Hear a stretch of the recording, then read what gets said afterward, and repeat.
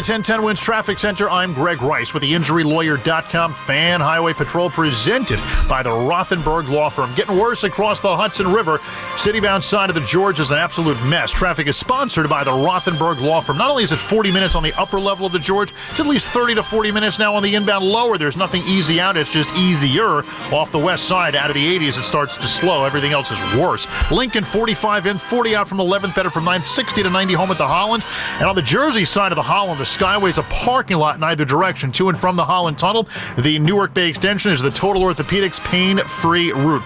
On the Whitestone Bridge, either way on the Bronx side, police work slows you down. Throgs Neck is nothing if not a little bit better. Injured in an accident? You need help. The Rothenberg Law Firm, lawyers that have built a legacy of victory over 5 decades, winning billions for their clients. The Rothenberg Law Firm. Call 1-800-624-8888 or visit InjuryLawyer.com. I'm Greg Rice with the InjuryLawyer.com Fan Highway Patrol presented by the Rothenberg Law Firm. We could tell you what it's like to drive the Nissan Rogue and tell you all about its performance capabilities, like its VC turbo engine, its impressive fuel economy. Still going. It's I can go virtually anywhere type of freedom. Nice. But you don't have to take our word for it. Go drive it for yourself. You're up. Experience the power of the Nissan Rogue. Drive the Nissan Rogue. Now get 0% APR financing for 60 months on the 2025 Nissan Rogue, Pathfinder, or Murano. For well-qualified buyers, example 0 down payment. 60 months financing at $1,667 per month per thousand financed. Actual down payment may vary. Subject to Nissan Motor Acceptance Company credit approval. Not all buyers qualify.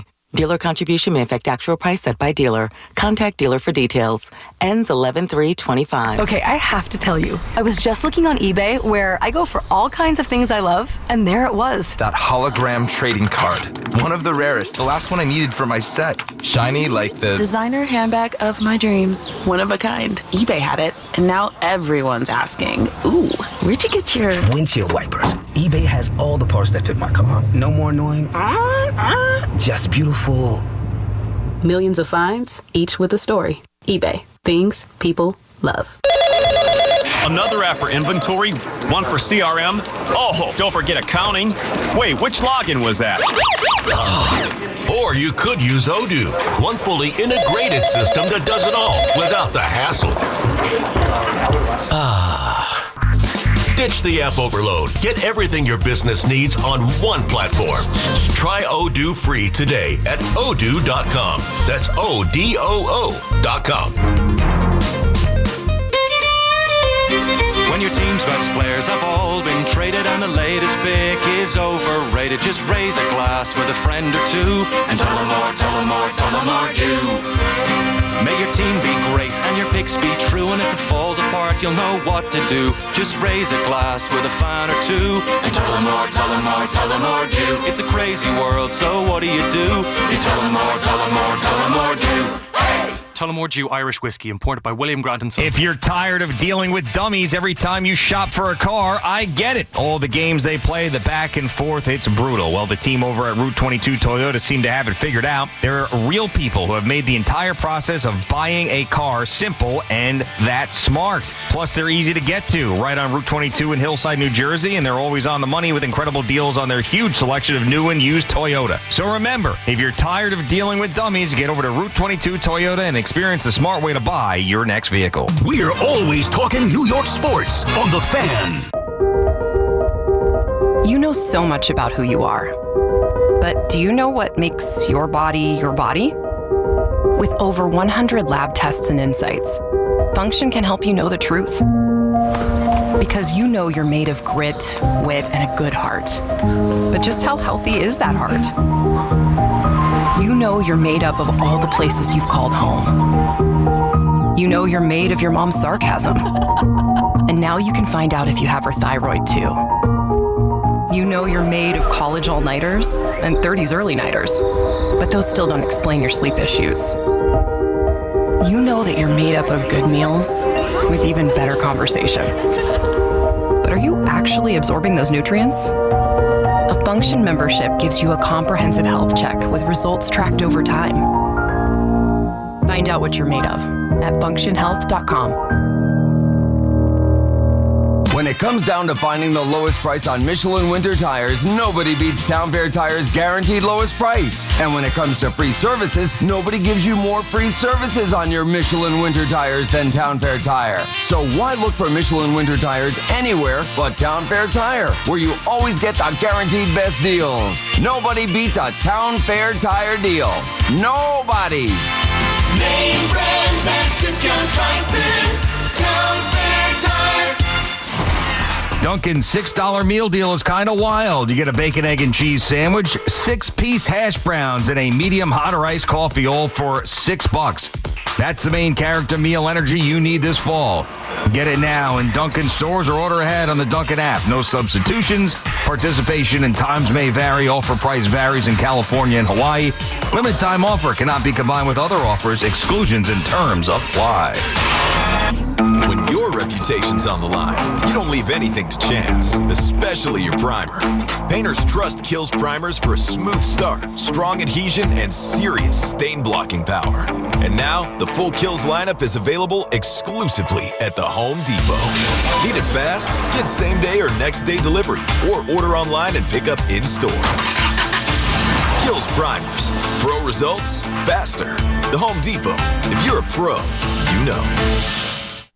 Life insurance. Why are you putting it off? Can't afford it? Too much hassle? Think you don't need it? There's lots of excuses for putting off life insurance. But if you weren't there, who would pay the mortgage and other bills? With Ethos, you could be covered in 10 minutes and boom, family protected. Ethos. Fast and easy online term life insurance. Up to $2 million in coverage with no medical exam. Some policies as low as $1 a day. Answer a few health questions and get your free quote at ethos.com/radio. That's ethos.com/radio. Listen to You Better You Bet with Nick Costa, Sunday morning at 8, right here on The Fan. Nick will preview all the football action to get you ready for kickoff, presented by BetMGM. Make it legendary. Please gamble responsibly. Gambling problem? Call 1-800-GAMBLER. Talk sports with BT and Sal. Middays 10 to 2. WFAN, WFAN FM, WFAN FM HD1, New York, and Odyssey Sports Station.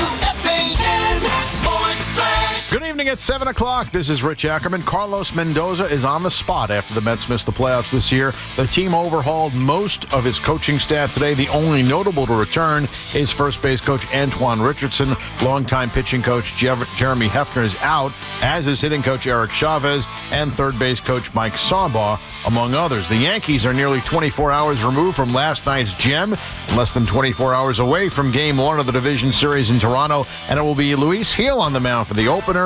He gets the nod over Will Warren. Cody Bellinger said he'll be good to go after hurting his heel sliding into home plate. The Giants go for back-to-back wins for the first time this season on Sunday. They won't likely have Tyrone Tracy, who's doubtful with a shoulder injury. Dexter Lawrence has been ill this week. He is listed as questionable. The Jets' Braylon Allen will miss 8 to 12 weeks with his injured knee. He's still considering surgery, while CeeDee Lamb is out once again for Dallas. This report is sponsored by Moderna and also by Volkswagen Manhattan, where sophistication meets performance at Volkswagen Manhattan. Experience premium service in the heart of New York. Visit their flagship showroom. Speaking of premium, here is Keith McPherson. There it is. Get the scuttlebutt on your favorite team, The Fan, on the Odyssey, iHeart, and TuneIn apps.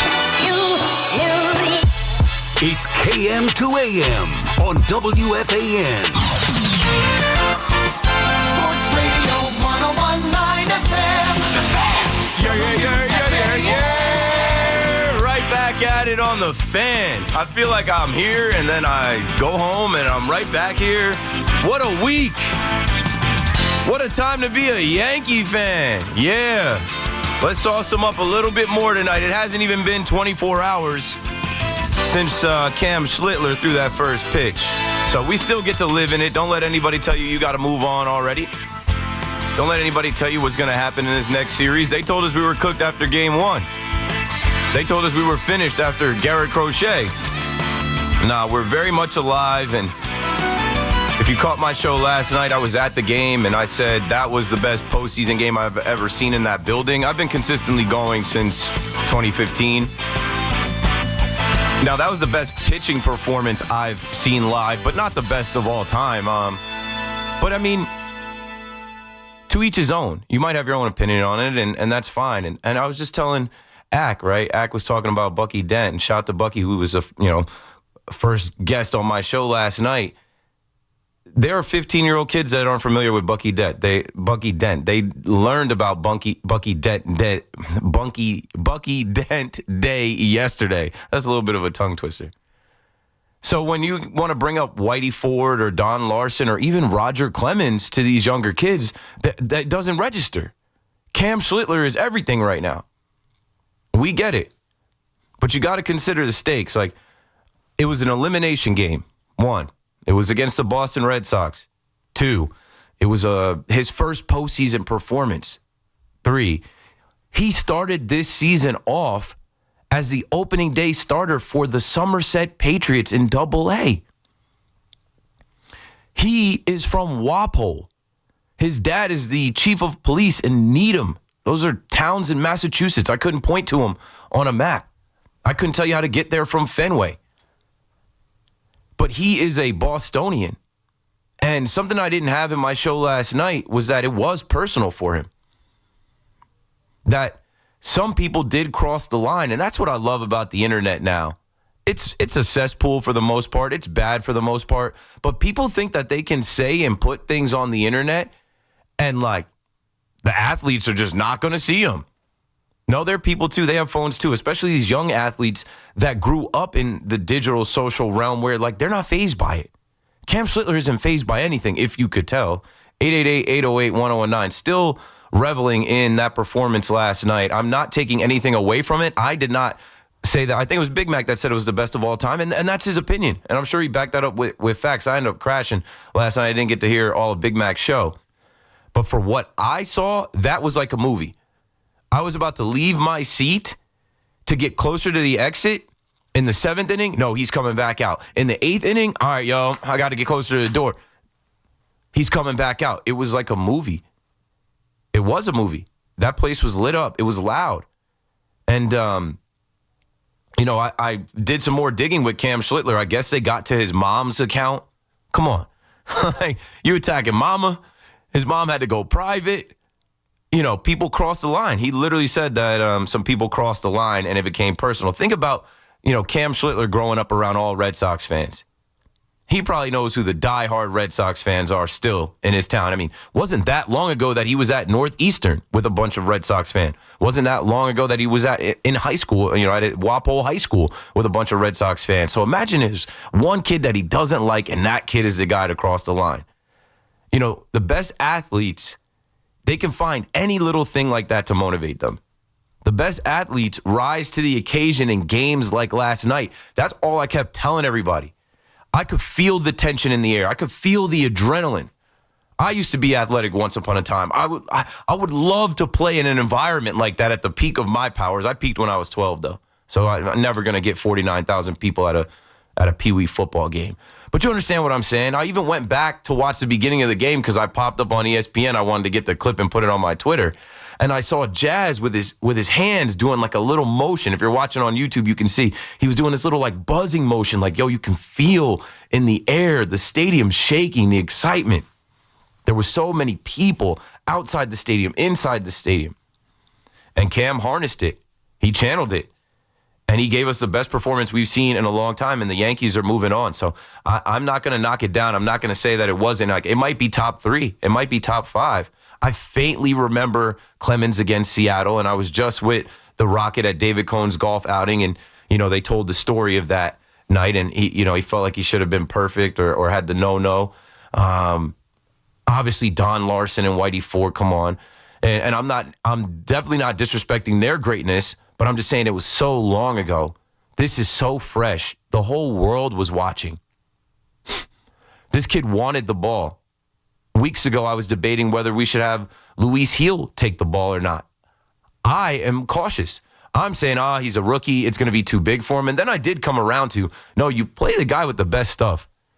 And his stuff was playing 99, 100, 101. Like, you play the guy with the best stuff and the guy that's got the slow heartbeat. Killer Cam, he's a stone cold killer. And he was ready to put all of Boston to sleep. And then he doubled down. He's on Twitter and he's trolling. I'm like, my kind of guy. He's on Twitter and he's still cooking them. I know you guys probably saw Last night he tweeted out, drinking that dirty water. I said, oh, man.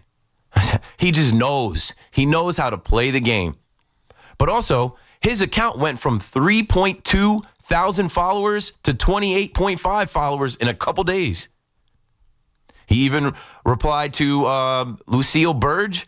If you guys are familiar with her stuff, she used to be on WEEI. Shout out to them. They had me on Monday. And the first thing I heard was their predictions. 6 different people all had Boston, of course. But 5 out of 6 had Boston in 2. Only 1 had Boston in 3. And I immediately had to pour cold water on that. I'm like, you guys are way too confident. If we don't get to Crochet, it's Yankees in 3. But yeah, Cam, Dunkin on her saying, she said Sox in 3. Cam replies, not this year. And then somebody, I don't know, a random little peon with 1,300 followers and Marcus Smart and the Boston Celtics on his page, some guy named Matt, says you're not from Boston to him today. And he comes out there and he shoots and claps back again. He says, I went to school in Boston for 3 years. I live in Southie during the offseason. Start preparing for the Bruins season, homie, with the deuces emoji. This is the guy. And this is the guy that could potentially help lead the Yankees back to the World Series, if you're picking up what I'm putting down. One of the biggest hits we took in the beginning of the year, I remember getting on this radio station and doing a rant saying, don't cry for me, don't cry for us. No one knows what can happen. And that was after we learned that Garrett Cole was down. Where, people pull up to drink Yankee tears and say, ha, not getting back to the World Series this year, not without your ace. Well, now we've got a 6'6" Garrett Cole. Didn't know that kid was coming. I saw him in Tampa. I remember the name. Immediately, I'm like, oh, this name's going to trip a lot of people up. But then the stuff, I'm like, wait a minute. Is this just spring training? Fast forward to now, it's not just spring training. If the Yankees can stay healthy with Max Fried, Carlos Rodon, Cam Schlitler, Luis Gil, we're about to roll. Now, before we start talking about the Blue Jays, something else that I didn't have from last night, and a caller called and talked about the Yankees tracking down foul balls, fly balls. Those balls hit the right field. I talked about Jazz, how Jazz is so fast. That ball's up in the air. He's getting there. He's getting there quickly. Judge is coming in. I'm like, and it is so loud. It is deafening in there. You want to talk about a home field advantage? You want to talk about why I talk about Yankee Stadium, the Bronx Zoo? Okay, whatever. When they come here in October, it's different. I think that's on our side. Last night, Red Sox right fielder Wilyer Abreu, he came out and said, it's too loud. We couldn't hear. That's where the miscommunication happened. So good job, fans. You know what Bucky said when I went live with Bucky yesterday? He said to the fans, go to the stadium. Let it rip. You can help them. So in a way, we were the 10th man. Shout out to all the Yankee fans that packed that place. Yankee fans listening to the sound of my voice right now. Let's continue to live in it, but also know that, job's not done. Job's not finished. As many people were trying to, dig our graves after a Garrett Crochet loss, as many people were saying, hey, we'll see you in Cancun and, ready to troll the Yankees, the Red Sox didn't have the roster. As I talk about us, knock on wood, being healthy, they were without Marcelo Mayer. They were without Roman Anthony. They were without Lucas Giolito. They were without a couple guys. Tristan Casas. I could probably keep going. Rafael Devers, they traded him. Same thing for the Toronto Blue Jays here coming up. They're missing a few guys. So, it came out today with the Yankees doing their workout in Toronto that the Yankees are going to send Luis Gil out game 1. I agree with that over Will Warren. Will Warren got rocked, if you recall. He got rocked in Toronto. It'll be Fried. It'll be Rodon. It'll be Schlitler. So, let's ride. Redemption. This is a revenge tour. We came this close. Had the same record.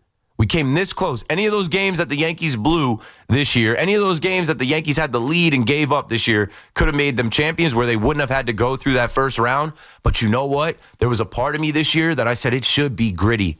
They should have to get it out the mud. They should have to grind this year. Every year is not the same. They don't need to be the number 1 seed. They don't need to be the AL East winner. They don't need to have a week off to rest and get back to the World Series. They played super hot. They had the best record in baseball in September. They won 8 games in a row to finish the year. Stay hot, and they did. So now, Toronto's been sitting on ice. And even having that week off, it wasn't enough for them to heal all their wounds. Bo Bichette is not going to play. Jose Barrios is not going to play. You know what I'm saying? Like, they still are missing guys. And they're waiting on the return of Chris Bassett. So you mean to tell me I'm supposed to be scared of Max Scherzer? There is no more playoff Max. There is no more Mad Max. He's cooked. Even down the stretch, he couldn't get out of the first inning. He was part of the reason that we were able to somewhat catch the Blue Jays because his games were losses. You mean to tell me Kevin Gossman, the former Baltimore Oriole, now Toronto Blue Jay, who Judge owns, and all of these guys have seen, the Yankees have seen him 20, 30, 40 times, who knows how many? I'm supposed to be worried about him? I'm not. And maybe I'm overconfident, but I was overconfident as soon as the Yankees won that game 4-3. I knew momentum was swinging into our favor. I knew it was about to shift. So here we go to Toronto. You think the Rogers Center at 4:08 p.m. is going to be anything like Yankee Stadium was last night at 8:08 p.m.? I was laughing.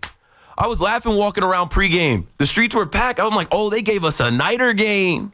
They gave us a darker game, a later game, so people could get lathered up, so people get their drinks in, loosen up. And we got what we wanted. It was due to turn around. It was due to come around. I said the math ain't mathin'. We're not about to get bounced by Alex Cora 3 times under Aaron Boone. They're due to be eliminated by us. And history was made, not just Cam Schlitler and, his 8 innings and his 12 Ks as a rookie first appearance. I'm talking about in this new wild card that we've had since 2022, the Yankees are now the first team to go down 0-1, come back, take the next 2, we're moving on. So continue to carry that momentum into Toronto. The Yankees are going to laugh when they come out there and these Canadians are drinking their Molson Blues and trying to, come on, Toronto. Sorry, I was like Terrence and Phillip in my head. That's your Canadian accent? Yeah. Let's go, Blue Jays. A boot, eh? You know better than me. You're a hockey guy. But I just know that the Yankees are going to be prepared. I know that the Yankees are going to be ready to play. I know the Yankees are going to want some get back. Because Buck Martinez, Buck, I'm talking to you. Buck Martinez came on WFAN after he said what he said. We all caught it. I remember that night I was on air, and I was getting off late, and I was like, I hope Big Mac catches it. Big Mac caught it, and he lit him up. And then Evan and Tiki had Buck Martinez on. He said he's not an internet person, so he didn't really see the response. But you talking about the Yankees aren't a good team. If they don't hit home runs, they can't win. That's not true. We just proved that. Saying that they make a lot of mistakes on the base paths. They're not a good fielding team. That's not true. They've tightened up, and they are ready. They're ready to show Vladdy Jr., who always runs his mouth about the New York Yankees. Oh, I'd never sign with the Yankees. Oh, the team I love to beat the most is the Yankees. Okay. Well, here you are for the first time ever. First time ever the Yankees will face Toronto in the postseason. Let's see if Vladdy Jr. is really all that he claims to be and says he is. George Springer from UConn, a Connecticut guy. He grew up with some Yankee fans. Always crying, but he's killed the Yankees. Let's see what type of time he's on after we all saw him say, if you want to just give the division to the Yankees, just give it to them. It's destiny. It is destiny. Alek Manoah, he's not even on the team, but Alek Manoah was the one who came out and said that Garrett Cole was the worst cheater of all time after the spider tack incident. We got to smack them just for that. Like, there's so many little things. As I was going back to these series, right? Like in April, when they came to Yankee Stadium, the game got postponed because it rained, but it was a day that it didn't rain. So that series was janky just off of that. We had to play a doubleheader, and we took 2 of the games in a doubleheader, but the night before was the night, and I was at this game, that fans were chanting, "We want Weaver," before Devin Williams could record an out. April 25th. Think about how young the season was for fans to be chanting, "We want Weaver," before Devin Williams, the closer, could actually record an out. We ended up losing that game.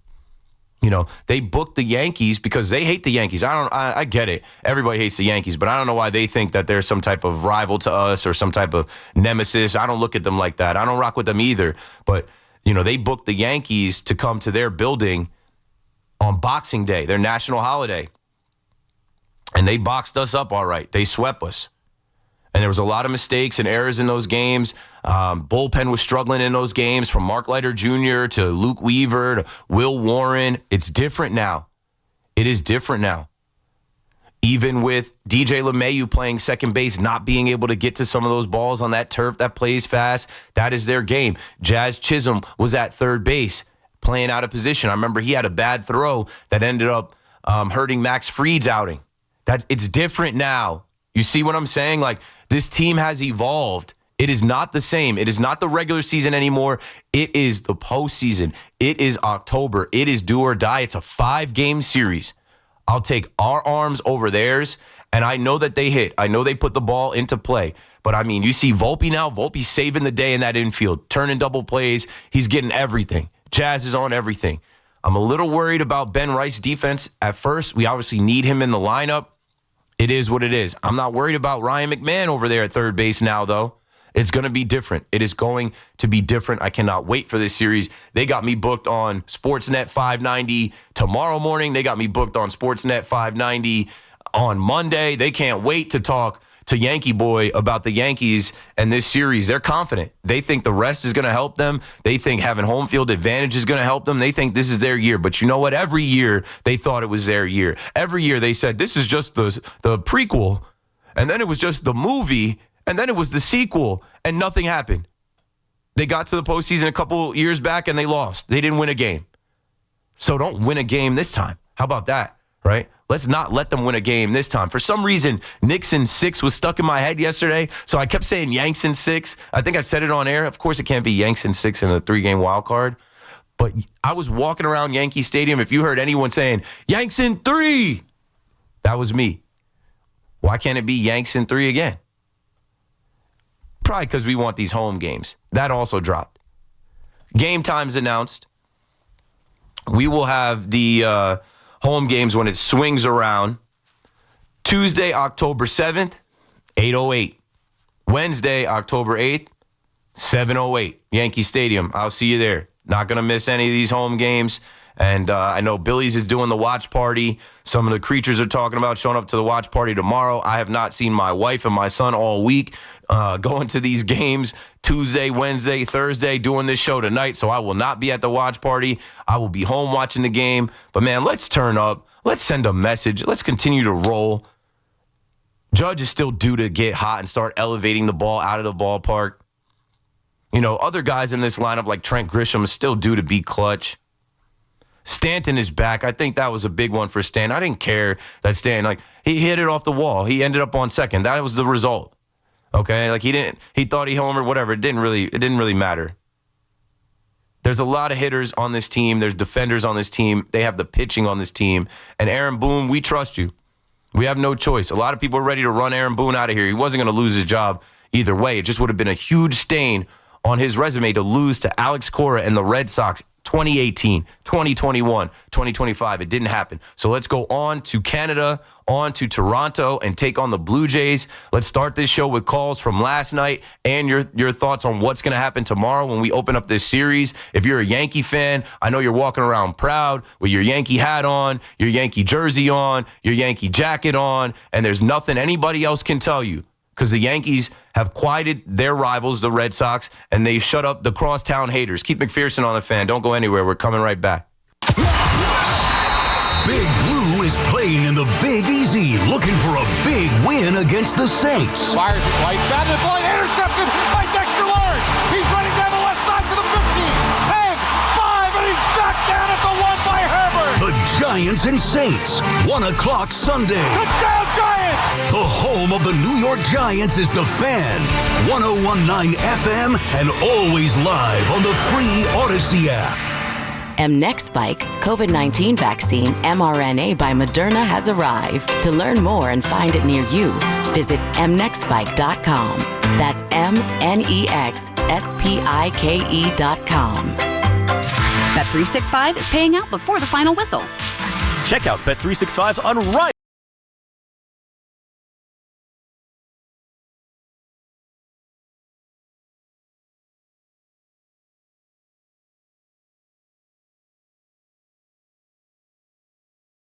Ordinary at Bet365.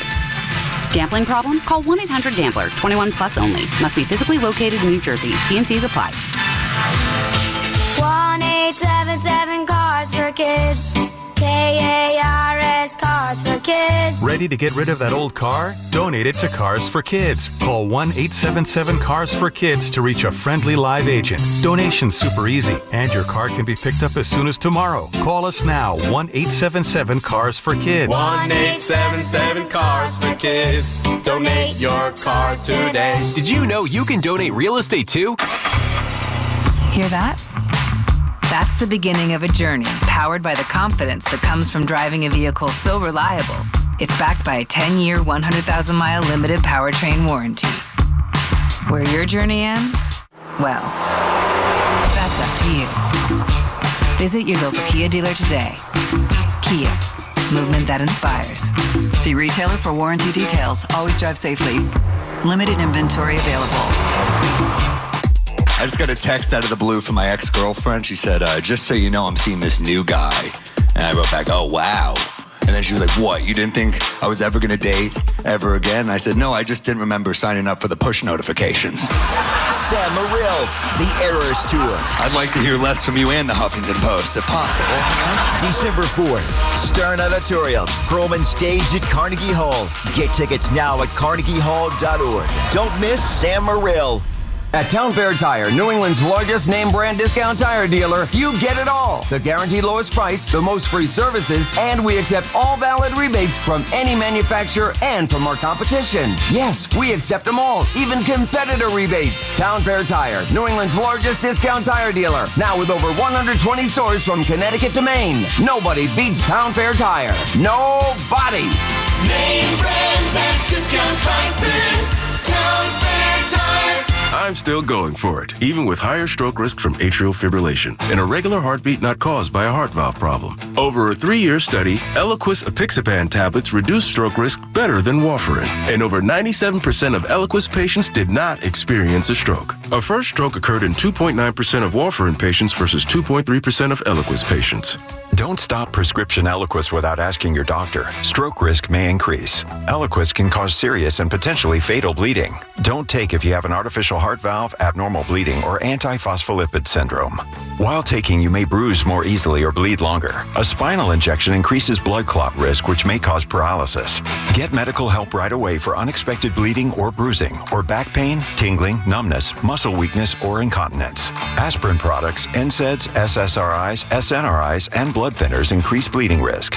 Tell your doctor about planned medical or dental procedures.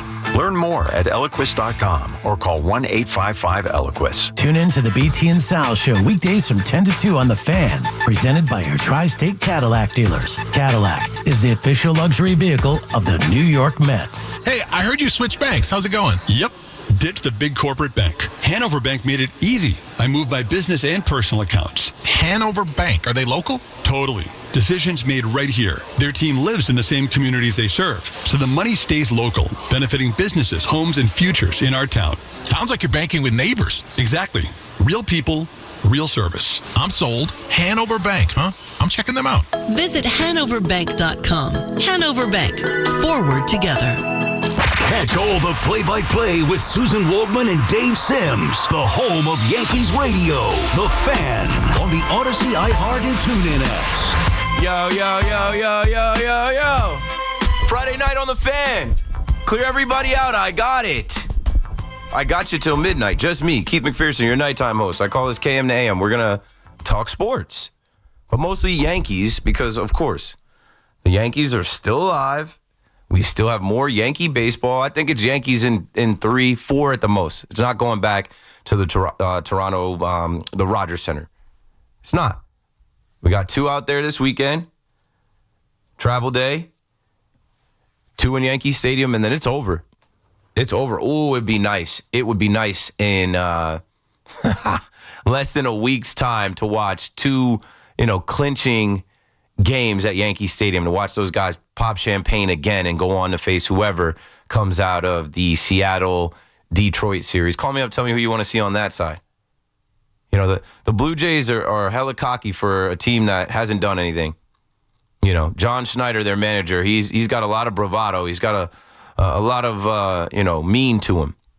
He says, we think we can beat any team on any given night or day. We've got to go out and play our game. He was also the one, he was cussing. If you remember, he was talking about how, it's right there. And I got to get that quote from John Schneider where he was cursing in the post game. Clearly he was panicking because they were shook because they knew it was going to be a collapse. They knew they were going to be embarrassed. And here we are. Let's see who is who and what is what. The Yankees have the better roster. They have better pitching. The Yankees have been there, done that. They did it last year. They're trying to get back, and Toronto's in the way. To the phone we go. Down in Eatontown, New Jersey. Kyle, you're first up on the Fan. What's up, Keith? How we doing tonight, man? I'm in here, bro. Doing good. When the Yankees win like this and we get more postseason baseball, I'm levitating. I'm just running through the games and the shows. Feeling good. Yeah, it's great. It's a good feeling. Last night was electric, man. I took my son up, my 7-year-old up to his first playoff game, man. What awesome. a feeling. That performance by Schlitler was something else. I'll tell you what, if you're a young pitcher, take notes because the kid threw 105 pitches and 75 of them were for strikes, right? So there's your result. 12 Ks, 8 innings, just an absolute dominant performance. Going into the Toronto series, I can't help but feel amazing about it. I'm looking at their staff, and they have everybody undecided right now other than Kevin Gausman. Right, they don't know. So are you telling me we're going to see Kevin Gausman, Shane Bieber, and Chris Bassett? Those are the 3 arms they're going to run out at us? Maybe Max Scherzer? Maybe, come on, bro. Maybe Max Scherzer? I don't know. I think Bassett was hurt to the end of the year, too. I don't know if Bassett is ready to go. Regardless, these are all exactly. dudes that have been around and have been seen. It does not matter. We have scouting reports out the wazoo on these guys. Luis Heel and Cam Schlitler are going to be we need 2 big-time games out of them because those 2 dudes, they're not seen that much, okay? Max Fried's been a dog for us. He's going to continue to pitch well. I was a little nervous with Rodon the other night. He was struggling towards the end of the game, but, he's got big game experience in him. I'm feeling good, man. We're looking really strong going into this series. Thanks for the call, Kyle. Yeah, I think Chris Bassett is going to go, but I think it's Barrios who is down. I think. I'm reading now that Bassett did perform in their little intra-squad scrimmage that they had this week. You saw the Phillies do that. I guess Toronto did that as well. Chris Bassett, former Mets probably should have kept him. He's competitive. He's got some stuff, but. He shoved once against the Yankees this year. I don't think that he's somebody that the Yankees fear. I don't think he's somebody that's going to shut us down in the postseason. And he's missed some time, and he wasn't effective down the stretch. So not worried about him, not worried about Shane Bieber. We got to Shane Bieber when he was with Cleveland. Gausman, there's no Garrett Crochet looming. There's no Tarek Skubal looming. Moose is in Jamaica with us back on the Fan. What's up, Moose? You're Keith. What it do? You're, talking through it. What can I say? I did tell you I wasn't worried about Boston. Game 1 did rattle me, but I guess it woke the fellas up to have the bases loaded and do something that's never been done in the 175-year history of baseball. So maybe they lit a fire in their ass and they said, no, we're not fucking, we're not leaving around. Yeah, bring them back. You're besides good. that, You're good. Talk about Game 3. Bellinger literally was the one prick. That one bloop double was the one crack in the armor, the dam, and then the floodgates open. So shout out to him. And lastly, about the series coming up, I'm not sure how it's going to go. We pummel them to death with power, or they kill us with cuts. By 1,000 small cuts. Because they're going to foul every pitch off. It's going to be a dogfight. Either the haymaker or the small jacks. Whatever's going to win. I don't know. Thanks for taking my call. Thanks for the call, Moose. Yeah, I don't know, but I'm confident. I think that there's some get back needed here. I think that that's how they feel. I think they're going to want to right things. I think, losing the division to Toronto and feeling like, Toronto didn't beat them for the division. that they should have won. Even Michael Kay. Remember they were getting at Michael Kay because Michael Kay made a comment about run differential? And how when you look at the run differential, like, remember as the Blue Jays were creeping up to catch the Yankees? And Kaser came out there and said some stuff about their run differential versus the Yankees. And, you know, people on that Toronto broadcast mocked him. You know, it's not about run differential. It's about wins. So, you know, there are some receipts. There are some different things that I think can motivate all of us. And, yeah, I'm looking forward to this week. I'm looking forward to this weekend. I think I will have a show Sunday after the game. And then, obviously, I'll do, I think, a 5-hour KM to AM Monday. And then after the game on Tuesday and Wednesday. Yeah, Michael Kay argued the first-place Toronto Blue Jays did not deserve their position due to a low run differential compared to the underperforming Yankees, who had a superior run differential, suggesting that the Blue Jays were overachieving and the Yankees were underachieving. He clarified he was complimenting the Blue Jays' gritty play for exceeding their Pythagorean theorem and based on run differential, not discounting their win. So, yeah, that little back and forth with Kay and their broadcasters was part of this season too. But, you know, Kay wasn't wrong. You guys saw it. Like, the Yankees were failing. The Yankees were scoring runs, but they were committing errors. They were blowing it with the bullpen. Like, they were hitting and they were scoring enough runs to win, but they weren't, you know, preventing runs.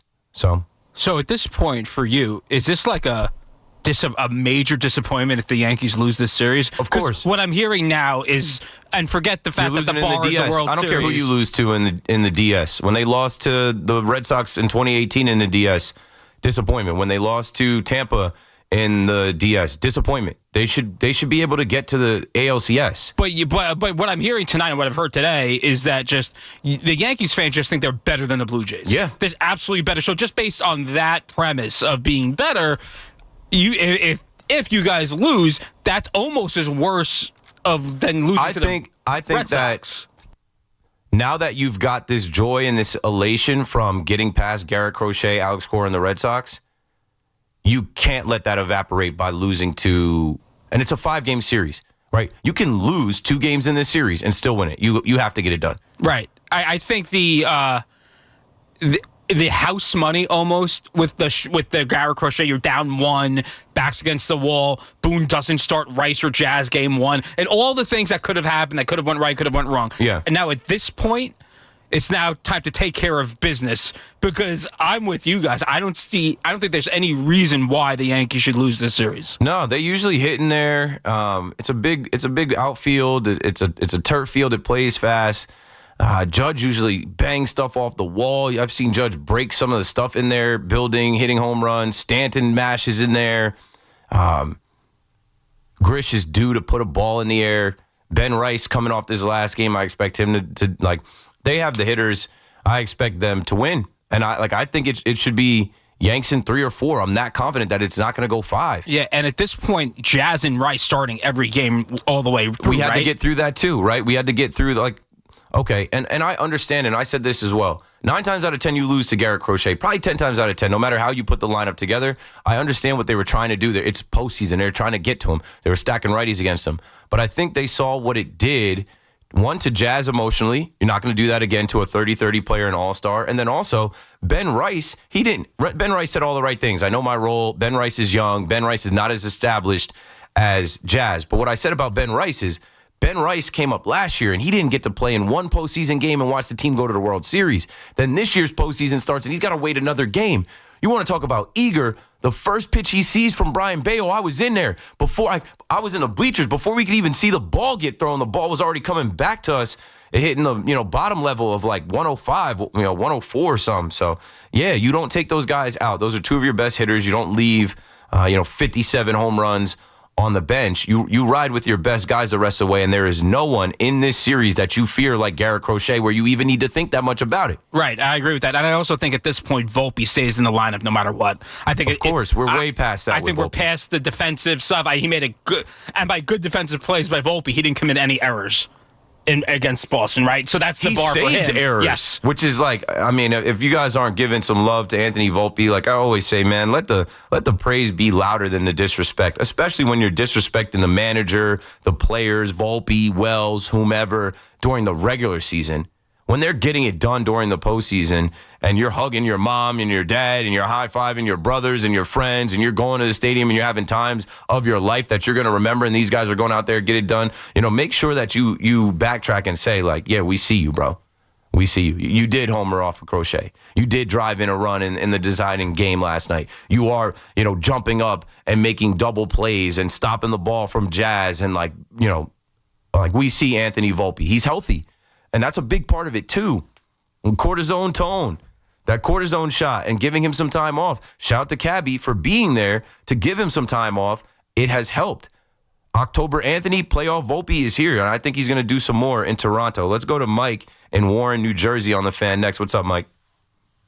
Hey, how you doing, Keith? Good. How are you? I'm good, man. This Yankees team is different this year. Last year we solely relied on the long ball, and now we're facing Toronto.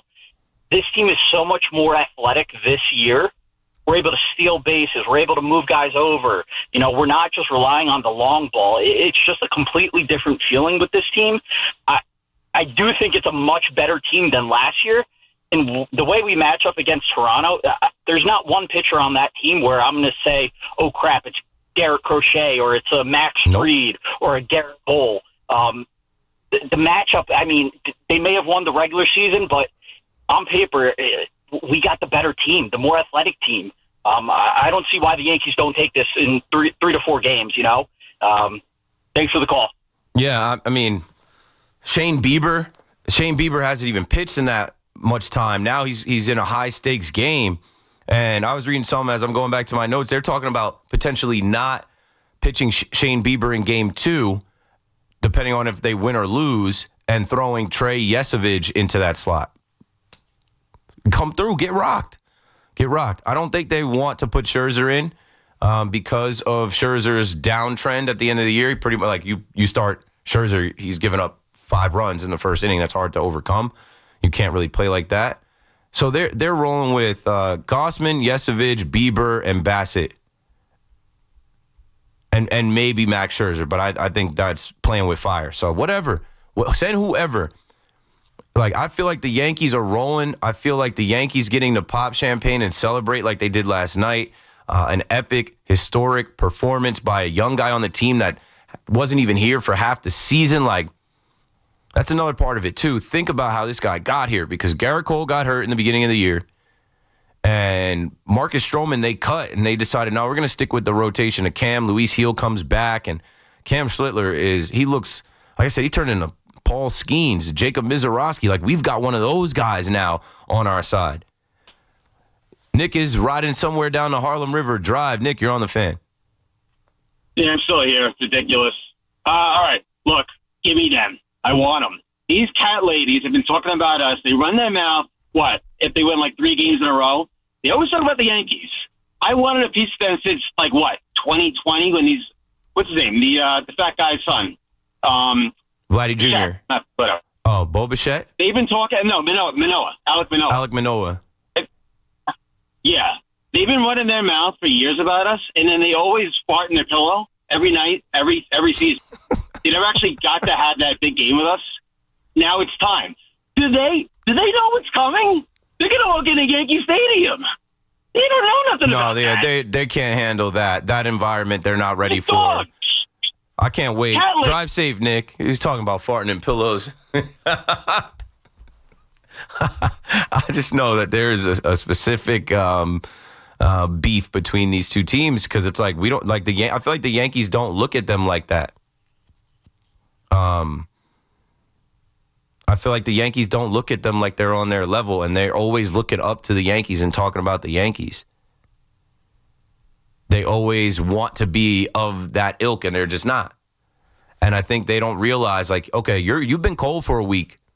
We've been playing a high-stakes wild card game in Yankee Stadium, going hard. One workout day, and it's on tomorrow in the middle of the day. Gausman better be ready. Heel better be ready too. Now, I don't doubt that. That's one thing I'll say as we go to break here. Like, Heel has been on ice. So what version of Luis Heel are you going to get? Is he going to be wild? Is he going to be walking guys? Is he going to be giving extra bases? Is he then going to have to lock in, throw strikes? They start hitting that ball around that turf before you know it, couple runs, score, like whatever. If so, bullpen be ready. Let's dance, man. Let's dance. It's time. It's postseason time. We got to take a break. When we come back, I'll talk a little bit more about this rivalry between the Blue Jays. It's not really a rivalry. First time we've ever faced them in the postseason, but they're a division rival. And like I gave you the Alek Manoah stuff. I'll pull some of the Vladdy stuff. It's just like they're due to run into the New York Yankees and see an exit. And how sweet would it be if, because they don't win postseason games, how sweet would it be for them to get swept? Yanks in 3 again. Keith McPherson on the Fan. Dial 888-808-1019 BRB. It's BT and Sal, middays 10 to 2 on the Fan, 101.9 FM. If this is what Cam Schlitler is going to be, and first of all, he's never done this before. Okay, his best start. Nobody has in Major League Baseball playoff history. Well, there's also circumstance for that as well. The expanded postseason. Listen to BT and Sal on demand on Apple Podcasts, Spotify, or wherever you get your podcasts. We could tell you what it's like to drive the Nissan Rogue and tell you all about its performance capabilities, like its VC turbo engine, its impressive fuel economy. Still going. It's I can go virtually anywhere type of freedom. Nice. But you don't have to take our word for it. Go drive it for yourself. You're up. Experience the power of the Nissan Rogue. Drive the Nissan Rogue. Now get 0% APR financing for 60 months on the 2025 Nissan Rogue, Pathfinder, or Murano. For well-qualified buyers, example 0 down payment, 60 months financing at $1,667 per month per thousand financed. Actual down payment may vary. Subject to Nissan Motor Acceptance Company credit approval. Not all buyers qualify. Dealer contribution may affect actual price set by dealer. Contact dealer for details. Ends 11/3/25. Dunkin's $6 meal deal is kind of wild. You get a bacon, egg, and cheese sandwich, 6-piece hash browns, and a medium hot or iced coffee, all for $6. That's the main character meal energy you need this fall. Get it now in Dunkin' stores or order ahead on the Dunkin' app. No substitutions. Participation and times may vary. Offer price varies in California and Hawaii. Limited time offer cannot be combined with other offers. Exclusions and terms apply. If you work in New Jersey manufacturing, your chance to network, learn, and connect with resources for your business is October 3rd, the annual Made in New Jersey Manufacturing Day in Freehold. Both gubernatorial candidates will share their vision for industry in New Jersey. Register today at njmep.org. My man, Dr. Jay Shah, specializing in minimally invasive and non-surgical treatments for neck, back, and sciatica, migraines, and so much more, offers pain-relieving solutions. There are thousands of 5-star reviews who trust Samwell Pain for all their aches and pains. Visit SamwellPain.com. Step up to the plate with confidence with the Jeep brand's newest MVP, the all-electric Jeep Wagoneer S. Year after year, the Jeep brand has delivered game-changing technology and features to help keep you off the bench and on to your next adventure. By blending thoughtful luxury capability and advanced technology, the Jeep Wagoneer S is one key player that doesn't disappoint. Experience the brand-new head-turning design and luxurious interior without sacrificing on the legendary performance you love. Excellent range capacity opens up the playing field, and with 4x4 capability, featuring select terrain driving modes, how you play the game is up to you.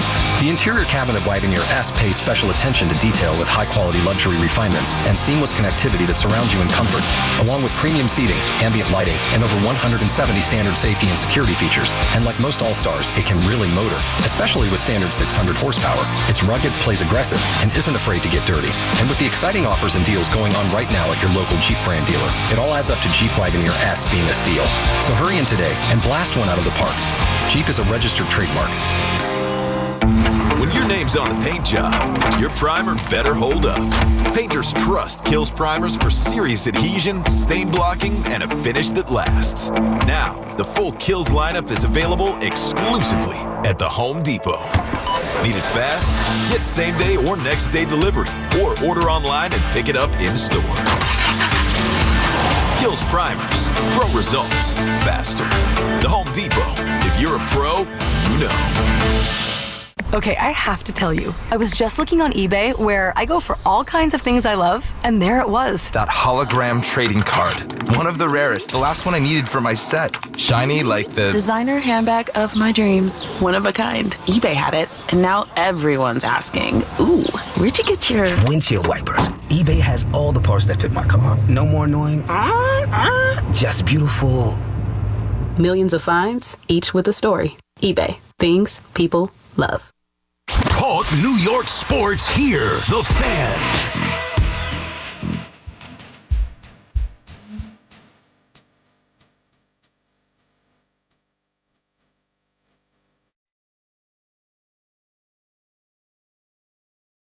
Okay.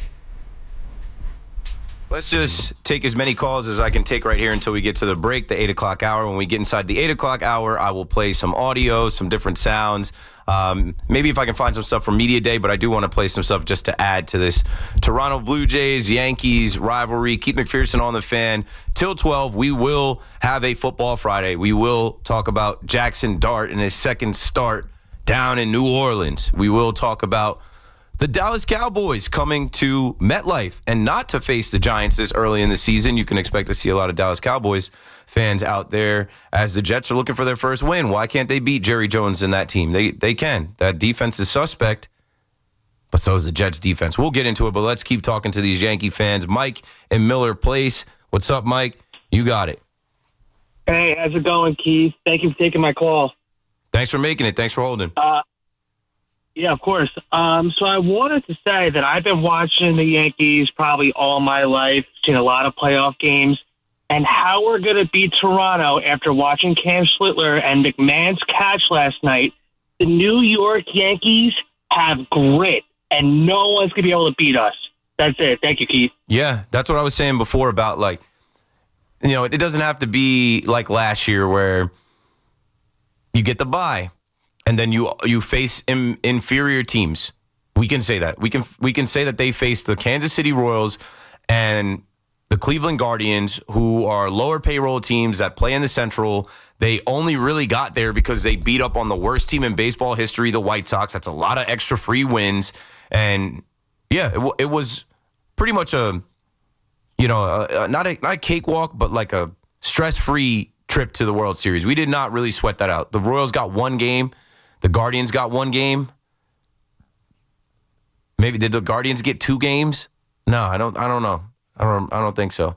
Or yeah, they did. I think the Guardians got 2 games because it was that last game. Juan Soto in Cleveland hitting the home run to send. I don't know. I can't remember. I can't remember anything anymore. I think it might have been 5 games, but it doesn't matter. The point is this year when you go into a series and you go down in your building and you have to deal with all of that negativity and criticism and all of these people planning your funeral, and then you rise from the dead and do something that no one has ever done. I mean, these guys are feeling superhuman. That's a gritty win.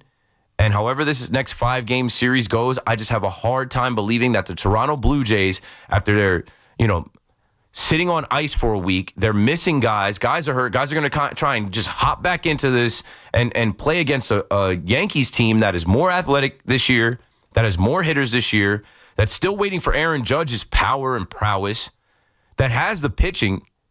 We're about to see Luis Gil, the reigning Rookie of the Year. He's going to want to compete. Like, I don't know.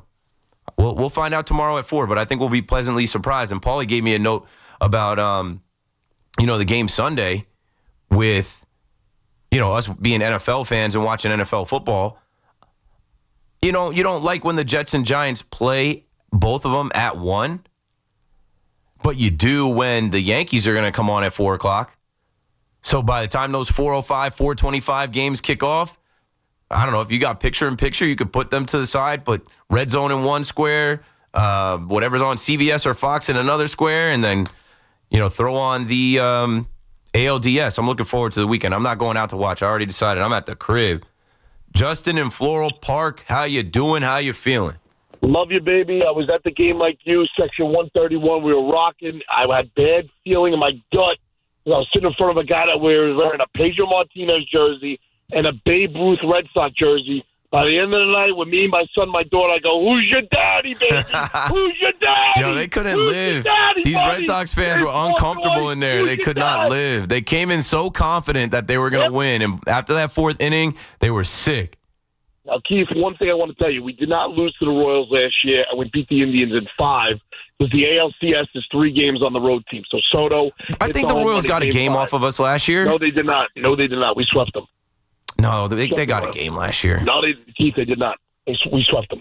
Oh. Keith, I'm telling you, I have a memory like an elephant, Keith. Now, as far as this series goes, the only game I'm worried about, Keith, I'm being dead serious with you, is tomorrow's game. I love Louis Heel, but he's very wild, Keith. So he's the only guy that scares me. No, I just looked it up. The Yankees won the series 3-1. The Royals got a game off of us. The Royals? Yeah. What game did they get? Game 3? I think they got a game in Yankee Stadium. No way. I'm going back and looking right now. Kansas City Royals, they must have won game 3. They won the second game 4-2 in Yankee Stadium. I watched it. I watched it with my own eyes. Yeah. Oh my God! I don't recall, but I was definitely there. The Yankees won 5 against the Guardians, right? Now against the Guardians, we won 4-1. Yes. Yeah. All right. Oh man, I didn't even realize the Royals got a game, but good for them. Whatever. Yeah. As far as this team goes, listen, like you said, this Toronto team is a bunch of frauds. They talk so much smack. They haven't won a championship since my Buffalo Bills were in the Super Bowl. Okay, man? This team is a And they're joke. simpatico. You saw the Buffalo Bills endorse them?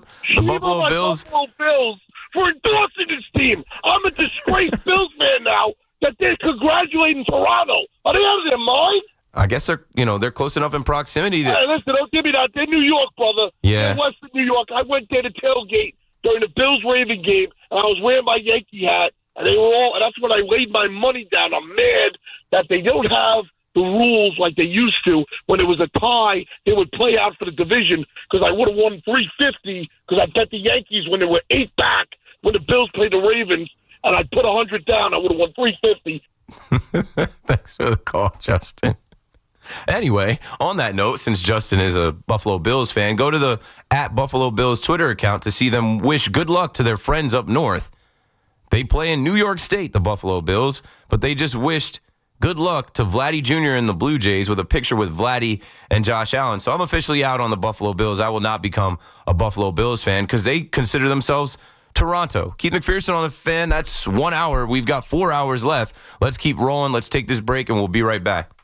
Swing and a miss, struck him out. Rookie flamethrower Cam Schlitler gave a performance for the ages while making history in the Bronx. Here's a 2-2 for Cam. Swing and a miss, struck him out, making an even dozen. The Sox were sent packing. They win this wild card round and eliminate the Boston Red Sox. The final score, 4-0. New York is on to Toronto. One step in the journey is complete, but there's more work to be done. Don't miss a second of the Yanks-Jays Game 1. Tomorrow, first pitch 4:08. Here on your home for New York Yankees baseball. 101.9 FM WFAN. And always live on the free Odyssey app. Hey, this is Tiki Barber. Those of us living in New Jersey got hit with a 20% electric rate increase. If your current heating system is over 15 years old, it's time for a new high-efficiency carrier system. And there's only one company to call for a new one. My friends at Edison Heating and Cooling, New Jersey's heating experts for over 38 years. Older heating systems waste gas. So get your system checked now and save money with Edison Heating and Cooling. Contact them now at EdisonHVAC.com. That's EdisonHVAC.com. If you're tired of dealing with dummies every time you shop for a car, I get it. All the games they play, the back and forth, it's brutal. Well, the team over at Route 22 Toyota seem to have it figured out. They're real people who have made the entire process of buying a car simple and that smart. Plus, they're easy to get to, right on Route 22 in Hillside, New Jersey, and they're always on the money with incredible deals on their huge selection of new and used Toyota. So remember, if you're tired of dealing with dummies, get over to Route 22 Toyota and experience the smart way to buy your next vehicle. Tullamore Dew Irish Whiskey, the original triple distilled, triple blended, and triple cask matured Irish whiskey. When it's game time, it's Tully time. Tullamore Dew Irish Whiskey, 40% alcohol by volume, imported by William Grant & Sons Incorporated, New York, New York. My name is Maria. Okay, I lied, it's Mary. But I'm feeling more European after my European-style holiday on MSC Cruises. The restaurants, nightlife and shops in La Galleria, and of course, American touches like a sports bar and water slides. Bellissimo. Okay, this is a problem. Book now, starting from $229, plus kids sale free. MSC Cruises. Let's holiday. To book, visit msccruises.com or contact your travel advisor. Restrictions apply. Ships registered in Panama and Malta. Injured in an accident? You need help. The Rothenberg Law Firm. Lawyers that have built a legacy of victory over 5 decades, winning billions for their clients. The Rothenberg Law Firm. Call 1-800-624-8888 or visit injurylawyer.com. Want fast, reliable home internet? Switch to Verizon Fios, where you get the 100% fiber optic network with speeds up to 2 gig. And if you're looking for live TV with up to 400 plus channels and live sports, Fios TV is where it's at. Get the internet speed you want and the TV you love when you bundle Fios home internet and TV with Verizon. Plus, get the latest deals when you call 1-883-VERIZON and switch to Verizon Fios today. Availability varies. Michelin Winter Tires offer confidence in all types of winter conditions, and Town Fair Tire offers every long-lasting, fuel-efficient Michelin tire at the guaranteed lowest price. Plus, Town Fair gives you the most free services for life with your purchase of Michelin Winter Tires to keep you going for years to come. For the guaranteed best deal on Michelin tires, nobody beats Town Fair Tire. And I mean nobody. Name brands at discount prices. Town Fair Tire. Dunkin's $6 meal deal is kind of wild. You get a bacon, egg, and cheese sandwich, 6-piece hash browns, and a medium iced or hot coffee, all for $6. That's the main character meal energy you need this fall. Get it now in Dunkin' stores or order ahead on the Dunkin' app. No substitutions, participation and times may vary. Offer price varies in California and Hawaii. Limited time offer cannot be combined with other offers. Exclusions and terms apply. I'm Bob Burke, founder and chairman of Burke America Parts Group, a family of brands that includes RepairClinic.com, an appliance and HVAC parts solution company that's grown into an international brand. Before AmericanEagle.com, we partially launched a new technology platform developed by another firm. American Eagle helped take our technology to a whole new level with digital marketing, software development, and business insights into our key markets, appliances, HVAC, and outdoor power equipment, and did so both on time and on budget. AmericanEagle.com has the resources, experience, and talent needed to produce solutions. Our new technology platform, developed by AmericanEagle.com, has produced tremendous results with higher traffic, conversion, engagement, and online revenue. If you have any home repairs you need to take care of, check us out at RepairClinic.com. If you need a world-class website or technology project, then I would highly recommend AmericanEagle.com. Call AmericanEagle.com at 773-NETWORK. That's AmericanEagle.com, 773-NETWORK. Tune in to the BT and Sal Show weekdays from 10 to 2 on The Fan. Presented by your Tri-State Cadillac dealers. Cadillac is the official luxury vehicle of the New York Mets. We're talking New York sports. WFAN, WFAN FM, WFAN FM HD1, New York, and Odyssey Sports. WFAN Sports Flash. Good evening at 8 o'clock. This is Rich Ackerman. The Yankees slayed one AL East opponent, will now try to do it again. They'll open the division series tomorrow afternoon in Toronto, and Aaron Boone going with Luis Gil on the mound in Game 1. He's been really effective. You know, it hasn't always been pretty necessarily, but we know what he's capable of. And the bottom line is he's gotten results even since he's come back. Gil allowed 1 run in 6 innings in his last start against the Blue Jays last month. Cody Bellinger said he should be okay after hurting his heel on a slide. The Mets coaching staff paid the price for their underachieving season. Carlos Mendoza is back. No surprise there, as David Stern said that would be the case and didn't flinch when he was asked about it. But just about everyone else on the staff is gone. The only one staying of note is first base coach Antoine Richardson. The Jets' Braylon Allen will miss at least 2 months due to his knee injury and is still mulling surgery. Michael Carter II out Sunday with a concussion, while the Cowboys will be without receiver CeeDee Lamb. The Rangers assigned Gabe Perreault and defenseman Scott Morrow to Hartford. And that's what's happening. I'm Rich Ack. Get connected with WFAN to talk about your favorite teams. The Fan on the Odyssey, iHeart, and TuneIn apps.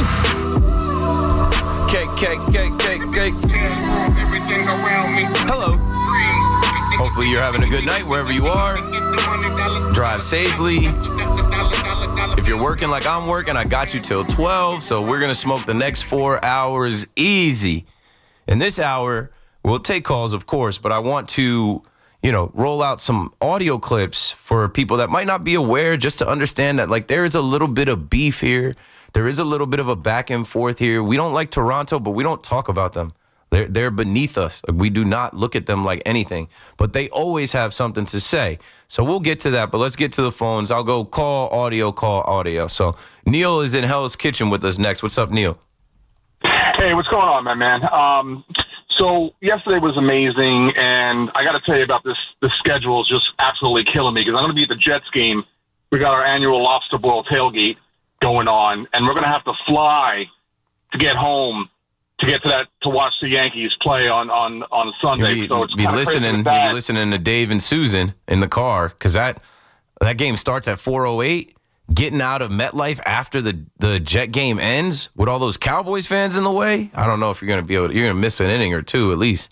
I don't know where you live. Absolutely. You live in Hell's Kitchen. And then I look further into the schedule, and I'm going to be at the Rangers home opener on Tuesday night. Tough. Well, it's the most wonderful time, but if you're a sports fan and you follow every league, there's some compromise. Something's got to give. So you can't go to all the games and watch the games at the same time. That's tough. No, absolutely. I just want to make one point here. The Volpe situation when he put him down, he sacked the kid. That was great coaching on Boone. I'm not a big, huge Boone fan on his coaching techniques sometimes, but he has to keep an eye on Rincon. He has to be more of a manager with the pitcher. When he's basically going over to him and saying, "Hey guys, you okay?" And the players are saying, "Yeah, I'm good." Rincon wasn't good. He totally lost. Rodon. I was like, who? Rodon. Yeah. Rodon, sorry. And he totally lost the strike zone. And Boone is just, I thought he should have had somebody up at least at that part of the game. And you clearly saw Rendon. He did lose it. And then he hit the batter, and there was nobody else up until he got somebody. So yes, I'd like him to be a little more strict on that. Yeah, I was in the stadium, and the conversation in the stadium was that was a mistake, and it could have got really bad for us, but whatever. Cruz comes in, and Cruz is able to get that bunt popped up, and that fly out to center, and having a electric celebration in a moment that turned the stadium up. But I'll say this, I felt like at that time, that was Boone letting Game 1 affect Game 2. I felt like that was Boone letting the criticism of taking Max Fried out when he thought it was a good time to say you're done and go to the bullpen. I felt like he tried to stretch Rodon a little bit more in a way different game, a different pitcher, different circumstances. After the first four pitches are all balls and he's missing a strike zone and he walks the guy, you got to take him out. But then he allowed him to throw a wild pitch to the next guy. Runner advances, hit batter, and it's like, hey, affect the game, stop the game. But I think Boone learned. I think Boone is working on that. It's tough to call every day. It's different every day, and that's in the past. And I'm not really worried about Aaron Boone. I trust Aaron Boone. Nobody's talking about Aaron Boone out-managing Alex Cora because what's understood doesn't need to be explained. He won the series. And also, Alex Cora didn't have the horses. I do believe I was saying we're lucky they didn't have Giolito, and I'm not worried about Giolito. Probably could have beat him, but I was saying we're lucky that Joe Ryan trade didn't go through that. On trade deadline day, I think Fox Sports accidentally put out a graphic saying that the Red Sox got Joe Ryan out of Minnesota. That, could you imagine? That would have been Red Sox in 2. Didn't happen, though. Dominic in East Rochester. Dom, it's working a little bit. How you feeling? Hey, Pete McPherson, how are you, buddy? Good. It's working now, but it's the postseason now. It worked enough to get us through the first 3 games. Well, no, it worked for the last couple of months, really, as a whole. Usually when Aaron Boone stays out of the way, we're in good shape. But anyway, Keith, I don't think you'll mind me asking you, how old were you in 1996? 1996, I was in the first grade. Was I in the first grade? No, I wasn't. So my point was that the 96 World Series wasn't a huge deal for you. It was, but I was in the second grade. I was 8. I get it. It's just you know what's going on. I'm sure I watched, but like you can't, as a kid, you can't follow the game. It's too much. Hey, listen, believe it or not, I was a kid. Believe it or not, I was a kid once too. Actually, I was walking home from 8th grade. I was on the corner of Spruce Street, and I had the transistor. Mazeroski hit the home run, and I've never seen it, Keith, because I refuse to watch it. If it ever comes on, I turn my head. I don't ever want to see it. Anyway, the reason I ask you that is, I think I've told you before, I was in the stadium the night Jackson hit the 3 home runs, and it was fabulous. I was in the stadium the night in '85 when we lost Game 6 to the Dodgers. The hated Dodgers, I might add. And then I was in the stadium in Game 6 of 1996, which really was even better than the night Jackson hit the home run because, after losing the first 2 games in New York and then going to Atlanta, winning 3 games in that. Again, the reason I mention this is you are so lucky that you were there last night. This is in that category. From what I could see, I wasn't there, but just watching on television, it's not Don Larson pitching a perfect game. It's not any of the things I just said. But I'll tell you what, Keith, it was pretty damn special. No, yeah, I loved it. As it was happening, I couldn't believe it. That 4th inning, once they gave him that room, I'm like, this guy is gonna finish the job. Thanks for the call, Dom. Yeah, I'll say that too. I think I joked about not seeing my wife and my son all week because the game's starting at 6:05. I'm leaving the house by 4:00 at the latest. Really, I'm leaving the house 3:30 to drive an hour to the Bronx. I think I told you I took a stupid route Game 2, and it took me mad long to get to the stadium. I was so mad about it. I was like, there's 100 ways to get there. I took the worst way. But I'm going every time. Shout out to my boy Zeke. Yo, you going to the game tonight? I said every time. Every time. I don't know what's about to happen. Something crazy could happen. Something historic could happen. And I want to, I didn't grow up going to the stadium. I didn't grow up anywhere near the stadium. Now that I can get in my car and drive to the stadium, I'm going to the game. Even if I don't have a ticket, I'm going to figure it out. I'll buy a ticket at the last minute. I'll wait for the prices to drop or what I'll buy standing room only. I don't care. I'm going to the game. Because a night like last night is something that I will tell my son about when he starts to come to games. I've taken calls last night into today about, hey, that was my kid's first postseason game. I'm like, God bless you all. These fathers and mothers and taking your kids that now are old enough. My son's not old enough to go to a night game. I FaceTimed him from the stadium last night. I showed him the field and the lights. He said, I want to go Yankee game. I'm like, you got to go to bed. I'll tell you about this when you get older. We'll watch it together. And you know what? Now everything is in 4K.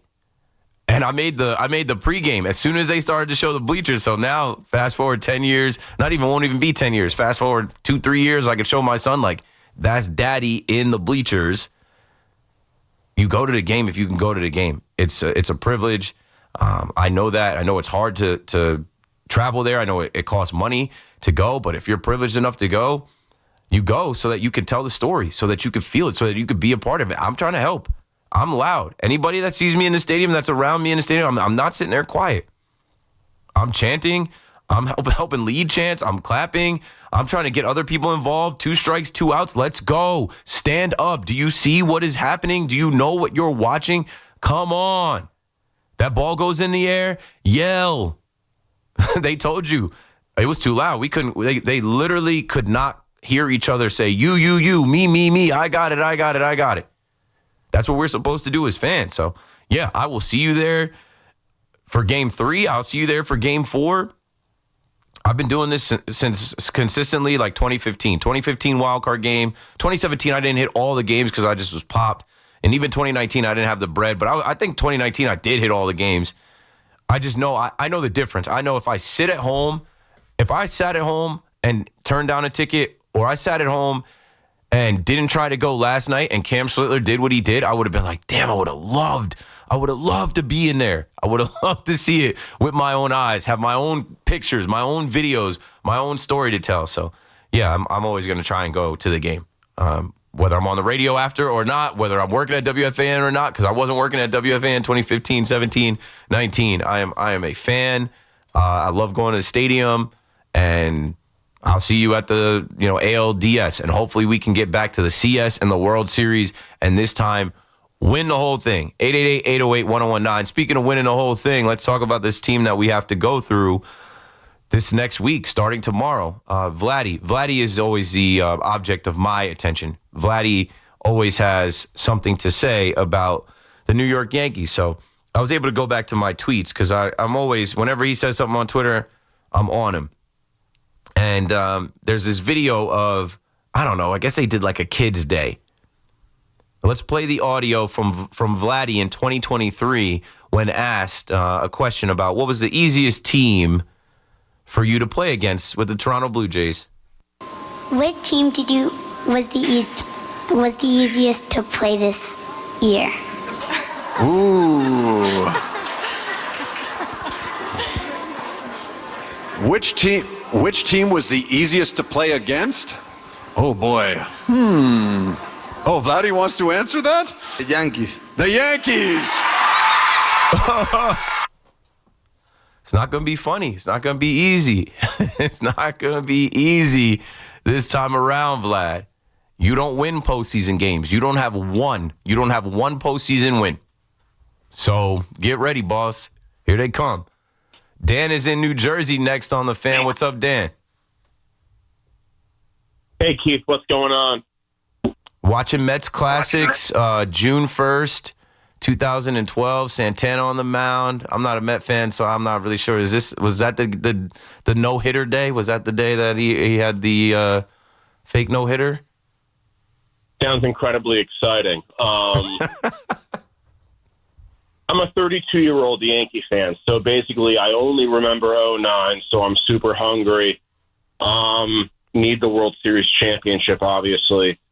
A couple of technical things. I think the Schlitler combination of cutter, sinker, four-seam is so elite and so much a long-term problem for all opponents. So I think that this guy's here to stay. I think he's elite, incredible arm, and I'm so ecstatic with his development as a young pitcher, as a Yankee. And I also want to give flowers to two people in particular that get a lot of heat in the city. Aaron Boone stuck with Schlitler. That's not necessarily how Aaron Boone goes about things. Yeah. He kind of is bullpen happy. But he was fired up to keep him in there last night. Everybody caught that last night. I didn't catch that till after because I was at the game, but apparently on the broadcast you could hear him say he's throwing strikes like he's going back out there. Exactly, and super happy with that because that's sort of situational, and Boone can adapt, and I see that he saw the moment there. And also Anthony Volpe, Gold Glove defense in this wild card series. Thanks for the call, Keith. Thanks for the call, Dan. Yeah, James Schiano, speaking of the Mets, James Schiano, host of the Mets Up podcast, he had a tweet that went crazy last night that I clipped. It said, Cam Schlitler threw 107 pitches tonight. 96 were some type of fastball. 61 of them were in the strike zone. 64 of them were 98 miles an hour plus. 11 of them were 100 miles an hour plus. He dared the Red Sox to hit him, and they couldn't do it. That's a grown man start by a 24-year-old rookie from Boston. And Boston's supposed to be a team with like a good batting average against velocity. Do or die situation. They did not have it against Cam Schlitler. You love it. You love it. I was sitting there. I usually move around the stadium, honestly, too much. But like I move around the stadium. I have AirPods. I'm listening to Dave and Susan. I have the MLB app open. I'm looking at the strike zone. I'm writing my own notes. I do that. I've been doing that now for these like last few seasons, going to the games and doing a show right after. Last night, I'm telling you, I sat in my seat for so many innings because of what he was doing. And like, I even shout out to Joel. If Joel was listening, I told Joel, all right, bro, I'm about to go. I'm like, they're about to take him out. I'm about to go. I'm like, wait, he's coming back. And I was the first one telling the section because my eyes were glued. We were down right field. My eyes were glued on that dugout waiting for tall-ass number 31 to come out. I'm like, he's coming back out. He's not done.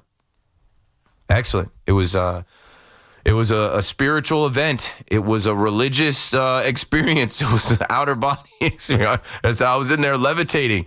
As he was done, I was just looking at the sky in Yankee Stadium like, what did we do to deserve this? What did we do to get this type of performance? You love to see it.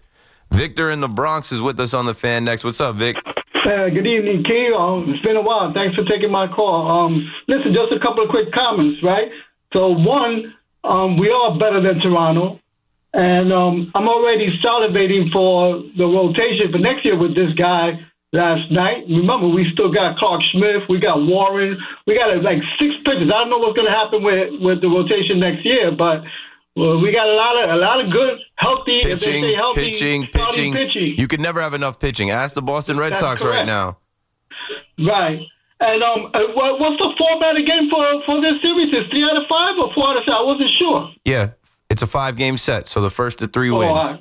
Oh, okay, I got you. Now, just 2 more things real quick, and thank you. If it wasn't for Bednar, he comes in, throws strikes. I'm not sure why they pitched him 3 days straight. I hope it doesn't happen again because, he's a closer and he's a big boy. Today, but, I'm just like, we can't use him too much because he comes in, and I like that he throws strikes. And, he's we're closer. Just lucky about one thing with Boston, that kid Anthony was hurt. I don't like to see nobody get hurt, but if he was playing, he would have given us problems. I'm telling you, maybe. That kid Anthony is something else. Yeah, maybe. Thanks for the call, Victor. Not my problem. He got hurt. Guys get hurt. I mean, we're about to face a Toronto team with a few guys hurt. Are we like, man, wish Bo Bichette was ready to compete? Like, I had a tweet, and people on Twitter are hilarious because they're all cornballs. They're all lames. But Carabas had, like, I was at that game when Roman Anthony hit that home run. And the Red Sox fans hyped that clip like it was Game 7, like it was Ortiz just killing us. And Carabas put that out, and he said, on repeat the next decade. And so I quote tweeted it after we won. I said, not even on the roster. That's tough. And people were like, are you making fun of injuries? Oh, he's injured. I'm like, I know exactly why he's not on the roster. Tough. Deal with it. Tough. Like, every sport, this happens when you get to the end of the season. Teams are missing guys. Them not being healthy is not something that I have pity for. It comes with the territory. It comes with playing the game. I am really happy this year with this Yankees team, not just the roster, where I do feel like we do have pitching, starting rotation, guys in the bullpen that are good, hitting, speed, defense. Like, we have our health. I was going through a couple nights ago how many postseasons, like, oh, well, Edwin Encarnacion got hit by a pitch, he's coming back. Gary Sanchez was hurt, he's coming back. Oh, Andrew Benintendi, he's out. DJ LeMahieu can't play. Matt Carpenter had the foot injury, he's coming. Like, guys were not right. Guys were not at their full strength. Or a pitcher goes down that we don't have. Now, we don't have Garrett Cole, we don't have Clark Schmidt, but right now, are we wanting for those guys much? No, because when you get Cam Schlitler out there looking like the best pitcher on the team, it's like, whoa, hold on. This is different. Now, with Cam, I'm not expecting him to go out there and throw 8 shutout innings and strike out 12 every single time, but if he can be this like dominant guy that's throwing stuff that they can't catch up to, I'm telling you, that's the wild card in this run. That is the catalyst. That is the game changer. That's like, wait, the Yankees have 2 high-paid lefties, and then they've got this tall right-handed kid. Like, bro, what? Throwing gas. And let's see what Heel's got. Heel's a competitor. Heel's going to want to tap in and make his presence felt. So, yeah, it's gonna be a good little series here. But I have all the confidence in the world with the Yankees surviving the Red Sox series, that they can definitely beat the Blue Jays too. And I think that they've got a little bit of a chip on their shoulder to go improve something in Canada as well. Because there's just a lot of little things. Like, I've already highlighted all the little things, from Buck Martinez to Vladdy to Alek Manoah to the little back and forth that Michael Kay had. I was just reading an article during the break because I was like, that became a thing where, like, I don't know, like Mike went back to the Rogers Center and like fans were I don't know. It's nonsense. But Michael Kay reached out to Donnie Baseball, Don Mattingly, to kind of quell the controversy with the Blue Jays. Yeah, Michael Kay said, I reached out to Donnie. I said, can you tell Schneider what I meant? And Donnie actually told Schneider, and Schneider contacted him. We'll do some more on Schneider next, but let's get back to the phone. Mario in Long Beach, you're back with us. What's up? What's going on, my friend? Good show as always. Really excited about the Yankees. I like what I'm seeing. Just like 3 quick things, and I'll listen to your response. Number 1 is Volpe, right? Everybody has been ragging him. It's about time to say we were wrong. There was no reason to send him down to the minors and all that stuff they were sending. They were going to fix it. I believe part of it had to do with Rice is not the best guy at catching balls that bounce. Short hops at first base. He missed about 7 of them. If he makes those plays, we're talking differently. Now, I think he hit like 370 in the Boston series, including a home run and a single against the guy that nobody could hit. Let's give the guy a little credit. Don't you agree? That's number 1. I never was as vile and nasty as some people were. Not saying this radio station. I'm talking about people online. Even in the stadium, I was coming on air talking about like, yo, in the stadium, you guys are booing him as soon as his name is announced. I'm in the bleachers. We're trying to do the Volpe chant. People are like, Volpe sucks. Volpe sucks. I'm like, enough. Like give the kid a chance. Like who do you root for? But I'm pleased to see him do well. I root for the Yankees. He's the shortstop of the New York Yankees, and he's a good kid. Yep. He doesn't deserve all of that, that comes with being the whipping boy. Absolutely, great analogy there. And number 2 is number 2 is the strike zone, right? This makes me crazy. If you remember the first game, right? They show it different ways, right? Sometimes they just show a line going through, and you have to see it hit the line yourself. And it's ESPN. Yeah, go on. In the stadium, we thought Fried was getting squeezed. In the stadium, there was a lot of groans and come on, borderline. What No, but on sometimes when they show it on TV, they have another one that it hits the line and it says the word K on it. So you know right away. You don't have to look at it yourself and decide if it really clipped the line or not. Yeah, right? I didn't watch any of these games. I watched them all live. I didn't watch any of these games on TV. Yeah, I know. That's why I wanted to tell you, because in the first game with Fried, right, in the 5th inning, he threw 2 strikes that were called balls. He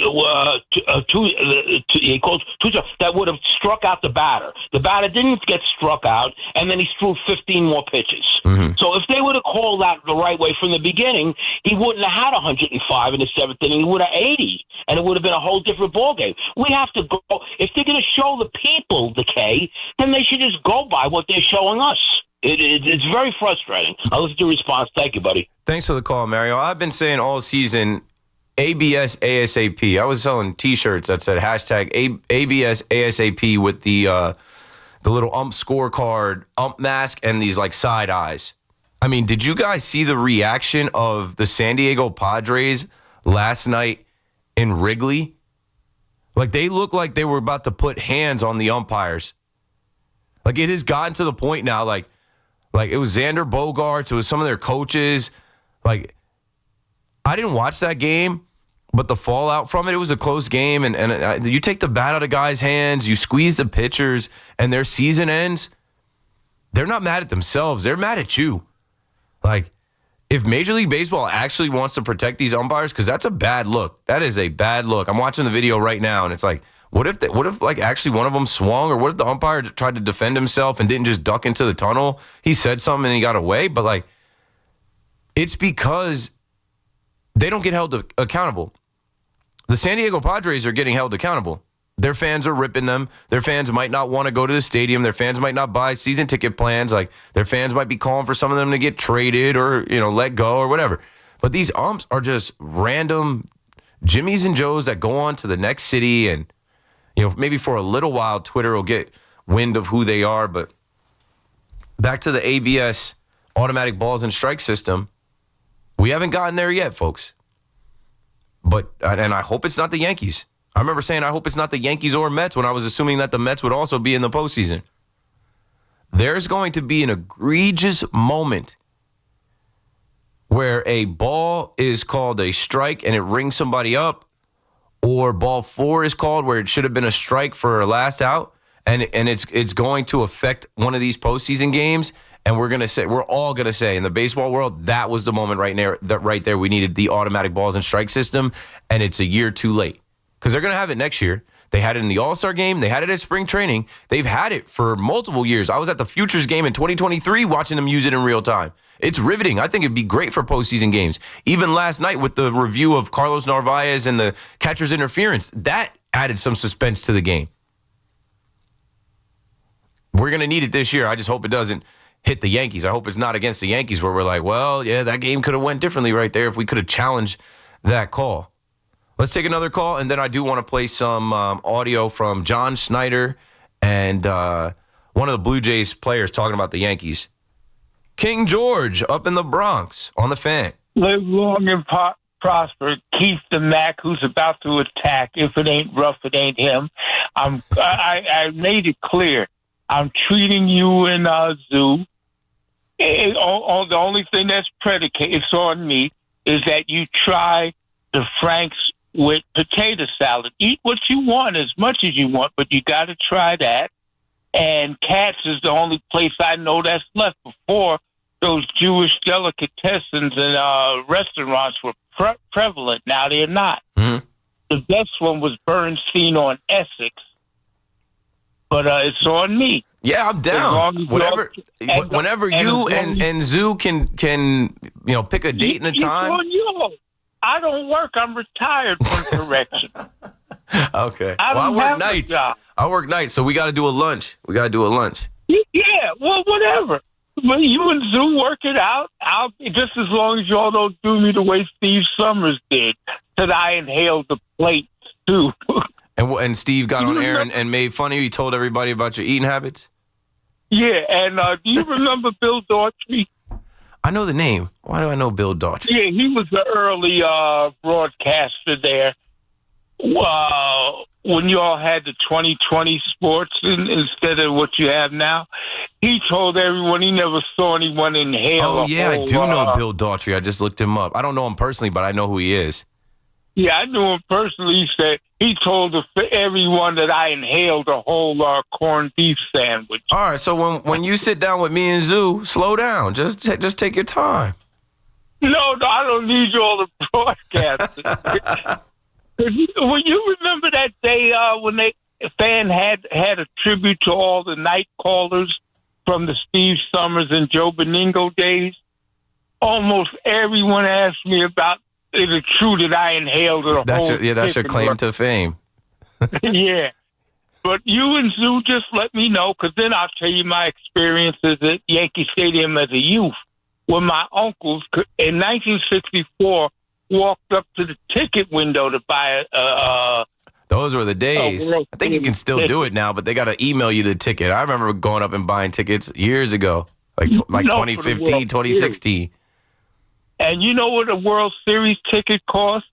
One ticket, you could, if you put about 50 people together, that would be what one ticket would cost today. Yeah, the tickets to the World Series were like $2,000 this year. And well, maybe 100 people, because you didn't even spend $50 for a ticket in '64. Yeah, there was. And we were so cheap as kids, we didn't buy baseball bats. We went to bat day. We bought the $1.50 bleacher tickets and got a free bat. Smart. Yeah. Okay. Well, you and Zoo let me know what you want to do. The only thing it's predicated on, you have to try the potato salad and Frank's. And like I said, those old-time Jewish delicatessens and eateries have disappeared. Live long and prosper. King George from the Bronx. What a guy. If I do end up there, I'll tell you guys all about it. Do we have to break here, or can I, start planting some seeds of this audio, Paulie? We should break. It's the middle of the hour. Time is flying. I'm 90 minutes in. Keith McPherson on the Fan. Stay with us. If you're on hold, stay on hold. We're going to continue with the Yankee conversation, but when we come back, I'll do it coming right out of the break. I want to just plant some seeds with John Schneider, so when you see his goofy-looking face, you're like, okay, he said this, he said that. And then I stumbled upon something else about an hour ago. with the Blue Jays, Davis Schneider, one of their players, doing an interview talking about the Yankees stealing signs. We'll get into that after the break. KM to AM returns right after this. Big Blue is playing in the Big Easy, looking for a big win against the Saints. Fires it right, batted ball, intercepted by Dexter Lawrence. He's running down the left side to the 15, 10, 5, and he's knocked down at the 1 by Herbert. The Giants and Saints, 1 o'clock Sunday. Touchdown Giants! The home of the New York Giants is The Fan, 101.9 FM, and always live on the free Odyssey app. Step up to the plate with confidence with the Jeep brand's newest MVP, the all-electric Jeep Wagoneer S. Year after year, the Jeep brand has delivered game-changing technology and features to help keep you off the bench and on to your next adventure. By blending thoughtful luxury capability and advanced technology, the Jeep Wagoneer S is one key player that doesn't disappoint. Experience the brand new head-turning design and luxurious interior without sacrificing on the legendary performance you love. Excellent range capacity opens up the playing field, and with 4x4 capability, featuring select terrain driving modes, how you play the game is up to you. The interior cabin of Wagoneer S pays special attention to detail with high-quality luxury refinements and seamless connectivity that surrounds you in comfort, along with premium seating, ambient lighting, and over 170 standard safety and security features. And like most All-Stars, it can really motor, especially with standard 600 horsepower. It's rugged, plays aggressive, and isn't afraid to get dirty. And with the exciting offers and deals going on right now at your local Jeep brand dealer, it all adds up to Jeep Wagoneer S being a steal. So hurry in today and blast one out of the park. Jeep is a registered trademark. Regular cancer screenings could save your life. New York Presbyterian offers a full range of cancer screenings, including lung, breast, prostate, and more. Learn more at nyp.org/cancer screening. Stay amazing. New York Presbyterian. Dunkin's $6 meal deal is kind of wild. You get a bacon, egg, and cheese sandwich, 6-piece hash browns, and a medium hot or iced coffee, all for $6. That's the main character meal energy you need this fall. Get it now in Dunkin' stores or order ahead on the Dunkin' app. No substitutions. Participation and times may vary. Offer price varies in California and Hawaii. Limited time offer cannot be combined with other offers. Exclusions and terms apply. Looking for the lowest price on name brand tires? Get to Town Fair Tire and get the guaranteed lowest price on any name brand tire. Nobody beats a Town Fair Tire deal. Nobody. Town Fair Tire. Legendary doesn't happen by chance. It happens because it's what BetMGM does. Huddle up with BetMGM and check out all the exciting new ways you can make this college football season unforgettable. Shoot your shot with same-game parlays, live betting, or bet on new markets thanks to BetMGM Originals. You'll be on the edge of your seat from the very first snap, no matter what type of fan you are. Earn BetMGM rewards points on every bet. Take advantage of college football offers found nowhere else. And keep an eye out for rewards dropping in your account throughout the season. When it comes to college football, never settle for the ordinary. Sign up today. BetMGM, make it legendary. BetMGM and GameSense remind you to play responsibly. See BetMGM.com for terms. 21 plus years of age or older to wager and physically present in New York only. Subject to eligibility requirements. Promotions may vary by market. Gambling problem? Call 877-8-HOPE-NY or text HOPE-NY 467-369. Talk New York sports on The Fan.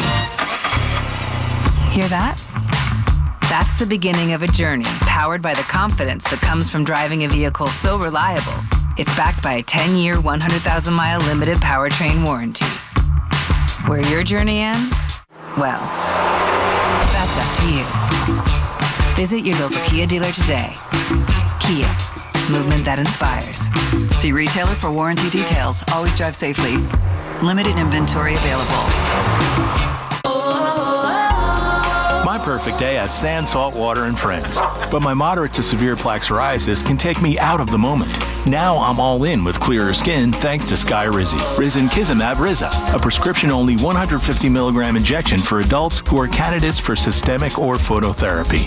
With Skyrizi, most people saw 90% clearer skin, and many were even 100% plaque-free at 4 months. Skyrizi is just 4 doses a year after 2 starter doses. Don't use if allergic to Skyrizi. Serious allergic reactions, increased infections, or lower ability to fight them may occur. Before treatment, get checked for infections and tuberculosis. Tell your doctor about any flu-like symptoms or vaccines. Thanks to Skyrizi, there's nothing on my skin, and that means everything. Ask your doctor about Skyrizi, the #1 dermatologist-prescribed biologic in psoriasis. Visit Skyrizi.com or call 1-866-SKYRIZI to learn more. Cars for Kids, the easiest way to get rid of your old car. Donate today, and your car can be picked up tomorrow. Donate now at carsforkids.com. That's cars with a K. Are you searching for a warm and welcoming community for mom or dad? River Spring Living just may be the right option. Set on a 32-acre campus right there along the beautiful Hudson River, there are plenty of chances to engage in activities, wellness programs, and so much more. From independent living to assisted living and memory care, specialized teams are dedicated to making everyone feel right at home. I've seen firsthand what makes life at River Spring Living so special. Visit riverspringliving.org today. Experience the all-new, totally redesigned Ray Katina Lexus of Freehold, the largest Lexus dealership in Central and South Jersey. See the first ever Lexus TX with the most cargo space behind the third row of any Lexus yet. Visit LexusofFreehold.com and drive home in something extraordinary. Every sports fan fears an injury to their team's players, but it happens. The only good news for professional athletes is that they have the best doctors and support to get back on their feet. But that's most likely not the case if you or a family member are injured. Who's going to make sure that you get the care and support that you need? The Rothenberg Law Firm will. For over 50 years, they've been winning for injured people. They've won and collected billions for their clients. The Rothenberg Law Firm. The lawyer for injured ones. InjuryLawyer.com. In St. Pete, Clearwater, you can chill by the crystal clear Gulf. And stroll downtown St. Pete's galleries and murals. And hang with the locals at a fishing pier. And escape to secluded white sand beaches. Secluded, huh? Yeah, and they're spectacular. And then grab a sandwich at the Grouper capital of the world. And maybe a nightcap at a rooftop bar with sunset views. Okay, in St. Pete, Clearwater, you'll find just what you're looking for. And then some. Your Florida escape begins at visitspc.com. Get the scuttlebutt on your favorite team, the Fan, on the Odyssey, iHeart, and TuneIn apps.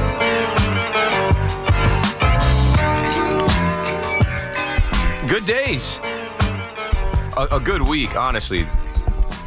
When the postseason rolls around, everybody that is involved with the Yankees, sports, media, New York, you just know, like, there's a different feel about everything. There's a different smell in the air, a different vibe, a different energy to, the Yankees playing postseason games, meaningful games in that building, and then winning, and then what that does for so many people. There are so many Yankee fans. And there's so many Yankee haters, too. What it does for the haters, too. We are standing on business. We are happy to see you have to delete tweets and have to walk back things you said. I love how this series played out. It'd be one thing if the Yankees won the first game and they'd be like, oh, the Yankees are, here we go. The Yankees are going to win again. Every team is like the Yankees being the first team to overcome that. Awesome.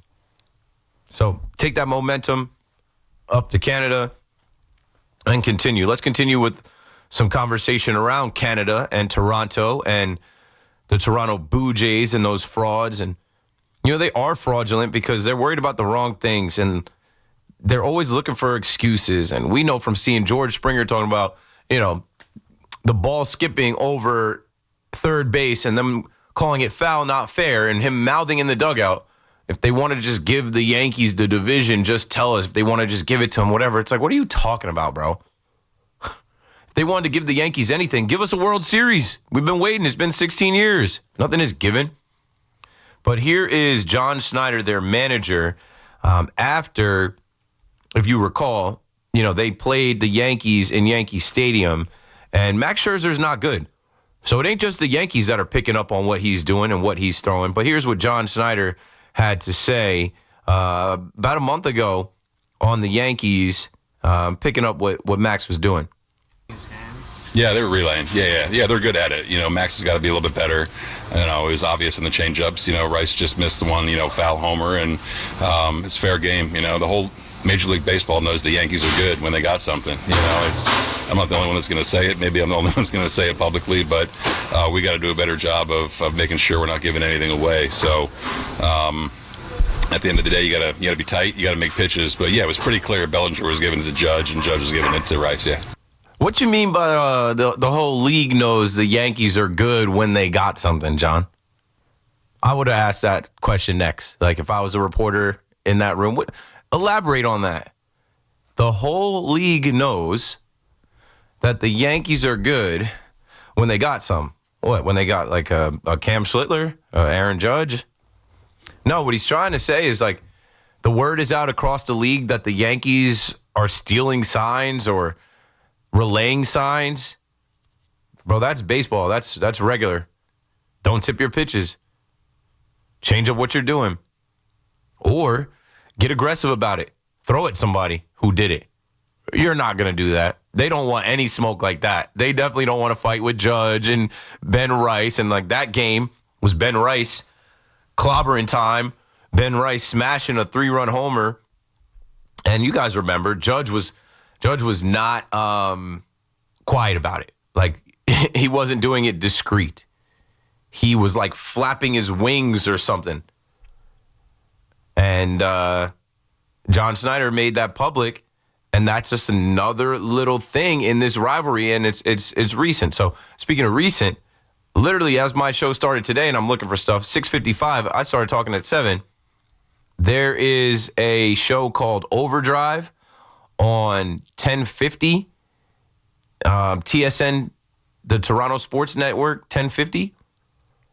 And they had a show today, and they had Blue Jays outfielder and infielder Davis Schneider on.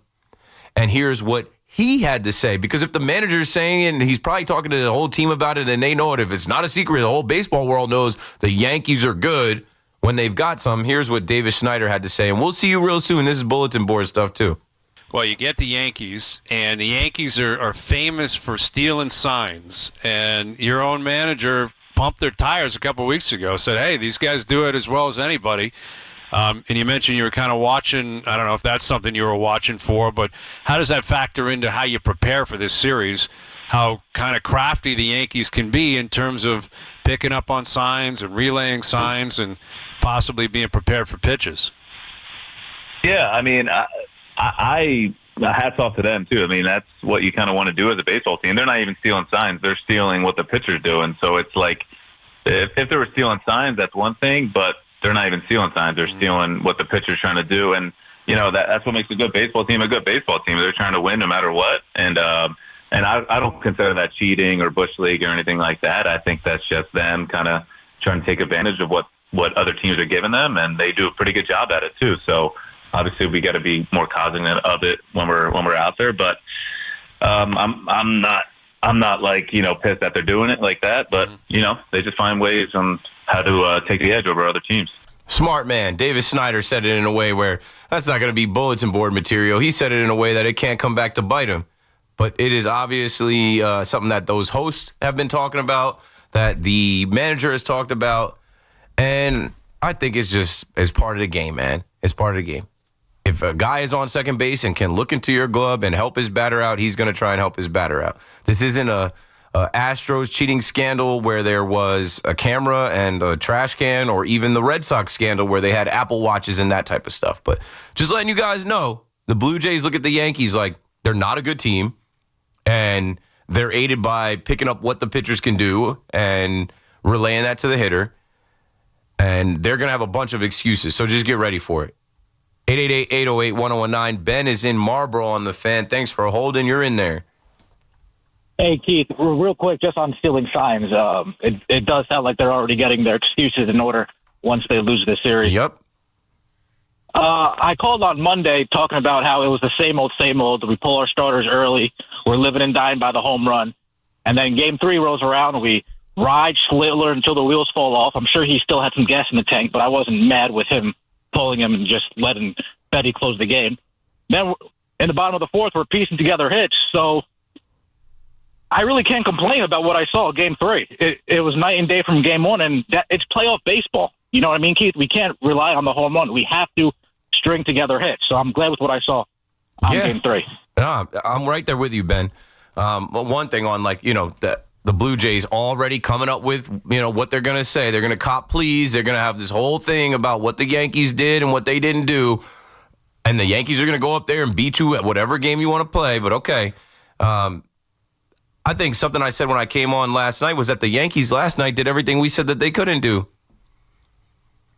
The Yankees last night, they let a pitcher go 8 innings. They didn't take him out. They let a guy go out there and dominate They didn't rush to the bullpen. They just went to the closer. Oh, this team's always so quick to go to the bullpen. Oh, they don't let these guys finish the job. They more than let him finish the job. They played small ball. I went into that game thinking they were going to hit homers off of Connolly early. And tip your cap to that kid. For that kid to come into that atmosphere, impressive. He's going to be good. We'll see him again. You know who we didn't see? Hunter Dobbins. You guys remember Hunter Dobbins? No, of course not. Hunter Dobbins is worth remembering. He actually did pitch well against the Yankees. But Hunter Dobbins was the starting pitcher for the Red Sox this year that faced us twice in like 2 weeks, who said that his dad was drafted by the New York Yankees and was friends with Andy Pettit. And, you know, reporters looked into that and they're like, cap. He lied. He made that up. No truth to that story. Yeah, Hunter Dobbins, he got hurt, so we didn't see him at all. But I thought that was interesting, right? I'm like, Hunter Dobbins would have loved to compete in that wild card round against the Yankees, and just they were banged up. So that's another thing, folks. Like, sometimes, you know, good fortune could just be on your side. It could just be a year where, like, the Yankees' opponents are not at full strength, and they are for the most part. It could just be a year where it's like you ran into the Red Sox and Toronto, and they had injuries late in the season, and guys were not ready to go, not able to come back. The Yankees put the ball in play last night, right? They just got to a point in the game in that fourth inning where they said, hey, like, just hit the ball and keep the line going. And it could be anybody. Amed Rosario, I just had a feeling about Amed Rosario, and what I said last night about Amed Rosario was, if Amed Rosario does nothing in the second game and the Yankees lose, everybody is going to point to Boone in the organization and say, you traded for this guy, you glued him to the bench, and then you played him 2 out of 3 in a best-of-3 series, and he did nothing. You should have gave him more run. If you were going to use him like that, you should have gave him more at-bats, more time to get comfortable. Because we were having the conversation during the Minnesota series. Shout out to Steve Vaccaro from Valley Stream, who called me in with the inside info because he went out to Minnesota and he said, hey, Amed Rosario doesn't look like he's happy. Amed Rosario is sitting far on the bench away from the team. And I said, that's strange, because when he first got here, I started calling him Unc because he seemed like a hyped up uncle, like an older, player. And then we saw the video of him and Jason Dominguez, and, the Yankees were eating Dominican food, and they had, the Latino players do a video, and you really saw that Unc dynamic with him and Jason Dominguez. But, Steve gave me that info, and I was like, well, he probably wants to play, because during that time, Caballero was playing every single day. So he's probably upset because he's like, what am I doing here on this team? What did you get me for if you're not going to use me? If Ryan McMahon is going to play every day, if Caballero is going to play every day, like, where is there a spot for me to play? You don't want to play me in the outfield. Well, a spot for him to play was in the wild card round. He played 2 out of 3 games. And I think we figured out that, hey, you put him at third, and then you bring Ryan McMahon in for a defensive replacement late. You don't take out Jazz. You don't mess with Jazz. Jazz has too much upside. Speed and intangibles and defense and hitting and all these other things. What you do is put Amed Rosario at third, and we saw Amed Rosario meet the moment. We saw Amed Rosario, the lights were not too bright for him, and it worked out. They put the ball in play. Man, Belly dropping that one in, or the ball dropping, and I don't know, man. It was just a special night. They put the ball in play, small ball, Volpe. Once they put that 4 spot up, I saw the stadium change. It's like everybody could just exhale and party a little bit and relax. And, like, if your buzz was wearing off, go get you another drink. And now these Red Sox fans were getting unruly.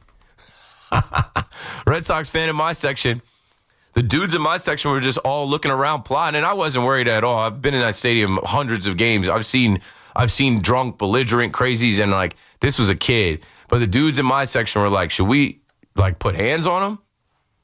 They were throwing popcorn at him. They were throwing fries at him. Next thing, they were about to throw beer on him. You could tell he was just upset because he knew season ends tonight. He's in a Red Sox hat, Red Sox jersey. They're down 4-0. And he's just cursing and yelling in people's faces and looking for attention. He's turning red, losing his voice. And I'm just laughing because I'm like, why'd you come all the way out here to get beat? And, now that you're losing, you want attention. That's not going to change anything on the field. But, yeah, the Yankees decided they were going to leave their starter in last night and let him finish the job. A rookie in his first postseason appearance. They put the ball in play. They played small ball. They just moved the line. No home runs. I bet on probably everybody to hit a home run last night, thinking they were going to homer off of Connolly early. And they played defense. They got every out, except that Ben Rice out early.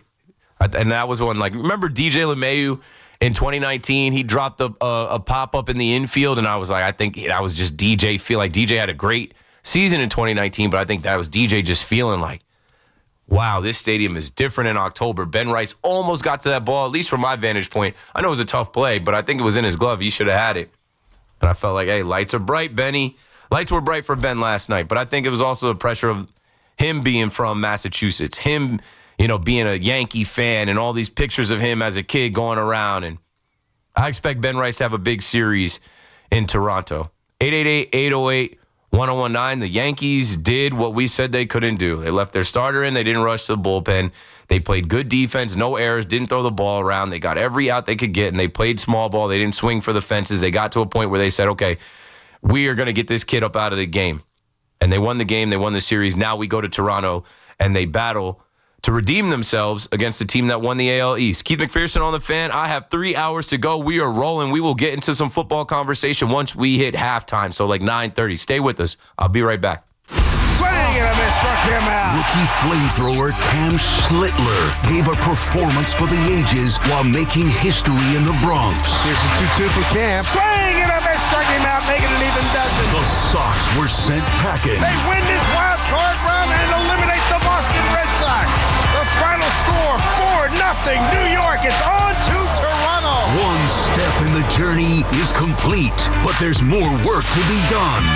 Don't miss a second of the Yanks-Jays Game 1. Tomorrow, first pitch 4:08. Here on your home for New York Yankees baseball. 101.9 FM WFAN. And always live on the free Odyssey app. If you work in New Jersey manufacturing, your chance to network, learn, and connect with resources for your business is October 3rd, the annual Made in New Jersey Manufacturing Day in Freehold. Both gubernatorial candidates will share their vision for industry in New Jersey. Register today at njmep.org. Want fast, reliable home internet? Switch to Verizon Fios, where you get the 100% fiber optic network with speeds up to 2 gig. And if you're looking for live TV with up to 400 plus channels and live sports, Fios TV is where it's at. Get the internet speed you want and the TV you love when you bundle Fios home internet and TV with Verizon. Plus, get the latest deals when you call 1-883-VERIZON and switch to Verizon Fios today. Availability varies. We could tell you what it's like to drive the Nissan Rogue and tell you all about its performance capabilities, like its VC turbo engine, its impressive fuel economy. Still going. It's I can go virtually anywhere type of freedom. Nice. But you don't have to take our word for it. Go drive it for yourself. You're up. Experience the power of the Nissan Rogue. Drive the Nissan Rogue. Now get 0% APR financing for 60 months on the 2025 Nissan Rogue, Pathfinder, or Murano. For well-qualified buyers, example 0 down payment. 60 months financing at $1,667 per month per 1,000 financed. Actual down payment may vary. Subject to Nissan Motor Acceptance Company credit approval. Not all buyers qualify. Dealer contribution may affect actual price set by dealer. Contact dealer for details. Ends 11/3/25. That's the sound of James adding long-lasting Gain scent boosters to his laundry this morning. Several hours later, James sniffs the irresistible scent of Gain on his shirt. Gain. Several hours later, James has even caught the attention of his mother-in-law, and she never gives him attention. Ooh, you smell amazing, James. Oh, thanks, Mom. I love you too. I never said that. Add Gain scent boosters to your laundry. Add joy to your day. Dunkin's $6 meal deal is kind of wild. You get a bacon, egg, and cheese sandwich, 6-piece hash browns, and a medium hot or iced coffee, all for $6. That's the main character meal energy you need this fall. Get it now in Dunkin stores or order ahead on the Dunkin app. No substitutions. Participation and times may vary. Offer price varies in California and Hawaii. Limited time offer cannot be combined with other offers. Exclusions and terms apply. Looking for Michelin tires at the guaranteed lowest price? Get to Town Fair Tire for Michelin's Cross Climate tires, offering a design that delivers an exceptional level of long-lasting performance throughout the tire's lifespan. Plus, Town Fair gives you more free services than anywhere else. For the guaranteed lowest price and your best deal on Michelin Cross Climate tires, nobody beats Town Fair Tire. And I mean nobody. Name brands at discount prices. Town Fair Tire. We've got more sports talk coming up on The Fan. Football season is here, and just like winning teams, your engagement should be all about the best. So if you're ready to pop the big question this season, why not visit the experts at London Jewelers? With top-notch professionals and cutting-edge technology, London Jewelers can help you select or even design the absolute perfect ring. So whether you're starting over or starting new, let the professionals at London Jewelers be a part of your journey. Visit any one of their convenient 6 locations across New York and New Jersey. London Jewelers, serving you and your family since 1926. Hear that? That's the beginning of a journey powered by the confidence that comes from driving a vehicle so reliable. It's backed by a 10-year, 100,000-mile limited powertrain warranty. Where your journey ends? Well, that's up to you. Visit your local Kia dealer today. Kia. Movement that inspires. See retailer for warranty details. Always drive safely. Limited inventory available.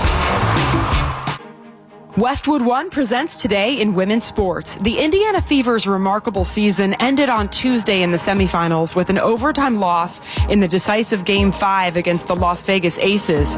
The Fever lost multiple players to season-ending injuries during the summer, including Caitlin Clark and Sophie Cunningham.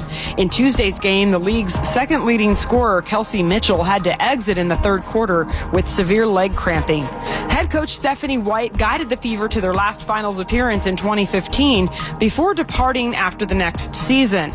Now in White's first year back with the franchise, she had her relentless squad on the verge of reaching the game's biggest stage. They're a great example to everybody, what it means to just put one foot in front of the other, to persevere. I'm so thankful to coach these women. And I'm just thankful for this experience with them. With Today in Women's Sports, I'm Jody Jackson on Westwood One. Some people just know you can save money on car insurance by checking Allstate first. Like you know to check if they're going for it on 4th down, before going to the concession stand. Yeah, give me 3 hot dogs, 2 jumbo touchdown, baby! What? Hey, buddy, you want cheese with those? Yeah, checking first is smart. No. So check Allstate first and see what you could save. You're in good hands with Allstate. Potential savings vary, including based on how you buy, subject to terms, conditions, and availability. Allstate North American Insurance Company and affiliates, Northbrook, Illinois. Hey, listen to this. All I needed was a new starter. Got a great deal on eBay. Did it myself. Yeah, that's cool. But how about the soft purr of an upgraded exhaust when it fits just right? For me, it's the little things, like these new windshield wipers from eBay I installed. From small fixes to big upgrades, eBay has all the parts you need at prices you'll love. Guaranteed to fit every time. eBay. Things people love. Eligible items only. Exclusions apply. Tune in to the BT and Sal Show weekdays from 10 to 2 on The Fan, presented by your Tri-State Cadillac dealers. Cadillac is the official luxury vehicle of the New York Mets. Get the latest on the Giants and Jets on WFAN, WFAN FM, WFAN FM HD1, New York, and Odyssey Sports Station. WFAN Sports Flash. Good evening at 9 o'clock. I'm Marco Vladdy, and this report is brought to you by Tap Room, Long Island's local spot for real food, craft beverages, and game day fun with your friends. Yankees getting set for the Blue Jays ALDS, trying to get off on the right foot with Luis Gil, who'll get the nod for Game 1 against Kevin Gausman. Obviously missed quite a bit of time, has kind of worked his way back. He's been really effective. You know, it hasn't always been pretty necessarily, but we know what he's capable of. And the bottom line is he's gotten results even since he's come back. Aaron Boone will follow with Max Fried, Carlos Rodon, and Cam Schlittler. And the Bombers had a lot of problems with the Blue Jays this year, especially in Toronto. Kicked the ball around quite a bit. They were swept in a 4-game set. They lost 6 of 7 overall, but Boone seems to think the defense has tightened up since then. Quite a bit. Obviously Anthony's playing really well over the last couple months there.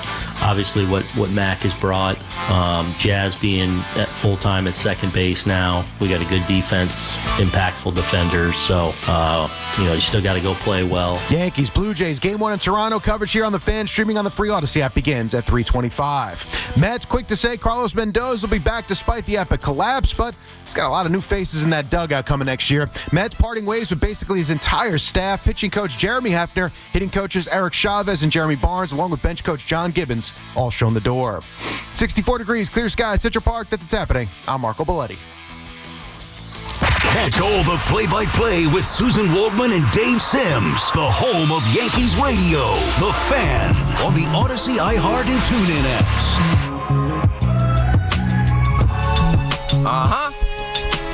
Still here. Myself and the Yankees still competing. Keith McPherson on the Fan as we proceed. I just was working on it. Shout out to Paulie getting MLB Network on the TV. The Rangers hire Skip Schumacher as their new manager. And, they're going through all the postseason stuff.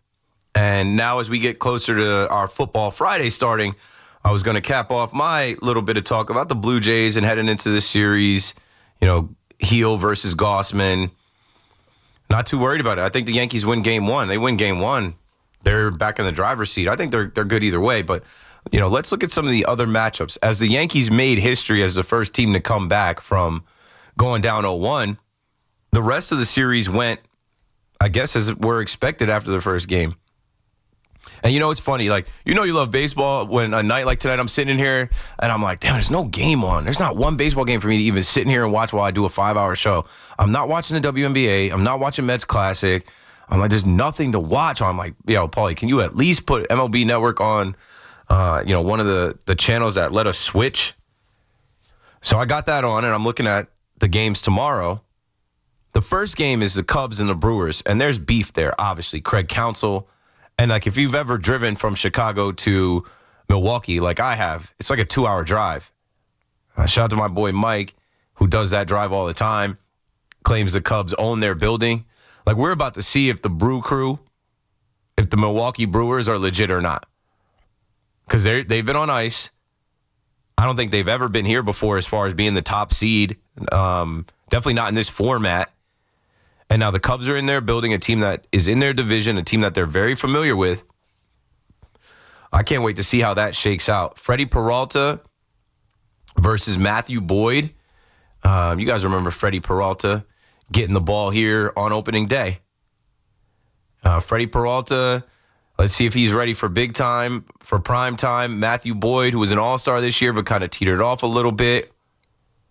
I'll be watching that game. Like I said, with the games tomorrow, and then also obviously NFL football, and then postseason games tomorrow, I'm not doing any watch parties during the day. I'm not going anywhere. I know last I was like, yo, where's the watch party at? I'm like, no, I'm going to stay at home with my wife and my son. And they might have to leave the crib at some point because I might have to lock in for the Yankee game. I'll have to set that up. Hey, 4 o'clock, you guys got to get out of here or whatever. Or not, whatever. I don't know how it's going to go, but I will be dialed in at 2 o'clock to watch these postseason games. The Cubs and the Brewers will be on TBS. And then the Yankees will be on Fox at 4:08, Heel versus Gossman. And then after that, 6:38 p.m. down in Philly. Citizens Bank Park is open back up for the Dodgers to come in there. Ohtani versus Christopher Sanchez. That's going to be a good series. I might have to watch every game of that series if possible. There's too much star power. Too many good hitters and pitchers over there. And then the late game all the way out west. And something I was thinking about, I'm like, who do I want? I'm like, I loved it going to T-Mobile Ballpark in Seattle. I don't think I would be able to swing it for an ALCS, but who knows? Sometimes, companies come in, they want to send some Yankee fans out there. I would go back. I loved it out there. The Pacific Northwest, it's so nice. And where my hotel was, there was like a light rail. It wasn't like a subway. It was like a light rail that just went right from where the hotel was to where the ballpark was. Super easy. So the Tigers will take on the Mariners, and they'll send Troy Melton out for the Tigers. The Tigers pitching, Let's see if because the Mariners have the advantage with the hitting and the pitching. They have a better rotation. They have a better lineup. Let's see if the Tigers are able to escape this one. So they're sending Troy Melton out there versus George Kirby. And I can't wait to see if those Seattle Mariners fans really turn up for this. They have a good fan base out there. I think that they will. I think they're going to have a good scene out there. I met a lot of good, Seattle fans out there. I was out there for the All-Star game putting bleacher creature stickers all throughout their building. One of the guys was like, what's a bleacher creature? I was like, well, let me explain to you. So many storylines if it's Yankees Mariners, too. You have the Raleigh and Judge thing, even Dave Sims and the Mariners. Oh, wow, yeah. Which is like, Dave's first year off the Mariners call and the Yankees call going back. Which is very like the Keith McPherson universe never unconnects mindset of. It is written. It is written. And then going back to the Ken Griffey Jr. days, Edgar Martinez days.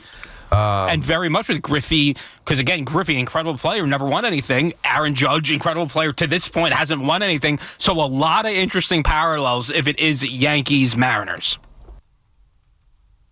Yeah, it's awesome. If you have the money to go and you've never been and it ends up being ALCS, start looking into those flights now to go out to Seattle and go see the Yankees there. Let's get back to the phone. Call me up at 888-808-1019. It is a Football Friday. As soon as we hit around 9:30, that break, I'm going to start bringing in some storylines from Week 5 of the NFL.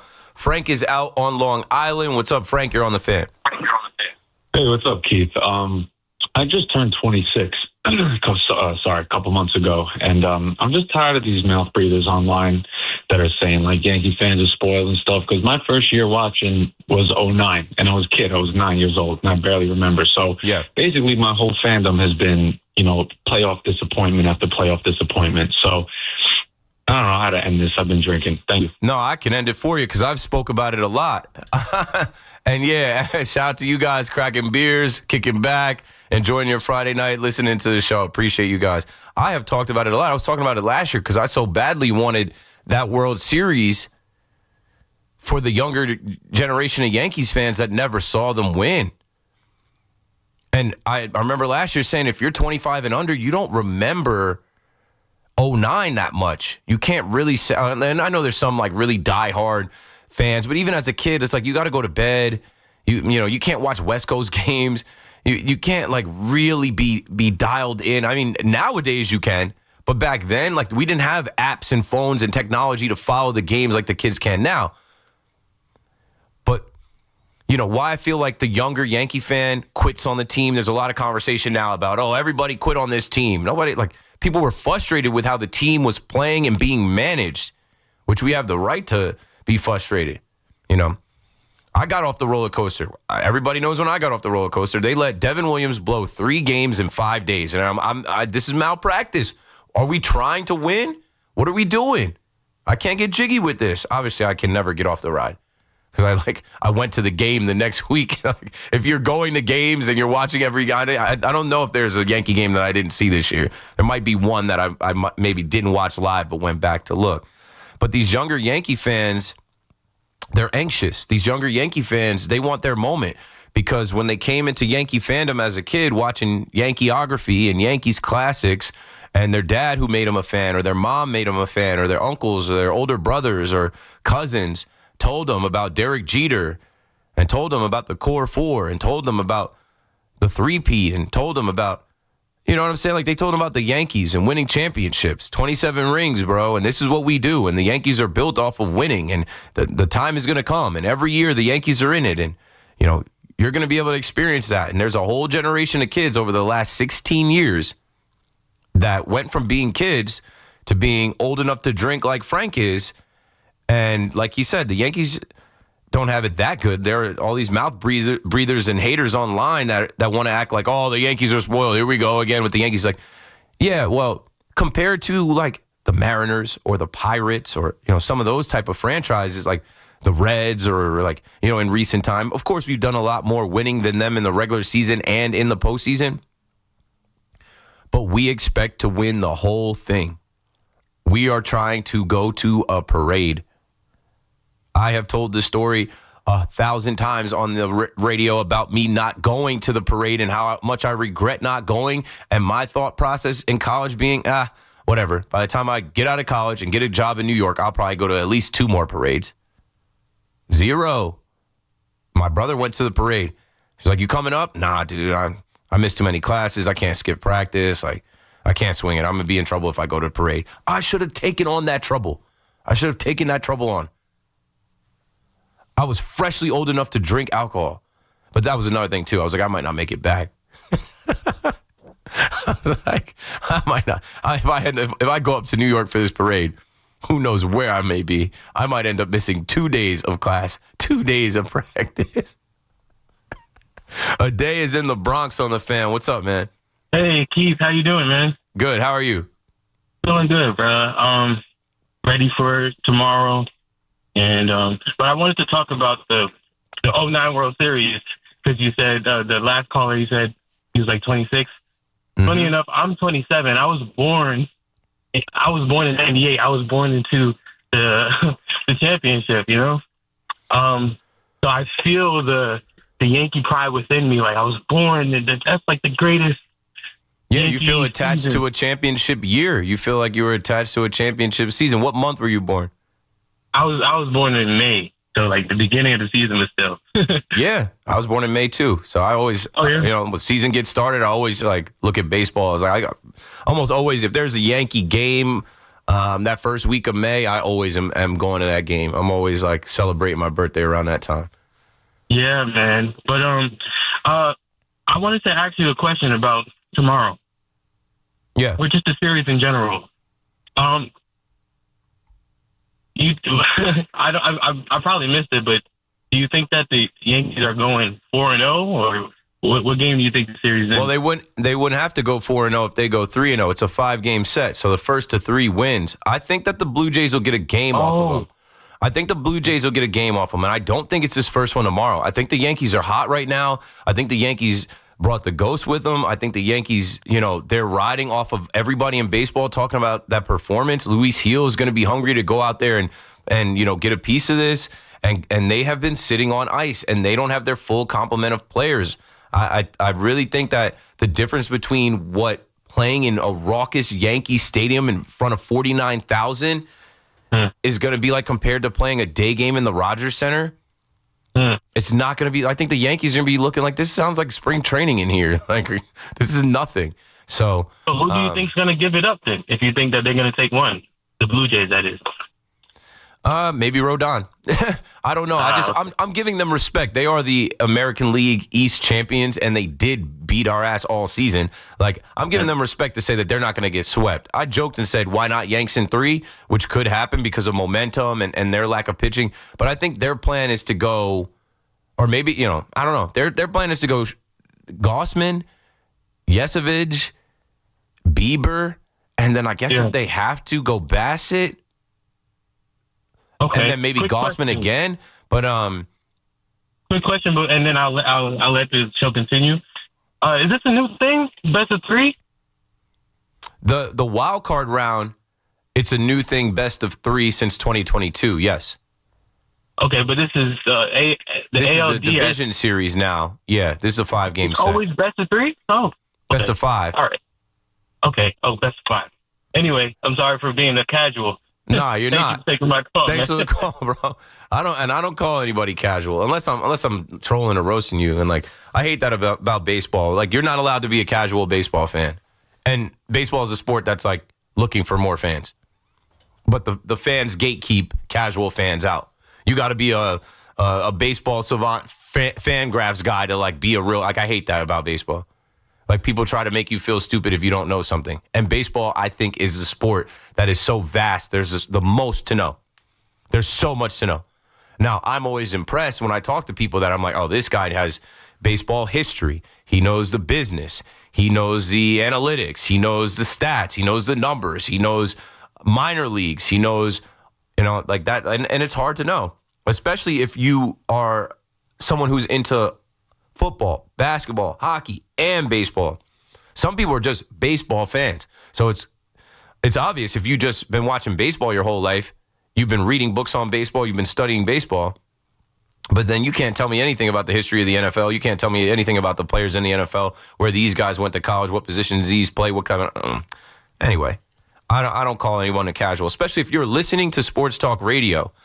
So many people listen to sports talk radio to learn. A lot of this is education. A lot of people are turning on the radio station before the series to say, oh, tell me something. And here's something. Bo Bichette is still day-to-day on MLB Network. I don't think he's going to play. I think they're going to try to get by in this series without him and then use him in the next round. If he's got a lower body issue, so if he's not right, they're not going to waste him. And he plays shortstop. So if he's not good, they're going to try and advance and then, maybe see if he can go for the CS. Don't let him advance. Don't let him advance. Yeah, and the postseason has changed. All this has changed. The division series coming off the wild card being best of 3, like that changed. Like I just said, in 2021, the last year of the one-game wild card, the Yankees lost to the Red Sox in Fenway. Should have played that game in Yankee Stadium. Now we don't have to worry about that, right? If you end up in the wild card, which we did for the first time, hosting it for the first time, and it was great. It was great. Shout out to the New York Yankees. I hope you guys cashed out. I know you did because I saw how many people were in there. I saw how many people were in there buying tall boys. Even the kid that we were heckling in our section, the amount of tall boys, I think I saw him get at least 4 tall boys. You spend like $80 in there on drinks. Not me. I don't buy a thing. I don't buy anything. I don't have it. I'm good. I'm here to watch the game. I ate before I came in. I drank enough. I might get a water, and there's plenty of places to get a free water. I'm not buying anything. I'm popped. I'm there to watch Cam Schlitler. You guys keep going and getting chicken buckets and fries and drinks. Good. That's what it's for. Enjoy the stadium. Enjoy the smell of the food in the stadium. Because like when the stadium does close and you can't get that, you'll be yearning for it. You'll be itching for it. Those chicken buckets and fries are going to pay for Cam Schlitler's contract in a few years. So everyone, pay up. The Yankees, they have bread. The Yankees could take chicken buckets off the menu, and they're getting money, bro. Money is not an issue. There's not a problem with making money in the New York Yankees. That's what they do. I'm just saying fans pay for the. I'm just saying fans pay for the and we don't have to worry contracts. about his contract for a long time. That's another thing I wanted to say about Cam. I love what he did last night. We never saw him do that during the season. He did flirt with a no-hitter perfect game during the season against the Tampa Bay Rays. Cool, that's the Tampa Bay Rays. Let's pump our brakes right now on give him all the money in the world. He's got to pitch again against the Blue Jays. And if he gets shelled against the Blue Jays, hopefully we can, just win this series in 3 or 4. If he gets shelled against the Blue Jays, you guys will turn on him. And the thing about being at the high of highs that he is at with his first postseason start, that's what's expected of you now the rest of the way. Wild card if he can do that. Bonus for the Yankees run if he can be a stopper, like you guys aren't hitting off me. Unless you got Masataka Yoshida and nobody else does. 888-808-1019. Let's go to Adam down in Tampa, Florida. Hey, what's going on, Keith? Man, brother, I appreciate everything you guys do up there, man. And I love the radio show hosting and everything you guys do. Just wanted to give you guys a quick shout out. Thanks for listening. Thanks for calling. Man, I listen to you guys all the time at work, at home, everything. The last guy that called, it really stuck with me when he said he just turned 26. I'm 27. Grew up Rockland County. Shout out to the 845, Suffern, New York. We moved down to Florida when I was 9. But like you talked about the 09 World Series, man, and you're still a kid at that age, so you watch the game, but you don't really understand what's going on, at that age. And it's been a long time, man, since we got last year's World Series, but man, it's for us lifelong, Yankees and Giants fan. It's been rough, man. Like, the 09 World Series, I watched it, but I don't think I really understood it. So, no, there's too many layers to it to understand what that meant, as a kid. Yeah. You got to grow up to understand, what that meant. Yeah. And it's like, I think it's just also like the history of the Yankees. Like, I remember as a kid watching them on Yes Network with my dad, and that's what it means to me. And I want to be able to experience that as an adult now. And it's just so frustrating because last year we were so close. And I'm really hoping we can, make it back this year, and I feel very good about it.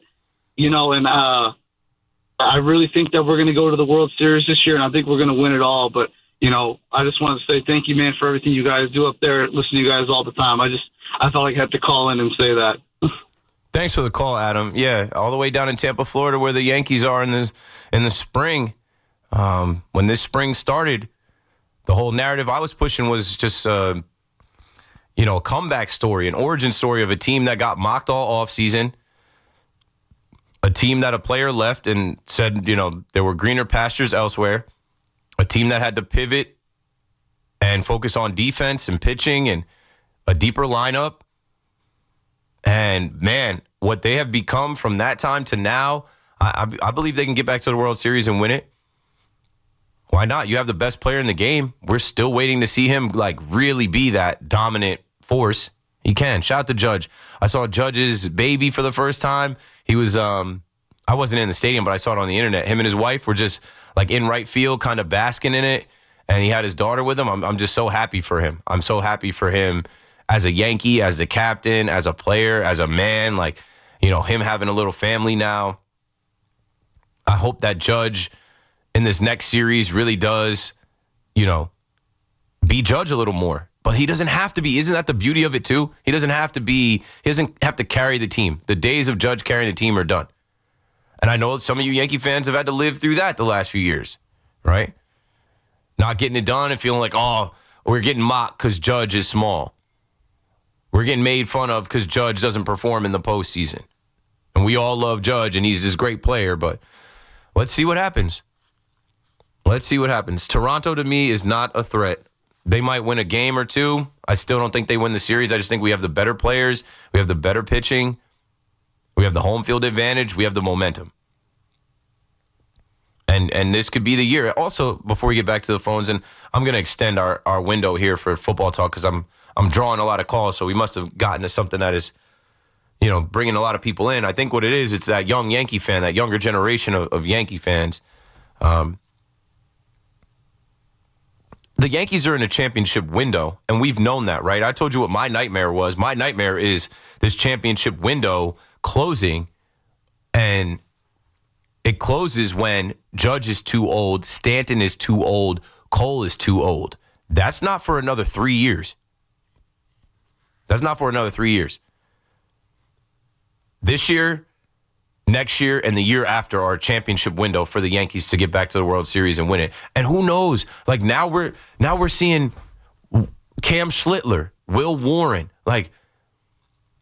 George Lombard Jr. exists. Elmer Rodriguez Cruz. There are other young guys coming. There are other young guys on the way. There are other guys in the farm, and the Yankees have money to just go out and go get guys. So just that one window closing doesn't mean another window isn't opening right back up. Jennifer is in Greenburgh, New York with us next. What's up, Jennifer? What's up, Keith? How are you? Great. Thank you. Great. Good to win. Greenburgh, New York. I'm first time getting through, not a first time caller, but okay. I was in the house for games 2 and 3. That energy was palpable. I was with my childhood crew, and I know you just said you're bringing in the new generation, but I've been going to Yankee Stadium since the 70s. So last night felt like back in the 70s when I would go to the games. And after game 2, we knew that the momentum was going to carry us through. And it's real about us being the 10th man, the 10th woman, because the energy, the positivity, the noise, the prayers, the vibe, all of that.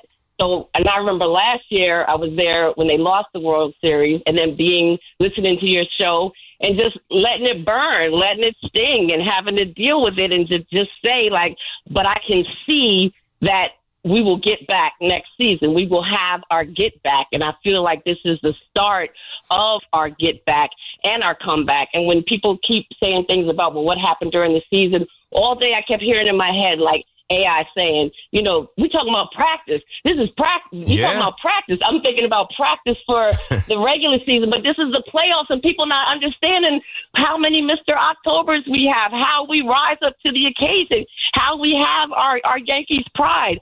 And the Red Sox fans, now I understand repping your team because I'll rep my team wherever I go. But there were so many of them that were ignorant, that were arrogant, that were loud from outside the stadium, from inside the stadium. They're coming in with their cursing at us. Like, we weren't even the aggressors with the situation. No, I know. But you're not going to come into our house and do that. We're not going to be able to do. Not here. Correct. Not here. Great call, Jennifer. Great call. Because I was in a couple sections, and I'm just like, I was in the bleachers, and this guy had a fresh Red Sox shirt on. I could tell he just bought it. And he's doing this gesture with his hand from his crotch and, like, air throwing it. And I'm just like, bruh, like, you're not going to make it out of here. Like, one, security will come get you. That's what we'll do first. Security sees you. Security might bring you out. But you are surrounded. We don't want to talk to you. We don't want to engage with you. We want to watch the game. But the game hadn't even started, and you're doing things to, like, get under people's skin and, like, mess up people's time. That was the other thing. In the other section I was in the 300 level, I'm like, you're ruining the game for us. People paid good money to sit in here. People paid good money to be in here. And this is a classic. And for me, I was like, homie's got maybe another 5 minutes of acting out before everybody around him, like, just removes him from the section. And I'm like, it got crazy last night. There was so many sections where they were doing the hole, and you just see somebody going up the steps. Security getting them out, or somebody being removed. That's the way it should be for an elimination game with the Yankees and the Red Sox. As long as everyone, no physicalness, no one has the beer goggles on, none of that stuff. But, like, cheering on your team and wearing your team's gear, that's sports fandom, yeah, right? But there's always a line. Yeah, of course. Don't put your hands on anybody. Oh, of course. No, I'm saying no physical, don't get beer goggles, none of that stuff. But if it's just cheering on your team, cheer on your team. Absolutely. But don't turn around and face people behind you. Don't start picking people out. It got in the point in the section I was in. People were roasting each other. I'm like, yo, shut up. We're just trying to watch the game. But, another thing that Jennifer said about practice, we talking about practice. I forget what player it was. Maybe it was Jabba Chamberlain who said, like, being around Jeter made the regular season feel like it was just practice for the postseason. That, like, we're going to lose some games, some things are going to happen. But, like, if you look at this Yankees team and all of the struggles that they went through during the season and some of the things that they've evolved out of and overcome just in these 3 games, it's like, hey, they look a little different. Maybe the regular season was just practice for this postseason. Yeah, that energy that was in that building, I wish I could bottle it up, but we're going to get more of it coming up next week. Keith McPherson on the Fan. Coming up, a little bit of football talk, but I got so many Yankee calls, I got to take them. Don't go anywhere. We're coming right back. Big Blue is playing in the Big Easy, looking for a big win against the Saints. Fires it right, batted the line, intercepted by Dexter Lawrence. He's running down the left side to the 15, 10, 5, and he's knocked down at the 1 by Herbert. The Giants and Saints, 1 o'clock Sunday. Touchdown Giants! The home of the New York Giants is The Fan, 101.9 FM, and always live on the free Odyssey app. Want fast, reliable home internet? Switch to Verizon Fios, where you get the 100% fiber optic network with speeds up to 2 gig. And if you're looking for live TV with up to 400 plus channels and live sports, Fios TV is where it's at. Get the internet speed you want and the TV you love when you bundle Fios home internet and TV with Verizon. Plus, get the latest deals when you call 1-883-VERIZON and switch to Verizon Fios today. Availability varies. Clogged toilet, leaky faucet on 1. Ready? Uh-oh, you got a plumbing problem blitzing through the line. Time to audible and call in the pros. Roto-Rooter is your go-to defense for clogs, leaks, and any plumbing fix. Call the right play and download the Roto-Rooter app and easily book an appointment and receive exclusive service discounts. Touchdown! Don't get sacked by plumbing issues. Call in Roto-Rooter, your MVP for plumbing solutions. Download the app today and score big on savings. And away go troubles down the drain. Roto-Rooter. Step up to the plate with confidence with the Jeep brand's newest MVP, the all-electric Jeep Wagoneer S. Year after year, the Jeep brand has delivered game-changing technology and features to help keep you off the bench and on to your next adventure. By blending thoughtful luxury capability and advanced technology, the Jeep Wagoneer S is one key player that doesn't disappoint. Experience the brand new head-turning design and luxurious interior without sacrificing on the legendary performance you love. Excellent range capacity opens up the playing field, and with 4x4 capability, featuring select terrain driving modes, how you play the game is up to you. The interior cabin of Wagoneer S pays special attention to detail with high-quality luxury refinements and seamless connectivity that surrounds you in comfort, along with premium seating, ambient lighting, and over 170 standard safety and security features. And like most All-Stars, it can really motor, especially with standard 600 horsepower. It's rugged, plays aggressive, and isn't afraid to get dirty. And with the exciting offers and deals going on right now at your local Jeep brand dealer, it all adds up to Jeep Wagoneer S being a steal. So hurry in today and blast one out of the park. Jeep is a registered trademark. Are you searching for a warm and welcoming community for mom or dad? River Spring Living just may be the right option. Set on a 32-acre campus right there along the beautiful Hudson River, there are plenty of chances to engage in activities, wellness programs, and so much more. From independent living to assisted living and memory care, specialized teams are dedicated to making everyone feel right at home. I've seen firsthand what makes life at River Spring Living so special. Visit riverspringliving.org today. When your team's best players have all been traded and the latest pick is overrated, just raise a glass with a friend or two and tell them more do. May your team be great and your picks be true, and if it falls apart you'll know what to do. Just raise a glass with a fan or two and tell them more do. It's a crazy world, so what do? You tell them more do. Hey! Tullamore Dew Irish Whiskey, imported by William Grant & Son. We're always talking New York sports on The Fan. Town Fair Tire honors any valid rebates, manufacturers or competitors' rebates. Yes, even any competitors' rebates. And we give you the guaranteed lowest price. Nobody beats Town Fair Tire. Nobody. Town Fair Tire.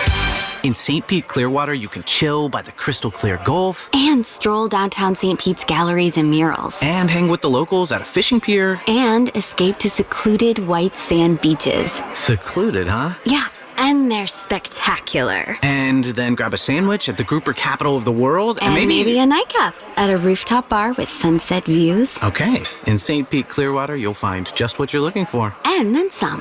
Your Florida escape begins at visitspc.com. We could tell you what it's like to drive the Nissan Rogue and tell you all about its performance capabilities, like its VC turbo engine, its impressive fuel economy. Still going. It's I can go virtually anywhere type of freedom. Nice. But you don't have to take our word for it. Go drive it for yourself. You're up. Experience the power of the Nissan Rogue. Drive the Nissan Rogue. Now get 0% APR financing for 60 months on the 2025 Nissan Rogue, Pathfinder, or Murano.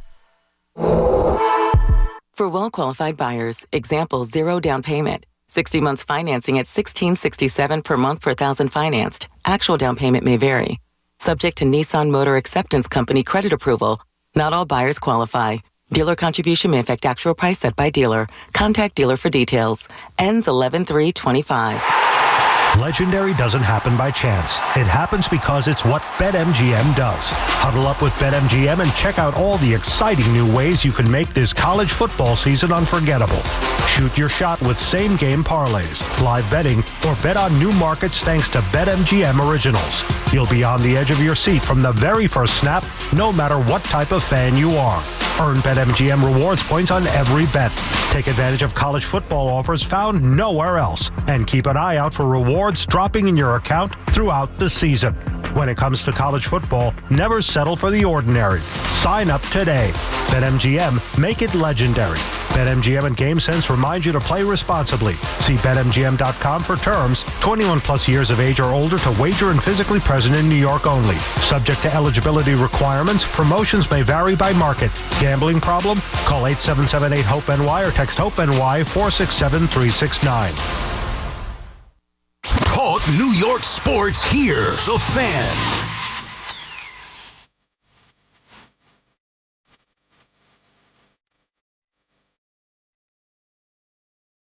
Yeah. Friday night vibes. Still rocking.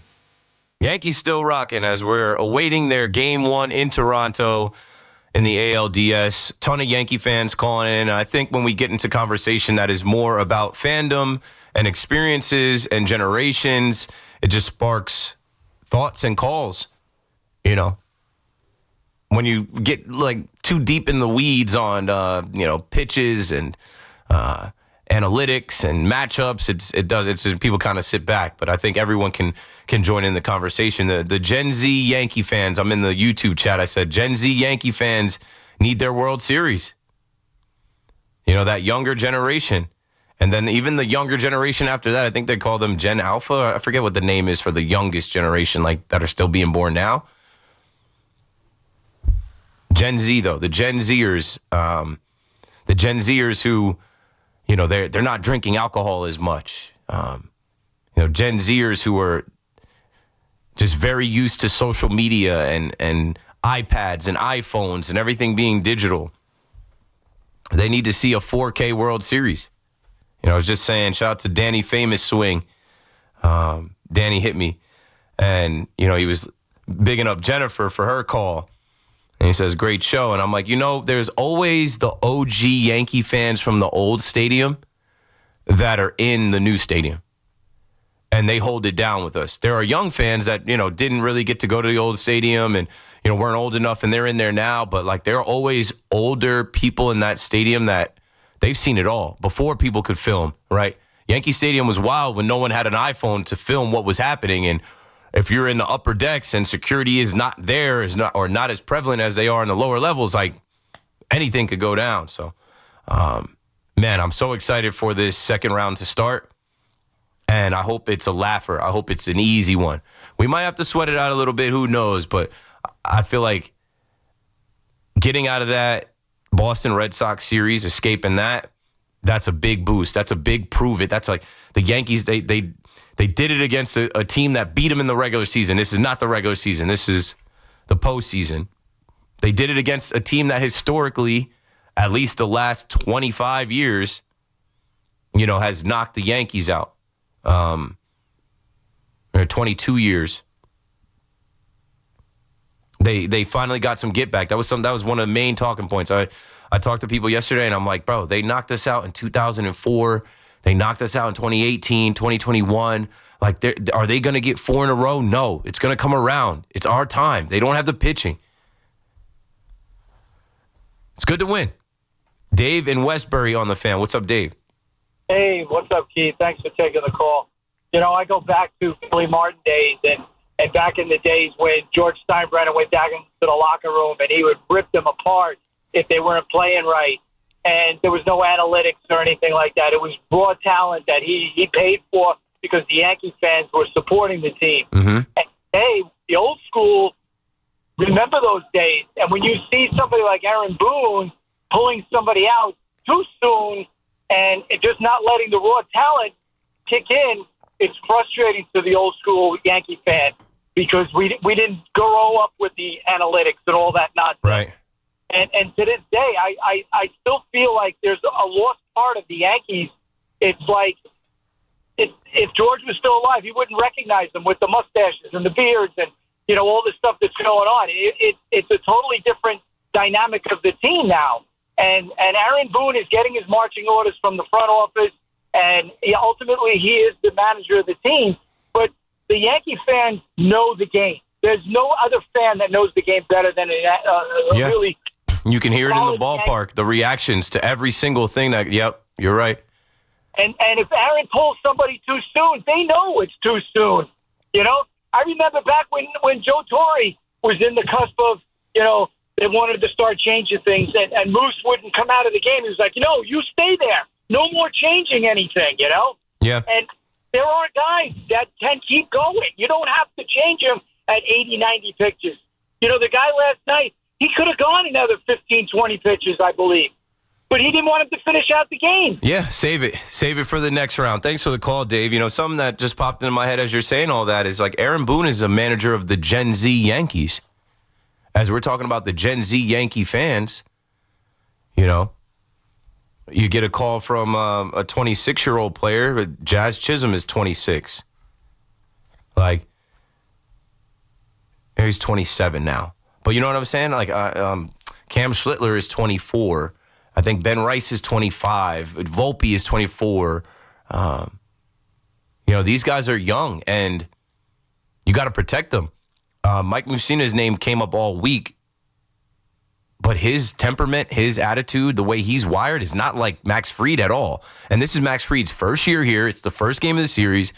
Max Fried is listening to his manager. Max Fried is sticking with the plan. Max Fried's not pushing back. That's what they agreed upon. Max Fried had the opportunity in between innings when Boone said, hey, get me one more guy. Max Fried had the opportunity right there in nobody's viewpoint to tell Boone, no, I'm getting this whole next inning. It is what it is. But when I do say like Boone has to, and the organization, they have to manage these young guys that are living in a world of like, yeah, back when you guys were watching Billy Martin, nobody could go on social media and send these guys DMs that like, even though they're not responding, they see them. You know, these guys are on Twitter. They're active. Like Jazz Chisholm jumped on Twitter when he got ejected to tell a fan something that I won't repeat. And it was instant. Cam Schlitler last night was trolling people after he had a historic start. Like he's getting after it. So it's like, if you don't think that they see all the negative and bad that is in the phone, and that's why I do kind of understand their approach about they never say a bad word about the players. They never rip the players publicly because they get ripped enough. They're going to hear it from everywhere else. Inside the house, they want that to be a safe place. And even with Jazz the other night, going through his wardrobe, going through his closet and turning his back on the media, I knew it wasn't going to be a problem. Judge said it wasn't going to be a problem. Jazz came out and won the game with his speed running the next day and said, no, there's no problem with Aaron Boone. He's my manager. He's been my manager all year. You know, I got his back. He's got my back, something along those terms. It's a lot of pressure on these guys. So I talked about with Volpe, and I named Volpe hashtag H11M. He's him. I seen him with that Instagram model girlfriend that he's got. I'm like, he is him, bro. Like, I can't imagine how hard it is to be him, to be a local kid whose family loves the Yankees, grew up watching the Yankees, hearing stories about the old-time Yankees, going to the stadium as a young guy, and then actually being good enough at baseball to be drafted by the Yankees, developed by the Yankees, become the Yankees starting shortstop at age 23 where they say, here you go, kid, here's the franchise. It's a lot of pressure. He's answering the bell now because he cares about winning in the postseason as a Gen Z Yankee fan as much as these Gen Z Yankee fans do. Raphael's in Mahopac on the Fan. What's up, Raphael? Hey, Keith. Long time loyal listener, first time caller. Want to speak about what do you think about tomorrow's game? I think the key to a sweep for winning in 4 is winning game 1. Because game 2, I don't see Free losing, and then it comes down to roll down in game 3. Just want to see what you think. Thanks for the first call. I started the show at 7, and I kind of leaned into Cam, and then I kind of went into Toronto stuff. But, you know, we're going to do this for the rest of the night, and then the game is tomorrow. I think 2 things. I think they're coming in hot. I think they're going to hit Gausman. Gausman has been dominant, but I think they're going to hit him because he's been sitting on ice. He's been cold. This is not a regular routine. This is like putting a bye week in baseball. It worked last year for the Yankees and the Dodgers, but that's because they're the Yankees and the Dodgers. They're stacked. The Blue Jays aren't stacked. They have, scrappy little hitters that put the ball in play, and they barely have enough pitching. And Gausman, he can be good and he can be bad. But I think, with a hot Yankees team that's coming in feeling like they're masters of the universe, he's got to be perfect against them, and I don't expect him to be perfect. Now, I also don't expect Luis Gil to be perfect. What version of Luis Gil are we going to get? Because he wasn't even on this roster. He's also on ice. So you're getting 2 starting pitchers that haven't pitched in their regular every 5 days. I'm sure they had their sides, their bullpens, their throw days, but they haven't been in the intensity of, here we go, folks. Live on Fox, baseball in America's game of the week. the New York Yankees versus the Blue Jays. And I don't know, for some reason, I just don't think the Rogers Center is lit. I don't think it gets loud. Is the roof going to be open? I don't think it matters. It could get loud. Obviously, I the don't think Jose it's Batista home Yankee run. Stadium was loud as hell last night. Of course. Like, I don't think it gets loud. I don't think the Rogers Center, compared to the decibels and the feeling of like, yo, it is ringing in here, I don't think it gets to that level at 4 o'clock, 5 o'clock, 6 o'clock, 7 o'clock tomorrow. Real quick, just on Aaron Boone's confidence, I just want you to hear a quick clip about what he thinks about the team. I feel like, obviously the last couple months really started to play really well. And, contrary to some thoughts up here, we're a really good team. Is that something that's been a theme, I guess, around the team of feeling that way? What's that? Is that something that you've kind of expressed to the team about? You said contrary to thoughts up here. Oh, I know. These I know reporters, Buck man. had some thoughts. That's all I was. Buck, okay, he said the name. So he's wrong, but it doesn't matter. We got to go play, and we got to go perform as everyone does at this time of year. So we feel really good about our team. We're playing well, but all that's in the past now. We got to go play well moving forward, and we have the challenge of a new series against another really good team and a really good opponent that has earned the opportunity to wait out this first series. So we're excited, looking forward to it, and should be a great series. Just ask the question. Oh, is that in response to what Buck Martinez had to say on the broadcast last month? Yes. It went viral. We all heard it. I think every Yankee fan that caught that was like, hey, hold on. Who are you to talk? What are you saying? Prove them wrong. I was even leaning into it as the Yankees were winning games down the stretch and they weren't homering and they were putting the ball into play. I felt like it was a concerted effort. I thought it was like intentional, like, hey, play a little bit of small ball. And the way they won last night was small ball. If you don't think that every player on that team wants to go out there and show that they're a good team and win the game just to throw it in that dude's face that calls games, former player, if you don't think that's bulletin board material, like, okay, we're not a good team, we're going to end your season. And then that little soundbite is going to be remembered forever. Zip your lip. Like, even when we were catching him, because I had receipts too, when we were catching him, like he came on Evan and Tiki, and I think they might have been 5 games up, and he said something like, they're 5 games up with 2 weeks left to play in the season. I think they're in a pretty good spot to win a division. Ooh, did I want them to get caught just so I could be like, let's rewind the tape. Don't count your eggs before they hatch. Mind your own grass. Mind your own business. We'll see you when we see you. 888-808-1019. So that clip came from the media day that went on, the media day and workout that went on today up in Toronto. Aaron Boone speaking. Luis Heel also spoke ahead of his start. So maybe we'll get something from him. Ryan McMahon spoke. Vladdy spoke. So Paulie's working on pulling some of those things. And when he has them, we'll bring them in. Let's continue with the Yankee calls and the conversation. Heading into ALDS Game 1. Rich is in Westchester. You're on the Fan. What's up, Keith? Big Yankee fan. What's up, Rich? This could end up being one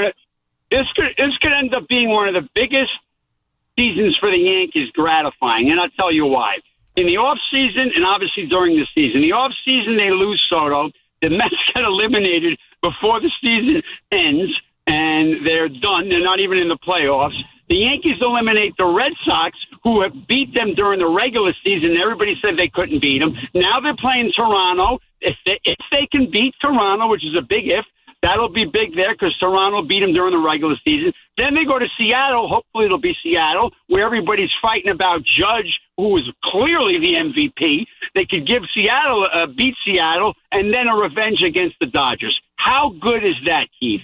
You got it mapped out, Rich. Thank you for the call. You got the revenge tour dates, opponents perfectly mapped out, but a lot has to happen for us to get that, for us to get there, and for the opponents to get there. It's funny, during the break, I saw New York Post Sports write that the Mariners catcher Cal Raleigh beats out Aaron Judge for first award in stiff MVP battle. So, Baseball Digest Inside Edge Major League Player of the Year award today went to Cal Raleigh over Aaron Judge. I don't know. Take it for what you want. It's not the voting for MVP. But I think with the season that Cal Raleigh had, there are enough people that say he's the MVP. Well, even that award, what was it? What was the name of the award? The Baseball Digest Player of the Year Award. I think it's fine to give Cal Raleigh the Player of the Year. He had an insane year. It's a different, but then it's a different wording than most valuable player. But if you want to give the guy had an incredible year. That's a Hall of Fame year. That doesn't. This is a year that I don't think he'll duplicate. I don't think anybody else will duplicate at his position on his team. Right, and we all know that Aaron Judge is an alien. We didn't know that Cal Raleigh could do this. No one knew that he could get to this level. No, this came out of nowhere, honestly. He signed that contract. That's probably what did it. Once he got that money to secure him up out there, he's like, big dumper to big thumper and like 60 homers. I honestly said the only way I would have conceded that was if he tied or broke Aaron Judge's record. I'm like, and I thought it was a foregone conclusion. He had that game when Judge had that 2-homer game, I think to get to 50, 49-50 or 50 and 51 maybe. Raleigh homered 2 times that night. I'm like, oh, he's gonna walk Judge down. Yeah, I think that was in Kansas City. He homered against Kansas City. I'm like, he's gonna walk Judge down. He's gonna take Judge's record, and then it's case closed. There's no argument. If he gets 63 home runs, MVP. But no, I would love to see them go head to head and Judge edge them out. The Yankees swept the Mariners in the regular season. The Yankees swept the Mariners. I don't fear them. They're the Mariners. They're gonna be in way over their head if they come out here. I hope it is the Mariners. If it's the ALCS and they got to play in Yankee Stadium, and they're not gonna be able to hold their bats.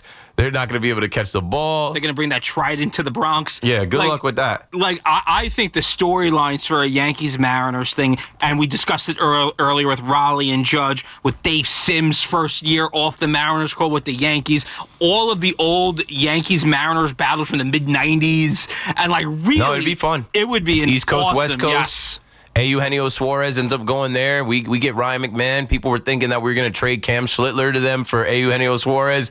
Good job not doing that, Cashman. I know Cashman wasn't entertaining that at all. On the subject of Ryan McMahon, real quick, this is also from earlier today about his tumble over the Red Sox dugout. Ryan, how'd you wake up today after that catch last night?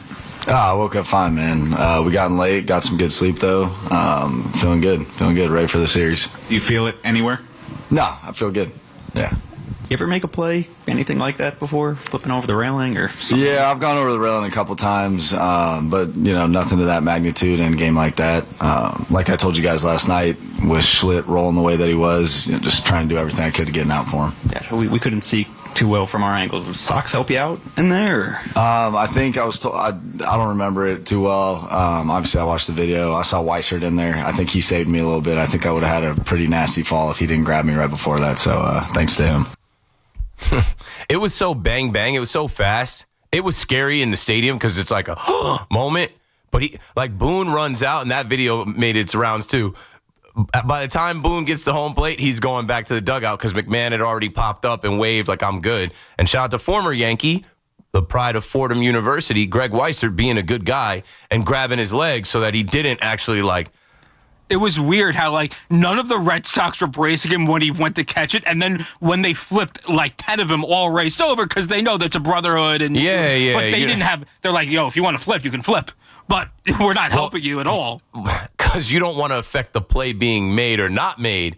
But then once they see the play is made, help the guy not crack his skull like his feet were in the air. All right, it's already 10 o'clock, man. I do got to get to some Football Friday stuff. So definitely when we get on the other side of this break, we'll do that. Don't go anywhere. We're coming right back. Swing and a miss, struck him out. Rookie flamethrower Cam Schlitler gave a performance for the ages while making history in the Bronx.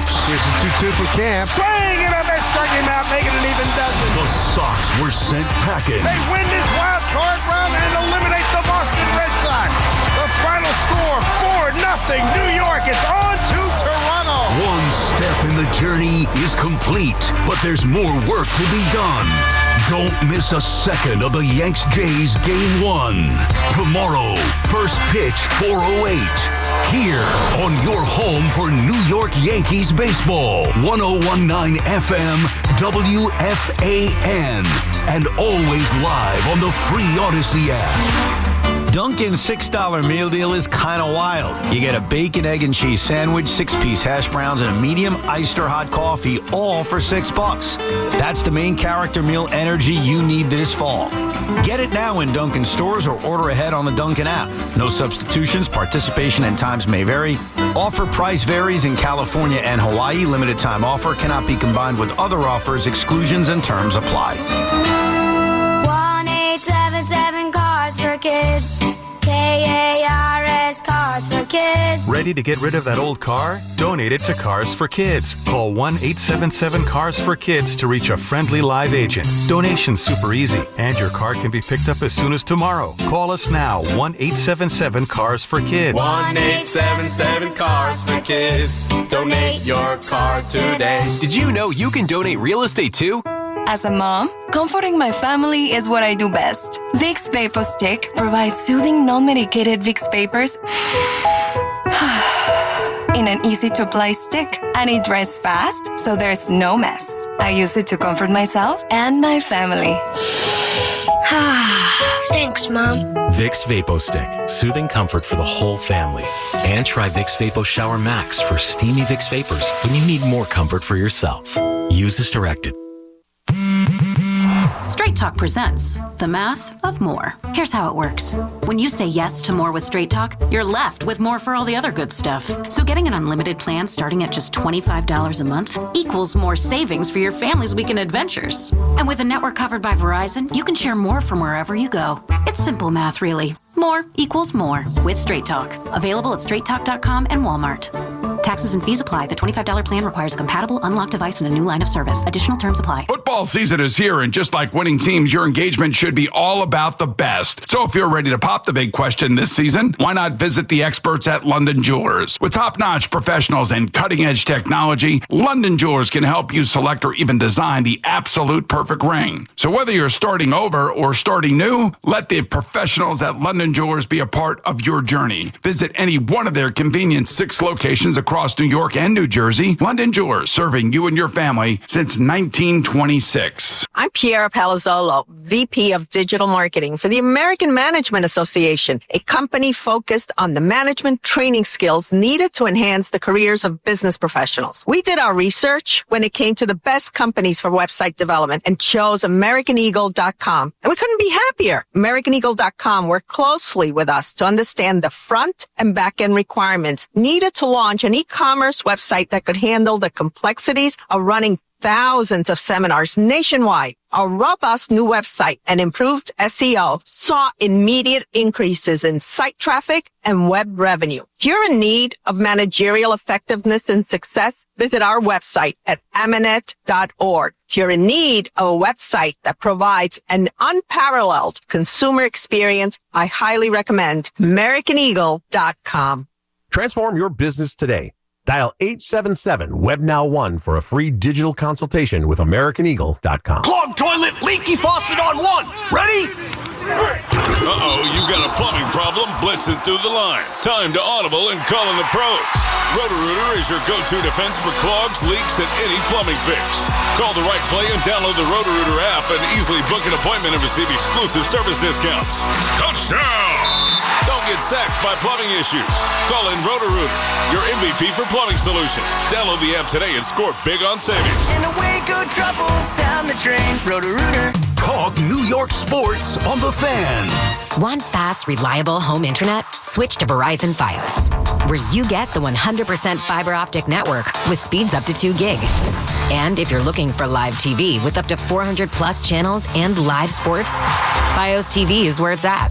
Get the internet speed you want and the TV you love when you bundle Fios home internet and TV with Verizon. Plus, get the latest deals when you call 1-883-VERIZON and switch to Verizon Fios today. Availability varies. Hear that? That's the beginning of a journey powered by the confidence that comes from driving a vehicle so reliable, it's backed by a 10-year, 100,000-mile limited powertrain warranty. Where your journey ends? Well, that's up to you. Visit your local Kia dealer today. Kia, movement that inspires. See retailer for warranty details. Always drive safely. Limited inventory available. Listen up, football fans. You won't want to miss this. Right now, new Bet365 customers bet $5 and get $200 in bonus bets, win or lose. So you could turn that $200 into something bigger when you bet on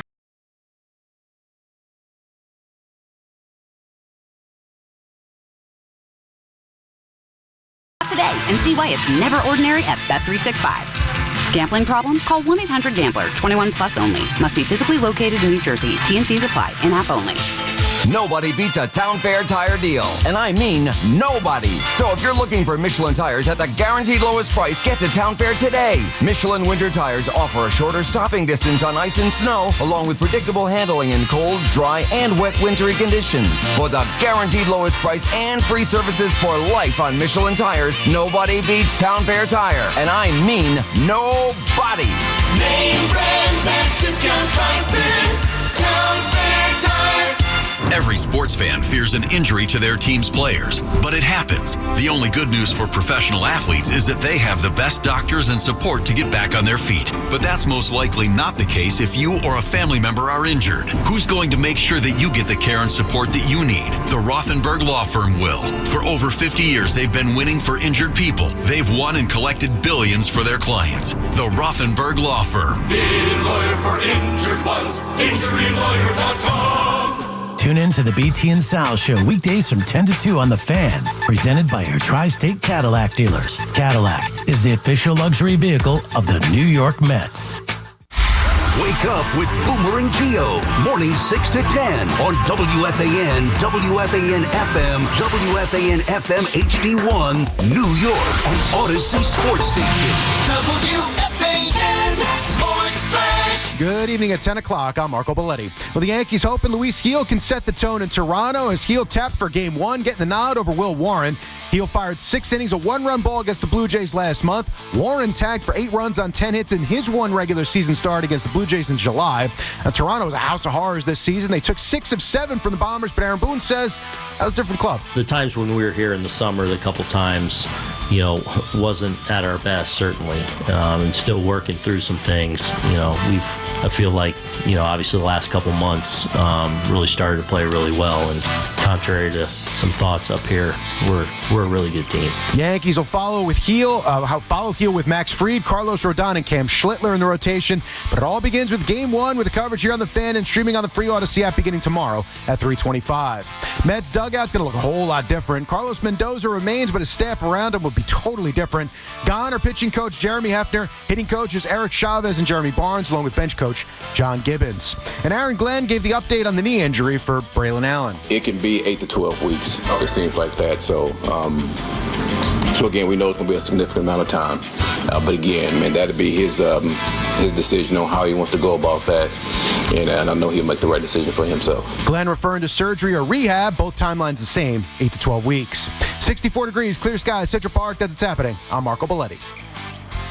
Get connected with WFAN to talk about your favorite teams. The Fan on the Odyssey, iHeart, and TuneIn apps. 94.7 The Block and our sister station 101.9 WFAN present the quickest New York football preview with WFAN weekday evening host Keith McPherson. Week 5, okay, it's game time. May I kick a couple raps about the matchups and main guys? I hate it when they play the Jets and Giants at the same time. 1 o'clock, running hot. You know that the Jets about to run the rock. And if they lose this week, they'll be on the clock. Thinking about a draft pick, maybe a quarterback pick. Just give the ball to Breece Hall, throw it to wherever Garrett is. It won't even matter, kids. They find a way to lose. I guarantee that Dallas wins against New York. That's win number 2. The first one they stole from under Big Blue. Back-to-back weeks trying to eat a W. I don't know what they're gonna do without one coming through. No Malik Neighbors, you're down one elite player. Dart shocked the world. Can he be greater a week later? Who that say they gon' beat them Saints? A 2.5 spread says the Giants ain't. I expect to win, and that defense to be great. Put Spencer Rattler on his back or on skates, get in his face. And Monday night might look like something light, but down in Duval, the Jags will put up a fight. The Chiefs already won. We thought they were done. The dynasty is not over. They're about to go on a run. Bam, bam, bam, bam, bam. Perfect. Another one. Man, it was hard to do that today.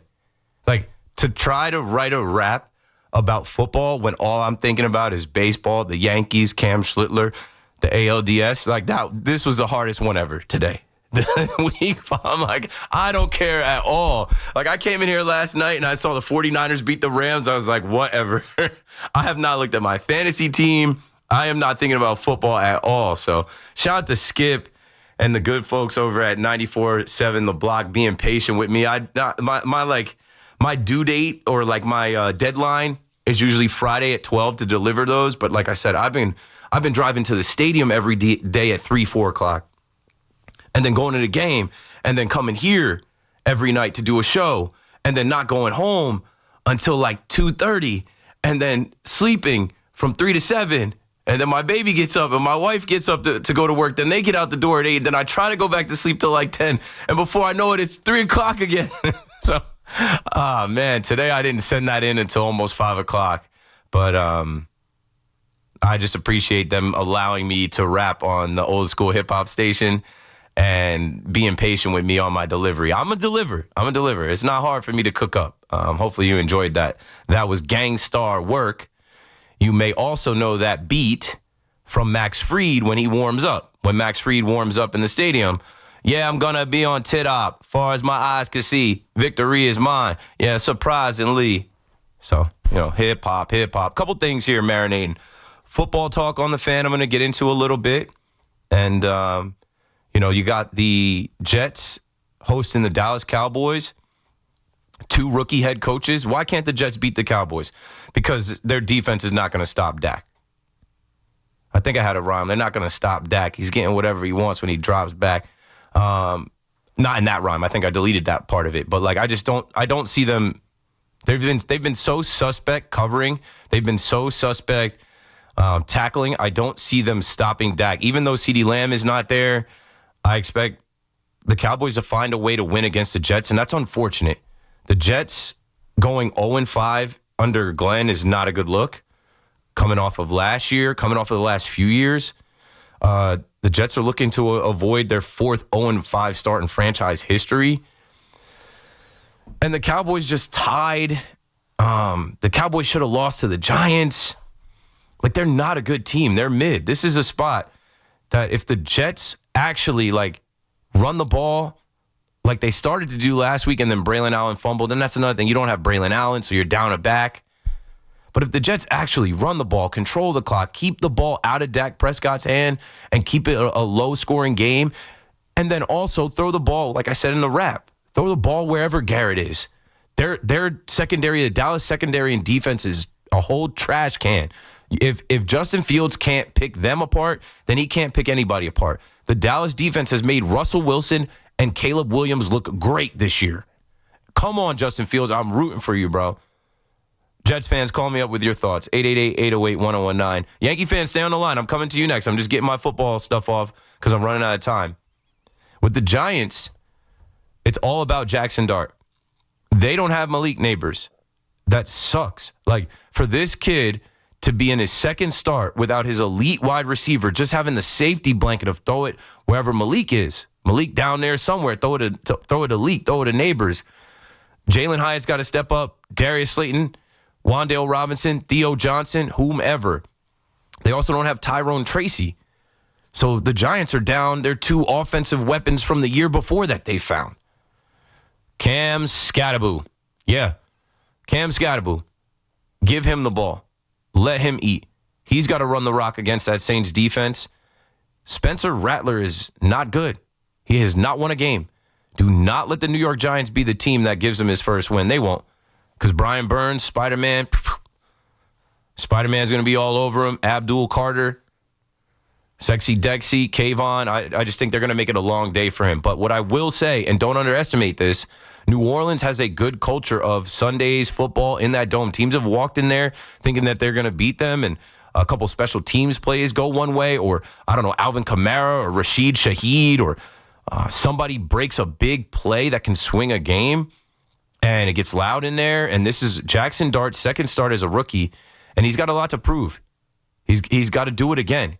He re-energized Giants fans, and I think he's got a chip on his shoulder because the Saints interviewed him. He thought he was going to be drafted by the Saints. He thought that was a pretty good landing spot for him in the 1st round. They got an offensive lineman. How has that worked out for them? So you think Dart is one of those type of guys, like how we just saw Cam Schlitler get motivated because people crossed the line talking to him, his family, whatever they did, Boston fans. He couldn't wait to put his whole, surrounding area where he grew up, his college, to bed last night. I think there's a little chip on Dart's shoulder where he wants to beat the Saints for not drafting him, not coming to get him, and drafting Tyler Shuck in the 4th round, or no, not 4th round, 40th overall, because they didn't get Dart, and look where they are now. They don't have a quarterback at all. So we will get into the conversation there as well. Giants fans, call me up with your thoughts and your takes, but let's get back to the phones. Yankee fans, I will tell you this, and I started to tease some of this earlier in the week, but now this is happening on Twitter live as we speak. Keith_McPherson, former Yankee Clint Frazier.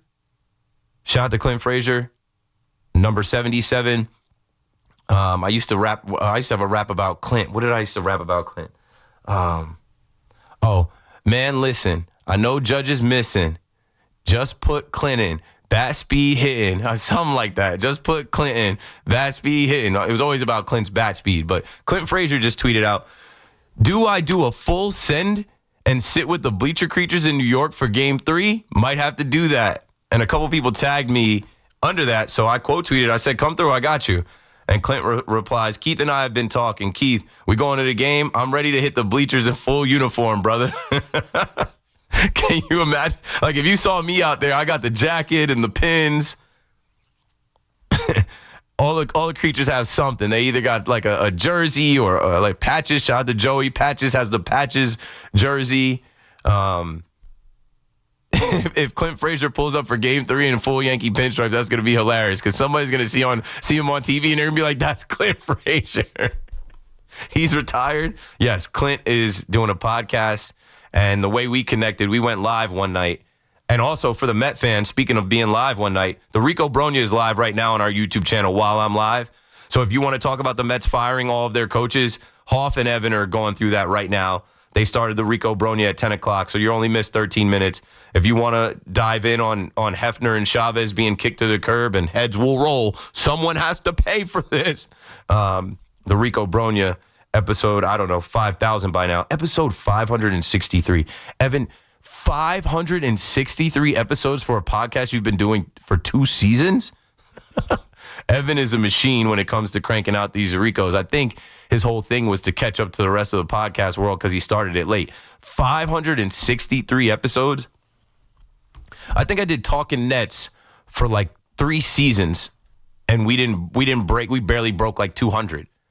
So that means Evan's grinding. But yeah, let's get back to the phones and talk to the Yankee fans. Maybe you see me in the bleachers with Clint Frazier.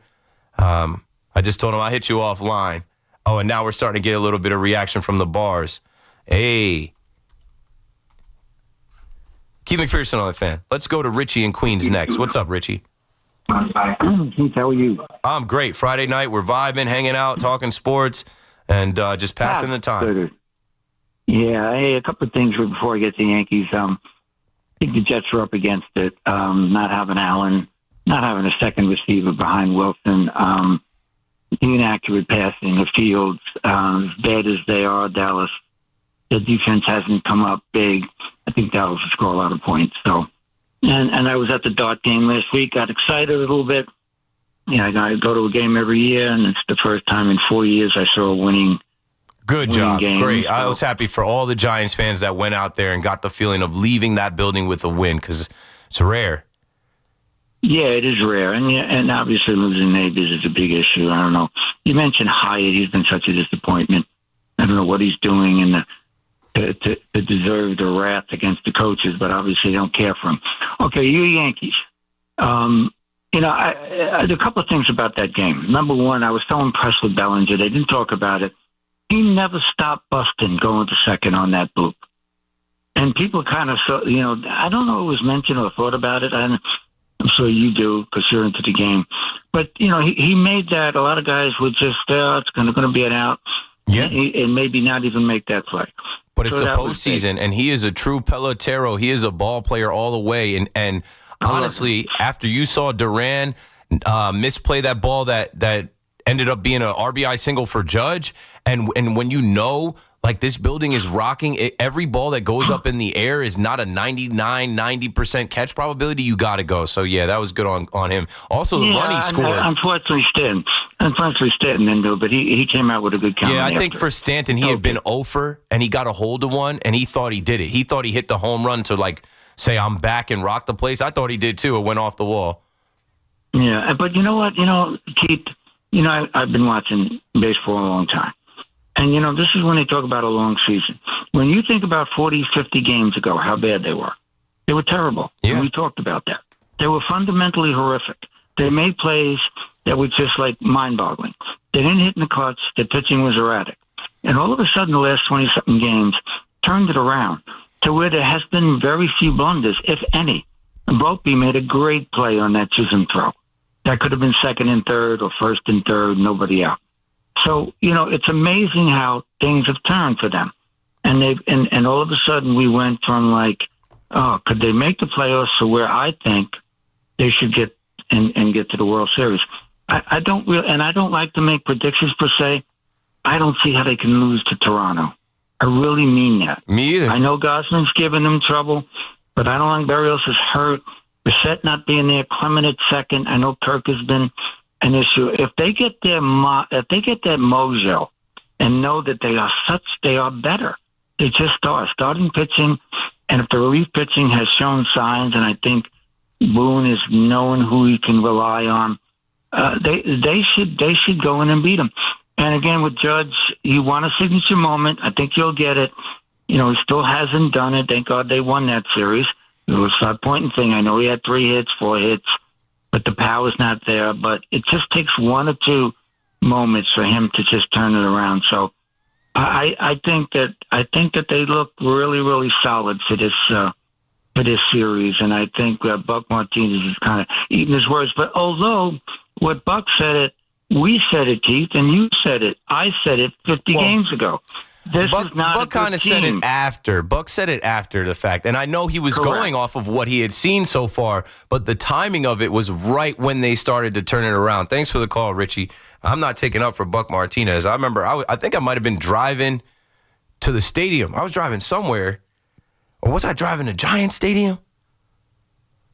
I don't know when I was driving. I know I was going up Tunnelly Ave, and I was listening to Buck Martinez on Evan and Tiki show. I was mad. I was like, bro, they need to grill him. They need to not be friendly with this guy. I guess Evan had a relationship with him, or maybe not.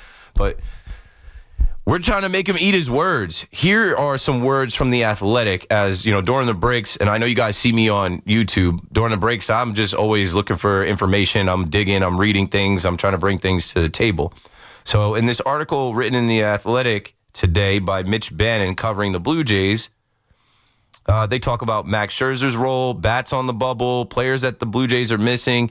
And this excerpt right here is interesting because this is where I think the whole series is going to lie. How they set up the rotation. Kevin Gausman's Toronto's undeniable second-half ace appears to be the clear choice to start Game 1. After that, things get murky. Shane Bieber is the Jays' second-best starter, but that doesn't mean he'll pitch in Game 2. There's an argument to push Bieber to Game 3, sliding Trey Yesovich into the second slot. Throwing a rookie into his 4th career start in a potential deciding game of a division series at Yankee Stadium is a huge ask. See, so they are thinking about these. The writers are thinking about, they all have to think about this. 2 of Bieber's 3 career postseason outings came in the Bronx. So they're thinking about setting up Shane Bieber for Game 3 or the deciding Game 4. A Game 2 start for Trey Yesovich keeps him at Rogers Center, a friendlier environment, and removes New York's ability to practice at bats against him using their home Traject pitching simulator. They're even thinking about that. You know what they have?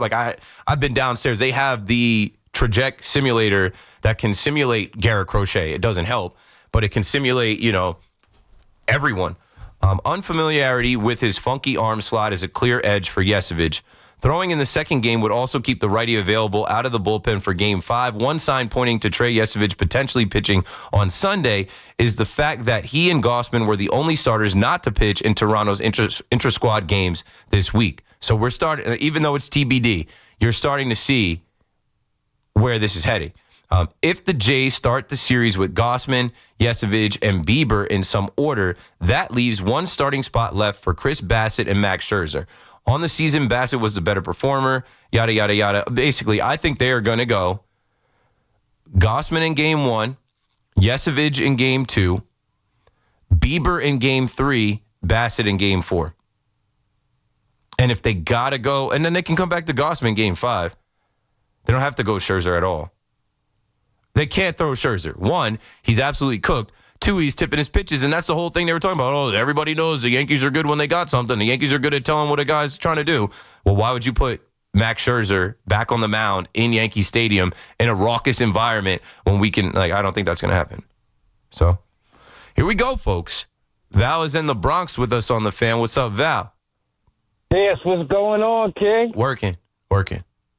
You're killing it as usual.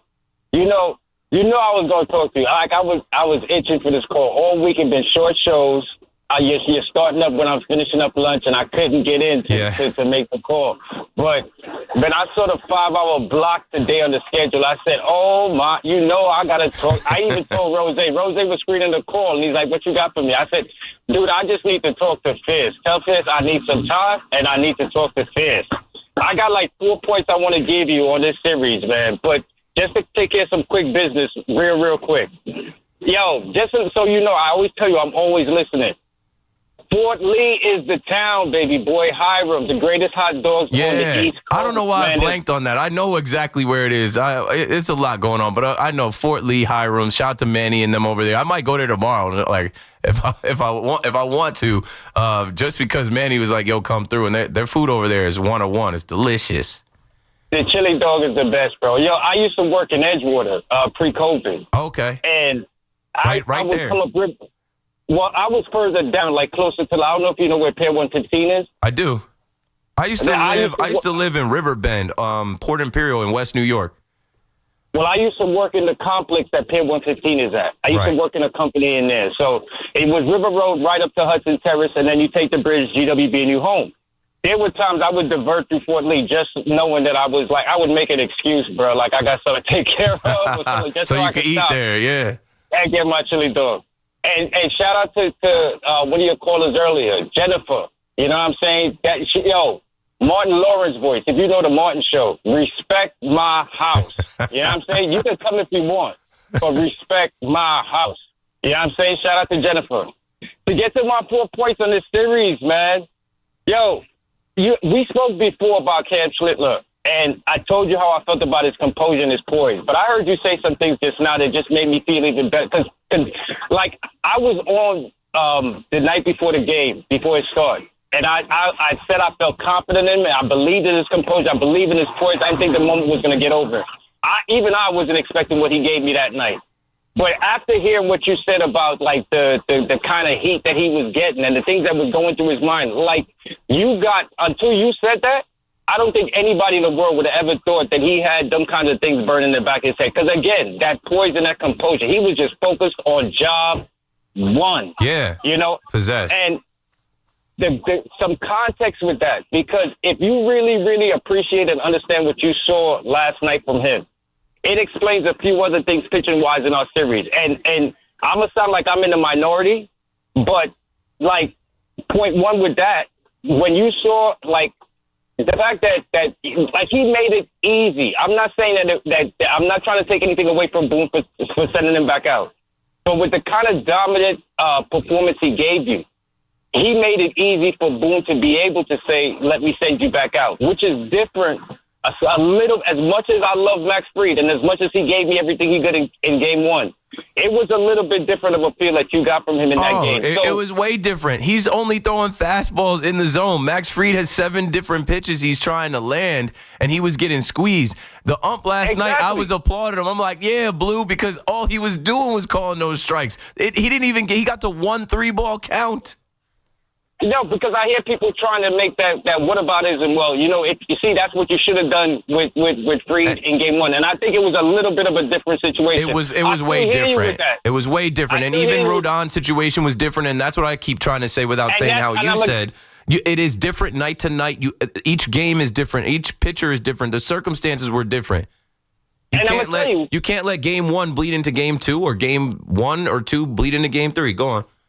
But Cam's context also played into game 2 with Rodon also, because I think once Cora went to his bullpen, you know what I'm saying?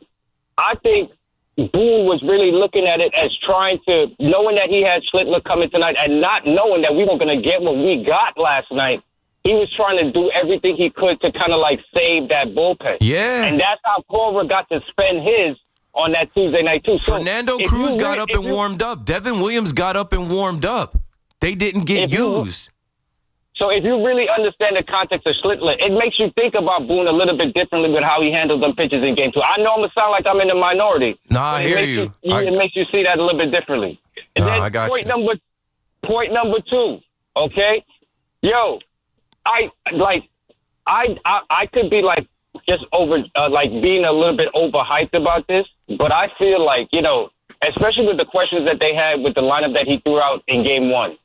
From game 2 on, I felt like every button that he pushed, there was like a certain mentality amongst them to kind of, as much as people say Boone is a player's manager, I feel like the players actually made a point of saying we're gonna justify and reward his trust in us. Whoever he put out there, whatever bench moves he made, even in yesterday's game, you know what I'm saying? When you saw McMahon come out there and he's flying and diving and doing stuff, like whichever button he pushed, Rosario, all of that. From game 2 on, once, like even Jazz and Rice, they were like, nah, it's all right. You sat me one.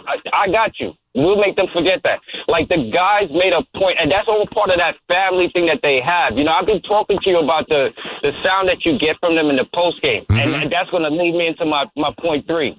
I've been talking to you about that sound that you're getting from them in the post game, and they just seem like so focused. You hearing people talking about, you know, what do we do with this? Are you scared of this? Are you scared? Like they are just like, you know, it doesn't matter who's in front of them right now. They just, like you heard Judge say, it's about us, and not to be like we're, you know, conceited or overconfident, but it's about what we do. We are in control. Like anything is out there, and we got to go against it, but we have to be the ones that take it. You know what I'm saying? Val, you're the man, bro. Appreciate it. Appreciate the call. Sometimes I catch you call Big Mac. I know my shows have been like 2 hours after the game this week, so it's tough for me to get to all the calls. I got to move the line along, but I'm with you, bro. I think that we've learned a lot about this team. This team has evolved. I think they feel like they are brothers. They are connected. They are in this together. There is not one guy in this room that I think is focused on leaving and heading out the door to anywhere else. I think they are all pulling on the same rope. I think they, you know, half of them went through the battles last year, and then the new guys that are here, they know what type of team they're on. They know where this team is heading. It's a great vibe that the Yankees have right now, and they look at Toronto like there's no way this team is better than us, and they beat the division. Okay, now we got to beat them where it counts. Aaron Boone had no reason to take out Cam Schlitler, and being in the stadium, we were all just counting pitches and saying, yo, it's scoreless.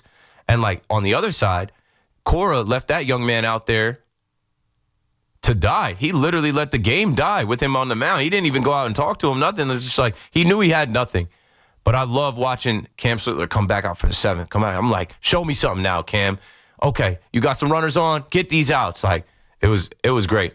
It was great. And I think that now when we get into these further rounds, what we went through in this 3-game set is experience that will play. Don't be in a rush to take Max Fried out of his next start. If he's scoreless, if he's not laboring,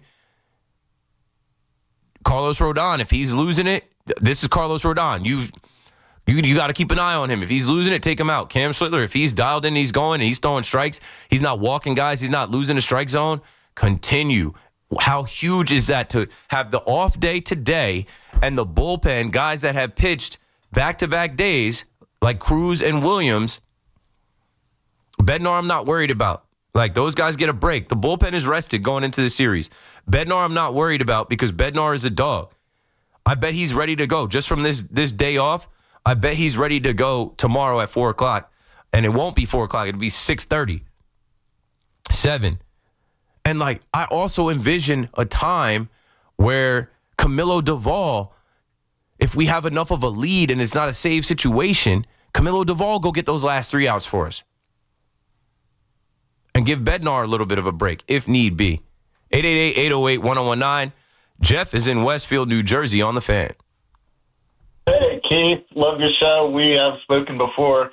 Real quick, chime in for just 2 minutes on the hot dog talk you're having.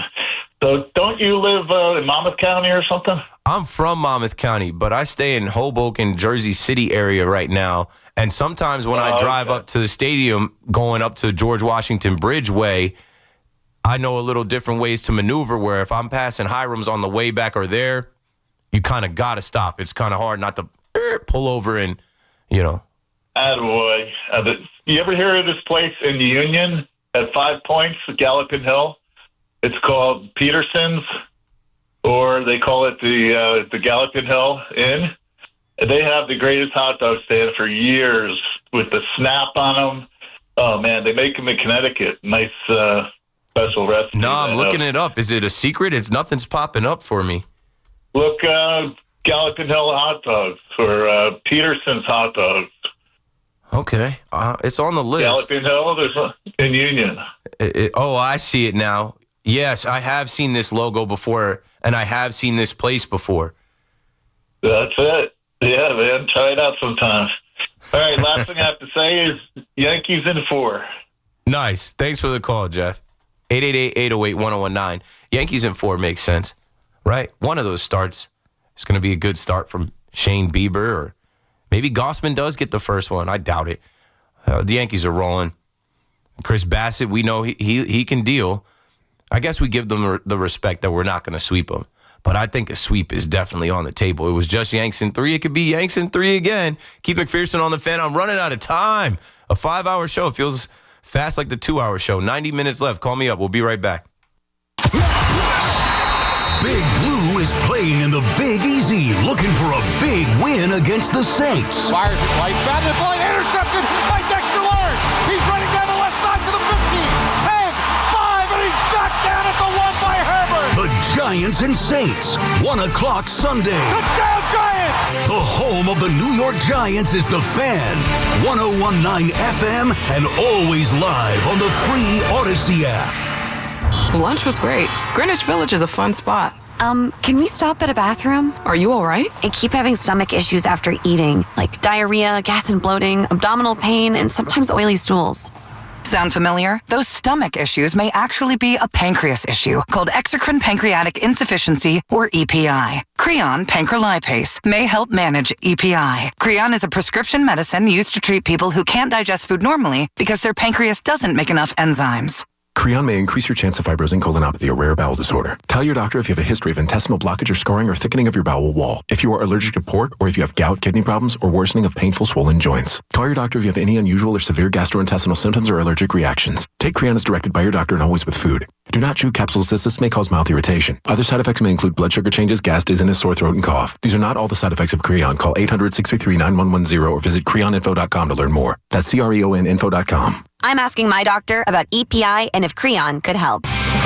Run or walk with Giants legends. The Giants Foundation will host a 5K race and kids run presented by Quest on Sunday, October 26th at 9 a.m. at MetLife Stadium. Net proceeds will benefit the Giants Foundation. All participants will receive a commemorative t-shirt, and after the race, stay for a post-race festival with appearances by Giants legends and a live DJ. Register now at giants.com/5K. The Giants Foundation is a 501c3 nonprofit corporation. Dunkin's $6 meal deal is kind of wild. You get a bacon, egg, and cheese sandwich, 6-piece hash browns, and a medium hot or iced coffee, all for $6. That's the main character meal energy you need this fall. Get it now in Dunkin' stores or order ahead on the Dunkin' app. No substitutions. Participation and times may vary. Offer price varies in California and Hawaii. Limited time offer cannot be combined with other offers. Exclusions and terms apply. Visit the all-new, totally redesigned Ray Katina Lexus of Freehold, the largest Lexus dealership in Central and South Jersey. Experience the Lexus GX, a bold, rugged SUV loaded with cutting-edge tech. Visit LexusOfFreehold.com today and drive the extraordinary. Looking for the best value on new tires? Get to Town Fair Tire. We honor every valid manufacturer's and competitor rebates and give you the guaranteed lowest price. Nobody beats Town Fair Tire. Nobody. Town Fair Tire. We've got more sports talk coming up on The Fan. Morning, Zoe. Got donuts. Jeff Bridges, why are you still living above our garage? Well, I dig the mattress, and I want to be in a T-Mobile commercial like you. Teach me, Saldana. Oh, no, I'm not really prepared. I couldn't possibly. At T-Mobile, get the new iPhone 17 Pro. On them, it's designed to be the most powerful iPhone yet and has the ultimate pro camera system. Wow, impressive. Let me try. T-Mobile is the best place to get iPhone 17 Pro because they've got the best network. Nice, Jeffrey. You heard them. T-Mobile is the best place to get the new iPhone 17 Pro on us with eligible trade-in in any condition. So, what are we having for lunch? Dude, my work here is done. 24 monthly bill credits on experience beyond for well-qualified customers plus tax and $35 device connection charge. Credits end and balance due if you pay off earlier. Cancel finance agreement iPhone 17 Pro 256 gigs, $1,099.99 and new line minimum $100 plus a month plan with auto pay plus taxes and fees required. Best mobile network in the U.S. based on analysis by Ookla Speed Test Intelligence data 1/8/2025. Visit T-Mobile.com. Hear that? That's the beginning of a journey powered by the confidence that comes from driving a vehicle so reliable. It's backed by a 10-year, 100,000-mile limited powertrain warranty. Where your journey ends? Well, that's up to you. Visit your local Kia dealer today. Kia, movement that inspires. See retailer for warranty details. Always drive safely. Limited inventory available. Bet365 is paying out before the final whistle. Check out Bet365's on.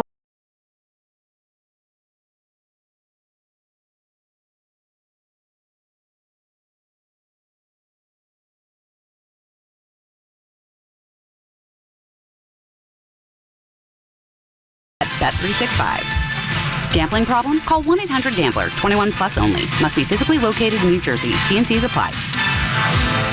If you work in New Jersey manufacturing, your chance to network, learn, and connect with resources for your business is October 3rd, the annual Made in New Jersey Manufacturing Day in Freehold. Both gubernatorial candidates will share their vision for industry in New Jersey. Register today at njmep.org. Total Orthopedics is Long Island's premier orthopedic practice. Whether it's a sports-related injury or something far more complex, Total Ortho has you covered with locations throughout Long Island, Queens, and now West Orange, New Jersey. Don't struggle with pain or injuries and get fast expert care from the leading orthopedic doctors, including the #1 spine doctor on Long Island. Visit TotalOrthoSportsMed.com and schedule an appointment today. Total Orthopedics and Sports Medicine, the experts at getting you back to being you. We could tell you what it's like to drive the Nissan Rogue and tell you all about its performance capabilities, like its VC turbo engine, its impressive fuel economy. Still going. It's I can go virtually anywhere type of freedom. Nice. But you don't have to take our word for it. Go drive it for yourself. You're up. Experience the power of the Nissan Rogue. Drive the Nissan Rogue. Now get 0% APR financing for 60 months on the 2025 Nissan Rogue, Pathfinder, or Murano. For well-qualified buyers, example 0 down payment. 60 months financing at $1,667 per month per thousand financed. Actual down payment may vary. Subject to Nissan Motor Acceptance Company credit approval. Not all buyers qualify. Dealer contribution may affect actual price set by dealer. Contact dealer for details. Ends 11/3/25.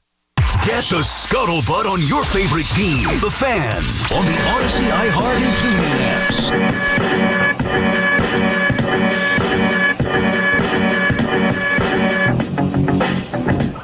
Okay. Right back at it on the Fan. It's me, Keith McPherson, bringing you home till midnight. I just saw Hoff on the Rico. I'm like, is Hoff coming up next? I'm pretty sure Hoff is coming up next. So, Hoff, you got to get off the Rico and come to the Fan. Yeah, okay, the Rico has ended. That was a short Rico. I mean, This is the Rico Brogna podcast. Remember, I was about to start the Rico Garcia podcast as Rico Garcia went from Mets to Yankees back to the Mets. Yeah, the Rico is over. But how much can you really talk about Happy Trails, Jeremy Hefner, and Eric Chavez? How much can you talk about football on a Football Friday when the Jets are about to go 0-5, and I don't know. I think the Giants can win. I just think the Giants defense is going to do enough to stop the Saints offense. And here's my thing about Malik Neighbors. We've seen games where Malik Neighbors wasn't really a factor. Last week, they didn't get the ball to Malik Neighbors last week at all, so they figured out a way to win, and they won. And then also, they couldn't get the ball to Malik Neighbors. Was it against Washington? I know they didn't win the ball. Oh, now I can't talk. I'm reading, and I'm trying to think about what I'm trying to say. Win the ball. I know they didn't get him the ball. I know they didn't win the game. I just think that it's not the end-all, be-all without Malik Neighbors. Oh, it was the Chiefs game. The Chiefs game was somewhat close without them force-feeding the ball to Malik Neighbors. So there is a world where Jackson Dart and Brian Dable cook up. And I think with Jackson Dart's athletic ability and his ability to improvise and kind of make it up on the go, they're going to find ways to move the ball. Move the ball and, put pressure on Rattler and don't give him time to throw. And I think the Giants can go down there and get a win. They got to be kicking the ball, though. New York Field Goal Giants. Is Younghoe Koo active yet? Maybe. And then we'll see. Now, with the Yankees going to the next round, the ticket price are just going to get ratcheted up. I noticed, you couldn't get in there for less than $150 on yesterday. But Tuesday, you could get in for $75.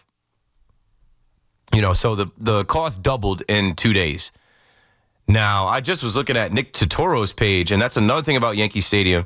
I saw he was with Johnny Manziel. And as we get, further and further, and there's less teams playing, and all the focus shifts to Yankee Stadium, it brings out more and more celebrities. So between Legends, Delta, and the suite level, those are going to be claimed by rich celebrities that are either gifted them from somebody that paid for them, or they just come out and pay for them. There's always celebrities in Yankee Stadium. I'm not a celebrity in Yankee Stadium, but it's obviously a hotbed for people that know me. I've said that to friends because friends will come with me and they're always fascinated by how many people, that guy? No. Oh, that guy was looking at you. Oh, that guy took a picture of you. I'm like, if there's one place where people show me love, it's Yankee Stadium. But there's one thing I ask. And if you can hear me and you meet me at the stadium, you got to chill with the touching. I had a guy try to smack my ass in the stadium, and I hit his arm, and he was offended. And I'm like, yo, chill, bro. I don't know you. He's like, oh, my bad, man. Big fan. I watch your stuff. I'm like, he tried to give me, I'm walking past him in the hallway going past the terrace. And so he gives me the wave, what's up, Keith? And I don't know if I'm just like, what's up, bro? And he comes around for the ass smack, I don't know, we're teammates or something. And so with my left arm, I just knock his arm to not be able to complete that. And in a way, I hit him. I wasn't trying to be forceful, but at the same time, bro, I don't know. You don't come through trying to slap my ass. And he was like, oh, I'm sorry. I'm like, just get it together, bro. Would you smack a stranger's ass? I am a stranger to you. You might see me in your phone. You might hear me on the Odyssey app. You might hear me in your car, but I don't know you. And this is the Bronx, New York. You need to have your guard up a little bit. There was this other guy I met behind the bleachers, and his girl shamed him because I pull up, I'm just trying to look over and see the game. And when he notices it's me, he gives me a pat on the back. And I'm like, bro, it's good. He's like, oh, big fan. And he starts tapping me on the arm.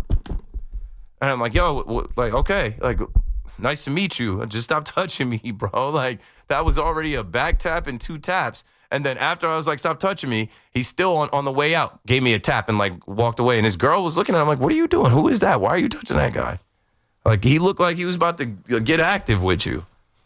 I know it's all in good fun. And most of the time these people are drunk and they're nice because they're fans, but they get too nice. They I don't know. When you start to get notoriety, it changes the way you meet people. It is completely changed for me. My awareness and antennas have to be up now because it's I don't know if you're doing that to, I don't know. But, hey, if you approach me, just say what's up. We can take a picture. I'll dap you up. I got no problem. Full on dap, fist bump, dap. I keep the Purell on deck. I'm washing my hands in there.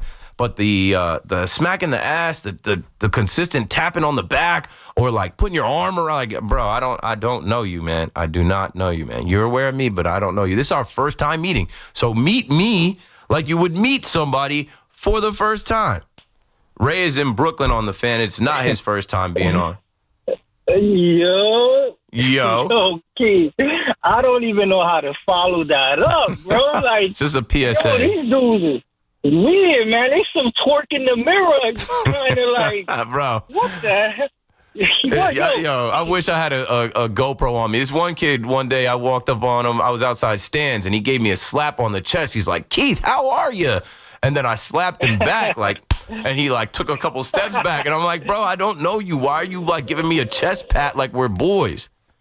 You see the reaction he had. He should have thought about that before he touched you, because that he should assume you're going to have that same type of reaction. It's just weird. Just keep your hands to yourself. That's a stadium rule. The Red Sox fans were getting active, but when they crossed the line and put their hands on somebody in a section, okay, now it's on. Don't touch anybody. Yo, plus, you already know dudes ain't the same no more. Some Diddy party dudes out there, yo, Keith, man, you're doing the right thing, bro. You gotta be careful.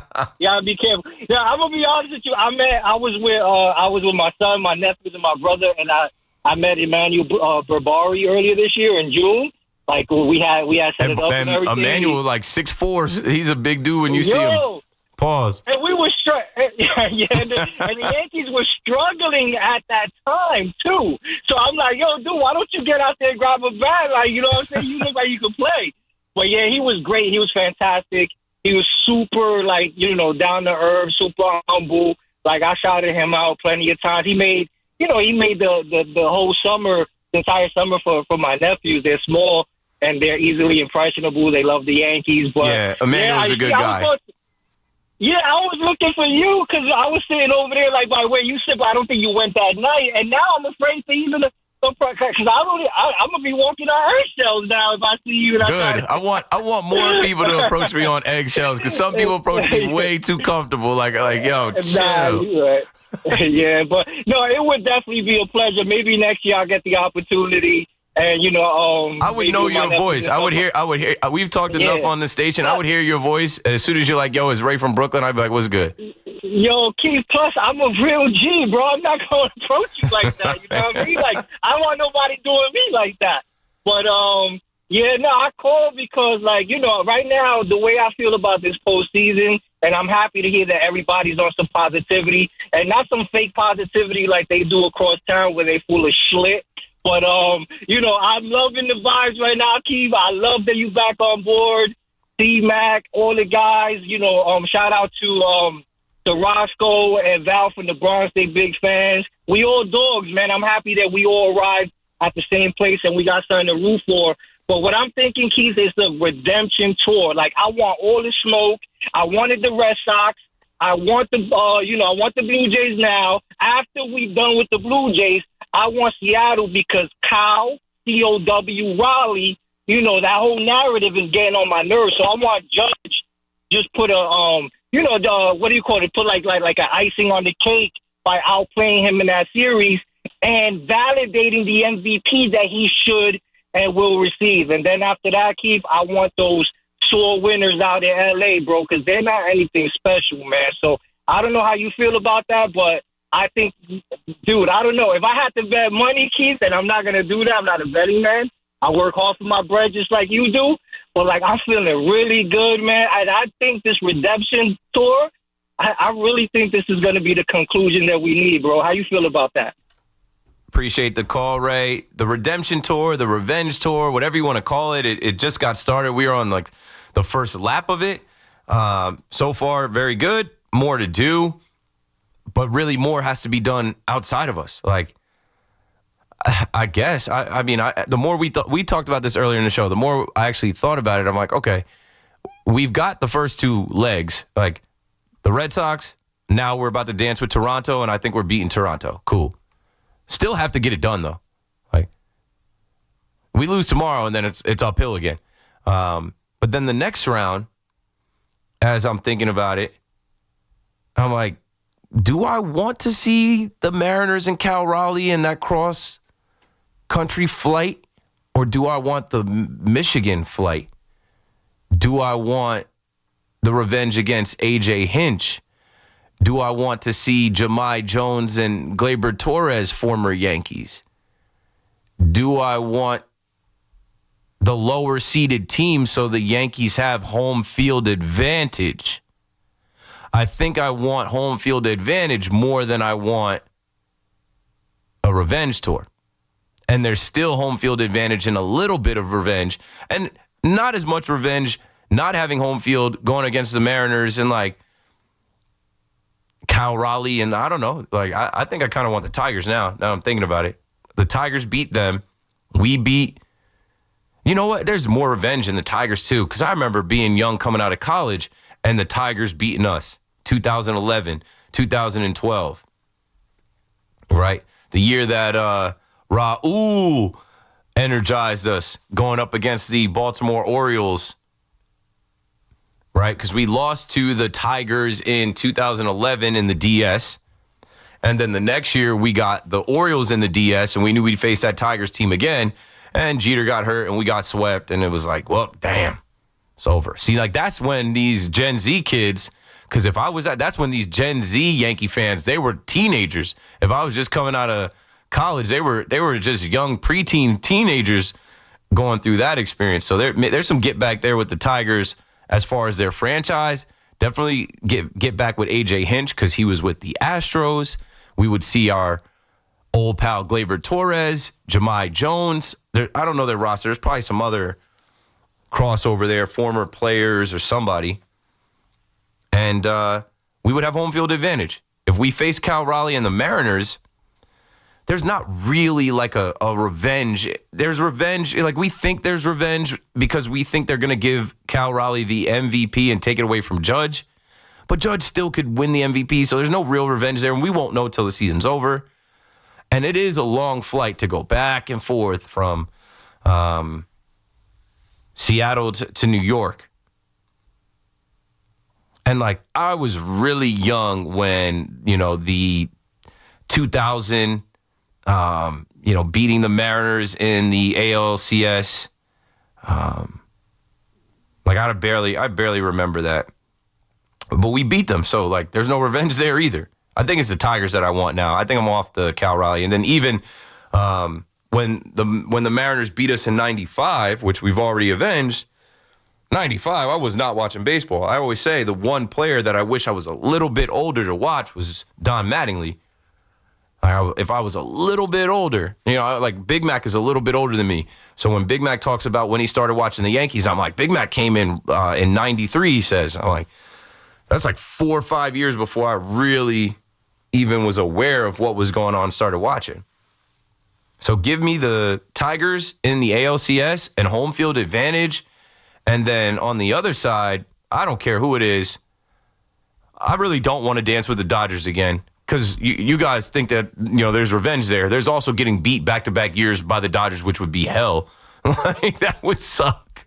And Ohtani's pitching, and if Ohtani's healthy, like, you guys forget, Ohtani was hurt last year and they beat us. Ohtani wasn't pitching and he had one arm and they beat us. So I wouldn't sign up for that kind of revenge because that could be a miserable nightmare over again. Deja vu. Can't believe this is happening again. Shohei Ohtani. 888-808-1019. It's already 11 o'clock. Keith McPherson on the Fan. Don't go anywhere. We're coming right back.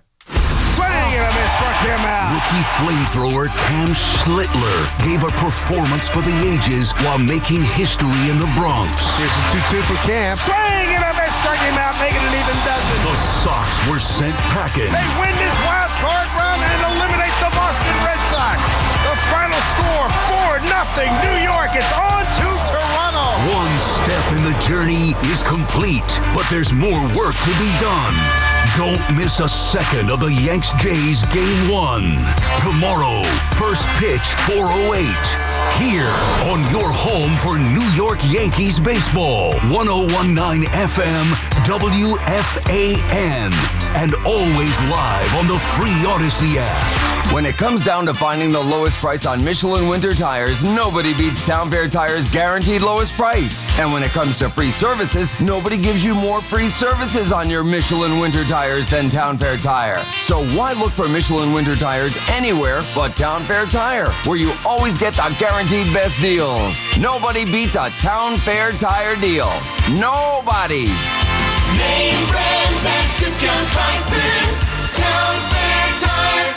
Want fast, reliable home internet? Switch to Verizon Fios, where you get the 100% fiber optic network with speeds up to 2 gig. And if you're looking for live TV with up to 400 plus channels and live sports, Fios TV is where it's at. Get the internet speed you want and the TV you love when you bundle Fios home internet and TV with Verizon. Plus, get the latest deals when you call 1-883-VERIZON and switch to Verizon Fios today. Availability varies. Let's go. You're still glowing, flirting, grooving. You still got it. But your immune system weakens as you age, making it harder to fight flu, pneumococcal pneumonia, RSV, and COVID-19. Vaccines are a key part of any health routine and help strengthen your immune response. Ask your doctor or pharmacist which vaccines you need.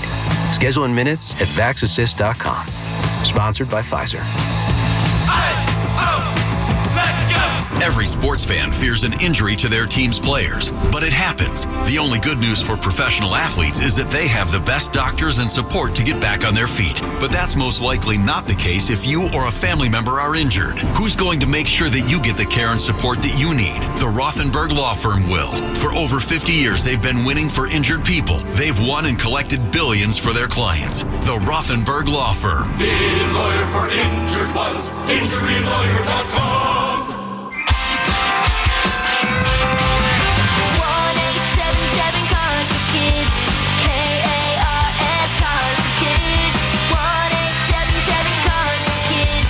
Donate your car today. Call 1-877-CARS for Kids to reach a friendly live agent. Donation's super easy, and your car can be picked up as soon as tomorrow. Call us now, 1-877-CARS for Kids. Donate your car today.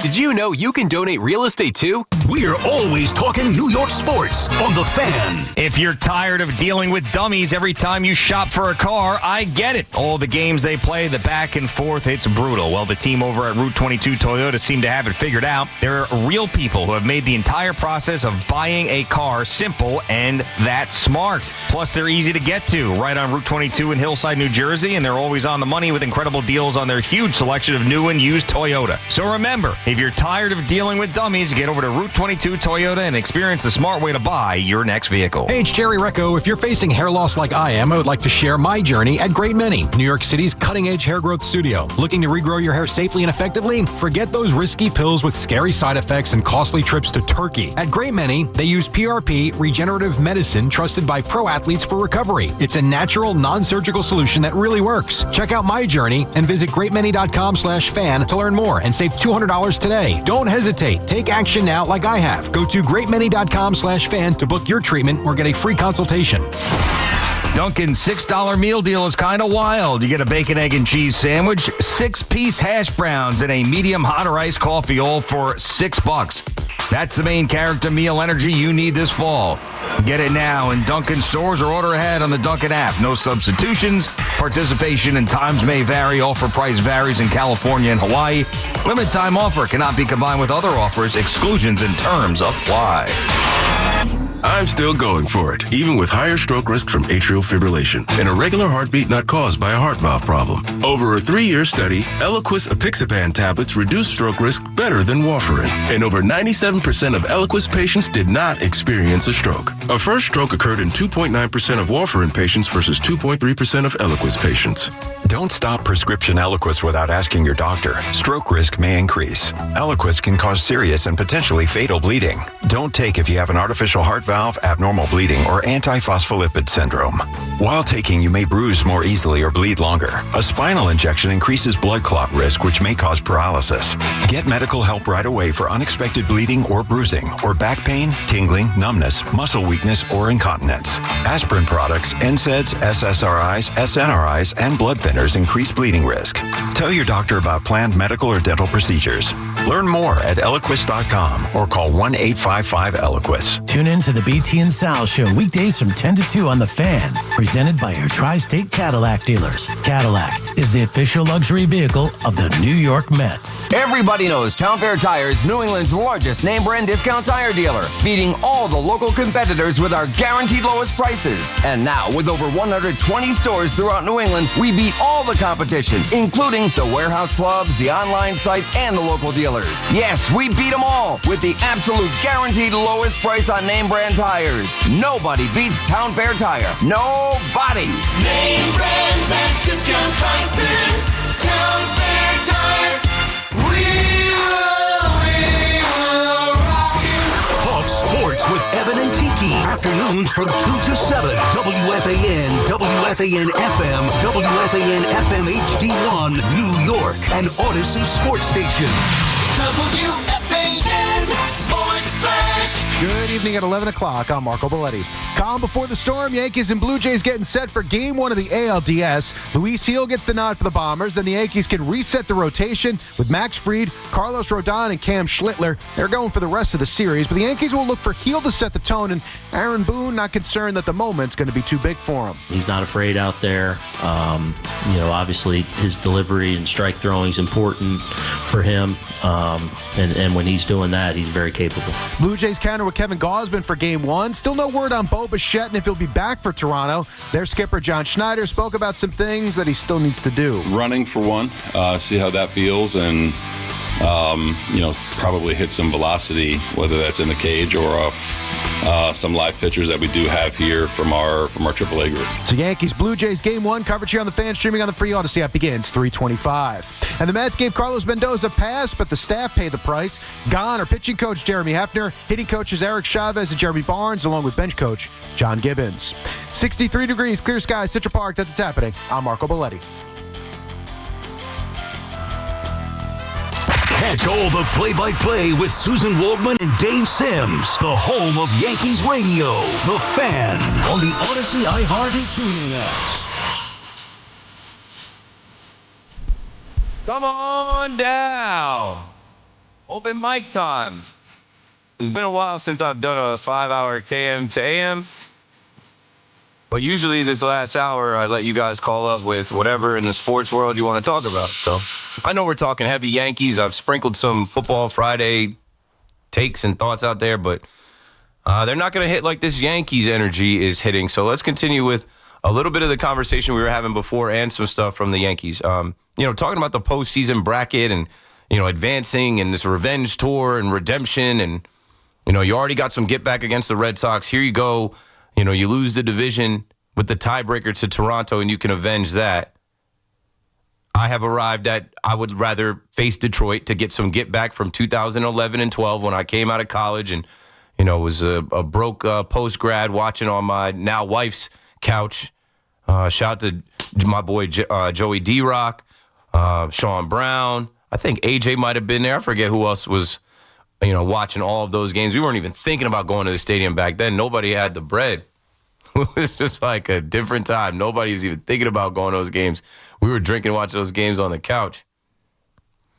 Definitely want some get back against Detroit. So hopefully it's Detroit in the ALCS and we'll have home field advantage. But then in the National League side, I don't really want the Dodgers, but we had a better record than the Dodgers. So this time around facing the Dodgers, we would have home field advantage. If we get Philly, I'm driving to Philly for one of those games. I'm driving to Philly. I'm mixing it up with those Philly, like the Philly fans, the Mets fans know, and the Yankee fans know because we played there a lot in the last, 6 years or so. I went down there in 2018. Philly is fun.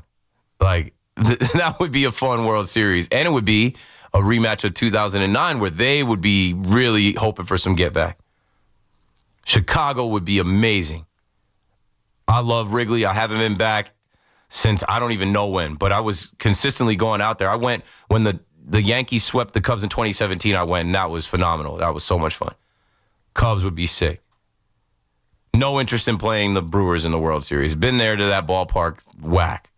It's cool for what they do out there, like their tailgate. I give them that. Like they tailgate well out there. Like they do like football style tailgates before baseball games. Beers are cheap. It's Miller Park. But I don't want to go to Wisconsin. So give me either Chicago, Philly, or LA, probably in that order. Because we have a better record than the Cubs, we'd get home field advantage over the Cubs. We wouldn't get home field advantage over the Phillies. 888-808-1019. Brian Hogue just put out his, workout article. Bellinger had the, 23 minutes ago, Bellinger had the issue when he slid in home. And I guess he has, a heel problem. He got some heel treatment, but he said that, yesterday he was walking with a limp, but he's going to be okay. With this off day today, he's going to get some treatment and be ready to roll. He says that it's just, minor aches and pains, nothing serious.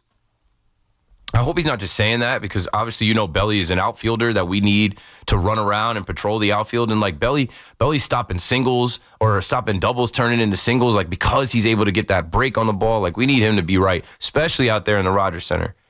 Big outfield.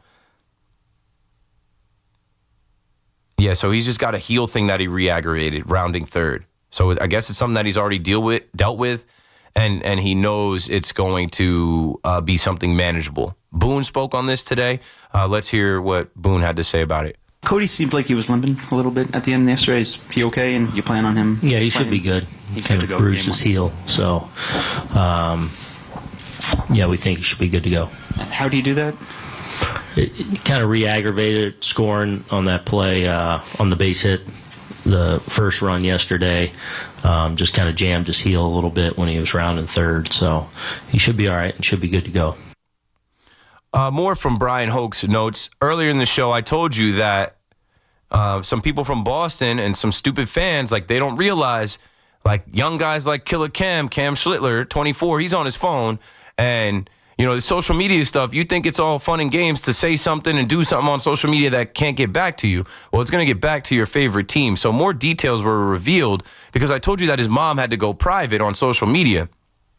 Well, Cam Schlitler said that his mother, Christine, received hostile messages from Red Sox fans ahead of first pitch. About 40 minutes before taking the mound, he said he was walking on a treadmill and advising his parents how to handle the situation.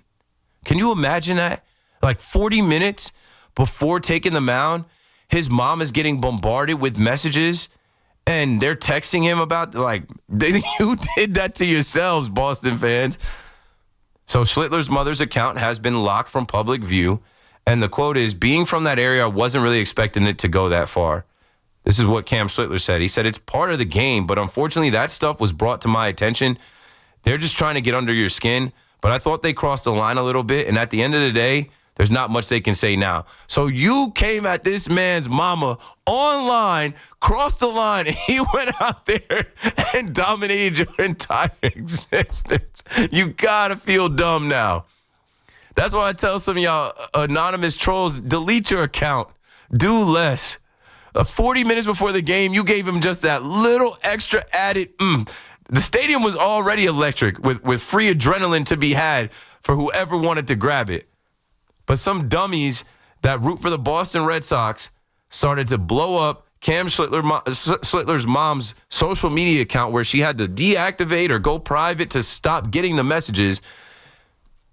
And they're older people. They're not 24-year-olds. They're telling their son, hey, what should we do about this? How do we? And he's saying, don't worry about it. I'll handle it.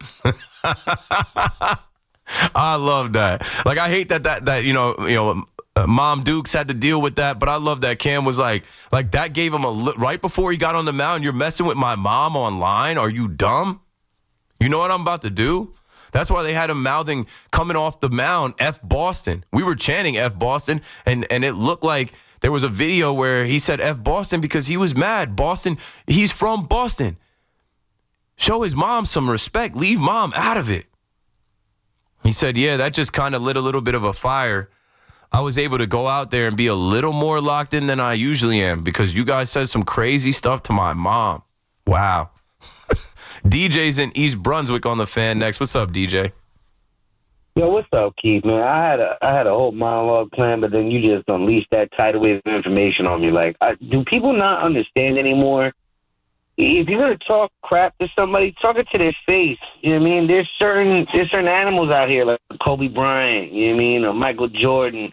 Certain animals you just don't even talk to. Why would you do that? Oh my Lord! And not even to him because he blocks all that stuff out. But like you start getting at his mom, thinking his mom isn't conveying the message, and it might. And this is what I said earlier in the show. There might be one classmate that he knows is a diehard fan that he didn't like, or one neighbor, or some person.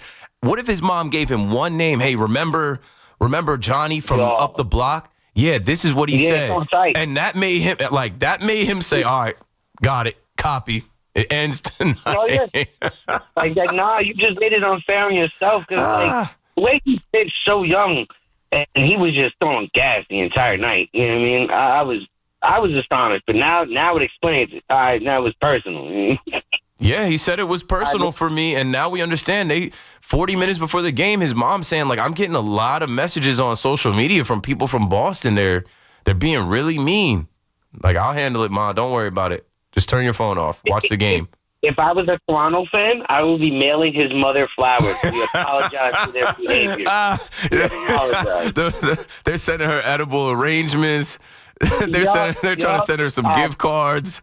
We love moms around here. Please come here. We'll treat you to a whole meal and everything. We love you. You have a foundation we could donate to. What's your Venmo? Yes, the Cash App now, please. That's great. All right, before I go, Keith, I just had one point about, the Cowboys. I mean, we trade Micah Parsons, and look how bad we look. If we insert him back, we win half these games. We're looking at what? Maybe four.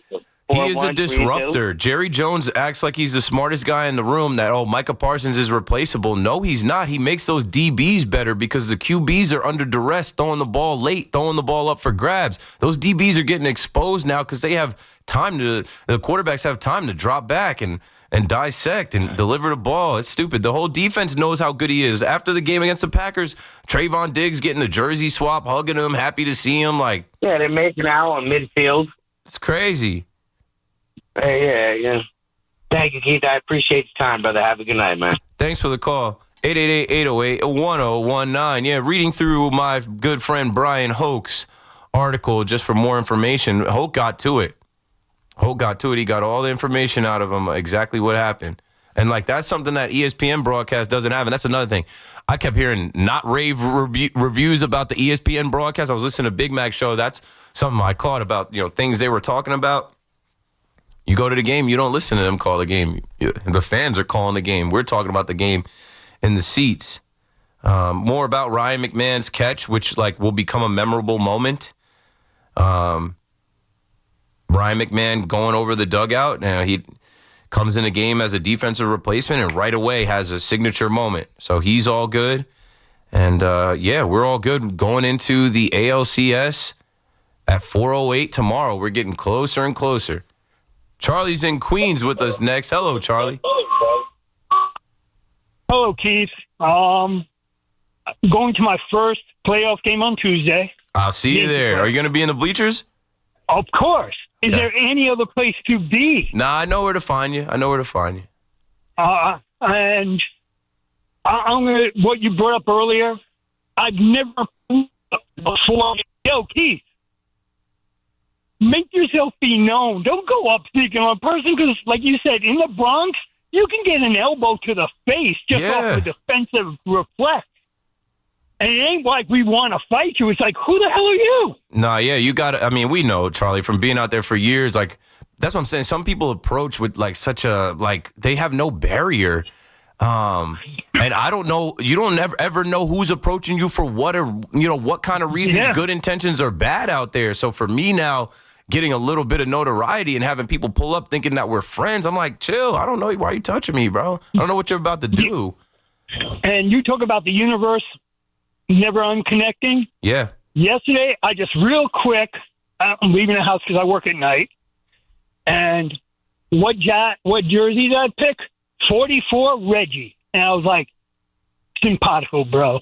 Simpatico, because Keith's son, Jackson. So everything within the Yankee universe fulfills its prophecy. Charlie, you're the man. I'll see you out there Tuesday. Maybe I'll buy a ticket in the middle of the bleachers. No, I don't know. We'll see where my tickets end up at. I don't know. I had 3 different tickets for these, and wherever they go, they go. And I'll watch the game on the roof. I don't care. I'll watch the game from anywhere in there. Anyway, moving right along here. Bucky Dent. I can't shout out Bucky Dent enough. I thought you were going to say you took out your Bucky Dent jersey. My day yesterday, I wake up in the morning and I don't really get going until like 10:30, 11. But Bucky and his wife are here in New York. And little do I know, Bucky is going to be throwing out the first pitch at Yankee Stadium. The day before that, Bernie Williams threw out the first pitch at Yankee Stadium, and I was able to go link up with Bernie and Forge, Bernie's manager, and get some good vibes and good energy from them. And I literally said, hey, Bernie, you are bringing the postseason clutch energy to this atmosphere today. Forget about what happened in game one. And I don't know, who threw out the first pitch game one? I'm not sure. I forget. But anyway, I don't remember because I'm like, Bernie threw it out today. I wore my Bernie jersey to game two, knowing Bernie would be there and be throwing out the first pitch. And then the next day, I'm on the phone with Angie and Bucky Dent, and Bucky just launched his Instagram. So go follow @TheRealBuckyDent_20 and follow Wish You Were Here Productions, because I run into Bucky at signings, at charity outings, golf events, stuff like that. Once you kind of get into this Yankee universe of former players, managers, now I'm a media person in there, we see each other, from time to time. I hosted the Thurman Munson Gala, so I was on stage with Bucky. If you look at my Twitter, I put those pictures out because somebody wrote something stupid on the Instagram. They're like, Keith probably just found out who Bucky Dent was yesterday. And I'm like, I'm with Bucky in real life. You live in the comments. I'm talking to Bucky on the phone yesterday. I'm like, Bucky, let's do a live. I'm like, today is exactly 47 years since you became Bucky freaking Dent. I'm like, I got a good feeling about this. I got a good feeling. And Bucky, very calmly was like, I do too. Like, it's crazy to think about that day 47 years ago. He's like, it's a beautiful day like this. He's like, these guys got it. These guys are going to get it done. And you fans are going to bring it. Let it rip. And Bucky threw out the first pitch. And I had Bucky come on the show last night. And it was just like, if you're a Yankee fan, man, it's just, for me, so special. I'm blessed. Like, to be connected with people, for people to rock with me, for people to like what I do on air, what I do on social media, for Bucky to reach out, hey, we're trying to get this account going. Can you help us out? Of course I can help you out. I will tell people to follow. I will share on my account. We'll do a little joint live together and try and get you some followers. And, I felt like he brought the good energy. I felt like there was just, again, the universe never unconnects. It was written in the universe for us to end up in a 3-game wild card. And the deciding game of Game 3, the history that the Yankees made coming back from down 0-1, it fell on the same day that Bucky Dent hit that 3-run homer where they went 5-4 to decide the American League East. And the format was way different back then. I'm like, this is our night. This is our night. Even as I was seeing some of y'all yesterday, everybody I was walking up to, Yanks in 3. Yanks in 3. It's our time. Loosen up. Loosen up. I'm the type, I'm yelling. They're playing beats in the stadium. I could just tell it wasn't a regular game. People were on edge. I'm like, yo, loosen up. We're all right. We're winning tonight.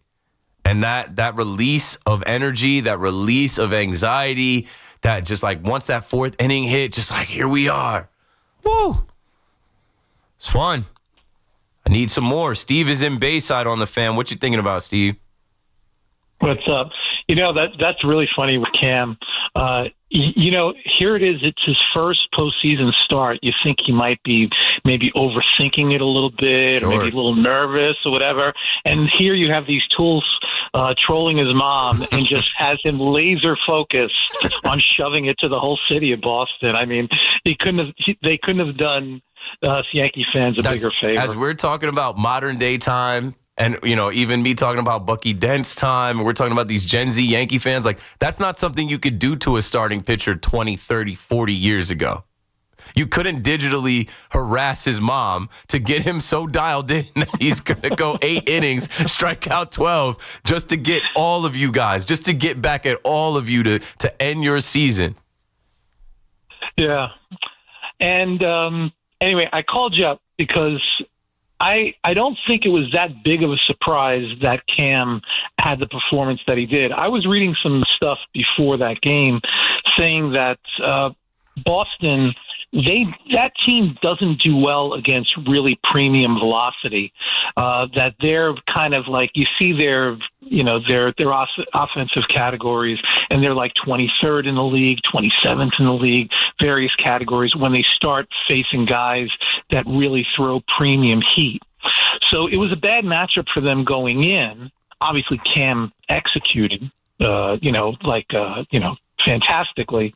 But I also think that Alex Cora the day before, with him managing Game 2 like it was the 7th game of the World Series, I have to think that Cora had it in the back of his mind that he kind of wanted no part of Game 3. Yep. Obviously, he wants to try to close it out, yes, of course.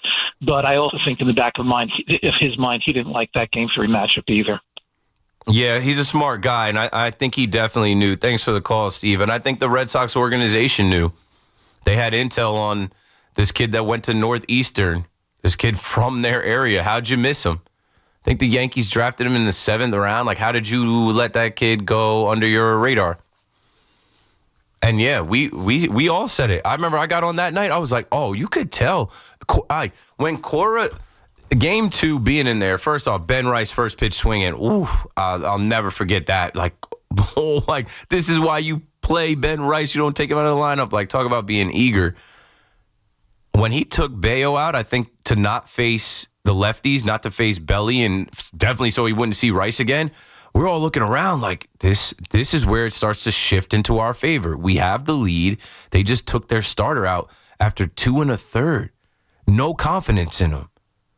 Like, we talked about the Yankees can get to Bayo. They got to him a little bit, and then the manager got him out of the game. And the manager put his fingerprints all over that game because he didn't have confidence in a Game 3. He managed Game 2 like, we need to get out of here tonight. We got flight plans tonight. We don't want to be here for Game 3. Game 3, there's going to be an extra, few Yankee fans. It's going to go from 48,000 to 49,000. Probably even more outside. The energy is going to be crazy. And this Cam Schlitler kid from the area, he's young enough that there's probably some dumb kids from the area that are going to harass his mom and say terrible things to his mom, who's minding her business and can't get off, her get on her phone without, seeing messages. I don't think they had the scouting report on that, but that's something I always remember. Like, that is such a modern day thing. This kid is so locked in and so dialed. He's walking on a treadmill, warming up 40 minutes before first pitch, right? The game was later. The game was at 8:08, so 7:30. His mom is telling him, what do we do? How do we handle this? Like, how do we deactivate our account? How do we stop these messages? Don't worry about it. I will stop it all. 888-808-1019. Wrapping up in the next 30 minutes. Call me up. We'll be right back. Big Blue is playing in the Big Easy, looking for a big win against the Saints. Fires it right, batted line, intercepted by Dexter Lawrence. He's running down the left side for the 15, 10, 5, and he's knocked down at the 1 by Herbert. The Giants and Saints, 1 o'clock Sunday. Touchdown Giants! The home of the New York Giants is The Fan, 101.9 FM, and always live on the free Odyssey app. I just got a text out of the blue from my ex-girlfriend. She said, just so you know, I'm seeing this new guy. And I wrote back, oh, wow. And then she was like, what, you didn't think I was ever going to date ever again? And I said, no, I just didn't remember signing up for the push notifications. Sam Morril, the Eras Tour. I'd like to hear less from you and the Huffington Post, if possible. December 4th, Stern Auditorium, Perlman Stage at Carnegie Hall. Get tickets now at carnegiehall.org. Don't miss Sam Morril.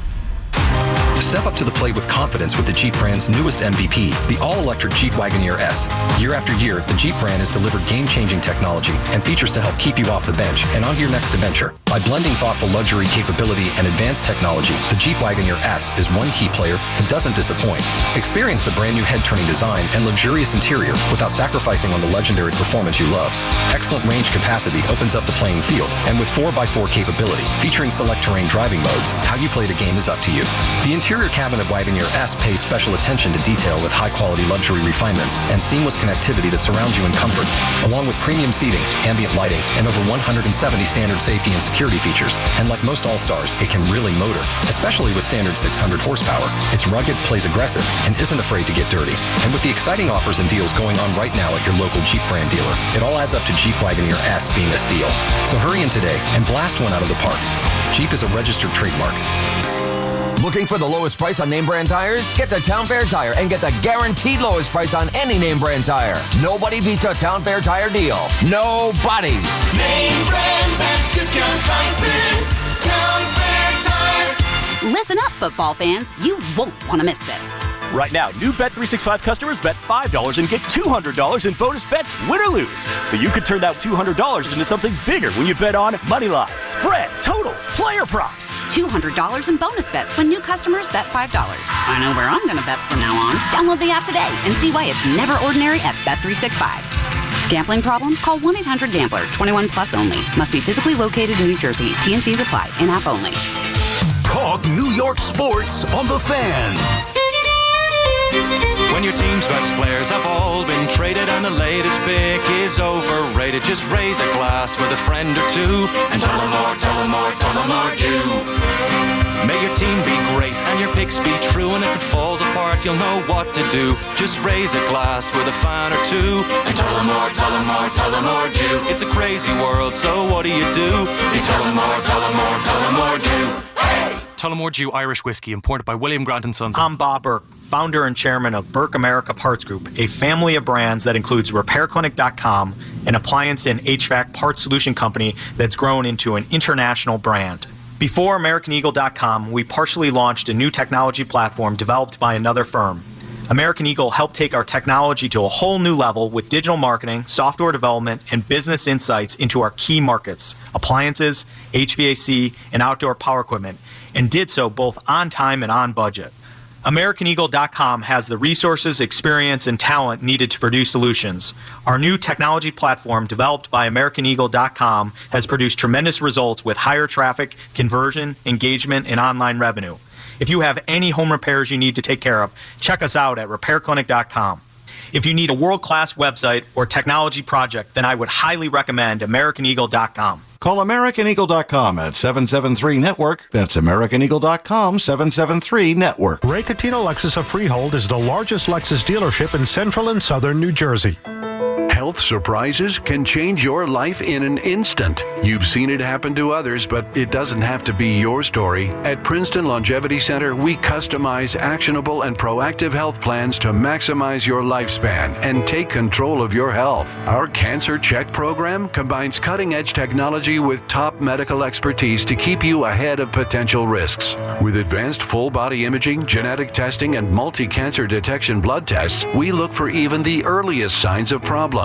Results are analyzed by expert physicians who craft a personalized plan to safeguard your future. You're not just a patient, you're a partner in your health journey, backed by a team committed to helping you live longer, healthier, and more vibrantly. Our programs have saved hundreds of lives and empowered countless others to take control of their health. Be proactive with your health for the ultimate peace of mind. Call 888-8000-PLC or visit PrincetonLongevityCenter.com. Talk New York sports here, The Fan.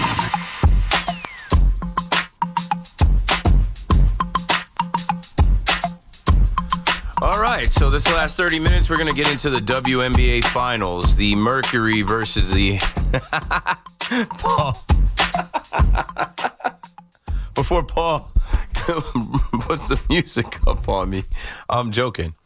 I just, I'm having a good time, and I'm also delirious. By this time, at this time at night, my show's usually starting. So for my show to be ending and me to be, halfway home, more than halfway home, but 1 foot out the door at this point, let's get the rest of these calls in. 888-808-1019, and I will mix some things in. One thing that I saw that I actually did work on, because I mentioned it earlier in the show about the ABS system, the automatic balls and strikes, and how we're going to need it. We need it already, but it's going to get worse. And I saw that there was 30 missed calls, and between 3 games, that's 10 a game. But in yesterday's elimination games, all 3 umpires called below average games. So, like, that's tough on Major League Baseball. It's not a good look. And it's also not a good look to have Xander Bogaerts, who got a ball, which I think should have been ball 4, called strike 3. So he was upset about that. And then when you look at the scorecard, I mean, it's not that egregious, but it's plus 0.66 runs in favor of Chicago. They won by 2 runs. And Bogaerts, top of the 9th, Keller to Bogaerts, no outs, bases empty, 3-2 count, ball is called to strike, is the number one most impactful missed call. So Bogaerts had a gripe. And if you think about it, right, he would have been a runner on. It changes things. In the 9th inning as they're trying to rally, him getting on, they lose 3-1, him getting on, and then that sets up the next guy to, with one swing of the bat, tie the game, and then that's not there anymore. So we are going to get to a point somewhere in this postseason that a series is going to end, and it's going to end on how bad these guys call games. I think there were many more missed calls, I think, in the Guardians game with David Rackley. And like I said, with us last night, I was in there. I was rooting the ump on in Yankee Stadium. Because Cam was just throwing strikes, and he was calling them. I'm like, yeah, Blue, help us out, Blue. Call those borderline ones for us, Blue. But then when you look at the most impactful missed calls of the game, bottom of the 3rd, to Volpe, 0 outs, bases empty, 2-1 count, ball is called to strike. Bottom of the 7th, Weissert to Judge, 0 outs, bases empty, 0-2 count, strike is called to ball. So that one goes in favor of us. Bottom of the 4th, early to Grisham, 1 out, runners on first and second, 0-0 count, ball is called to strike. But this happens all the time, and we've just accepted it since the beginning of time, and we'll just accept it some more, and then there's going to be a moment where it's like, wow, that would have, it's going to be something like walking in a run, and instead of a ball, it's called a strike, and it's like, that would have been the run to tie or take the lead, and the series ends like that. Okay, back to the phones we go. And I'm glad this guy called back in because last night he got the banana dun dun Timber Tony back in Montreal on the Fan. It's funny. Last night, I got the horns, and I was laughing because I was just so happy. The underdogs, Keith, the underdogs that you always supported, that you criticized them, but you weren't malicious. You were trying to build them up like Volpe. You got on him, but you still said he was a young 24-year-old superstar to be. And, look at McMahon last night. You know what I like about him, Keith? He went into that dugout at 100 miles an hour, did a jackknife, probably got a 10.0 on that dive, catches the ball, and, everybody in the dugout, they don't know if they should help him or not. He goes, I don't need your help, bro. Don't touch me. I'm good. I'm going to get out of here. He didn't like, oh, I got hurt. He got up, got out, and said, you're out, bro. Mm-hmm. That's what I like. That kind of player, like you're a football player. You like those guys that go in, get smashed, and the guy takes his head off, and he's your own player, and he pops up. Get the out, record the out, make the play. You're in there as a defensive replacement. If you can make that out, go balls to the wall, sacrifice your body, make the out. Exactly. Balls to the wall, and he goes, you know what? I'm a Yankee. I don't care if I'm coming in the 7th inning and I'm going to record the defensive outs.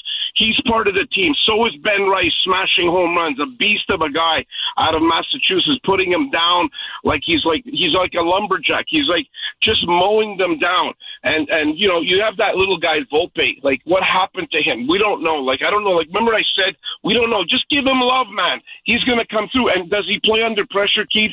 Yeah. You're a guy. You're in the stadium. You watch that stuff. And this is a kid that's 24, man. There's a lot of 24-year-olds doing nothing. And this guy is part of the team. You know what I'm saying? Yes. And by the way, who are these guys trolling you? Some losers trolling you, man. Tell them that you got a following in Canada and you never even opened up a channel in Canada. Let them chomp on that one. Well, I got a lot of trolls and haters. Thanks for the call, Tony. But we were talking more so about Cam Schlitler's mom getting trolled. It comes with the territory. If you do anything of note, if you do anything that gives you some type of status, people that don't have that for them to just get your attention or for them to just try to knock you down or maybe like get you off your game, they'll do that. I spoke with a younger, I spoke with a young man today.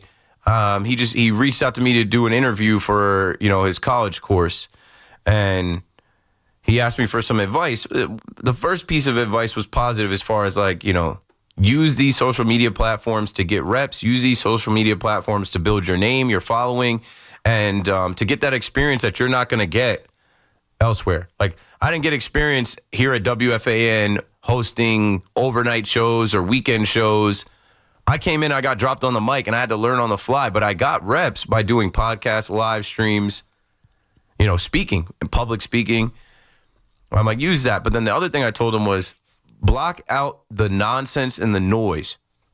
Don't let somebody's opinion online that you don't know, that you've never seen affect you. Don't let what somebody says about your hair or your face or your clothes or your voice or any of that, somebody throw a stone and hide their hand. Don't let it affect you. Because there's young kids that I feel like some of them, they get cyberbullied or they get in their head about these things that are being said about them, and then they carry that into the real world. That is the fake world. Because people in real life aren't going to come up and tell you suck. People in real life aren't going to come up and say all of these things that they'll anonymously write about you online. And if you're starting to get more of that, if you're starting to look at your phone and see your name with nasty things and stuff like, for me, what I noticed, I'm like, it comes with the territory. It's par for the course. Like you got to learn how to deal with it. It takes time, but start dealing with it when you're young. And by the time you get older, you laugh it off. And the young man said to me, he's like, yeah, I see hater comments and stuff like that. I do get a laugh out of it. I'm like, you have to, because it's fake. And it is laughable that there are human beings that are behind these blank anonymous accounts that spend all day hating and trolling and trying to just get like a couple people to like or laugh online. But they're not doing anything. They're not doing anything to stop anybody in the real world that's doing stuff. All the way out in San Diego. Marshall, you're on the Fan in New York. What's up, Keith? You got me, man? Yeah, I got you. I'm watching the San Diego Padres versus the Chicago Cubs right now on MLB Network replay yesterday. Yeah, good for them. I don't care. I'm a reload. Been out here for you're a Yankee years. Fan out there. I am, sir. Yeah, we spoke on Wednesday. We had a pretty good conversation about that's the right. issue and this being the time, right? Yeah.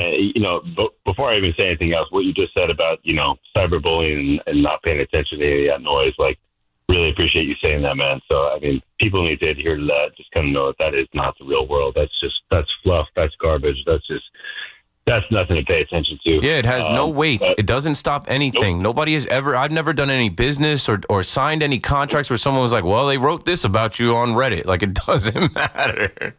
No, sir. No, sir. No, sir. If you're sitting down, sharing a meal, and looking someone square in the eye, then nothing real is going on.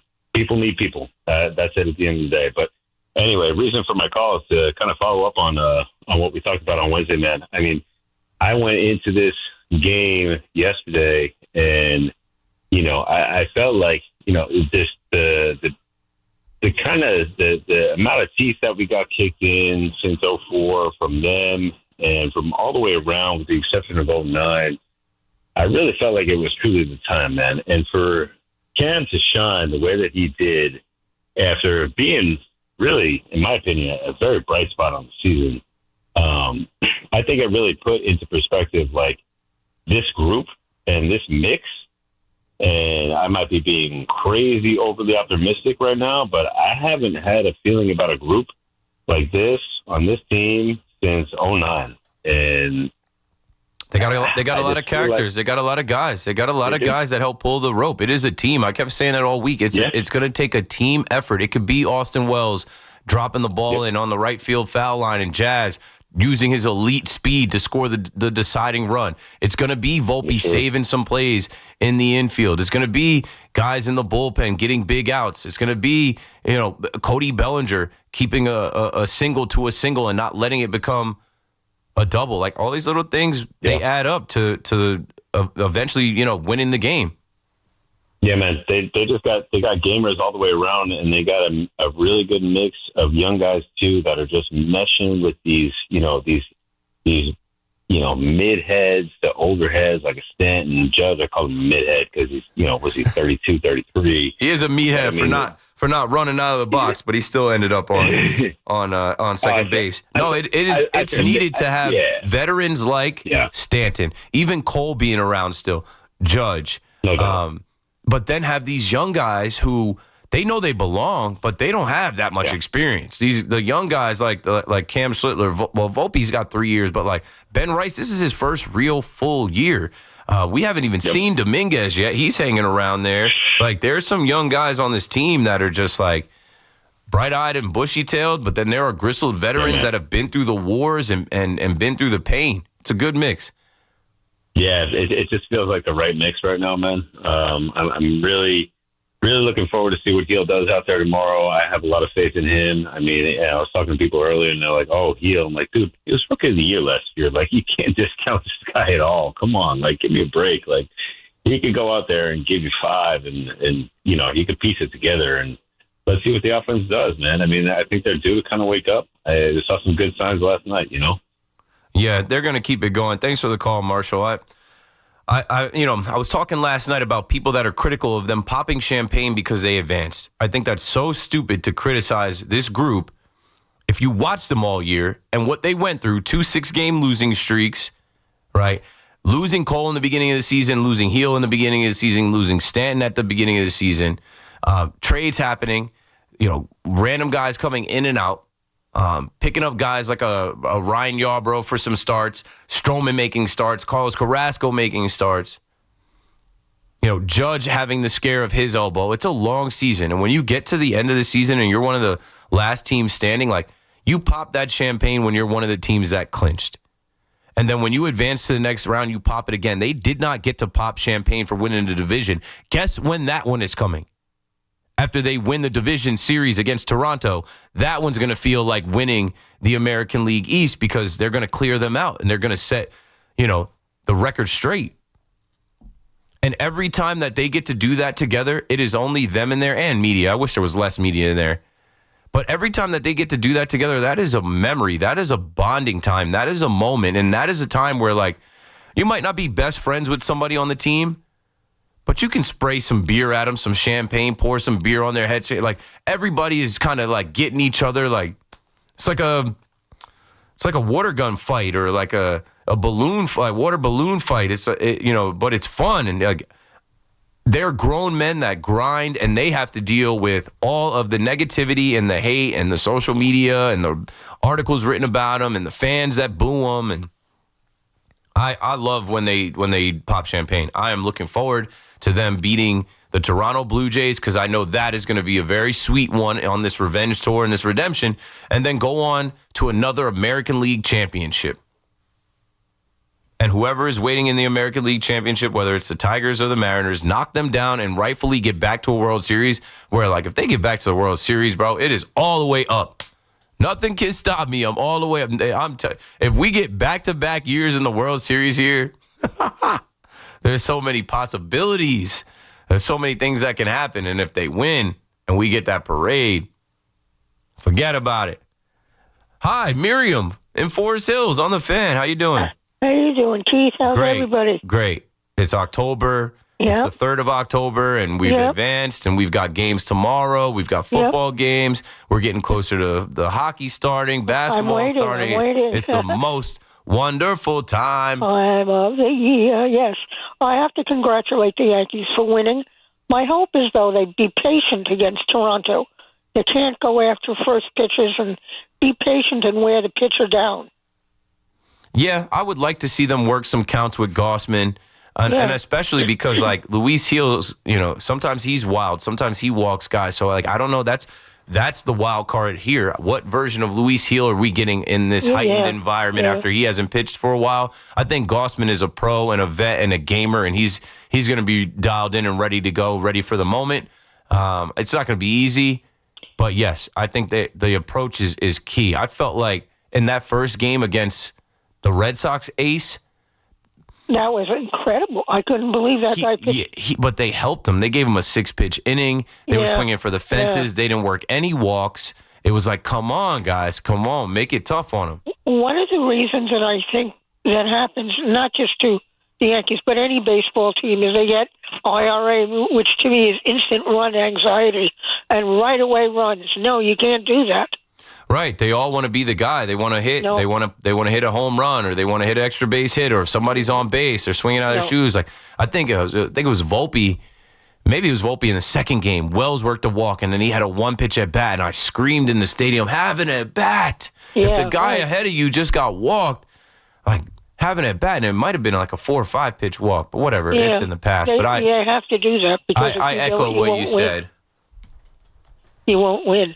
The other thing is, I'm going to say this, I'm going to miss Pete Alonso very much because I liked him very, very much. I don't know if it's what's your percentage on that? You're talking like he's 100% gone. I hope not, because I love him. I thought he was wonderful. And you know what? In the 6th inning, if that left fielder doesn't catch that ball, they score at least 3 runs. They had I saw that happen live. Like Pete's face was like the face of Mets fans. Like nothing is going our way. Like this I know. That ball was smoked, and that guy was just running and caught it like chest level. Yeah, and I'm like, oh boy, But listen, next year will be better. I'm a positive thinker, so I'm thinking the Islanders are going to do good. And you have to root for the Devils, so we'll have a wonderful rivalry going on. Yeah, I'm ready for it to start up, Miriam. Thanks for the call. I believe in the power of positivity.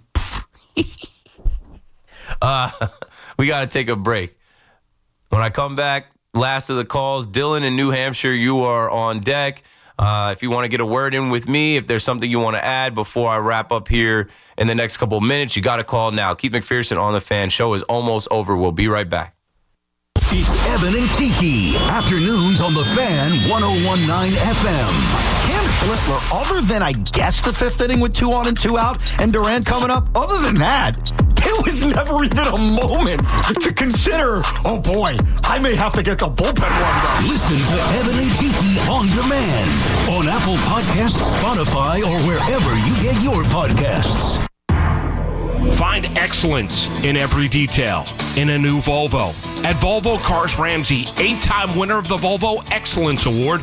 Choose from excellent offers on a new Volvo XC40, XC60, or a new 2025 Volvo XC90. View our entire inventory at VolvoCarsRamsey.com. Find excellence in a new Volvo at Volvo Cars Ramsey, where it's all about you. Make cancer screening a part of your annual healthcare routine. New York Presbyterian offers a full range of cancer screenings, including lung, cervical, prostate, colorectal, breast, and more.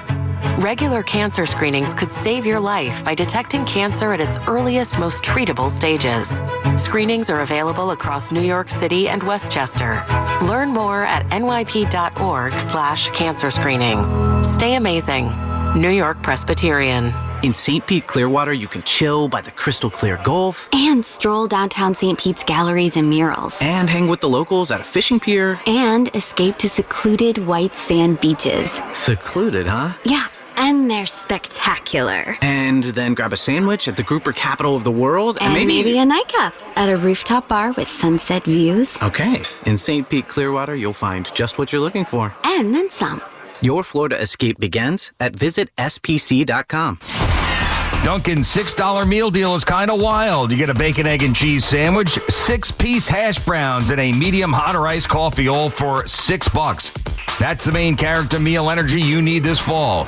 Get it now in Dunkin' stores or order ahead on the Dunkin' app. No substitutions. Participation and times may vary. Offer price varies in California and Hawaii. Limited time offer cannot be combined with other offers. Exclusions and terms apply. We've got more sports talk coming up on The Fan. Everybody knows Town Fair Tire is New England's largest name brand discount tire dealer, beating all the local competitors with our guaranteed lowest prices. And now, with over 120 stores throughout New England, we beat all the competition, including the warehouse clubs, the online sites, and the local dealers. Yes, we beat them all with the absolute guaranteed lowest price on name brand tires. Nobody beats Town Fair Tire. Nobody. Name brands at discount prices. Every sports fan fears an injury to their team's players, but it happens. The only good news for professional athletes is that they have the best doctors and support to get back on their feet. But that's most likely not the case if you or a family member are injured. Who's going to make sure that you get the care and support that you need? The Rothenberg Law Firm will. For over 50 years, they've been winning for injured people. They've won and collected billions for their clients. The Rothenberg Law Firm. Be a lawyer for injured ones. InjuryLawyer.com. Hear that? That's the beginning of a journey powered by the confidence that comes from driving a vehicle so reliable, it's backed by a 10-year, 100,000-mile limited powertrain warranty. Where your journey ends? Well, that's up to you. Visit your local Kia dealer today. Kia, movement that inspires. See retailer for warranty details. Always drive safely. Limited inventory available. When your name's on the paint job, your primer better hold up. Painters trust Kills primers for serious adhesion, stain blocking, and a finish that lasts. Now, the full Kills lineup is available exclusively at the Home Depot. Need it fast? Get same day or next day delivery, or order online and pick it up in store. Kills primers. Pro results faster. The Home Depot.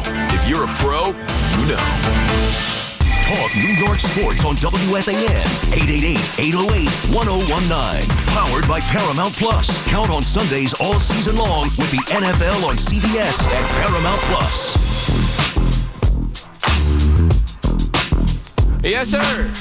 Another 5-hour KM to AM. It's been a while. Felt good to get back in the sprint, not a marathon. Shout out to legend Steve Summers. His book is out, and his podcast is out for all the schmooze fans out there. But, you know, when I first came in here following up the greatness of Steve Summers, 5 hours was called the marathon. And also my friend Andrew Levy said, you shouldn't call it the marathon. You shouldn't say you're about to do the marathon. And I'm like, no, for me, it's a sprint. I'm going to run right through it, baby. And now 5 hours is nothing. I could do another 5 right now. Should I do another 5? Hoff, you good? You want me? Hoff, you want me? I'm just kidding. Dylan is in New Hampshire. Dylan, you're on the fan. Hey, Keith. Thanks for having me on. So, Gil on the bump tomorrow. I'm very pumped. I think we're going to have control of Gil. But in your opinion, which Gil we see tomorrow? I think he's going to be revved up, and I'm hoping that he's not wild. But I think he's going to be excited to get his piece of this, right? Like, he's going to be excited to get on the mound. He's the reigning rookie of the year. We just saw a rookie do an all-time, first postseason appearance start. Like I feel like he's gonna be jacked up, and I hope that he can settle down. He's got nasty stuff, but I think the Blue Jays, they put the ball into play, and if they're able to skip that ball off the turf and get some runners on, and some mistakes happen, or this, that, and the other, like it could be some trouble early, and hopefully Heel is able to overcome it. But like that's the biggest wild card for me. I do expect Gossman to be locked in, dialed in, and ready to work. So what version of Heel are we getting? I don't know. He looked good down the stretch. He looked good against good opponents. He did win that deciding game against the Blue Jays in the regular season. So hopefully he's locked and loaded and ready to go tomorrow. We just need him to not give up too many runs, go at least 5-6 innings, and show us that he's ready to compete and deserves to get this first start in the DS. Yeah. The matchup against Gossman. What are your thoughts on the Yankees offense hitting him? They've seen him. I mean, Judge owns him, and they've seen him a bunch. They see him every year, multiple times. So it's a right-handed pitcher. They're going to put lefties in the lineup.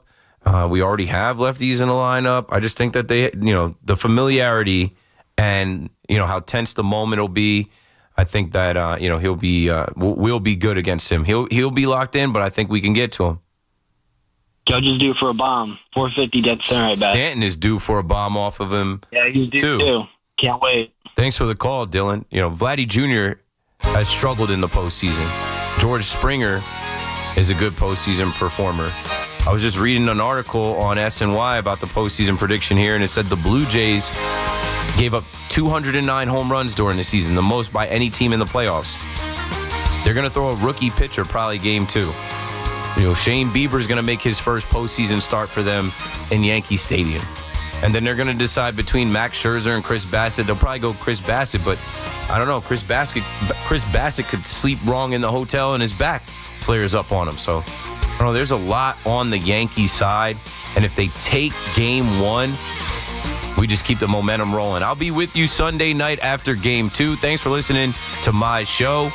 Hoff is coming up next. Enjoy. Good night. Sports Radio 101.9 FM. WFAN, New York.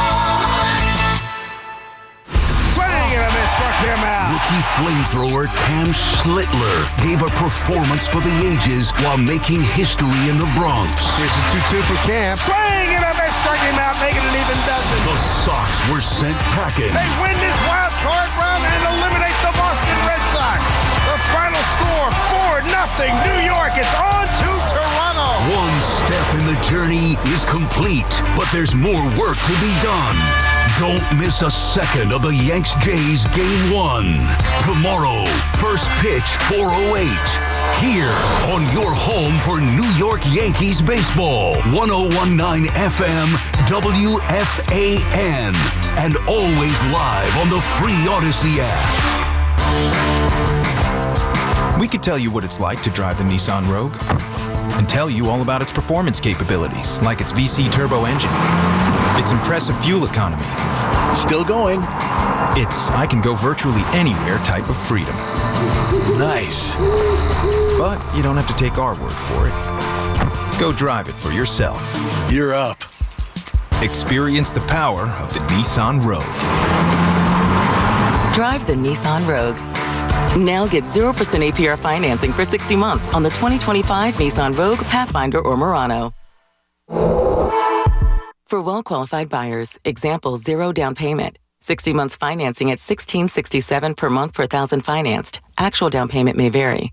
Subject to Nissan Motor Acceptance Company credit approval. Not all buyers qualify. Dealer contribution may affect actual price set by dealer. Contact dealer for details. Ends 11/3/25. Legendary doesn't happen by chance. It happens because it's what BetMGM does. Huddle up with BetMGM and check out all the exciting new ways you can make this college football season unforgettable. Shoot your shot with same-game parlays, live betting, or bet on new markets thanks to BetMGM Originals. You'll be on the edge of your seat from the very first snap, no matter what type of fan you are. Earn BetMGM rewards points on every bet. Take advantage of college football offers found nowhere else. And keep an eye out for rewards dropping in your account throughout the season. When it comes to college football, never settle for the ordinary. Sign up today. BetMGM, make it legendary. BetMGM and GameSense remind you to play responsibly. See BetMGM.com for terms. 21 plus years of age or older to wager and physically present in New York only. Subject to eligibility requirements. Promotions may vary by market. Gambling problem? Call 877-8-HOPE-NY or text HOPE-NY 467-369. Want fast, reliable home internet? Switch to Verizon Fios, where you get the 100% fiber optic network with speeds up to 2 gig. And if you're looking for live TV with up to 400 plus channels and live sports, Fios TV is where it's at. Get the internet speed you want and the TV you love when you bundle Fios home internet and TV with Verizon. Plus, get the latest deals when you call 1-883-VERIZON and switch to Verizon Fios today. Availability varies. Michelin Winter Tires offer confidence in all types of winter conditions, and Town Fair Tire offers every long-lasting, fuel-efficient Michelin tire at the guaranteed lowest price. Plus, Town Fair gives you the most free services for life with your purchase of Michelin Winter Tires to keep you going for years to come. For the guaranteed best deal on Michelin tires, nobody beats Town Fair Tire. And I mean nobody. Name brands at discount prices. Town Fair Tire. We're always talking New York sports on The Fan. Lunch was great. Greenwich Village is a fun spot. Can we stop at a bathroom? Are you all right? I keep having stomach issues after eating, like diarrhea, gas and bloating, abdominal pain, and sometimes oily stools. Sound familiar? Those stomach issues may actually be a pancreas issue called exocrine pancreatic insufficiency, or EPI. Creon pancrelipase may help manage EPI. Creon is a prescription medicine used to treat people who can't digest food normally because their pancreas doesn't make enough enzymes.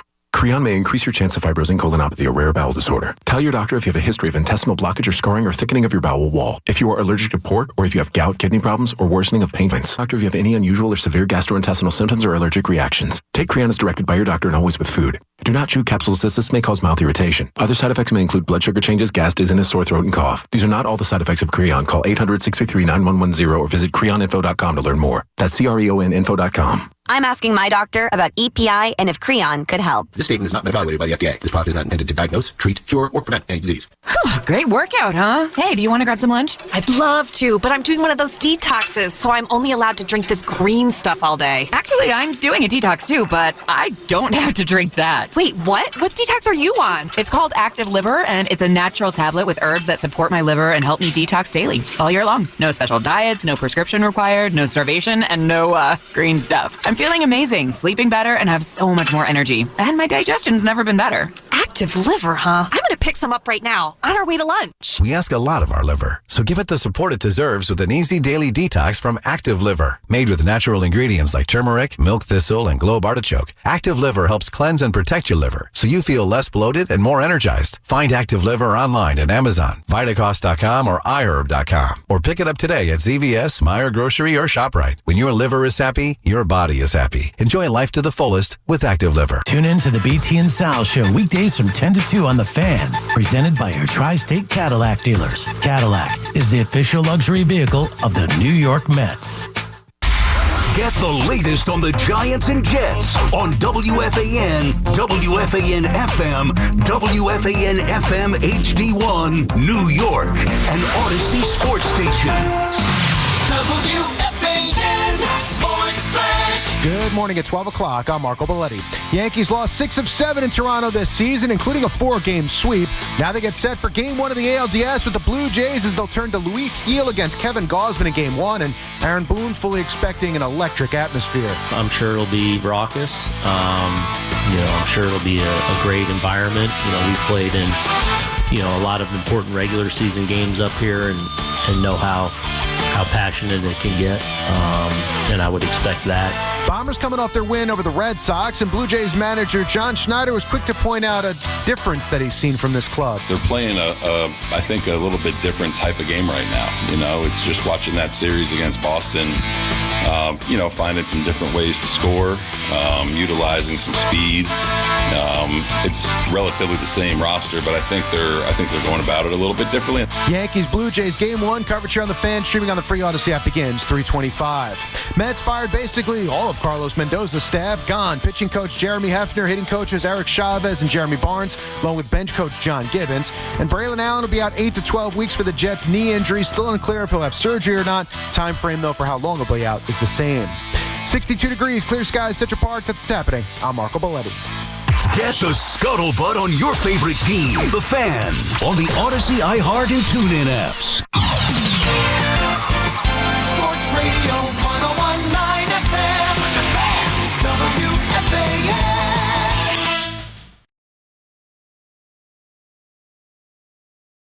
It's the Pete Hoffman Show on WFAN.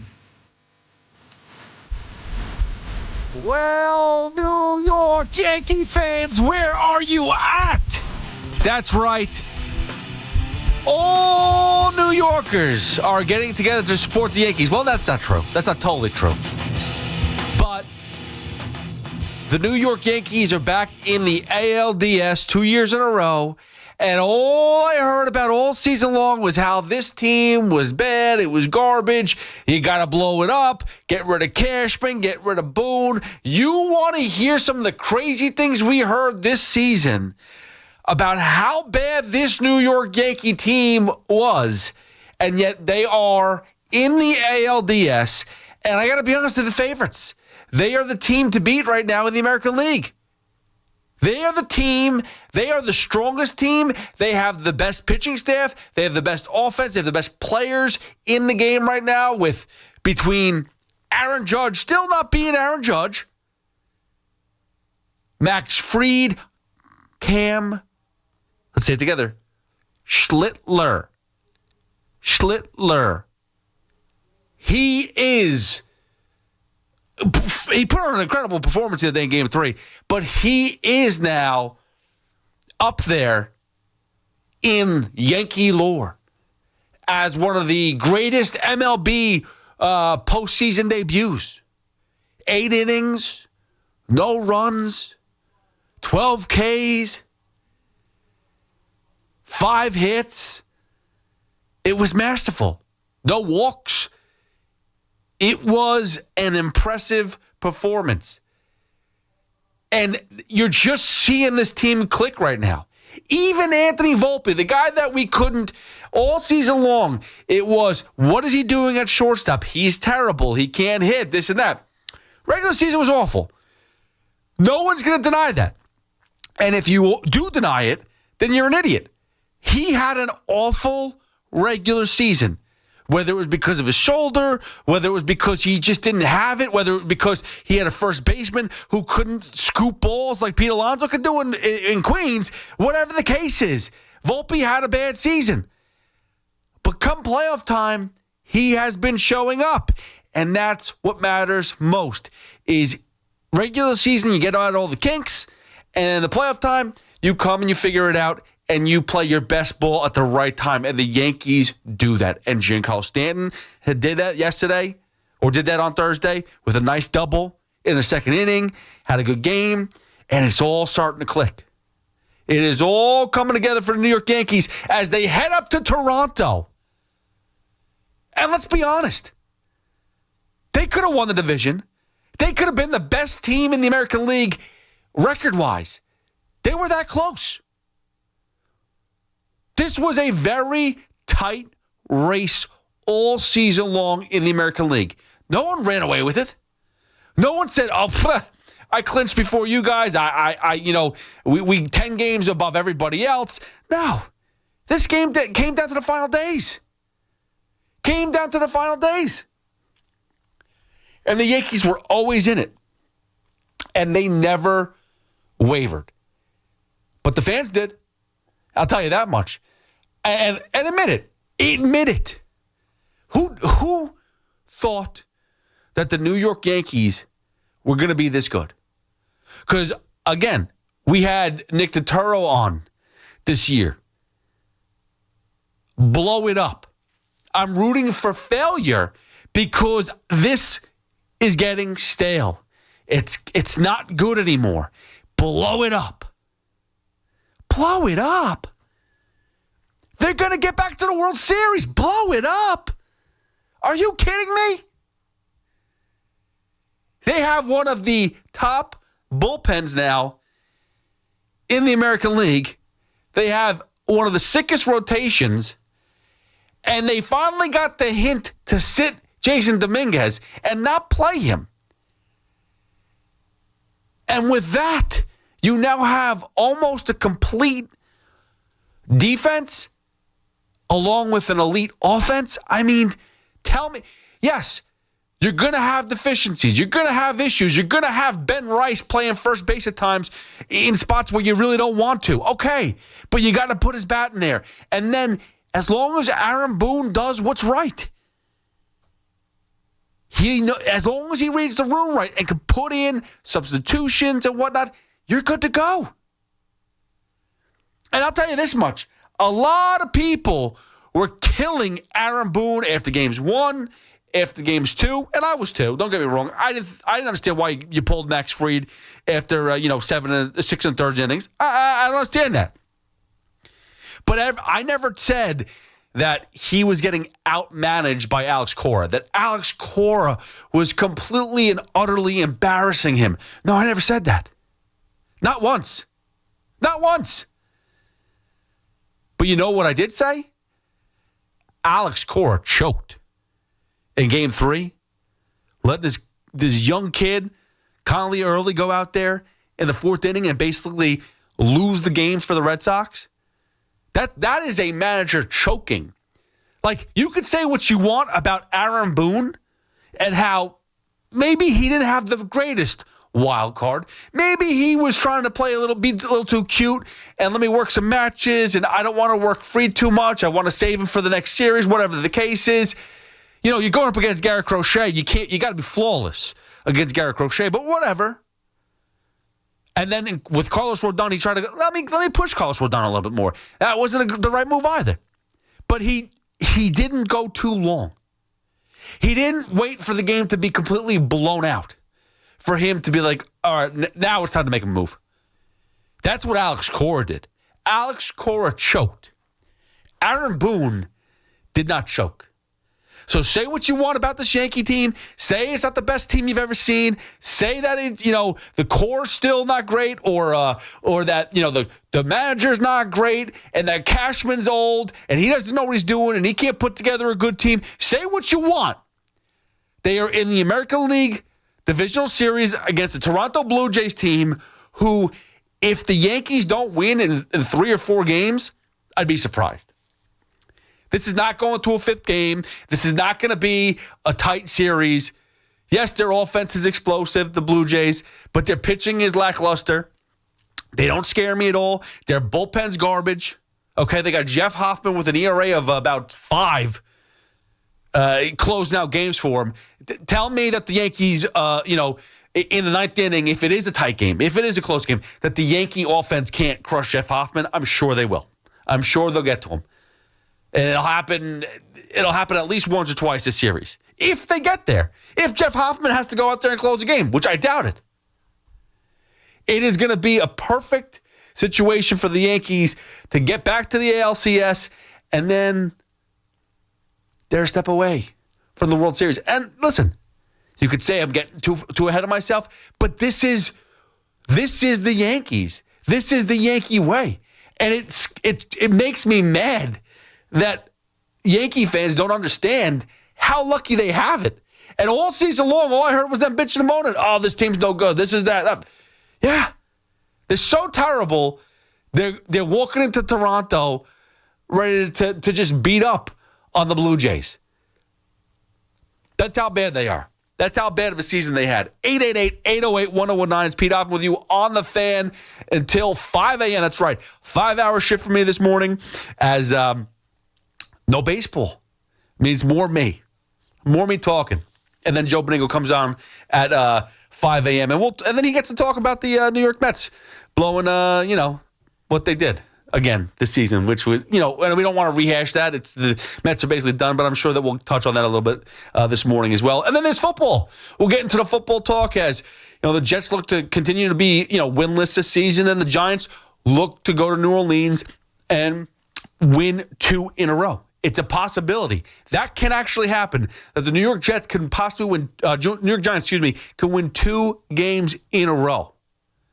It's a possibility. It could actually happen. 888-808-1019. Let's get to these phone calls. It's Pete Hoffman with you on the Fan. Don't forget to download the Odyssey app. If you don't have it, you got to get it because you want to listen to us on demand at any point in time. You can do it on the Odyssey app, whether it's Boomer and Gio, BT and Sal, Evan and Tiki, Keith McPherson, Chris McMonagle, myself, whomever it is, you go to the Odyssey app. It is all there. 888-808-1019. And you can always follow me at Hoff WFAN. Let's go start off with Corey in Philadelphia. Corey, what's up, buddy? What's up, man? How you doing? I'm good. What's going on? I'm looking forward to this series this weekend. Yeah. I mean, what's that not to look forward to? I mean, this seems to be a perfect situation for the New York Yankees. If you look at how they played against the Red Sox, you look, besides Garrett Crochet, which was expected, Garrett Crochet is an amazing pitcher. He is an elite pitcher. The Yankees show that they don't hit well against elite pitchers. Okay. With a B lineup. Yeah. All right. But let me put it this way. Yeah. Which elite pitcher do the Blue Jays have?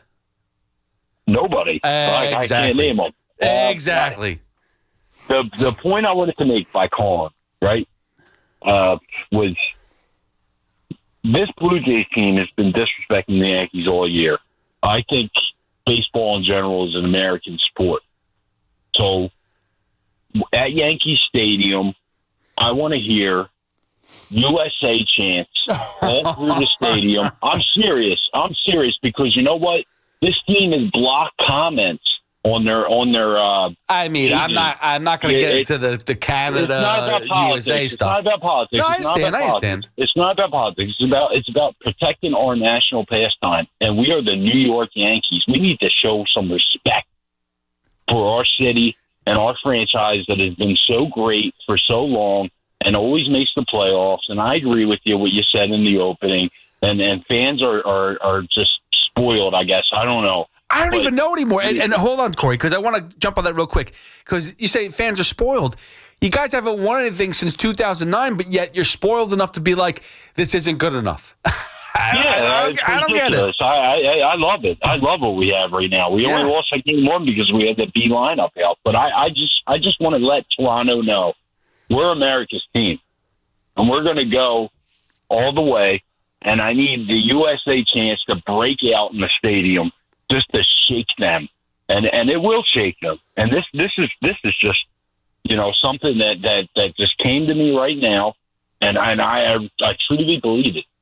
I believe it. It will shake them, and it will make us look like the best team ever. And on top of that, it's just such a great thing to do. We're America's pastime. We're the New York Yankees. It's about time we start acting like it. There you go, Corey. People scared about the Red Sox, etc. It's crazy. We need to do a USA chant at Yankee Stadium and show them. Corey, I love it. Up. Good job. I love it. Let's go to Chris in Freeport. What's up? You're on the fan. Hey. Thanks for taking my call up. No problem, Chris. What's going on, man? So me and my dad, we've been watching baseball together since I was a kid, and we gave up on the Yanks for a while with frustration, and we're back in. We're locked in, and we've both been scratching our heads on something. He told me to call the fan and ask if you know, right? Why are the Blue Jays, who are the first seed, playing the Yankees, who are the fourth seed or the third seed or whatever it is, instead of playing the Tigers that are the lowest seed? Because they don't reseed. So basically, the Yankees were the 4 and the 5, right? So they the way that things work out is they expect the top teams to advance. So technically speaking, the two teams that got the bye were the Blue Jays and the Seattle Mariners. The Guardians had the third divisional title, so they were the best in their division. They weren't a wild card team, but they were technically the third spot. So how it works out is they think that the third seed's probably going to win, so they're going to have the third seed face the second seed, and the winner of the wild card, which is the Yankees and the Red Sox, the fourth seed will face the first seed, and they think you're right. It's their way of predicting what's going to happen. Really, it's not reseeding, but they should just do that. Because they're trying to predict that these are better matchups, and this is going to be better in the long run because the top team, the number one seed, is going to find their way into the ALCS. That's basically what they're trying to do.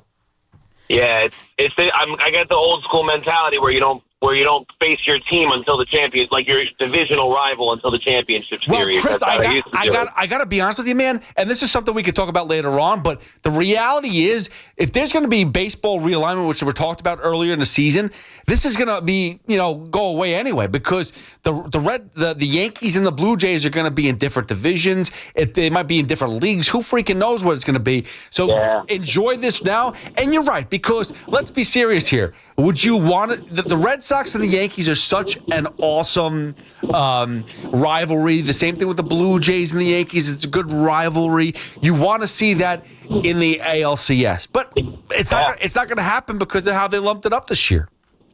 Yep. It's crazy. Well, listen, I appreciate you taking my call. Go Yankees. Go New York. Go USA. Whatever. Thanks so much, Chris. Thank you very much.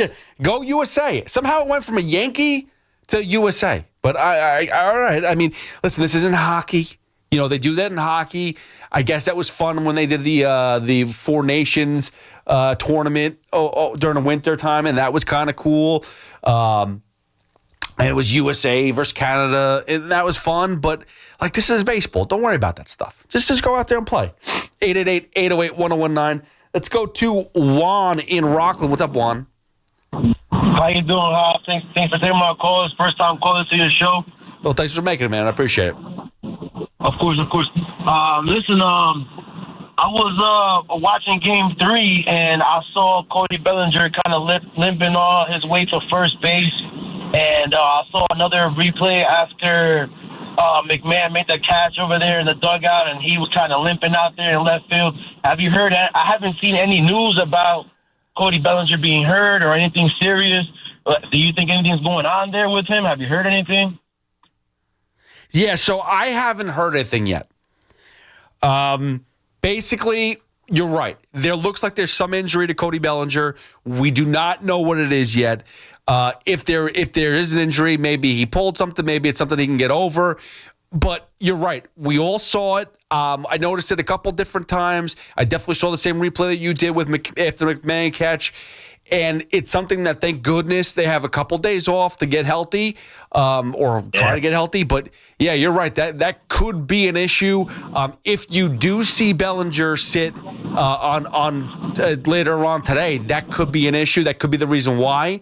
But, again, you just hope and cross your fingers that he's good enough to go. And this is the time, Juan, and I appreciate the phone call. This is the time where a lot of guys will go out there and, play through injuries. Like, look at Stanton on Thursday. And I understand that, it wasn't a great look to begin with. It wasn't fantastic that Giancarlo Stanton hits a ball, looks like he's going to go out, he's going to go hit a home run. He's looking at his team. He's doing a bat flip. He's doing all this stuff. And then he sprints to second base.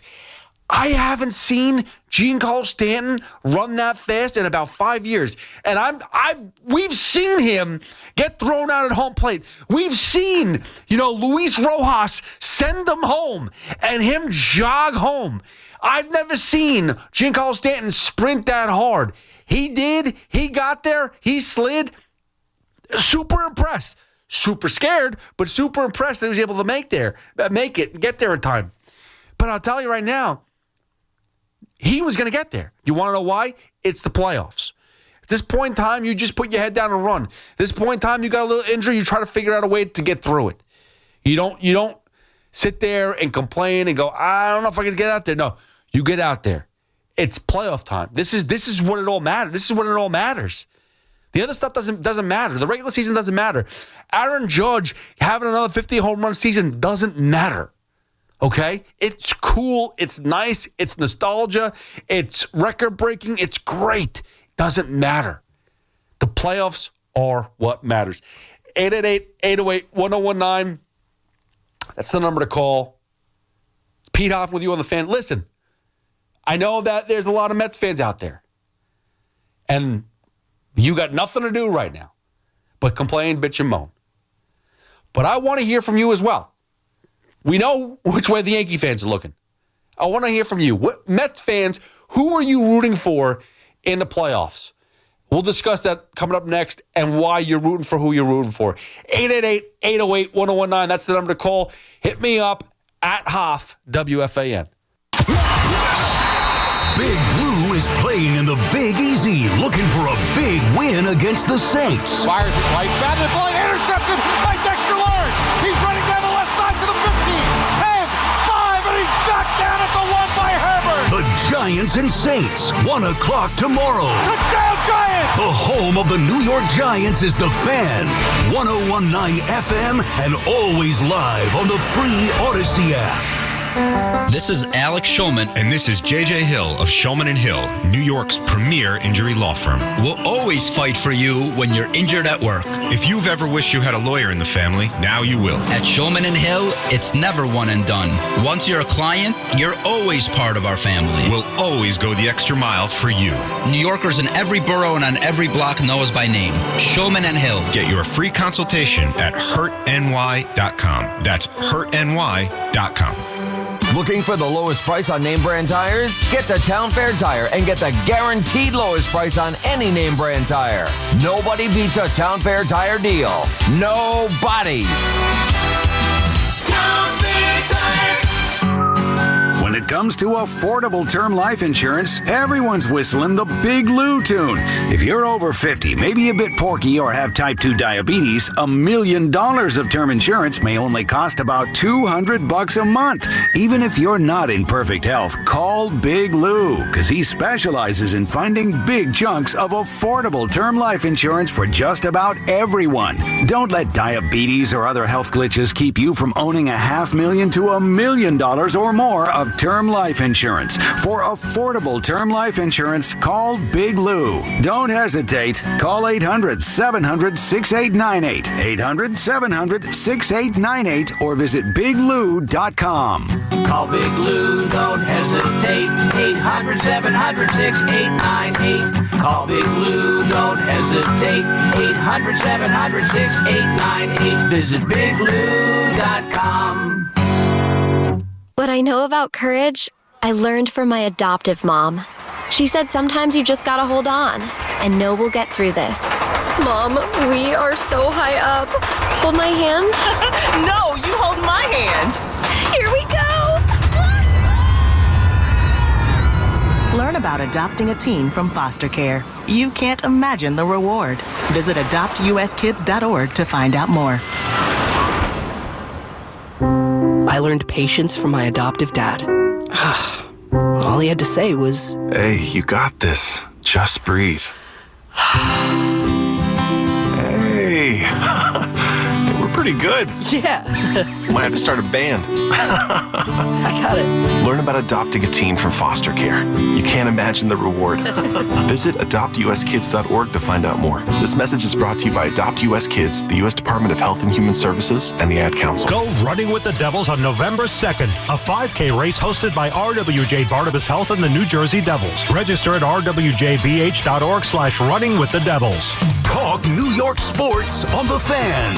With over 90 years of combined legal experience representing the law enforcement community, Decolator Cohen and DePrisco, LLP, continues to strive to educate police officers of their civil rights to sue in line-of-duty accident cases. The 2025 Police Officers' Right to Sue newsletter can be viewed on policeofficersrighttosue.com and provides successful results in varying line-of-duty accident cases. These results include damages recovered from RMP accidents involving the City of New York and civilian motorists, station house defects, ricochet injuries from the range, private premises slip and falls, sidewalk slip and falls, construction defects, snow and ice cases, and injuries emanating from defective RMPs. In any LOD accident, it is important for the officer to take photographs of any defects, injuries, or damage. It is also essential to draft the line-of-duty report and detail the cause of the accident in the paperwork. Remember, there's a 90-day time limitation to file a claim against a municipality. If any law enforcement member has a question regarding a potential lawsuit, contact Decolator Cohen and DePrisco, LLP at policeofficersrighttosue.com or call 1-800-901-1529. At Town Fair Tire, New England's largest name brand discount tire dealer, you get it all. The guaranteed lowest price, the most free services, and we accept all valid rebates from any manufacturer and from our competition. Yes, we accept them all, even competitor rebates. Town Fair Tire, New England's largest discount tire dealer, now with over 120 stores from Connecticut to Maine. Nobody beats Town Fair Tire.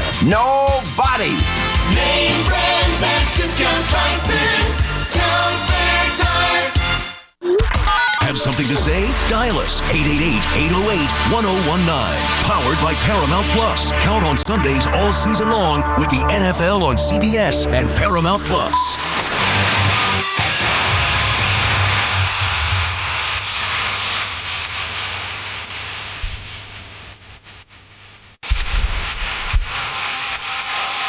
(888-808-1019) is Pete Hoffman with you on the Fan till 5 a.m. when Joe Beningo takes over.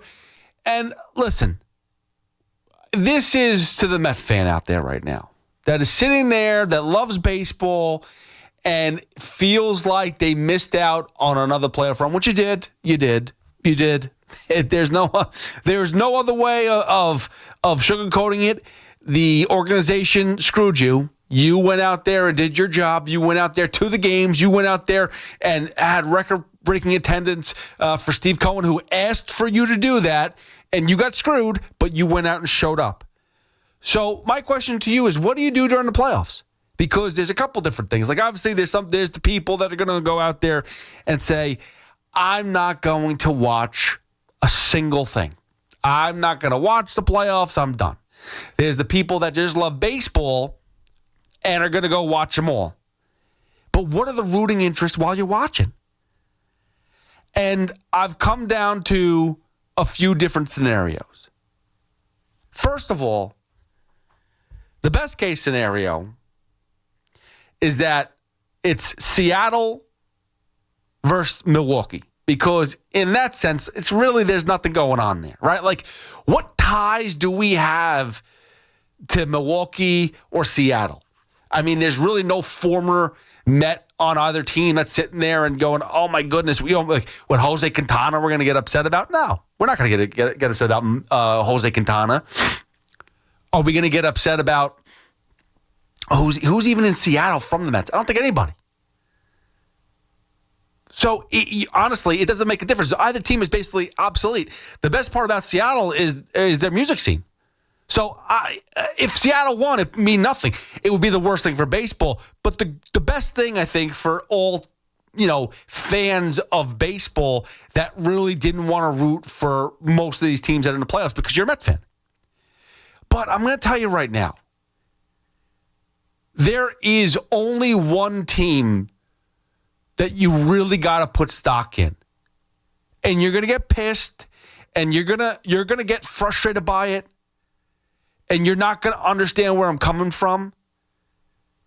It's not the Dodgers because I hate them. They're cheaters. They manipulated the system. It's not the Phillies because I hate them too because they're the Phillies. Anything in Philadelphia sucks. End the story. It's the New York Yankees. And you're going to say, whoa, you can't do that. You can't root for the Yankees. And I'm going to tell you why. I'm going to tell you why you have to root for the Yankees. Because it needs to come to a head here, right? Like, let's break it down. What is wrong with the Mets fans at this moment? They are upset that they had another season that got basically thrown away because their organization is not perfect yet. They're trying to get there. They are just not perfect. We're jealous. We're upset. We're angry that we don't have consistency, that we don't have stability. I was begging and getting excited that the Mets were going to do this record-breaking thing in their history of making it to the playoffs 3 times in 4 years. Think about how embarrassing that is. I'm excited that the Mets were going to make it to the playoffs 3 times in 4 years. That didn't happen. I can't celebrate that. That didn't happen. The Yankees go to the playoffs basically every year. They don't celebrate. Yankee fans barely celebrate going to the playoffs. They go, okay, so we're supposed to be there. But it's time to be ahead. Take a step forward. Be proactive. This is time to say, you know what? It wasn't our year. Turn the page on the season. Support your brothers. You know how we talk about little brother, big brother? Okay, fine. How about you support your brother? How about you go out there and be like, you know what? You guys go get this one. You guys win it for New York. Because New York hasn't won crap in a long time. And I'm tired of it. And I had this conversation with Evan, and he hates me for it. He thinks that I'm being held hostage at my house with my family who are full of Yankee fans, which, yes, they are. But that's not my fault. I didn't tell them what to do, and that's probably where my fault is. I probably should have told them to be Mets fans, but did I want them to go through that torture? No. I didn't want them to deal with this crap. I want them to jump on or come to the dark side or whatever you want to say when it's the right time. Right now, the Mets, it's not the right time for the Mets. They haven't figured it out. It's going to come. It's going to happen. With Steve Cohen, I do trust. No matter how much I hated the season, no matter how much I sat there and predicted the New York Mets were going to lose 3 weeks before it happened, I saw the writing on the wall, and I was so pissed. But whatever. It is what it is. This year stunk, and it's going to get better. That I promise, because there's no way that you have an owner like Steve Cohen who's going to just let this go by. But that being said, support your brother. Whether he's your big brother, your little brother, whoever it is, it's your family. We're all freaking New Yorkers. We're all in this tri-state area. Support your team. Support your brothers. Go out there and say, you know what? Take it for New York. Win it for us. And we'll return the favor next year. And the year after that. And we'll build this thing up. Let's get this rivalry back up. Let's get winning ways back to New York, because that's honestly all I care about. I mean, you look at the crappy teams in this area at the moment, there needs to be something that lifts us up. And no matter how much you hate the Yankees over the years, what do they really do to you? What do Yankee fans really do? Nothing. Nothing. They did nothing. They're jealous. We're jealous. That's what it is. We got Juan Soto. People are jealous over that. We missed the playoffs. The Yankees make the playoffs. We're jealous over that. We're all jealous. We're all sharing the jealousy. So let's all just support each other. And you know what? I'd like them to return the favor too. Like when the Mets have their day, I'd like someone to tap me on the back and be like, you know what? Go get them. I hope you guys win. That's much nicer. That's much better. Listen, we have the rest of the country that hates New York. Why do we want to hate each other? Right? Come on. 888-808-1019. So, everybody, Yankees. That's it. That's who you got to go for. End the story. 888-808-1019. Let's go to John and Maspeth. I'm sure you have something very delightful to say. Yeah, I mean, you know, I heard you talking about what Mets fans should be doing during the playoffs. And open up your Twitter right now. I just tweeted you something. This apparently at Citi Field later this month, no joke, as you can see what I just tweeted you, there is golf happening at Citi Field later on this month during the World Series. During the days of the World Series. I think I did see that. I think there's like an outing. Yes, I think I saw that. Yeah, so I mean, how perfect. The Mets could show up. The Mets fans could show up. John. Play golf and play golf, you know, when the Yankees are playing the World Series. John, good luck, man. What's up, man? I hope you make it to the World Series, and I hope you win. I do. I hope you get a hole. I hope you get a hole in one. Well, I'm not going to go golfing. I suck at golfing. I have no interest in golfing. Well, this seems like it's for beginners. You know, it seems like it's pretty small course. Well, then go. You should go. You should go and enjoy it too, John. I'm sure it's going to be nice. I got better things to do, like watch my team in the World Series. Hopefully. See, John, you're the problem. Yeah. I sat here and I was so nice to people like you, and you come with that? That's what you come with? Go golfing? I came out here and laid my heart on the table, John. I came and laid my heart on the table for you, John, and you come out with go golfing? That's the response? The thing is, listen, when someone says go golfing, they mean it as like, you know, like a joke, like, go golfing, you know? But yeah, usually it's the end of the season. Can go golfing at Citi Field. Yes, I know. How ironic is that, John? That is amazing. Thank you so much. I can go golfing. Let's go golfing together. Let's all go golfing. And we'll watch the Yankees in the World Series, right? 888-808-1019. Chris is in West Milford. What's up, Chris? Hey, Hoff, man. Sorry, man. I'd never heard you before on the radio. Oh, and I'm sorry. I just gotta say, man, I totally agree with you. I'm a Yankee fan, diehard, and I root for the Mets. My man. New Yorkers, we got to stick together. My man. You know what? If one of us ain't in it and the other is, let's do it together. Yeah. Chris, what's so wrong with that? What is so wrong with being like, you know what? This wasn't our year. We had a bad collapse, and I'm aggravated, and I'm sulking right now. I don't need you to be miserable. Go out there and enjoy yourself. I hope you pull it off. Last night, I'm watching the game, or Thursday night, I'm watching the game with my family, and they're ecstatic and they're excited. I didn't want to go and take a bucket of water and dump it all over them. I could have done that. Be like, you guys shouldn't be happy. I didn't. I said, you know what? You guys deserve this. Go out there and win it all. Take it.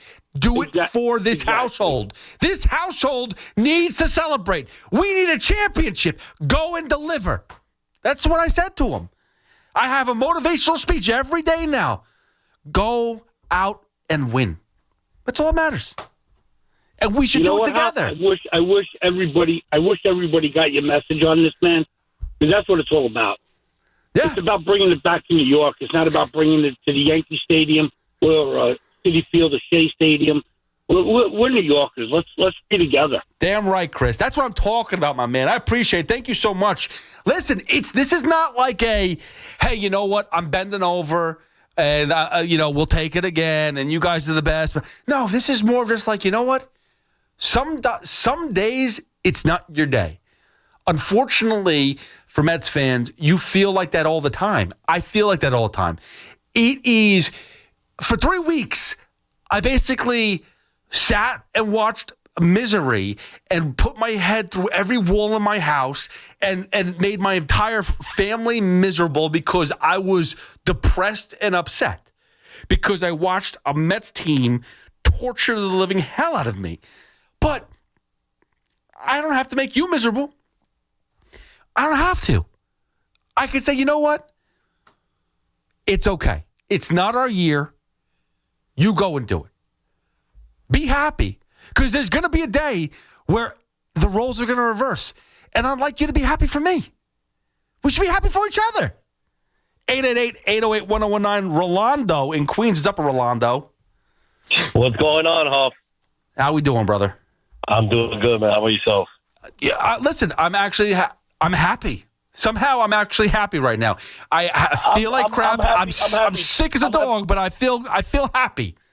Listen, man, it's been a lot of ups and downs. I'm a diehard Met fan, so I feel like it's been a roller coaster. Yeah. But a prime example of I try my best. John of Maspeth is the reason why sometimes I despise these Yankee fans, man, because it's like they turn into like kindergartners, man. It's like, you remember when you were in kindergarten and a kid has the chocolate milk and you don't have that chocolate milk? It's like, dude, like, enough, man. Like, it's just, I don't get it, man. Yeah, but Rolando, you know what you do? Like, just John just now, he tried to tell me to go golfing. You know what? Thank you. I appreciate that. I'm going to go golfing. I don't golf. I'm going to go golfing. Good luck. Go out there and win. And here's the thing, though, Rolando, right? Just be supportive of your brother. Be supportive. That's how I see it, man. But at the end of the day, it's just, we all should just do the classy thing, man. It is what it is. It's like, right. Who wants, the rubbing in? Yeah, I mean, listen, and there's moments that we can have fun jabbing at each other. It's okay.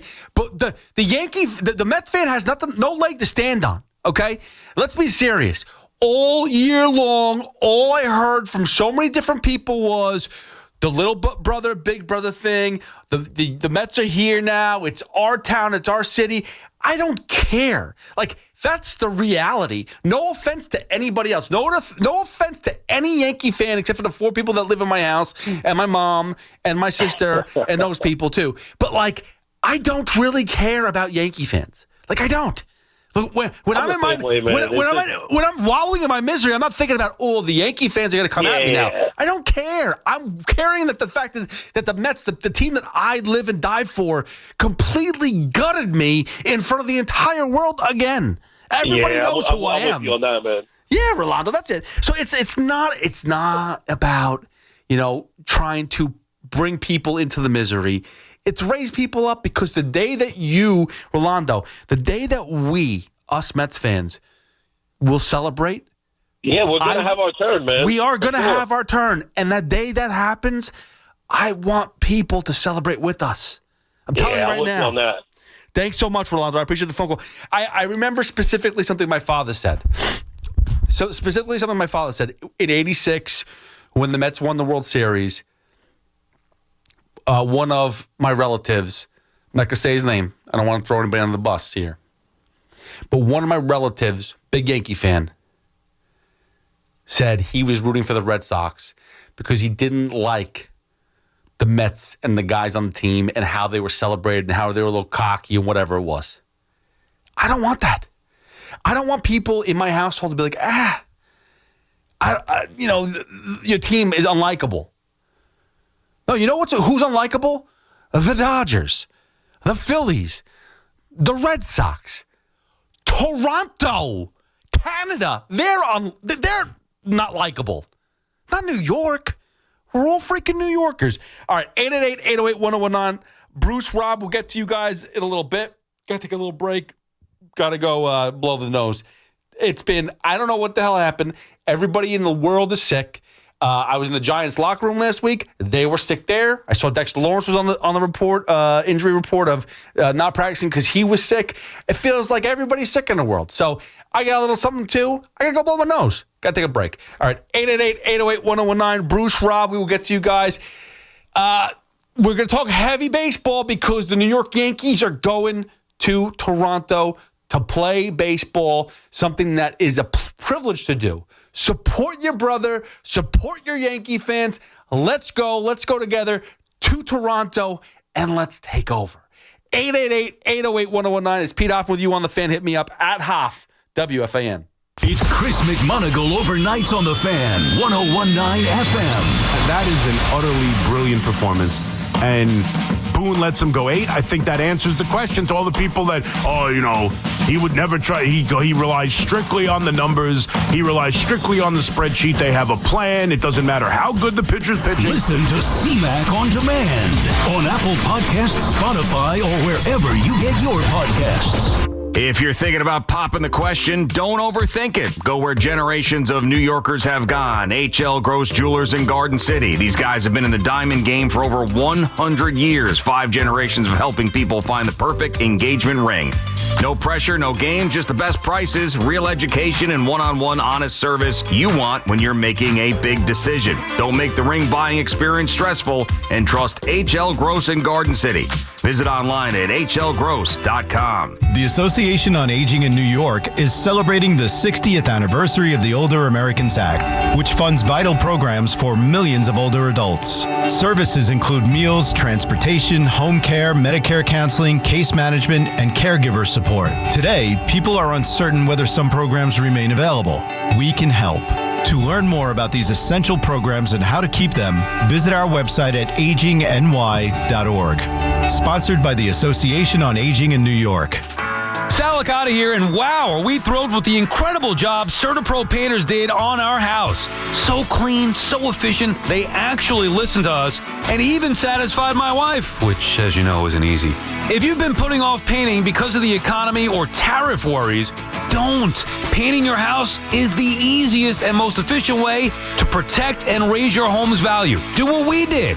Call CertaPro Painters today. Each CertaPro Painters business is independently owned and operated. Injured? Don't be a whiner. Call me, attorney Mark Miner. I'm Mark Miner, and I have over 30 years of experience handling personal injury cases. If you or a loved one has been injured in an accident, don't whine. Call 1-800-LAW-LINE. You can trust that the personal injury law firm of Zalman, Schneider, and Miner will treat you with respect and fight for your rights. Don't whine. Call 1-800-LAW-LINE for a free consultation. Our goal is to transform your pain into payment. If there is no recovery, there is no fee. We handle all type of accident cases and value the opportunity to help you. The sooner you call, the better. If you are injured, call 1-800-LAW-LINE so we can discuss how to transform your pain into payment. Don't be a whiner. Call Zalman, Schnerman, and Miner at 1-800-LAW-LINE. Zalman, Schnerman, and Miner, personal injury attorneys. Don't whine. Call 1-800-LAW-LINE. That's 1-800-LAW-LINE. We've got more sports talk coming up on The Fan. Everybody knows Town Fair Tire is New England's largest name brand discount tire dealer, beating all the local competitors with our guaranteed lowest prices. And now, with over 120 stores throughout New England, we beat all the competition, including the warehouse clubs, the online sites, and the local dealers. Yes, we beat them all with the absolute guaranteed lowest price on name brand tires. Nobody beats Town Fair Tire. Nobody. Name brands at discount prices. Town Fair Tire.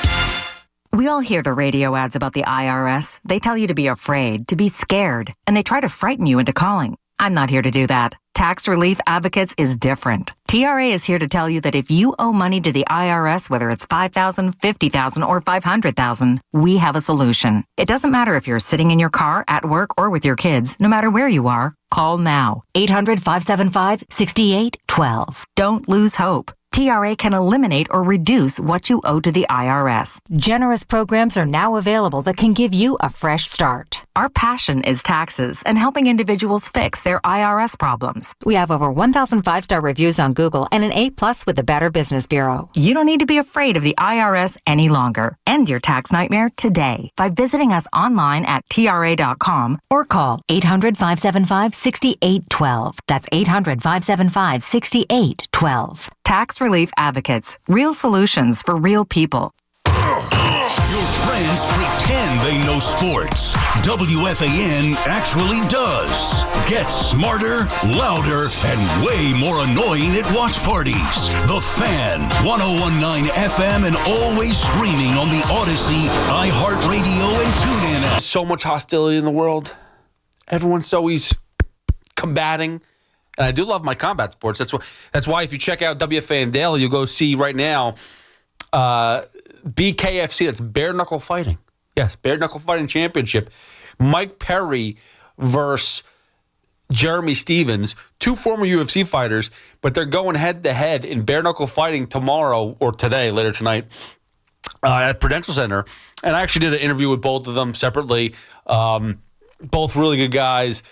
And both exciting fighters, and for what they've done in combat sports, to go into bare knuckle and to be on a top card at Prudential Center is pretty freaking awesome.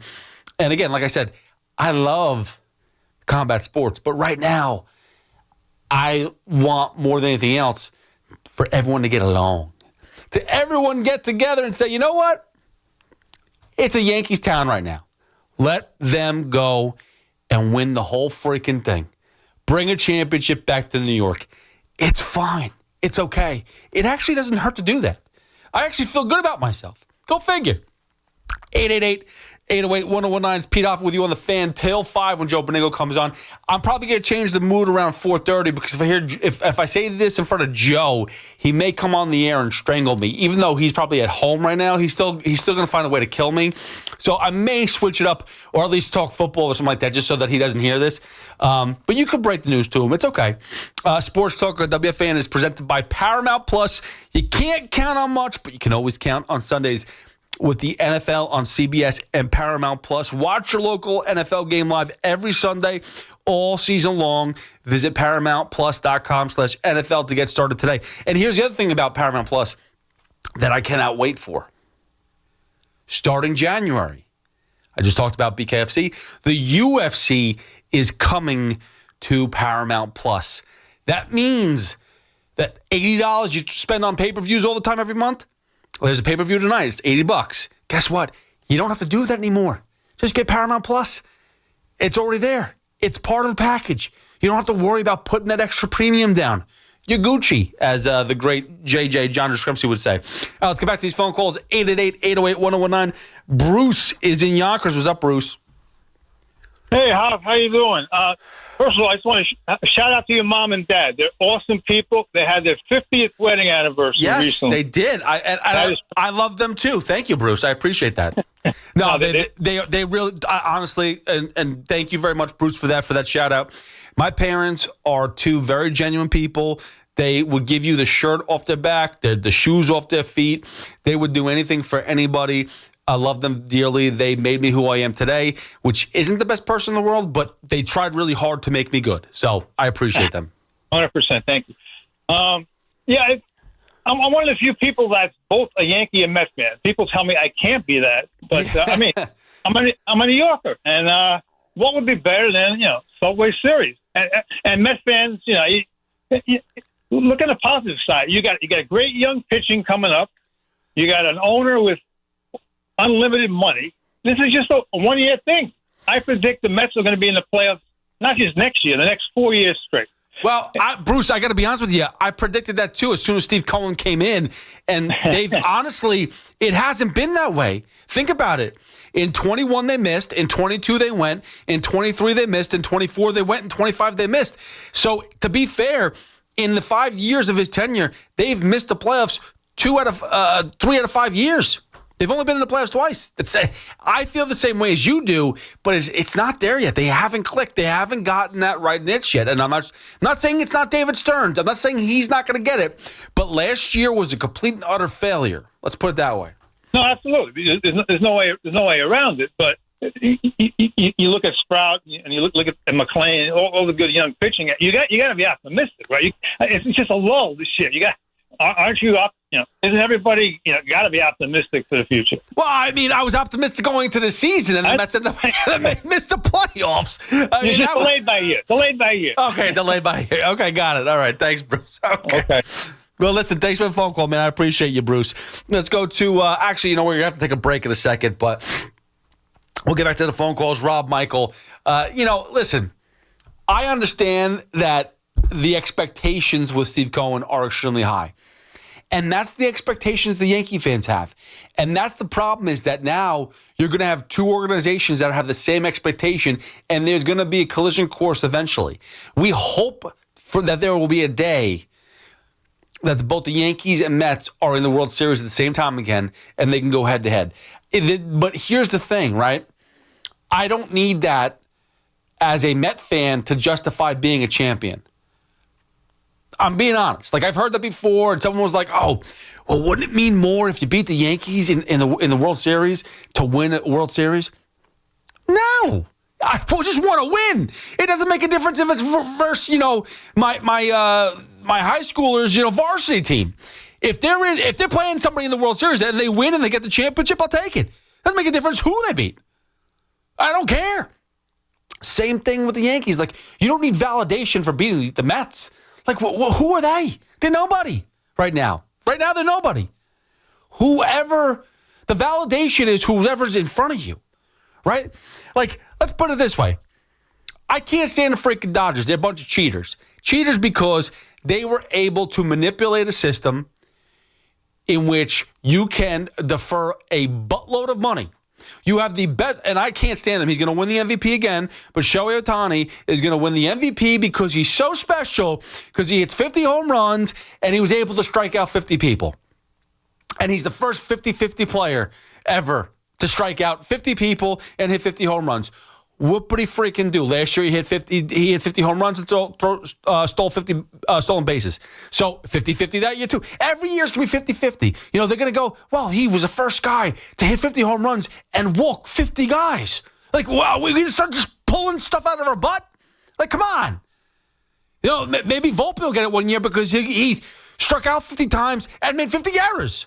Are we going to start, what are we doing here with the 50-50 crap? But anyway, the point being is, people love them, Shohei Ohtani. He is a special player, whatever you want to say. He's a unicorn. He does things that no other human being could do, or at least no one could do it in that way.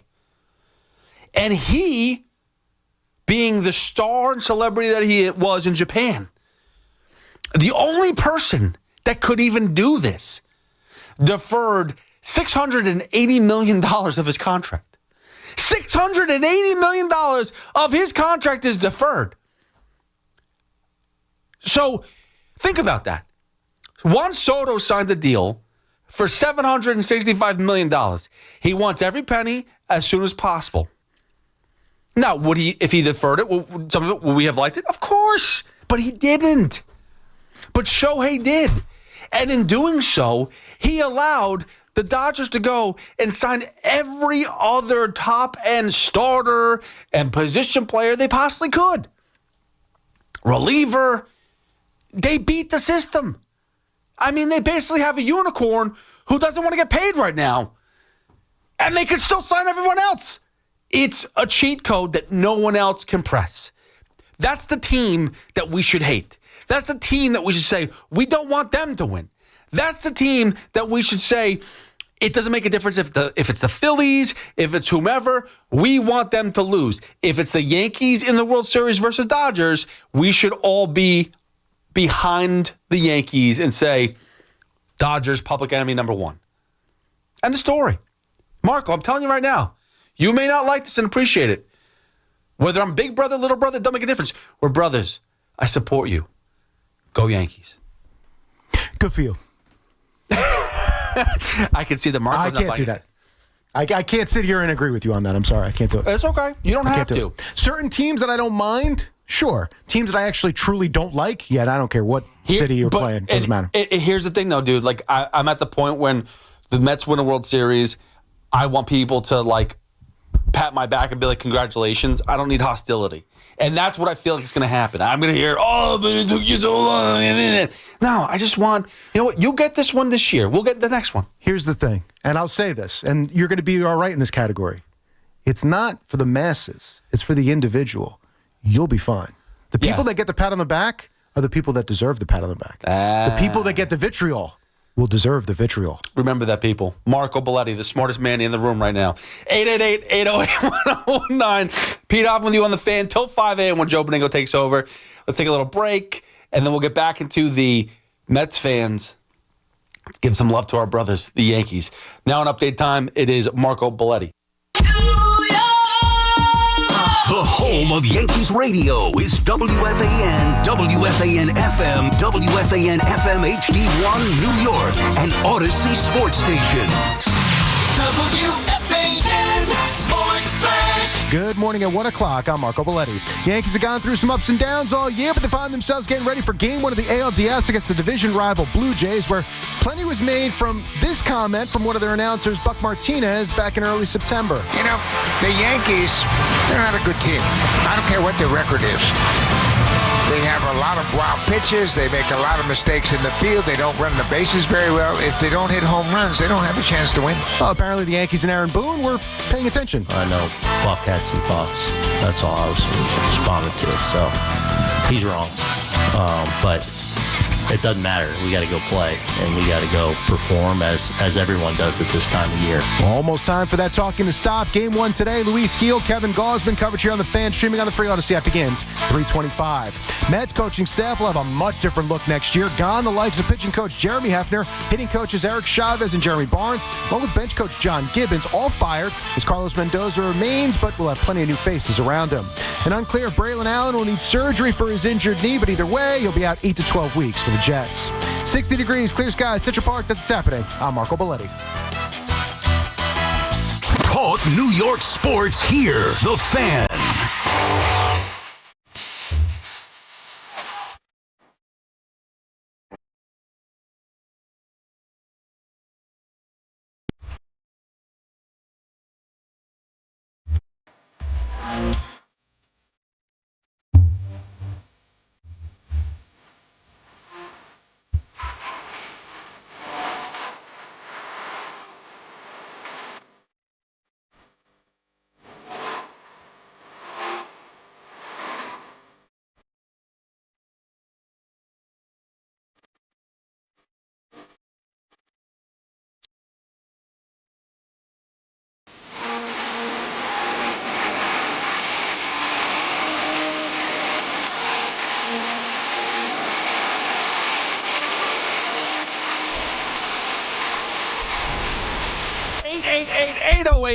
And I got to be honest with you, in this case, the kids are all right. Jackson Dart, Cam Scattaboo, unfortunately Malik Neighbors, he is not all right, but Theo Johnson. The New York Giants have been playing good football this year, and you don't even know it. You don't even know it because they're 1-3.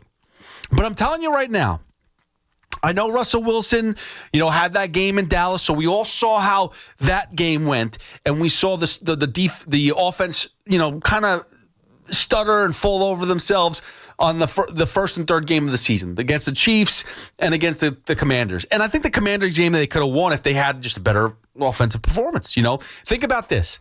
They had a bunch of opportunities in the end zone. Malik Neighbors could have caught a touchdown. Theo Johnson dropped the ball. I mean, there were so many opportunities to beat and hang into that game and at least make it competitive. They didn't do it.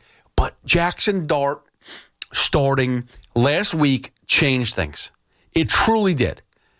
And at the end of the day, this is what at the end of the day, who knows really how good Jackson Dart's going to be? I could tell you that he's got the aura. I could tell you that he's got that moxie. I could tell you he looks like the real deal. But at the end of the day, we don't really know if he's going to be, a 8-9 year veteran quarterback in this league and go on to maybe win a few games in the playoffs and have an amazing career. We don't really know. We really truly don't. But what I will tell you this is, to start your first NFL game and win it is highly impressive, because we've watched the Giants now for how many years? How many years did Daniel Jones play quarterback for the New York Giants and not win? We've seen many quarterbacks play in New York and not win. So for Jackson Dart to go out in his first game and get a victory, that means a lot. It truly does. And it reminds me of a guy named Tim Tebow. Now, Tebow and Dart are two different people, but I will say this much. I couldn't stand Tim Tebow. I didn't think he was a good quarterback, but I will say he was a winner. He won. He found ways to win games, and it was frustrating because but he's not really that good. But he found ways to win games. Now, I'm not saying that Jackson Dart's not good. I'm just saying he's still green. He's still new. He's still trying to figure it out. There's still mistakes he's going to make. Listen, he's going to make mistakes. There's going to be plays when we're sitting there scratching our head. He's going to be frustrating at times. But give him an opportunity. Let him play. Let him figure it out. This season, I think a lot of fans thought that they were dead to rights before the season started. I think a lot of people thought Brian Daboll, Joe Shane were fighting for their job, and that Jackson Dart really, had to go and prove something. Right now, he doesn't have to prove anything. He's got to go out there and perform like a serviceable quarterback. Because the one thing that we do to our quarterbacks in New York, whether it's the Jets or Giants, I'll loop you all together, we rush. If they're not good in the first game, we basically toss them to the side. Zach Wilson, Sam Darnold, Daniel Jones, Geno Smith. I mean, you go up and down the quarterbacks that have been throughout the systems, and some of them are kind of good right now. Like Sam Darnold is a really decent quarterback with Seattle right now. He played well with Minnesota last year, and he's doing well in Seattle. You see Daniel Jones playing really great football with the Colts. And look at Mac Jones, a guy that people were crushing him in New England. He's in San Francisco playing. It's the system. It is some people are a good match for certain systems, others aren't. And you got to find the right person for you. And in this case, Jackson Dart may be the perfect guy for Brian Daboll. The same way that Eli Manning was the perfect quarterback for Tom Coughlin. Coughlin got the same treatment as Daboll's getting right now, trying to oust him out of town. But guess what? He didn't leave. He won Super Bowls. That's what Coughlin did. And if Dart and Daboll could do that, there you go. We are back on track with football, because it's been way too long. We know it. Even though the Giants were in the playoffs a few years ago, that was a nice little run. The reality is, it's been far too long for the consistency. It's been far too long of the season being dead before October. The Jets are basically done. They're 0-4. They may not win a game this season. They're terrible. And thank goodness I quit them, because I couldn't take that heartbreak this year with a bad Mets season. Now, am I going to quit the Jets forever? I don't know. We'll see. This year, for sure, I had to take off. I couldn't do it. I was very invested in the Mets, and they failed me. I could not jump back on board with the Jets and deal with this crap. They look terrible. I feel bad for Garrett Wilson. Garrett Wilson, to me, seems like a wide receiver that is a special player that could. It doesn't make a difference who's throwing him the ball. He's going to find a way to get his yards, to get his receptions, to get his touchdowns. He is a special player, and he's being, you talk about, basically crushing, a person in their prime. That's what Garrett Wilson is right now. Like, he is he's a special player who is dealing with a terrible organization. And they signed him, and he's getting paid, so that's good. But the fact is, they're going nowhere. He's going to be that wide receiver that, hey, with the Jets, I did great, but nobody's going to know me. Nobody's going to know how good I really was because I'm with the freaking Jets. And eventually he's going to ask for a trade. Eventually. And I can't knock him for that. Do it.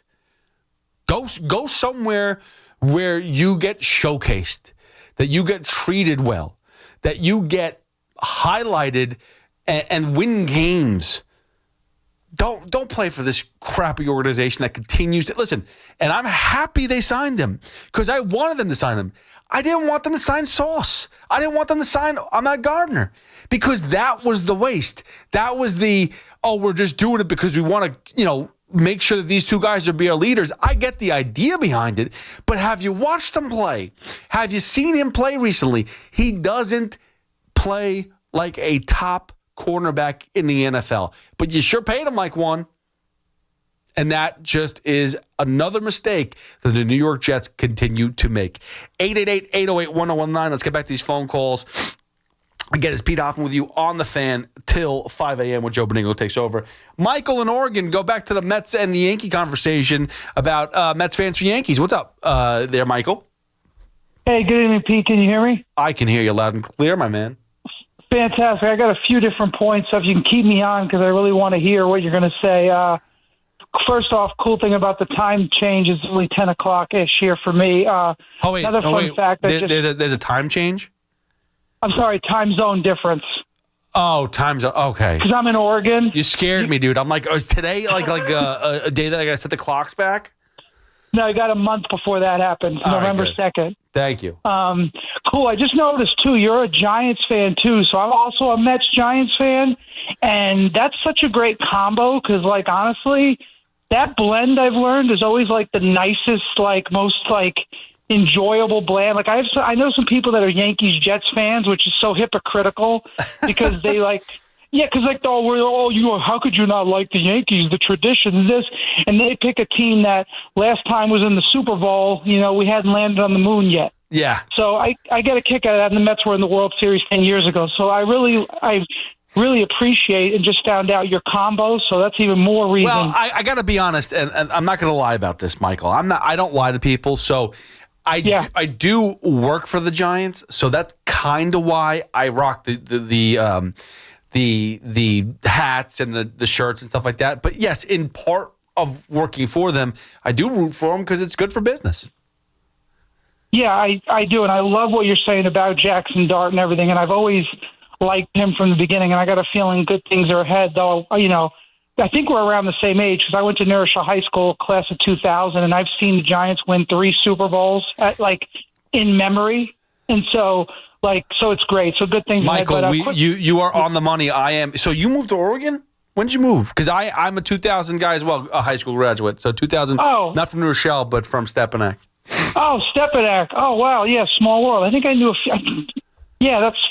So I actually moved to Florida when I graduated high school to go to college, and I lived in Florida for about 18 years, and then I moved to Oregon in 2019 because my girlfriend got a really good job out here, and it's crazy because, out here, baseball, you see kids wearing a hat, and they're just I'm like, oh, cool, are you a White Sox fan? No, I like the hat. Yeah. It's I tease people, I know more baseball than people in my entire zip code here put together. I get it. It's crazy. They're all about football and basketball. I see kids with Yankee hats. If I told them Jared Jeter was batting leadoff right now, they probably wouldn't argue. It's crazy. But yeah. So what's the sport in Oregon then? What's their numero uno? Football? Football's number one out here. Yeah, that's what I thought. Yeah. They're big into the Ducks, some Beavers.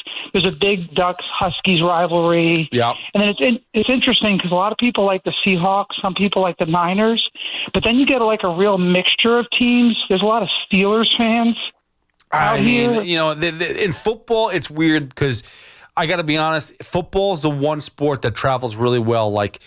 you come to New York, every team is represented here. You go to anywhere, and they're represented well. I mean, every time I go to a new stadium, the Giants fans show up every which way I go. So they travel well. I feel like every team has their core fans that travel with them and show up, you know? Yeah, no, and I agree, and that's a really good way to say it. So basketball's a close second out here. Like, they all love their Blazers, but it's funny because when people hear I'm a Giants fan, it's like no matter what, they could go 2-14, and people out here just like rich history, a lot of respect.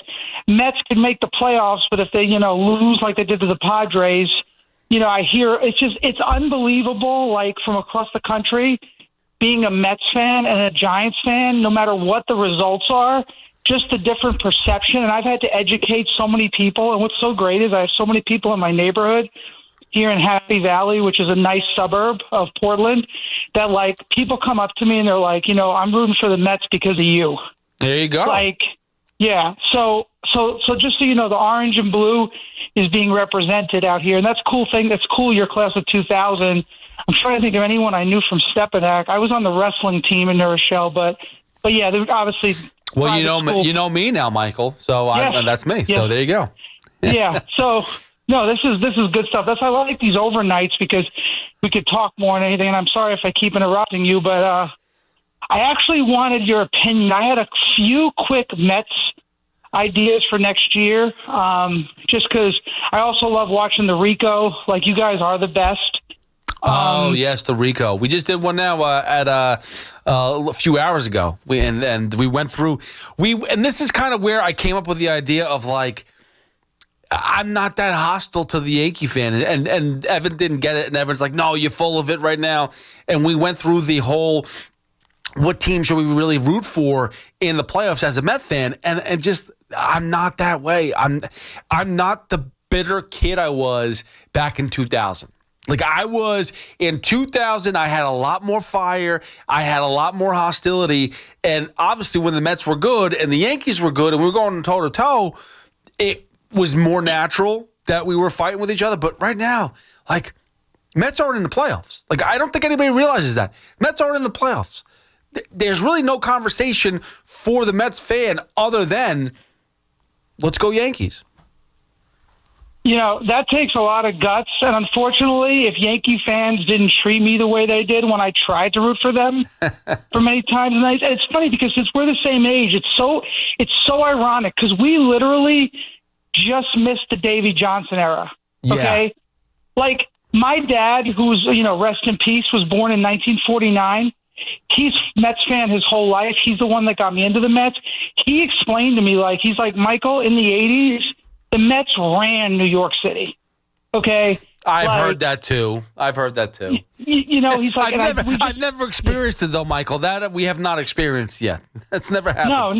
No, we haven't. And so a couple quick things. I have three, and I'll try to be quick, and I really appreciate this time. I really want to hear what you have to say, though, because you're just as big as Mets fan as I am, and I think I'm one of the top 50 biggest Mets fans in the country. And I can back that up. With that being said, who's bigger than you?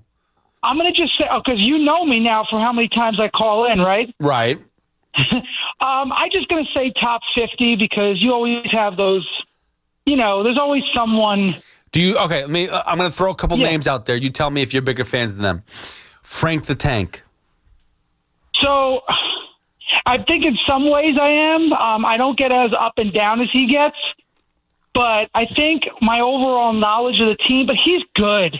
He is so good. Like, I know he's kind of scattered, Dolphins, Notre Dame, Mets. Yeah. And I know he likes to chew on things when they lose. Listen, when the Mets lose, if they don't play good, my day, I'm not saying I jump off a cliff, but my day isn't the same. People can feel it in the neighborhood when I walk my dog. Yeah. And when they win, everything's just brighter. It's just... So, I don't know, but I would love, if there was a Jeopardy game, 90s baseball and newer, so from 1990, which is when I started watching, when I was old enough to know what was going on. Yeah. if there was a Jeopardy game, 90s Mets and newer, and I know you and Evan would be on that game, I think I could do really well. Maybe not win the whole thing, but like really stick out. So I'm going to say top 50, and I know that means a lot. How about Positive Tommy? Do you think you're higher or lower than Positive Tommy? He's a little younger than us, right? A few years, not by much though.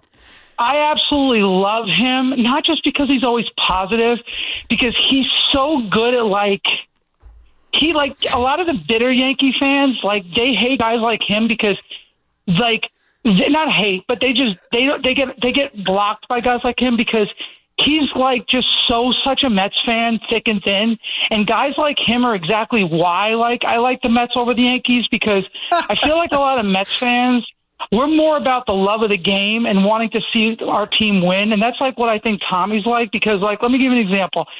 A lot of Yankee fans when I was younger, when they won the World Series in '96, which I actually was rooting for them in that first one. Yes, just that first one. Okay.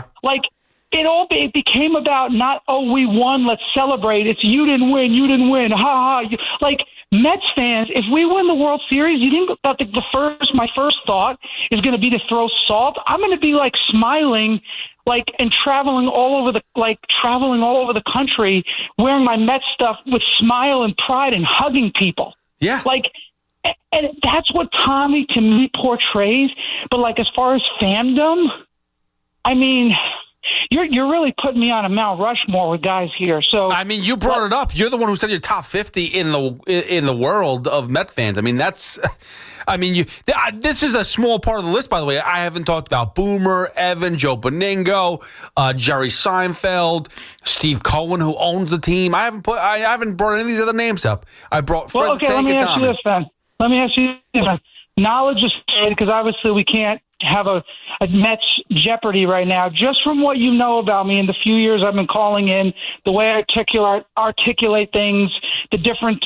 What do you think? At least then the passion is there for me to at least maybe if the knowledge correlates to be in that conversation. Passion is definitely there, Michael. That's for sure. All right, let's. We got other callers, so I don't want to leave everyone on hold. So, Michael, get to your 3 points quick, and then we'll move forward. Yeah. Thank you. Okay, first off, got to move away from McNeil's contract, Nimmo's contract, and possibly Senga's. And let me tell you why. Nimmo, I know everybody loves him, but you love him at $20 million a year, getting older. He can go to Colorado. Michael, hold on a second. Yeah. You listen to the Rico Bronya and you think everyone loves Brandon Nimmo? Have you listened to what I said? Oh, I know. You actually, let me tell you something. You were right about Nimmo before I was, and I like the guy. But see, this is the problem when you lock guys up, just because you're afraid to lose them. He is a great $12.5 million a year player. He's not a great, see, this is what's great about having money. We have this money, but we got to start spending it to build a better team, not to just lock up guys after arbitration because, I don't want to lose them. Pay $5 million a year of it for the next 5 years. That gets 15 off the books a year. Send him to Colorado so he can be with his friends. You know they like taking on Chris. Yeah, seriously, he's a great dude. We'll put on a tribute video for him. Oh, yeah. I'll make a great tribute video. We'll replay him making that catch in center field for Jacob deGrom over and over and over and over and over. And you know what we could do, too? We could make a video, a highlight package of Brandon Nimmo sprinting down to first base after a walk. I'd love to do that. That'd be amazing. Yeah, how about him crying when we beat the Phillies last year? Do you remember that? No, because I think I was crying too. Okay, yeah. Well, he was sincere, Wilmer Flores. See, that stuff you can't buy. I love the guy, but Cohen's got to stop. Nimmo had a great year his last year of arbitration. Now let's give him 8 years, 160, so it doesn't go anywhere. We got to stop. We got to. That was listen. That was. We'll move on, but I agree with all of them. Nimmo, McNeil, Senga got to go. Go to the next point. And use that money to build build good bullpen, consistent guys. You don't need too many studs. Yeah, just consistent guys you can semi-trust. The money's there. Okay, number two. Got to think about going to a 6-man rotation, and here's why. I look at a guy like David Peterson. If we're at a 6-man rotation, I don't think he blows up as fast as he does. And it's not just because of Peterson, but the way the game has changed now, especially with the plethora of arms we're going to have next year. Manaea, Peterson, Christian Scott's coming back. I think Sproat will be a back end guy. Tong's not ready. McLean is probably going to be our hero someday. But I'm thinking about going to a 6-man rotation just because of the way the game is. I don't want to see these guys like these guys can't do 30 starts anymore. Thoughts? I mean, that's embarrassing, though. I don't agree with that at all, and I don't like it. What I would actually think is a better approach is this sandwich situation that they kind of found themselves in. I said at the beginning of the year, like, you have a bunch of pitchers that can only go 3-4 innings. Put 2 of them together and get the best 6 to 7 innings you can possibly get out of those guys. Not everybody, but that's what Stearns likes to do. If that's what you like to do, if you like to get these projects and they're not working out the right way, then try to utilize them as best as possible. And if you're not going to listen, there's not a lot of a long-term contract, so that's a good thing. So, yes, Sproat, McLean, Tong, those guys are young rookies. They're controllable. Manaya's got a couple of years left. Peterson's got a couple of years left, I think. But reality is, Senga, get rid of him. And if you have a bunch of guys that you bring in for a year or two and they're not working out well for this long, 6, 7, like, quality start. Like, look at Cam Schlitler, what he did. 8 innings. That's a quality. Like, Mets fans don't even know what a quality start is because the Mets don't do it. You know what I mean? Michael, last thing, and then I gotta run.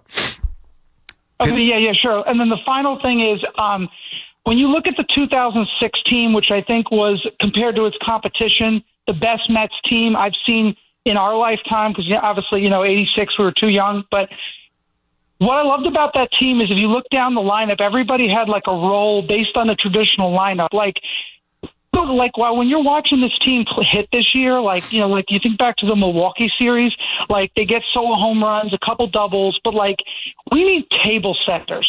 Like they need to work with Acuna and teach him how to hit. He's got the defense. He's super fast. We need table setters. Michael. And I thank you so much for the phone call. I appreciate the time, man. You're the best. He needs to learn how to hit. He wouldn't have been sent down. McNeil wouldn't have been used the way he was. I mean, yes, of course, these guys got to learn how to hit. So does Vientos. So does Beatty consistently. Let's be honest with you. Beatty had a good second half of the season, but his first half was terrible, and he's been pretty awful up until the second half of the season. I know everyone's jumping for joy and saying, well, there we go. We knew it. Brett Beatty finally clicked. But it's taken 3 years. So let's not make it sound like Brett Beatty is now finally found it and he's perfect. There's still a lot of question marks with Brett Beatty. So let's not get too far ahead of ourselves. Acuna, defensively he's gifted, but he can't hit for, what? Francisco Alvarez, decent catcher at times, has some issues, had to fix some things. Offensively, he can be gifted, but he really is he's so off. But the point is there's so much about the Mets. We're going to dive into all of that later on. But let's get back to these phone calls. 888-808-1019. Scott in Boston has something nice to say, I heard. What's up, Scott? So I'm blind. I call a lot of radio stations, and I listen to WFAN all day long. This guy that called from Oregon, the New York Mets fan, we have this in Boston. It's fake fandom. The fans, they move out of state. Like Red Sox fans will move to Los Angeles. They'll become the biggest fans ever in Los Angeles. I mean, like that guy, he hasn't lived in the state of New York since high school, you know what I mean? And he's the biggest Mets fan ever. He's homesick from New York. He's in Oregon, loving the Mets and everything. That's like social media has brought this on fans nowadays, where they feel like they have to be the biggest fan ever when they move out of the state. It's not real. You see it on the West Coast all the time because sports aren't popular there. It becomes the person's identity. You know what I'm saying? Right. So you're saying that Michael is not really a top 50 Met fan? No, he'd have to live near the park, be at a lot of the games. He'd have, you know what I'm saying? Like New York Mets fans are diehard. I follow the team really closely. You have to really love the Mets to be a Mets fan for this long because you're in the same town as the Yankees. And to call up and beg that you're the greatest Mets fan and you're not even living in the same state, it's pandering to the whole state of New York because you don't live there. You're not a real New Yorker. Got it, you can't be Scott, a top 50 Mets fan. Scott, where are you at? Are you a Met fan or what are you? You're a Red Sox fan? No, I'm a Red Sox fan. I just like rooting for the Mets because I've read all the books about the Mets. I get guide dogs in Morristown, New Jersey, so I know a lot of the fans, and I can't stand the Yankees. So it's easy to root for the Mets, and they're in the National League, so you can root for them instead of the Red Sox. I think they're a good franchise. I just don't know what's going on. With baseball, with the Red Sox, it's like a moral victory that they got to this third game with the Yankees. So it's hard to root for the Red Sox nowadays. You can root for the Mets. It's close like the Red Sox, So, Scott, the question to you. So if you are where are you on the Red Sox list of diehard fans? Oh, so I'm one of the biggest Red Sox fans there is. I call the Toucher and Hardy show in Boston. I'm one of their callers. They don't have many callers. So I'm considered one of the greatest Boston sports fans. I'm 42 years old. I'm the same age as you. I'm recognized by everybody in Boston. I'm one of the top 10 Boston Red Sox fans. So you're top 10. Oh, wait. So Michael said he was top 50 Mets fans. I got Scott, who's a top 10 Boston Red Sox fan? Are you telling me I got a top 10 on the phone? Yeah, because I live in the north end of Boston. I'm a blind sports radio caller. Yeah, no, I mean, I call into the most popular local radio show in the United States, the Toucher and Hardy show. Nico, I get the most airtime. We got a top 10. I talk to people. I talk to people that will replace Boomer on the radio when he retires. Like, I could get on almost any show because I know what I'm talking about because I'm blind and I listen to radio all the time and I listen to all the audiobooks about the Mets. Scott, let me ask you a question. You're a top 10 Red Sox fan now, but now compare yourself to Michael in Oregon. If you say he's not a top 50, where are you above him or below him as a Met fan? Because you said you like your top 10 Red Sox, but you also said you like the Mets too. I'd say Michael's like 100, and then I'm like number 150 since I can consume so much. I knew somebody who worked for the Mets in the marketing and advertising department. I have inside people. I know what goes on inside the Mets. I follow every little gimmick they do. You know what I mean? I talk to a lot of their fans online. You know what I'm saying? I don't try to pretend like I'm the greatest Mets fan ever, whatever. I can pretend like I'm the greatest Red Sox fan ever because I'm on in the local market all the time, and people recognize me on the streets of Boston. Scott, you are amazing. Thank you so much. I can't believe I just had a top 10 Red Sox fan who's also the top 150 Met fan base. And then Michael, who said he was a top 50, but now Scott's saying no, Michael's not a top 50 Met fan. He is in the top 100, but not top 50. Nico, where are you on the charts for fan base? I would like to consider myself in the top 100, but there's so many people out there that are Mets fans. How can you ever compare it? I mean, this is all opinion-based, right? Right, but I mean, I feel like I'm number one every day of my life. I could support that. Yeah, I mean, I do feel like that. So, like, there's a lot of people that are Mets fans, but I don't think anybody roots harder and takes it harder than I do. I mean, maybe they do, but I don't know that. Right, you'll never know. That's why I guess in everybody's minds they can view themselves as number one. There you go. You're number one for me. I'll tell you that much. 888-808-1019. We'll get back to your phone calls. Any other top 10s want to call in? Please feel free. 888-808-1019. But listen, the Yankees are the story. Okay, the Yankees are in the playoffs. The Yankees are going to Toronto, and we all need to support the New York Yankees. 888-808-1019 is Pete Hoffman with you on the Fan till 5 when Joe B takes over. Hit me up at Hoff, WFAN. Swing and a miss, struck him out. Rookie flamethrower Cam Schlitler gave a performance for the ages while making history in the Bronx.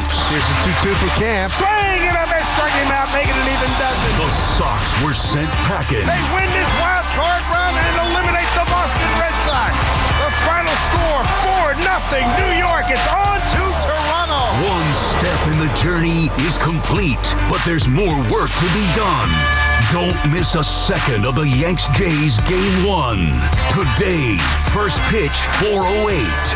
Here on your home for New York Yankees baseball. 101.9 FM, WFAN. And always live on the free Odyssey app. Are you searching for a warm and welcoming community for mom or dad? River Spring Living just may be the right option. Set on a 32-acre campus right there along the beautiful Hudson River, there are plenty of chances to engage in activities, wellness programs, and so much more. From independent living to assisted living and memory care, specialized teams are dedicated to making everyone feel right at home. I've seen firsthand what makes life at River Spring Living so special. Visit riverspringliving.org today. This is Alex Shulman of Shulman & Hill, New York's premier injury law firm. We'll always fight for you if you're injured at a construction site. If you've ever wished you've had a lawyer in the family, now you will. At Shulman & Hill, it's never one and done. Once you're a client, you're always part of our family. New Yorkers in every borough and on every block know us by name. Shulman & Hill. Get your free consultation at hurtny.com. That's hurtny.com. Looking for the lowest price on name brand tires? Get to Town Fair Tire and get the guaranteed lowest price on any name brand tire. Nobody beats a Town Fair Tire deal. Nobody. Name brands at discount prices. Town Fair Tire. House stealing. It's a nightmare that's real. It's the FBI's term for thieves stealing your home's title and draining your equity. Just one fake document filed with a recorder, and scammers can own your home on paper, drain your equity, and do it all without you even knowing. Imagine waking up to a foreclosure or eviction notice. Listen to former title thief Matt Cox. What people don't realize is the ease in which this crime can happen. I can take the deed to your house and I can transfer that deed into my name. It's a great crime, and it's happening all the time. So how can you stop the nightmare and protect yourself? Find out if you're already a victim now at HomeTitleLock.com. Use promo code RADIO and get a 30-day free trial of their $1 million triple lock protection, a title scan, and access to a title specialist, a $250 value. Don't wait. Go to HomeTitleLock.com now. Promo code RADIO.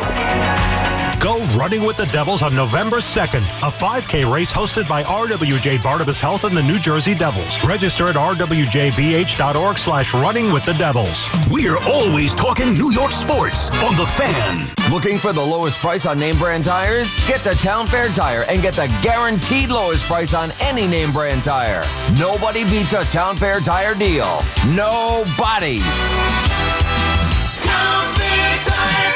We all hear the radio ads about the IRS. They tell you to be afraid, to be scared, and they try to frighten you into calling. I'm not here to do that. Tax Relief Advocates is different. TRA is here to tell you that if you owe money to the IRS, whether it's $5,000, $50,000, or $500,000, we have a solution. It doesn't matter if you're sitting in your car, at work, or with your kids. No matter where you are, call now. 800-575-6986. Don't lose hope. TRA can eliminate or reduce what you owe to the IRS. Generous programs are now available that can give you a fresh start. Our passion is taxes and helping individuals fix their IRS problems. We have over 1,000 5-star reviews on Google and an A+ with the Better Business Bureau. You don't need to be afraid of the IRS any longer. End your tax nightmare today by visiting us online at TRA.com or call 800-575-6986. That's 800-575-6986. Tax Relief Advocates. Real solutions for real people. With over 90 years of combined legal experience representing the law enforcement community, Decolator Cohen & DePrisco, LLP, continues to strive to educate police officers of their civil rights to sue in line-of-duty accident cases. The 2025 Police Officers' Right to Sue newsletter can be viewed on policeofficersrighttosue.com and provides successful results in varying line-of-duty accident cases. These results include damages recovered from RMP accidents involving the City of New York and civilian motorists, station house defects, ricochet injuries from the range, private premises slip and falls, sidewalk slip and falls, construction defects, snow and ice cases, and injuries emanating from defective RMPs. In any LOD accident, it is important for the officer to take photographs of any defects, injuries, or damage. It is also essential to draft the line-of-duty report and detail the cause of the accident in the paperwork. Remember, there's a 90-day time limitation to file a claim against a municipality. If any law enforcement member has a question regarding a potential lawsuit, contact Decolator Cohen & DePrisco, LLP at policeofficersrighttosue.com or call 1-800-901-1529.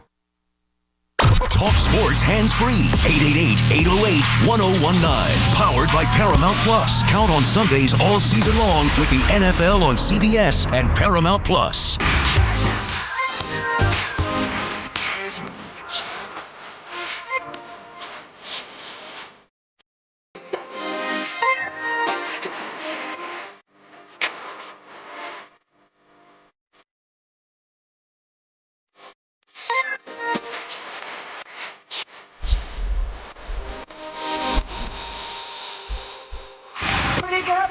Pretty girl, you should be smiling. 888-808-1019. Pete Hoffman with you on the Fan till 5 a.m. That's right, 5. when Joe Benigno takes over and gives you a piece of his mind, because I'm sure he's going to vent a little bit about the Mets. I'm done venting. I've done all my venting. I'm over it. I mean, I'm not, but for now, I am here to say, Yankees, go all the way. Do it. Your brother wants you to. I'm going to pat you on the back. Go out there and do it.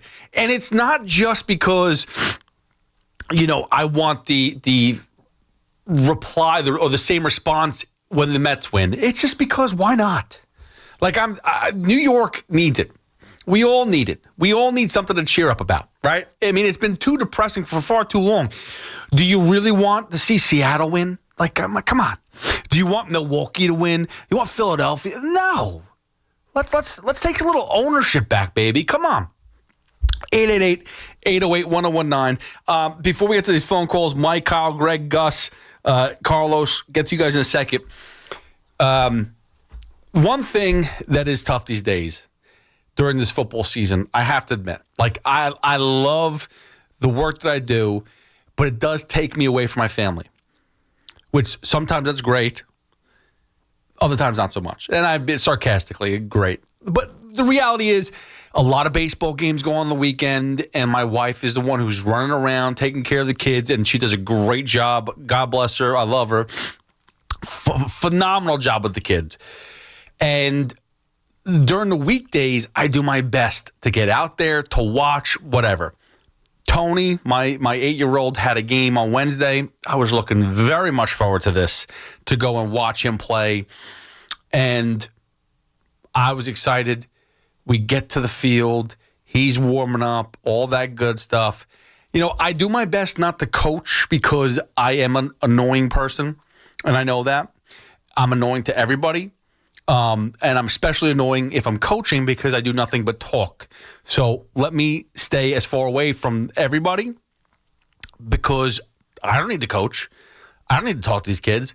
Let the coaches handle it, especially because the hardest thing is, and if you're a dad or a mom out there that's ever had to coach your kids, the hardest part about coaching is coaching your kid.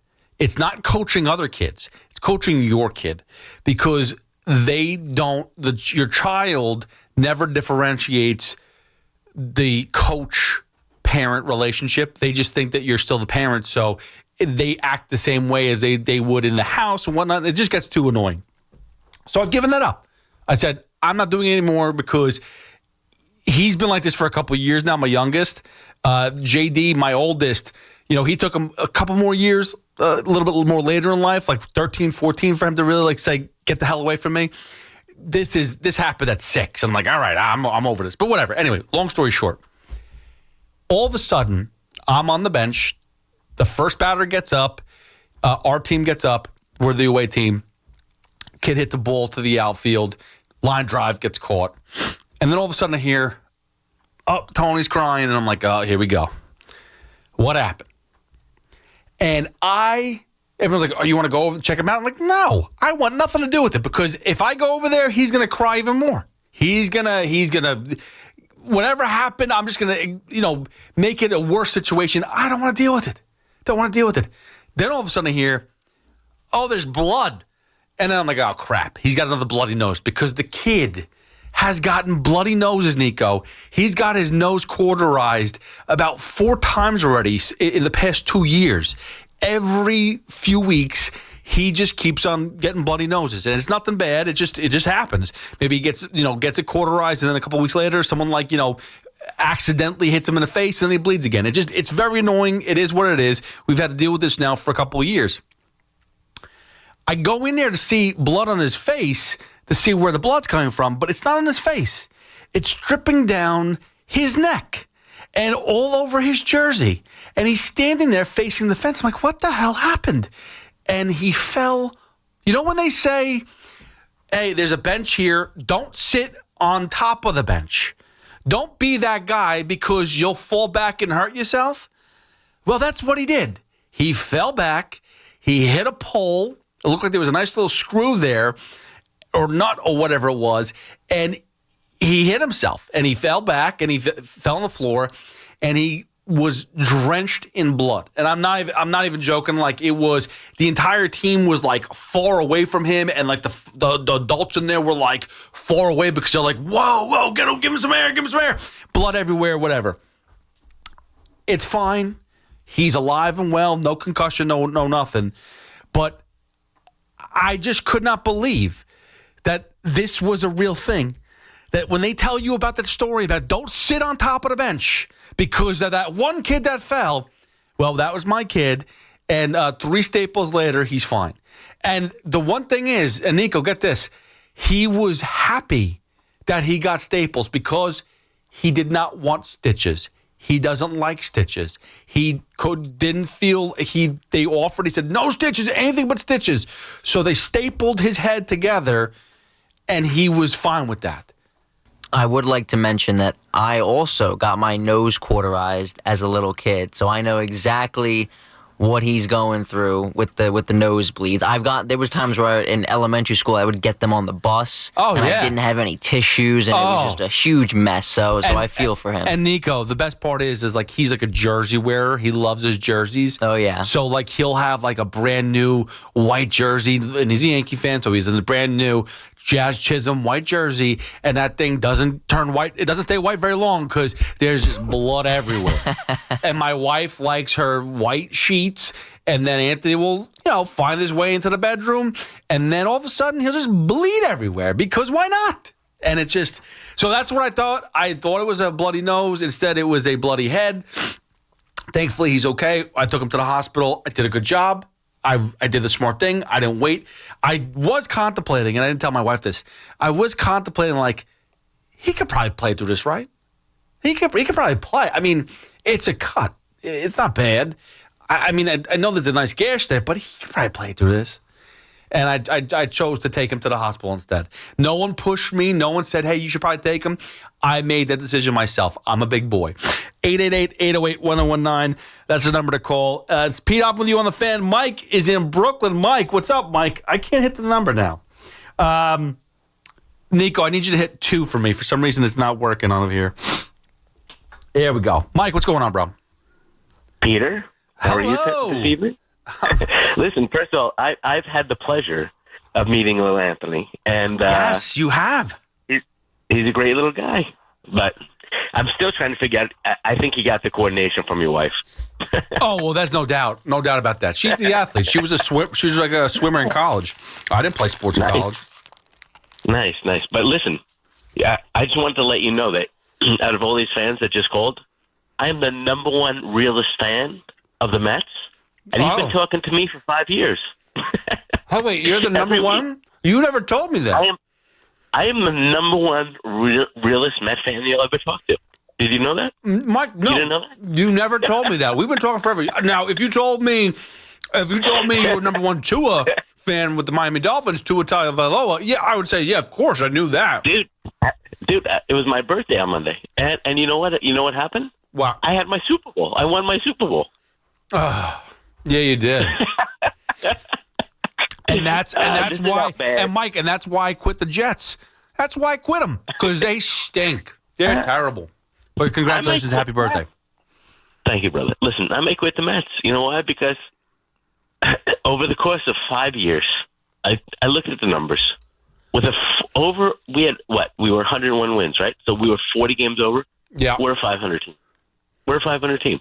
So that's why I said, like, for a couple of weeks when I said get rid of Pete, it's not a Pete thing. I don't think Pete is the problem. But you know what? You can't get rid of these other contracts. You can't get rid of Soto. You can't get rid of Lindor. And nobody's going to take why are we trying to get rid of Soto? And by the way, Soto may get rid of himself. Here's the thing. Let him get rid of himself. Mike, that's what I'm saying. He's going to opt out. Listen, let's be honest. First of all, and this is not supposed to be a Juan Soto day. I don't really want to talk about Juan Soto. I'm just answering the question. And let's be fair about this, okay? Juan Soto has a 15-year contract, technically.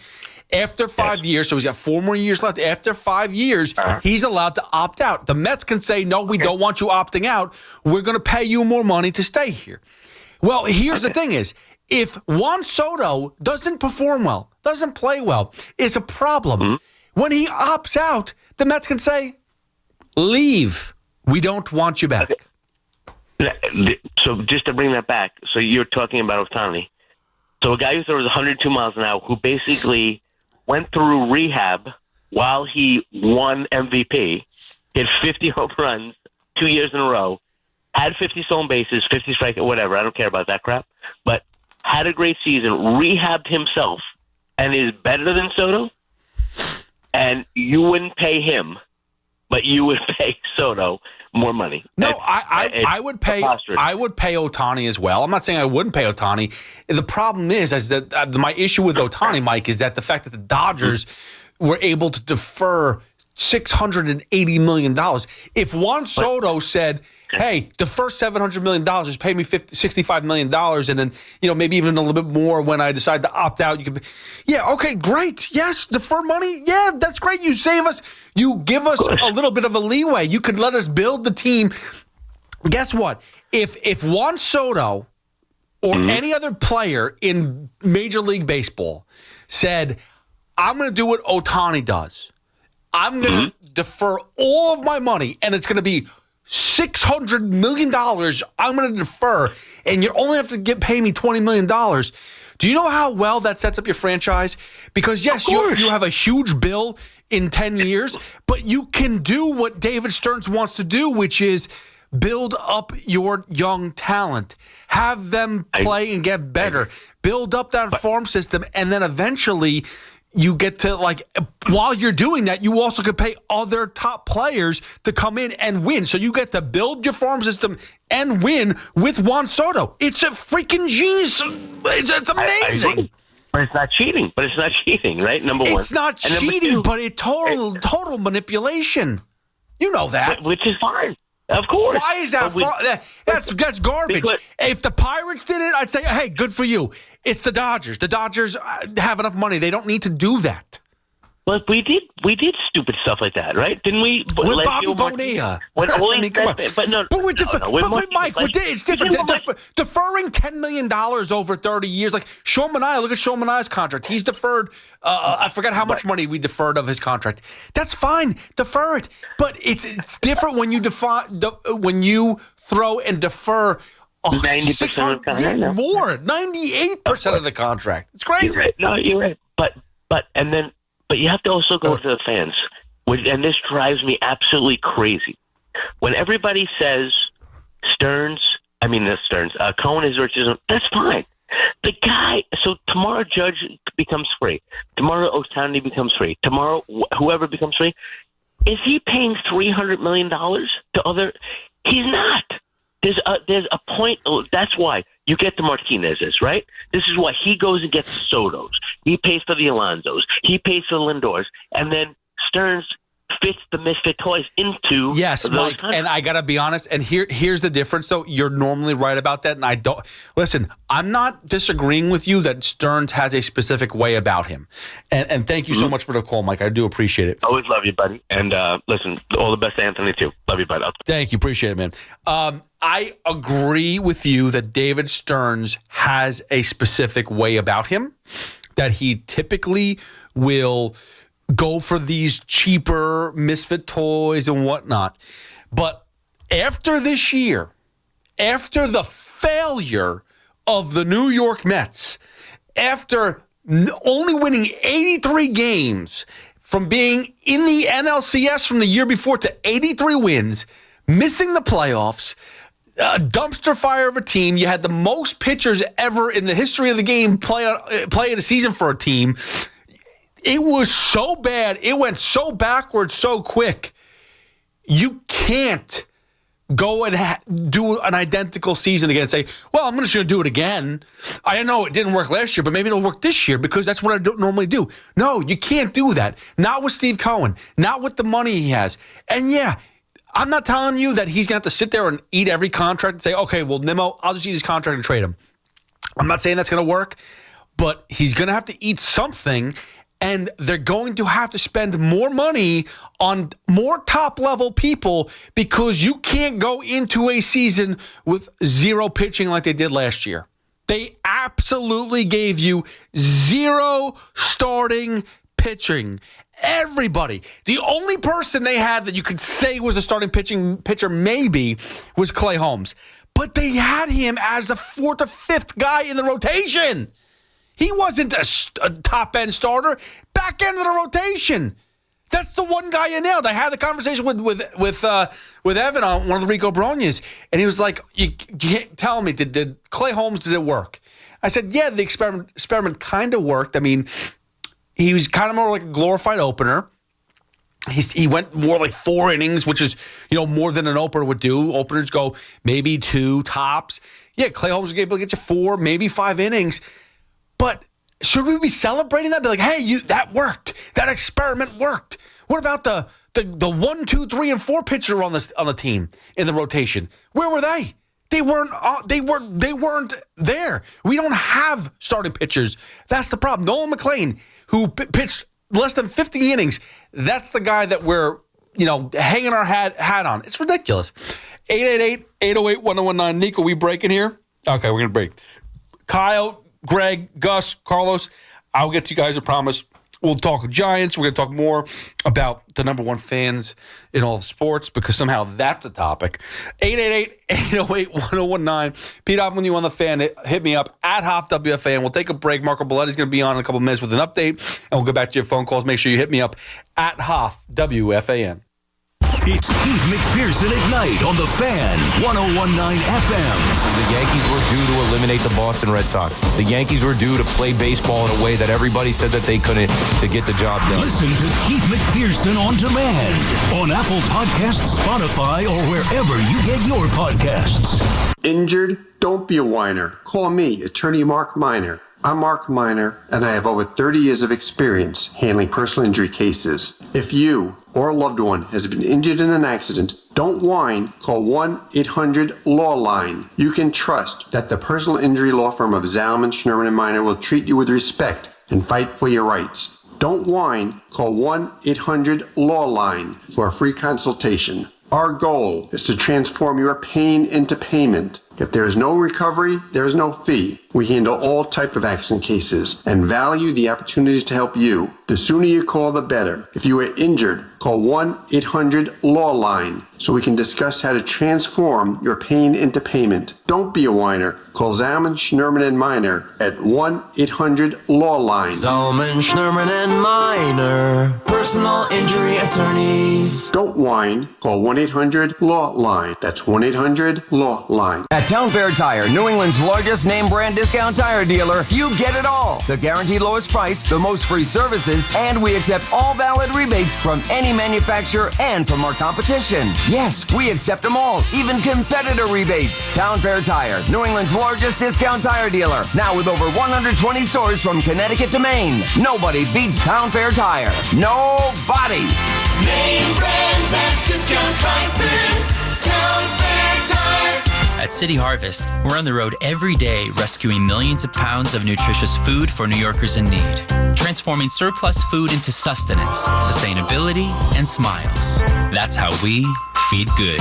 Donate at cityharvest.org. This is an important notice to all U.S. taxpayers. The IRS is giving away billions of dollars in tax savings through a federal program called the Fresh Start Initiative to aid delinquent taxpayers. This initiative was established for anyone facing financial hardship and unable to pay their back taxes. Qualifying and enrolling in this program will stop all collections, settle your delinquent tax problem, and even reduce what you owe by thousands of dollars. Call the hotline at People's Tax Relief to see if you qualify and get this free information by dialing 800-351-4596. If you have unfiled tax returns or cannot afford to pay your personal or business back taxes, you can now get the help you need. One simple phone call can resolve your tax problem and save you thousands of dollars. To see if you qualify and to get this important free information, call 800-351-4596. 800-351-4596. 800-351-4596.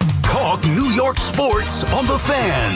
We all hear the radio ads about the IRS. They tell you to be afraid, to be scared, and they try to frighten you into calling. I'm not here to do that. Tax Relief Advocates is different. TRA is here to tell you that if you owe money to the IRS, whether it's $5,000, $50,000, or $500,000, we have a solution. It doesn't matter if you're sitting in your car, at work, or with your kids. No matter where you are, call now. 800-575-6986. Don't lose hope. TRA can eliminate or reduce what you owe to the IRS. Generous programs are now available that can give you a fresh start. Our passion is taxes and helping individuals fix their IRS problems. We have over 1,000 5-star reviews on Google and an A+ with the Better Business Bureau. You don't need to be afraid of the IRS any longer. End your tax nightmare today by visiting us online at TRA.com or call 800-575-6986. That's 800-575-6986. Tax Relief Advocates. Real solutions for real people. With over 90 years of combined legal experience representing the law enforcement community, Decolator Cohen & DePrisco, LLP, continues to strive to educate police officers of their civil rights to sue in line-of-duty accident cases. The 2025 Police Officers' Right to Sue newsletter can be viewed on policeofficersrighttosue.com and provides successful results in varying line-of-duty accident cases. These results include damages recovered from RMP accidents involving the City of New York and civilian motorists, station house defects, ricochet injuries from the range, private premises slip and falls, sidewalk slip and falls, construction defects, snow and ice cases, and injuries emanating from defective RMPs. In any LOD accident, it is important for the officer to take photographs of any defects, injuries, or damage. It is also essential to draft the line-of-duty report and detail the cause of the accident in the paperwork. Remember, there's a 90-day time limitation to file a claim against a municipality. If any law enforcement member has a question regarding a potential lawsuit, contact Decolator Cohen & DePrisco, LLP at policeofficersrighttosue.com or call 1-800-901-1529. Wake up with Boomer and Gio. Mornings 6 to 10 on WFAN, WFAN FM, WFAN FM HD1, New York, and Odyssey Sports Station. WFAN Sports Flash. Good morning at 2 o'clock. I'm Marco Belletti. Yankees getting set for the Blue Jays in the ALDS, and they'll try to get off on the right foot with Luis Gil. He'll get the nod for Game 1 against Kevin Gausman. Obviously missed quite a bit of time. He's kind of worked his way back. He's been really effective. You know, it hasn't always been pretty necessarily, but we know what he's capable of. And the bottom line is he's gotten results even since he's come back. Aaron Boone will follow up with Max Fried, Carlos Rodon, and Cam Schlitler. And the Bombers had a lot of problems with the Blue Jays this year, especially in Toronto. They kicked the ball around quite a bit when they were swept in the 4-game set. They dropped 6 of 7 overall, but Boone seems to think the defense has tightened up since then. Quite a bit. You know, I mean, obviously Anthony's playing really well over the last couple months there. Obviously what Mac has brought. Jazz being at full-time at second base now. We got a good defense, impactful defenders. So, you know, you still got to go play well. Yankees Blue Jays Game 1 in Toronto. Coverage here on the Fan, streaming on the free Odyssey app. Begins at 3:25. And the Mets were quick to say that Carlos Mendoza will be back despite the epic collapse, but he's going to have a lot of new faces in that dugout. Mets parting ways with basically his entire staff, and that includes pitching coach Jeremy Hefner, hitting coaches Eric Chavez and Jeremy Barnes, and bench coach John Gibbons. 60 degrees, clear skies, Citrus Park, that's what's happening. I'm Marco Belletti.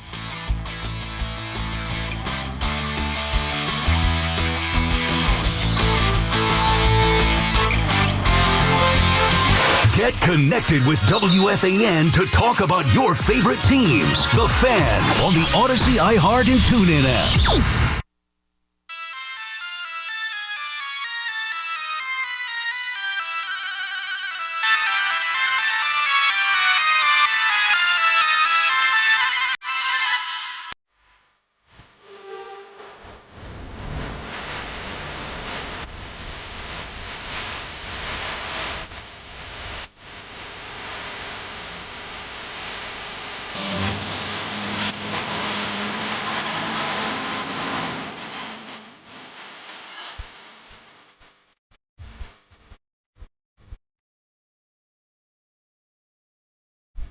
$888-808-1019. That's right. We got a little bad romance going on right now between Mets and Yankee fans because that's how it goes. It's New York. We're always hostile toward each other, but I'm saying change the tune. It's time to change the tune. Let's be supportive of one another. And let's go Yankees. Let's just all do it together. Let's go Yankees. What's the worst that happens? No one's going to strike you with, you're not going to get struck by lightning. You're going to be fine. It's okay. And at the end of the day, you'll feel better about yourself. To be supportive of your brother and your sister, it's all good. It's all good. Now, listen, there are some things about the Mets I do want to touch on really quickly because there were some firings yesterday. There was Jeremy Hefner, John Gibbons stepped down. and Eric Chavez is out of here. And I understand that a lot of people are very happy about that, which I guess, you had to do something. You had to change something, right? John Gibbons even said you got to change the blood or whatever behind the scenes because something needs to change there. You're going from a team that was on fire in 2024, so much so that they went to the NLCS, and then basically almost the identical team with Juan Soto misses the playoffs. So they had to do something.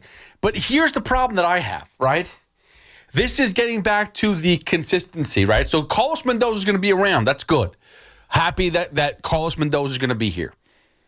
This is going to be his third year as manager of the New York Mets. But it feels like, Hefner was here for a while. He kind of got passed around and whatnot. But Chavez was only here for 2 years, and Gibbons was here for 2 years, and some of these guys were only here for a couple of years. So it's like we're back to that point again where we're still not satisfied with the coaches. We're still not satisfied with the management situation. We're trying to find that perfect, coach-manager situation with the team and the layout and who the real leader is and whatnot. And that scares me because whether it's baseball, whether it's football, basketball, throw hockey there too, the leadership, the management, the coaching staff, you need that consistency. We've seen it before. The teams that do best are the ones that are stable, right?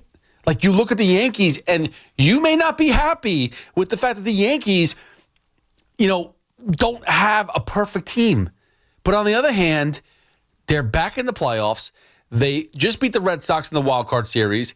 They're on their way to Toronto to go play the Blue Jays in a division series, which I think I haven't looked at the odds, but I think they're the favorite. I know, me personally speaking, I think they're the better of the two teams, no doubt about it. And they're probably going to turn into another World Series representing the American League team, New York Yankees. That's what they're going to do. And that's because of the stability that they keep together with their coaching staff, with their management, with everything. So the fact that the Mets are already at that point where, Buck Showalter was fired after 2 years, right? They went to the playoffs. They missed the playoffs. I guess I'm happy that we didn't get that same scenario where it's Carlos Mendoza, you missed the playoffs, so now you're gone. I'm happy that didn't happen, but that's not that far away, right? If the Mets don't get off to a hard start next year, if things don't work out and he's going to pick his own, coaching staff next year, and if things don't work out and say they miss the playoffs again, he's gone too. And that's a problem.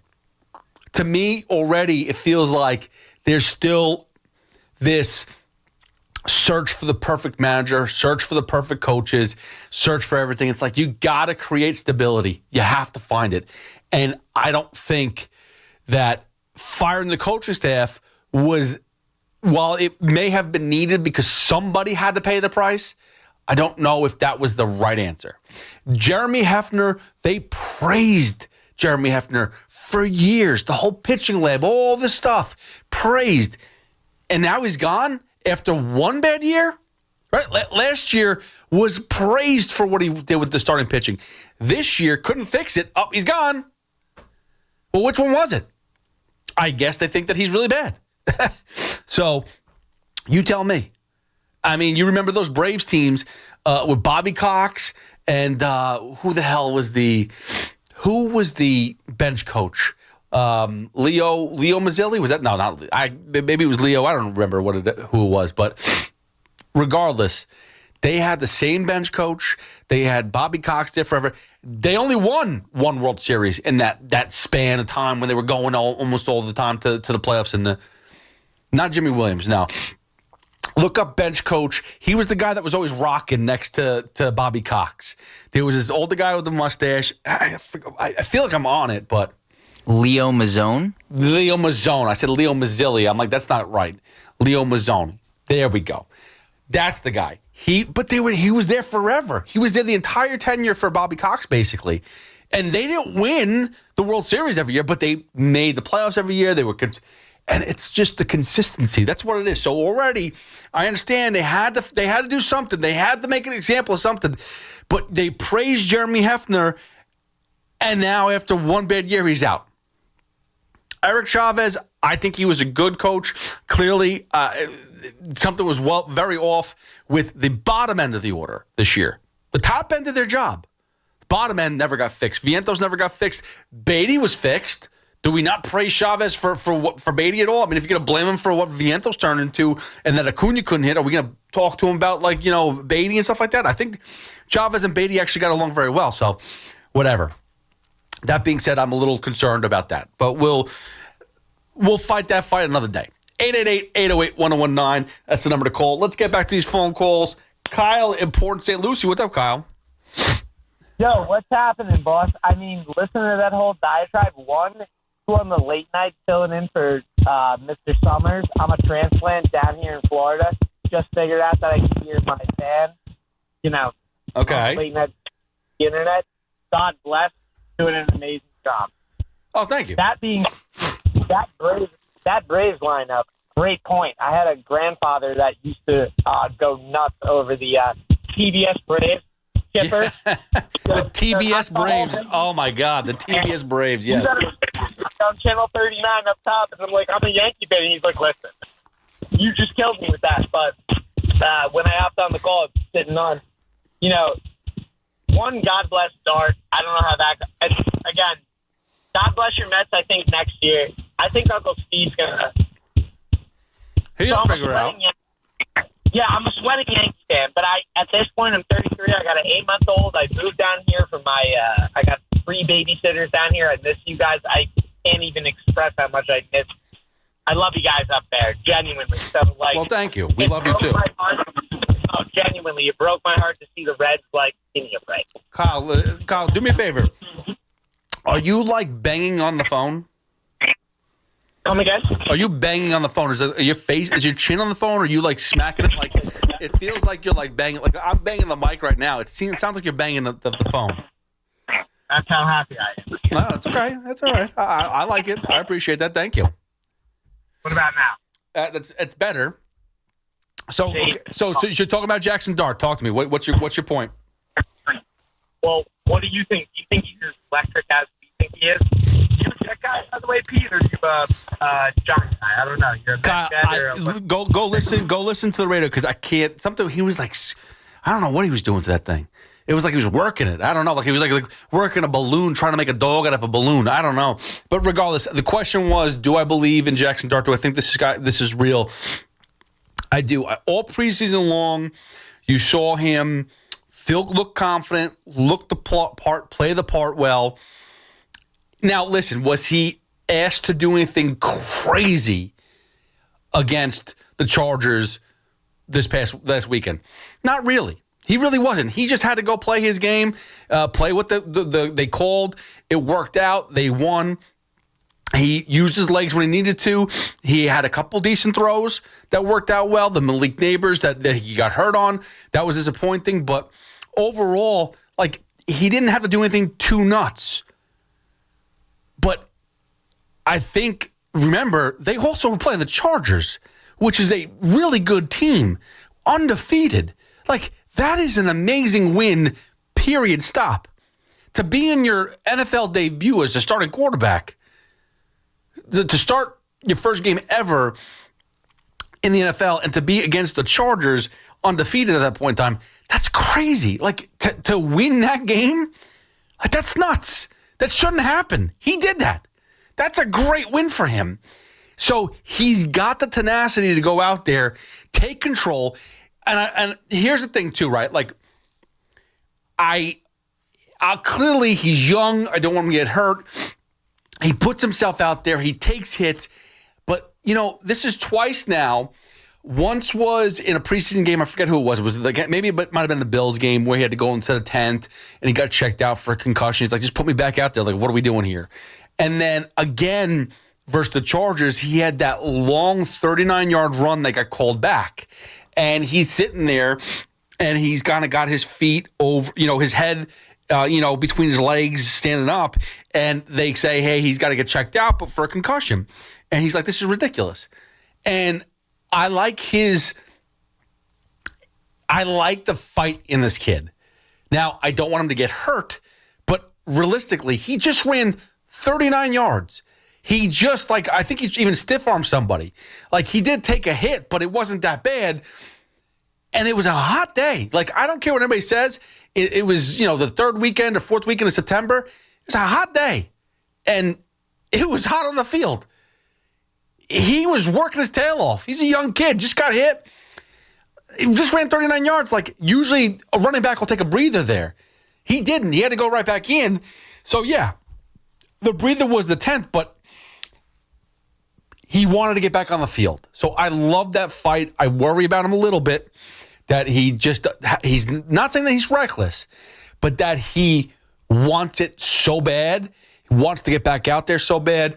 You want to make sure that he takes care of himself. You want to make sure that the coaches take care of him. But you do love that fight. So it's like a little bit of a 6 dozen of one, half dozen of the other. 888-808-1019, but I think he is the real deal. I truly do. I mean, it's only one game right now, but in general, the way with the feel, seeing him, in the locker room post game, kid's got something, that's for sure. 888-808-1019. Is it Gehrig or is it Greg? It is Gehrig. Gehrig, yes. Long Beach. What's up, Gehrig? Thank you very much for having me, Petey. So, on the topic of consistency, to consider yourself one of the top fans of a fan base, you have to consistently be at the games. You got to be one of the 7-line guys. You got to be Larry. You got to be Dancing Larry for the Rangers. You got to be Fireman Ed. These other people, absolutely ridiculous. Gehrig, let me ask you a question. First of all, and I like where you're going with this. I like where your head is. So you got to be at all the games. You got to be now. You have to be the top 100, top 50 fan. But you think that you got to be a season. But you think that Dancing Larry and Fireman Ed are a better fan than the guy that's at every game but doesn't want to showboat himself and doesn't want to wear a hat and doesn't want to be that ridiculous, but this is there? Okay, I understand that point. Where they've just consistently been there and, broadcasted where, they're, media kind of thing. But this guy's not even been to a game in how many years? Well, right. Well, he lives in Oregon, though. I mean, that's tough, man. Okay, just because you know stats doesn't, All right, Gehrig, let me ask you a question. Yeah. Where are you on the fandom list? Me, even with that last name, as a Yankee fan, maybe top 10,000. Top 10,000, wow. Now, is that considered low? I would think so, yeah. I watch a bunch of games just to think about how many fans there really are for the team and how many people are really out there that put in the work. Even Keith McPherson, he would be a top 100 Yankee fan. Oh, Keith! Did you hear that, McPherson? You are a top 100 Yankee fan. You made the list. You made the list. Absolutely. Let's go. Not top 50. He's now, out there, putting in the time. These guys that, you can just check the box score. You can do this. That, yes, you follow baseball. To be a real fan, you got to be there. You got to be invested. Do you think that Evan Roberts, because he does the score? Hold on. Listen to the question. I know where you're going. Sorry. Because he scores every game. Do you think that makes him a better fan and a top, I think he's a better fan of baseball, of the sport. Oh, but he's not of the Mets. So Well, not necessarily. Because he can go and have a great time scoring the Padres versus the Brewers and absolutely love it. Wow. So it's almost like a hit on him because he loves baseball that much that the scoring is just like a facade. He's not really that big of a Mets fan. Absolutely not. He is that big of a Mets fan as well, but just because anybody else that is a scorer of the game doesn't make you Nico, do me a favor. Can you save this? We have to send this to Evan. I'll send it to him in the morning. He needs to hear that a caller called up and said, your scoring is a little fugazi. You're not as big I of did a not. Mets fan. No, You you're just putting said words in my mouth. No, Gary. You're putting words in my You mouth. said he's not as big of a Mets fan as he claims to be because the scoring is just a facade. I said just because he scores the game does not make him that big of a Mets fan. I'll agree to interpret this the wrong way. Okay, fair. All right, Gary. Thanks so much, Gary. Appreciate the phone call. 888-808-1019. Let's go to Andy in East Brunswick. What's up, Andy? Off the king, man. I wish you had your own show, man. I do. I'm doing it right now. What do you call this? Well, I know. Just every night. I wish. Well, But I do. Anyway. I do a WFAN daily on YouTube, and the podcast. You can listen to me every night. I legitimately do it every night. And then, All right, if I'm not doing that, I'll do it a week ago. I'm not as sophisticated as you are. Oh, no, well, Two listen, questions. I am not sophisticated. Please don't put me and group me into smart people. Can't do it. Pete, I love you, man. Listen, don't cut me off, though. Two things. Real quick, and I know this is going to get bit right off the bone quick. Yes. Bring Willie Randolph as a Met coach, yes or no? I love Willie. I think he deserves to come back with the team if he wants to. I don't know if he wants to or not. If he does, bring him back. All right. Bring him back. He has experience that other people don't have. I mean, it's just the reality.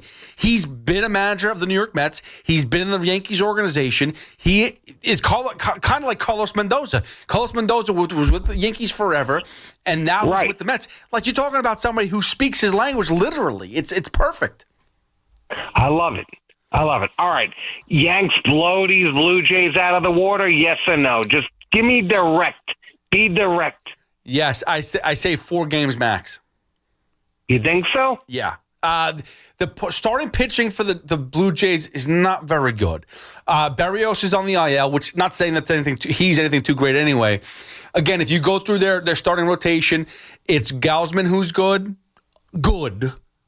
max, good, above average. Sure, fine.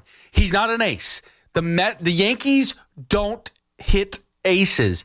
The Blue Jays don't have aces. The only ace that they could potentially have is Shane Bieber. But, again, he just recovered from Tommy John surgery. He's only made, 10 starts since he's returned, if 10 starts. I don't even think it's been 10 starts. It's been 8. It's been 8. Right, exactly. So, he's pitched well, but he's only going to go 6 innings.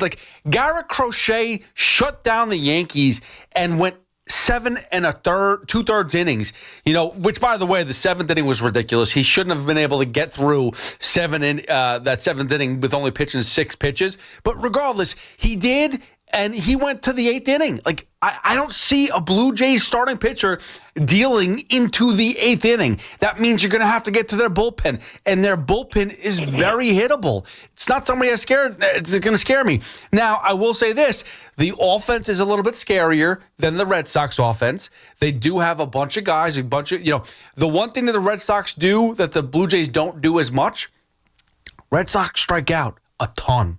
If you look at their stats, I think they had 400 more strikeouts this year than the Blue Jays did. So they swing and miss. That's what they do. Or they're looking at pitches.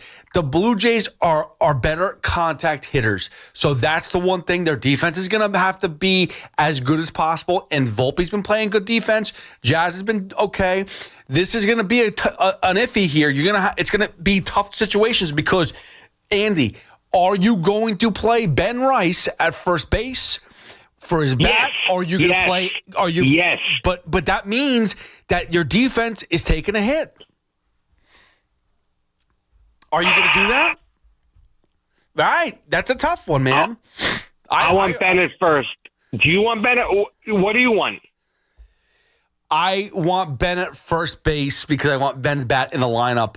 But as soon as you have a significant lead, you put in Goldschmidt for defensive purposes. You have to do it. And that means you're going to lose a bat. It stinks, but you have to lose a bat. But if you're up by 4 or 5, we can only pray that happens. Let's see. That's a different story, yeah. And here's the other thing, too. You might have to, and this is the crazier thing is, I know that he played better in the outfield. And Andy, thanks so much for the phone call. I know he played better in the outfield in games 2 and 3, but Aaron Judge may be a liability in right field. I'm concerned about his arm. You saw how Sogard turned a single into a double in game 1 and ran on him, and he kind of just lollipopped it in and got to second base, and that was a significant run right there. That was a huge run for the Red Sox. You know, that changed the game right there. That went from, you know, a 2-1 game, because Bednar still blew the 9th inning, and it was 2-1. That 9th inning, with bases loaded, Goldschmidt on third, Judge on second. Who was on third base? I'm blanking who's on third base, but whatever. It's bases loaded. You bring in a pinch runner for Goldschmidt when Jazz hits that ball to right field, whether it's whoever you have running for Goldschmidt, it's going to score. Like, it's just going to happen. Or at least you're going to send them, because the game is going to be a one-run game. But that run that Judge allowed to get to second base that eventually scored, that's a problem.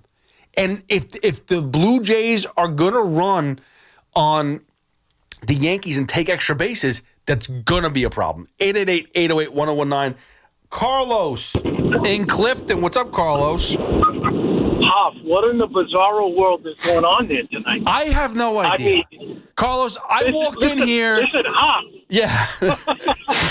Talk to me. I have no idea what's going on. I've lost total control. I'm a Yankee fan, and a couple of callers is the reason why I don't want to do the kumbaya. Let's hold hands, root for me, I'll root for you. I don't want it. Keep that bad juju over there on the Mets side. Just keep it there. Yeah, I don't want it, Hoff. Why? Hoff, we don't need it. Why? We do not, Hoff. We do not need it. This is the reason why you guys continue going down the path. No, don't say you guys. Don't say you guys, but go for it. All right. You got one guy on the other side of the country talking about the reason why he doesn't like Yankee fans is because when we won the World Series, we were more occupied of telling him that's why you guys haven't won yet than celebrating. Are you kidding me? Then you had another guy say that he was a Mets and Red Sox fan, and you didn't check him and ask him who he rooted for in '86. I'm mad at you, Hoff. You should have got on him on that one. Well, he said he was 43 years old, so technically he was probably... Yeah, I'm 53. I was 15 when you guys won. Yeah, but he was probably about 4 or 5 years old, so he probably was rooting for both that's teams. Right. Yeah, but the juju's bad. And then I look, I'm driving, I'm in the car, I'm coming from work, and I said, wait, let me look up at the moon. There's a full moon now. This is why this is going on. No, I wanted to ask you something. First, Belly. I heard something about Belly. It's an ongoing issue with his heel that he's been playing through all year. So Boone said that it's nothing major. Yeah, but you know what, though? And whether it's true or not, I've never seen him before like that. Like, I've never seen that before. Right, you're right. And then another thing I wanted to ask you, talking about your child and you're always away, and now they're into sports and stuff like that. Yep. Like my youngest one, yeah, we're done too. He's going to play for college. But awesome! Congratulations, that's great, man. Thanks. I had a question I wanted to ask you. Do you trust your wife as being, a wife of a big sport? I consider you a big sports guy. For her to relay you what's going on in the game, do you trust her? Is she that good? Oh, no, not at all. I get into fights with her all the time. First of all... Okay, because go ahead. Carlos, first of all, she goes to me, Anthony did great. He had 2 hits today. And I go, oh, cool. So he was 2 for 2. What'd he do? And she goes, well, the first one he hit to the third baseman, but then they threw him out at first. I go, that's not a hit, babe. That's not a hit. That's not a hit. Yeah, I went through the same thing with my wife because I've always traveled for work, so I'm always like 2 hours going and coming, so I missed a lot of their sports. But one, I'll go quick. I know you got a couple of calls. There was one game my son's playing in high school, my oldest, and I call her, and I hear everybody screaming in the background. I'm driving, and I'm like, hey, what's going on? She goes, yeah, he hit the ball, but it went foul. And I said, yeah, but why are they screaming? What happened? I don't know. He's still jogging around the bases. And I'm like, and I'm like, wait a minute. So what's happening? Yeah, he went foul, but he came all the way home, and the kids are jumping on him. I was like, he hit a home run. What are you talking about? That's why I had to ask you, and I'll let you go, Hop. Dude, Carlos, hold on, Carlos. Can I just tell you something? Yeah. So my oldest JD hit his first home run in Little League in 12 years old. It was, it's the 46-60 field, but still it was about 205, 210 feet. So he hit a shot to center field, a line drive. It went over the fence, and he just kept running the bases. And I looked behind me because I was one of the coaches at the time. I looked behind me at my wife, and did you ever see Jurassic Park? Yeah. You know the scene when the girl finds Samuel L. Jackson, his arm, is like dangling off because the raptor ate it, and then the raptor comes and attacks her, and then she's like jumping on the fence trying to get away from the raptor.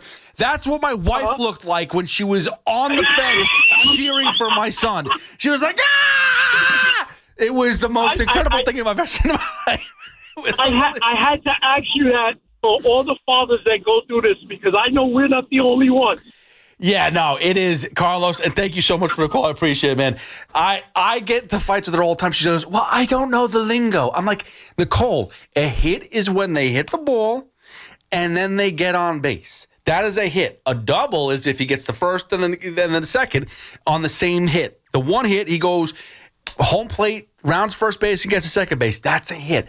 And now the good thing is, Carlos, and everybody else listening, is that nowadays there's like these local lives or these live streams, the Game Changers, whatever it is, so you can actually watch the game. So I can go back and fact check the family and be like, really, what did he do? Let's go and find out what he did. Now, I won't lie. Over the years, my wife has definitely gotten a lot better with it. She'll tell me, like, there's certain things like, everything. Oh, he had 4 stolen bases today. Well, in Little League, a lot of those stolen bases are pass balls and whatnot, but still run the bases. That's good. But she knows the outs. She knows when he's playing defense if he makes a nice catch. She knows that stuff. And listen, let's be fair. She's been watching baseball now for JD started when he was 7 or 8, and he's so probably the past 8 years she's been watching baseball religiously. She's slowly getting the hang of it. Now, where I get bothered by her with like not knowing all the facts. She got pissed at me when we talk about my kid who fell off the bench the other day and needed 3 staples in his head. She got pissed at me that I wasn't on the bench with him. She goes, why weren't you there? I go, I'm not a coach. I'm where I'm supposed to be with the parents. But I got yelled at for not being next to him in the dugout, telling them not to do that. She's like, you got to tell him every time now. So now I'm back to I need to be a coach again and be on the sidelines. It is, forget about it. All right, Tommy, Val, we get to you guys after the break. 888-808-1019.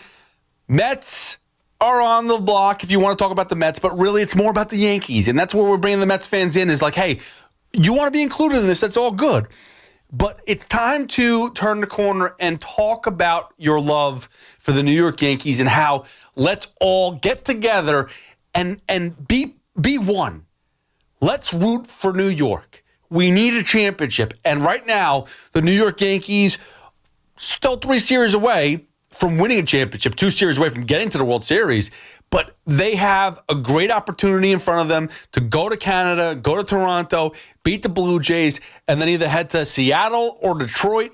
And, I mean, the path in front of them is pretty much cake right now to get to the World Series. This is a great opportunity. They can't mess this up. We need to see the New York Yankees go to the World Series and bring New York a parade. 888-808-1019. Get back to your phone calls. You can always hit me up at Hoff, WFAN.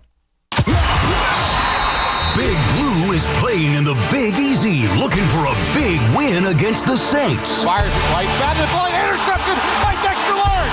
He's running down the left side to the 15, 10, 5, and he's knocked down at the 1 by Herbert. The Giants and Saints, 1 o'clock tomorrow. Touchdown Giants! The home of the New York Giants is The Fan, 101.9 FM, and always live on the free Odyssey app. With over 90 years of combined legal experience representing the law enforcement community, Decolator Cohen and DePrisco, LLP, continues to strive to educate police officers of their civil rights to sue in line-of-duty accident cases. The 2025 Police Officers' Right to Sue newsletter can be viewed on policeofficersrighttosue.com and provides successful results in varying line-of-duty accident cases. These results include damages recovered from RMP accidents involving the City of New York and civilian motorists, station house defects, ricochet injuries from the range, private premises slip and falls, sidewalk slip and falls, construction defects, snow and ice cases, and injuries emanating from defective RMPs. In any LOD accident, it is important for the officer to take photographs of any defects, injuries, or damage. It is also essential to draft the line-of-duty report and detail the cause of the accident in the paperwork. Remember, there's a 90-day time limitation to file a claim against a municipality. If any law enforcement member has a question regarding a potential lawsuit, contact Decolator Cohen and DePrisco, LLP at policeofficersrighttosue.com or call 1-800-901-1529. Looking for the lowest price on name brand tires? Get to Town Fair Tire and get the guaranteed lowest price on any name brand tire. Nobody beats a Town Fair Tire deal. Nobody. Town Fair Tire.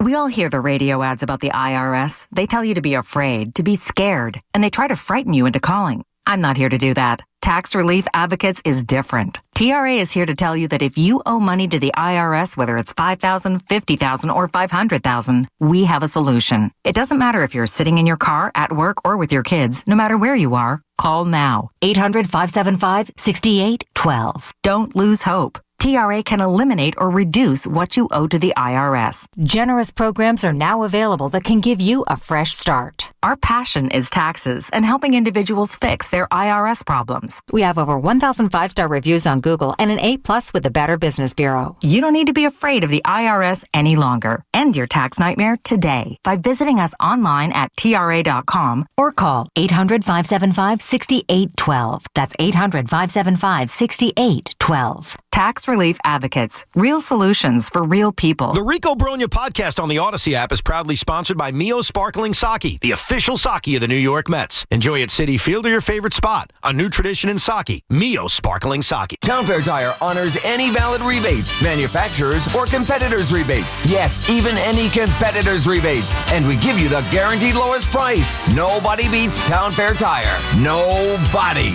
Town Fair Tire.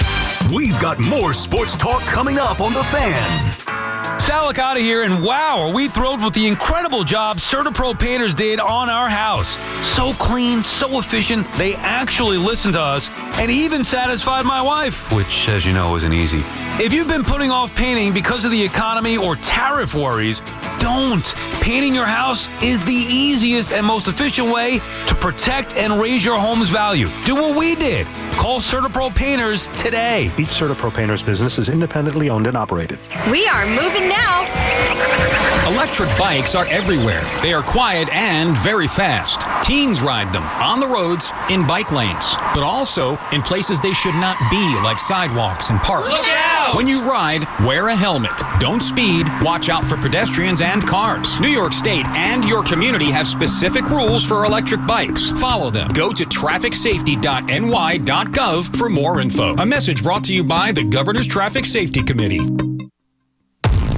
This city lives and breathes sports. WFAN is where Yankees fans argue with Mets fans and Giants fans debate Jets fans. Live, loud, and daily. The Fan, 101.9 FM and always streaming on the Odyssey, iHeartRadio, and TuneIn apps.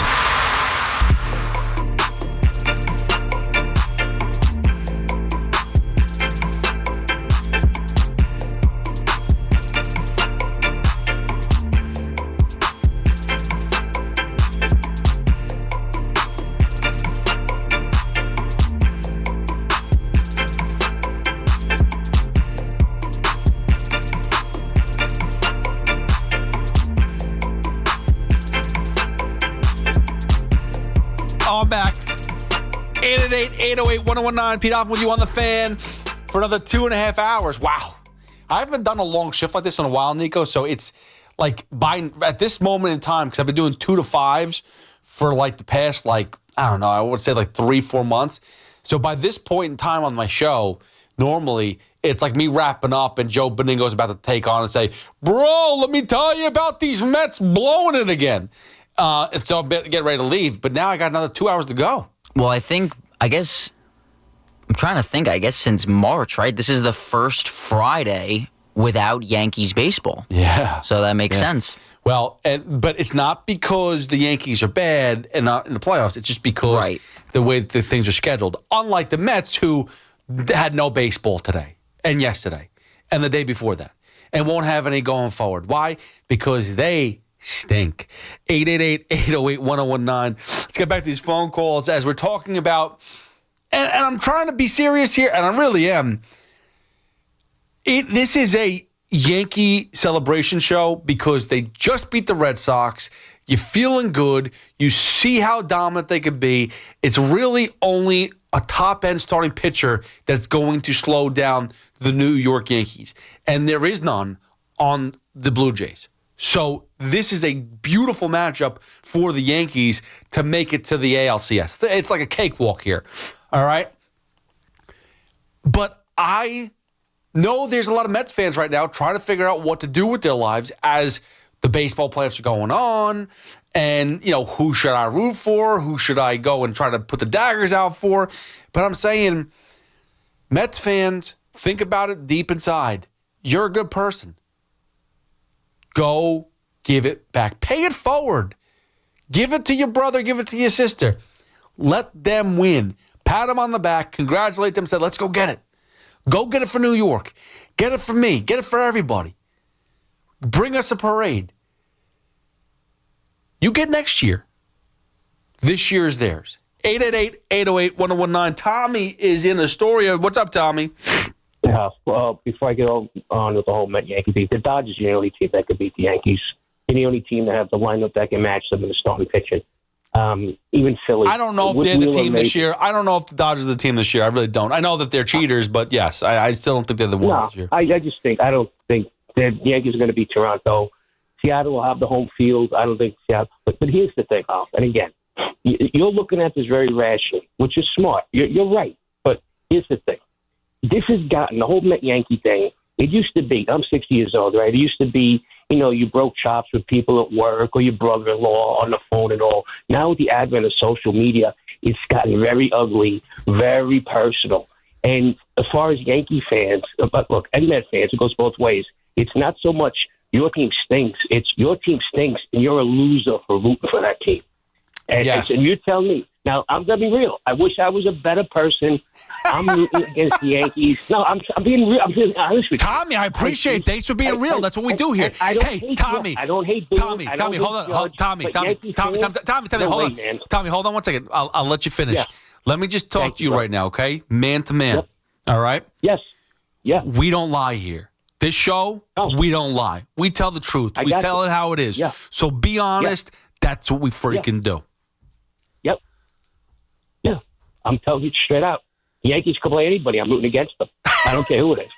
No, I mean, I don't understand why you don't understand that. No, I get it. Real. I don't want to, enough for nothing. Again, it's social media, and I'm not looking. I love FAN, but it's a different way. I understand it's performative, and some of you guys are content creators.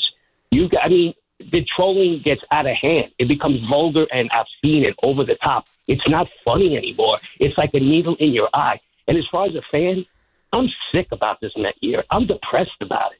I mean, because I didn't see this coming. I mean, we could talk about it all off season. I don't have all the answers. I'm still trying to figure it out. I'm still kind of stunned, except for we just weren't that good. The fact that we were super talented is really overplayed. We really weren't. But as far as the Met Yankee thing, the fact that the Yankees have a chance to win a World Series makes it worse. I'm going to be really honest about it. I wish I was better about it. And I'm telling you, a lot of Mets fans feel this way. They won't admit it. I'm not afraid to admit it. I hate them with a passion. They're fans. Listen, how can you root for a franchise when you got fans who make videos driving around the stadium cursing at families who are online to get tickets? Come on, if that's not over the top, how can you root for certain fans? They don't deserve to have winners. Yeah, but that's not everybody. But that's not everybody, Tom. But it's a good. Yeah, but you listen. And as far as the whole Soto thing, we had our fun when we signed Soto. But how did it start?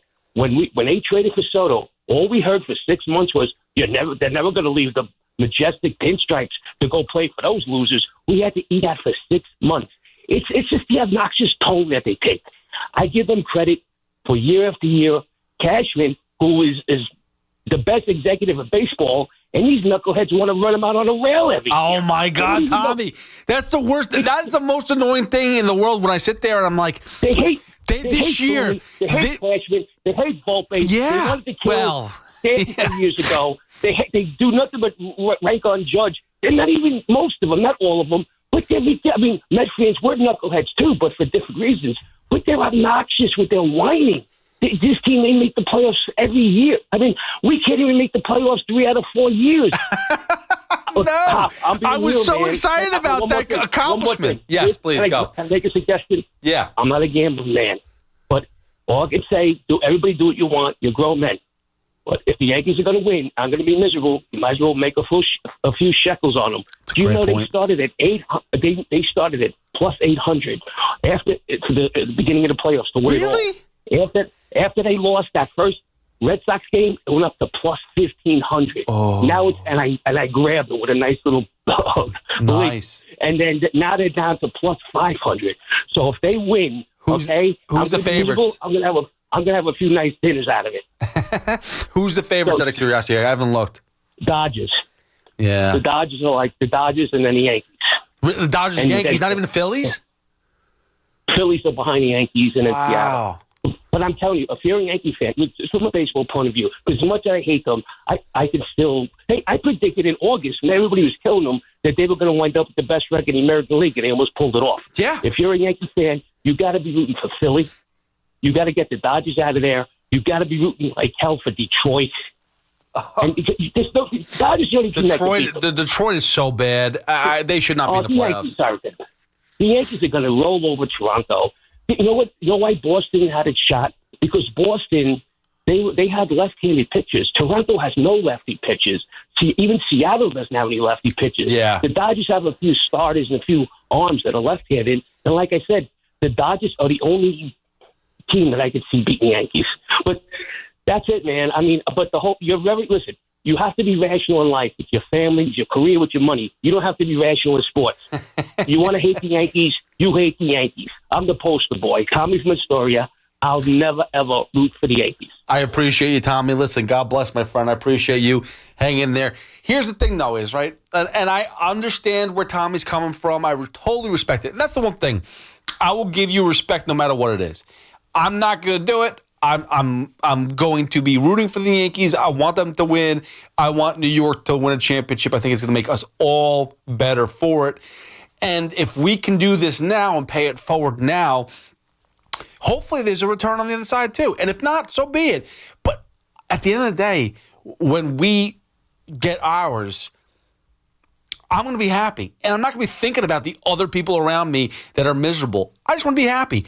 If they want to join in the happiness, that's great.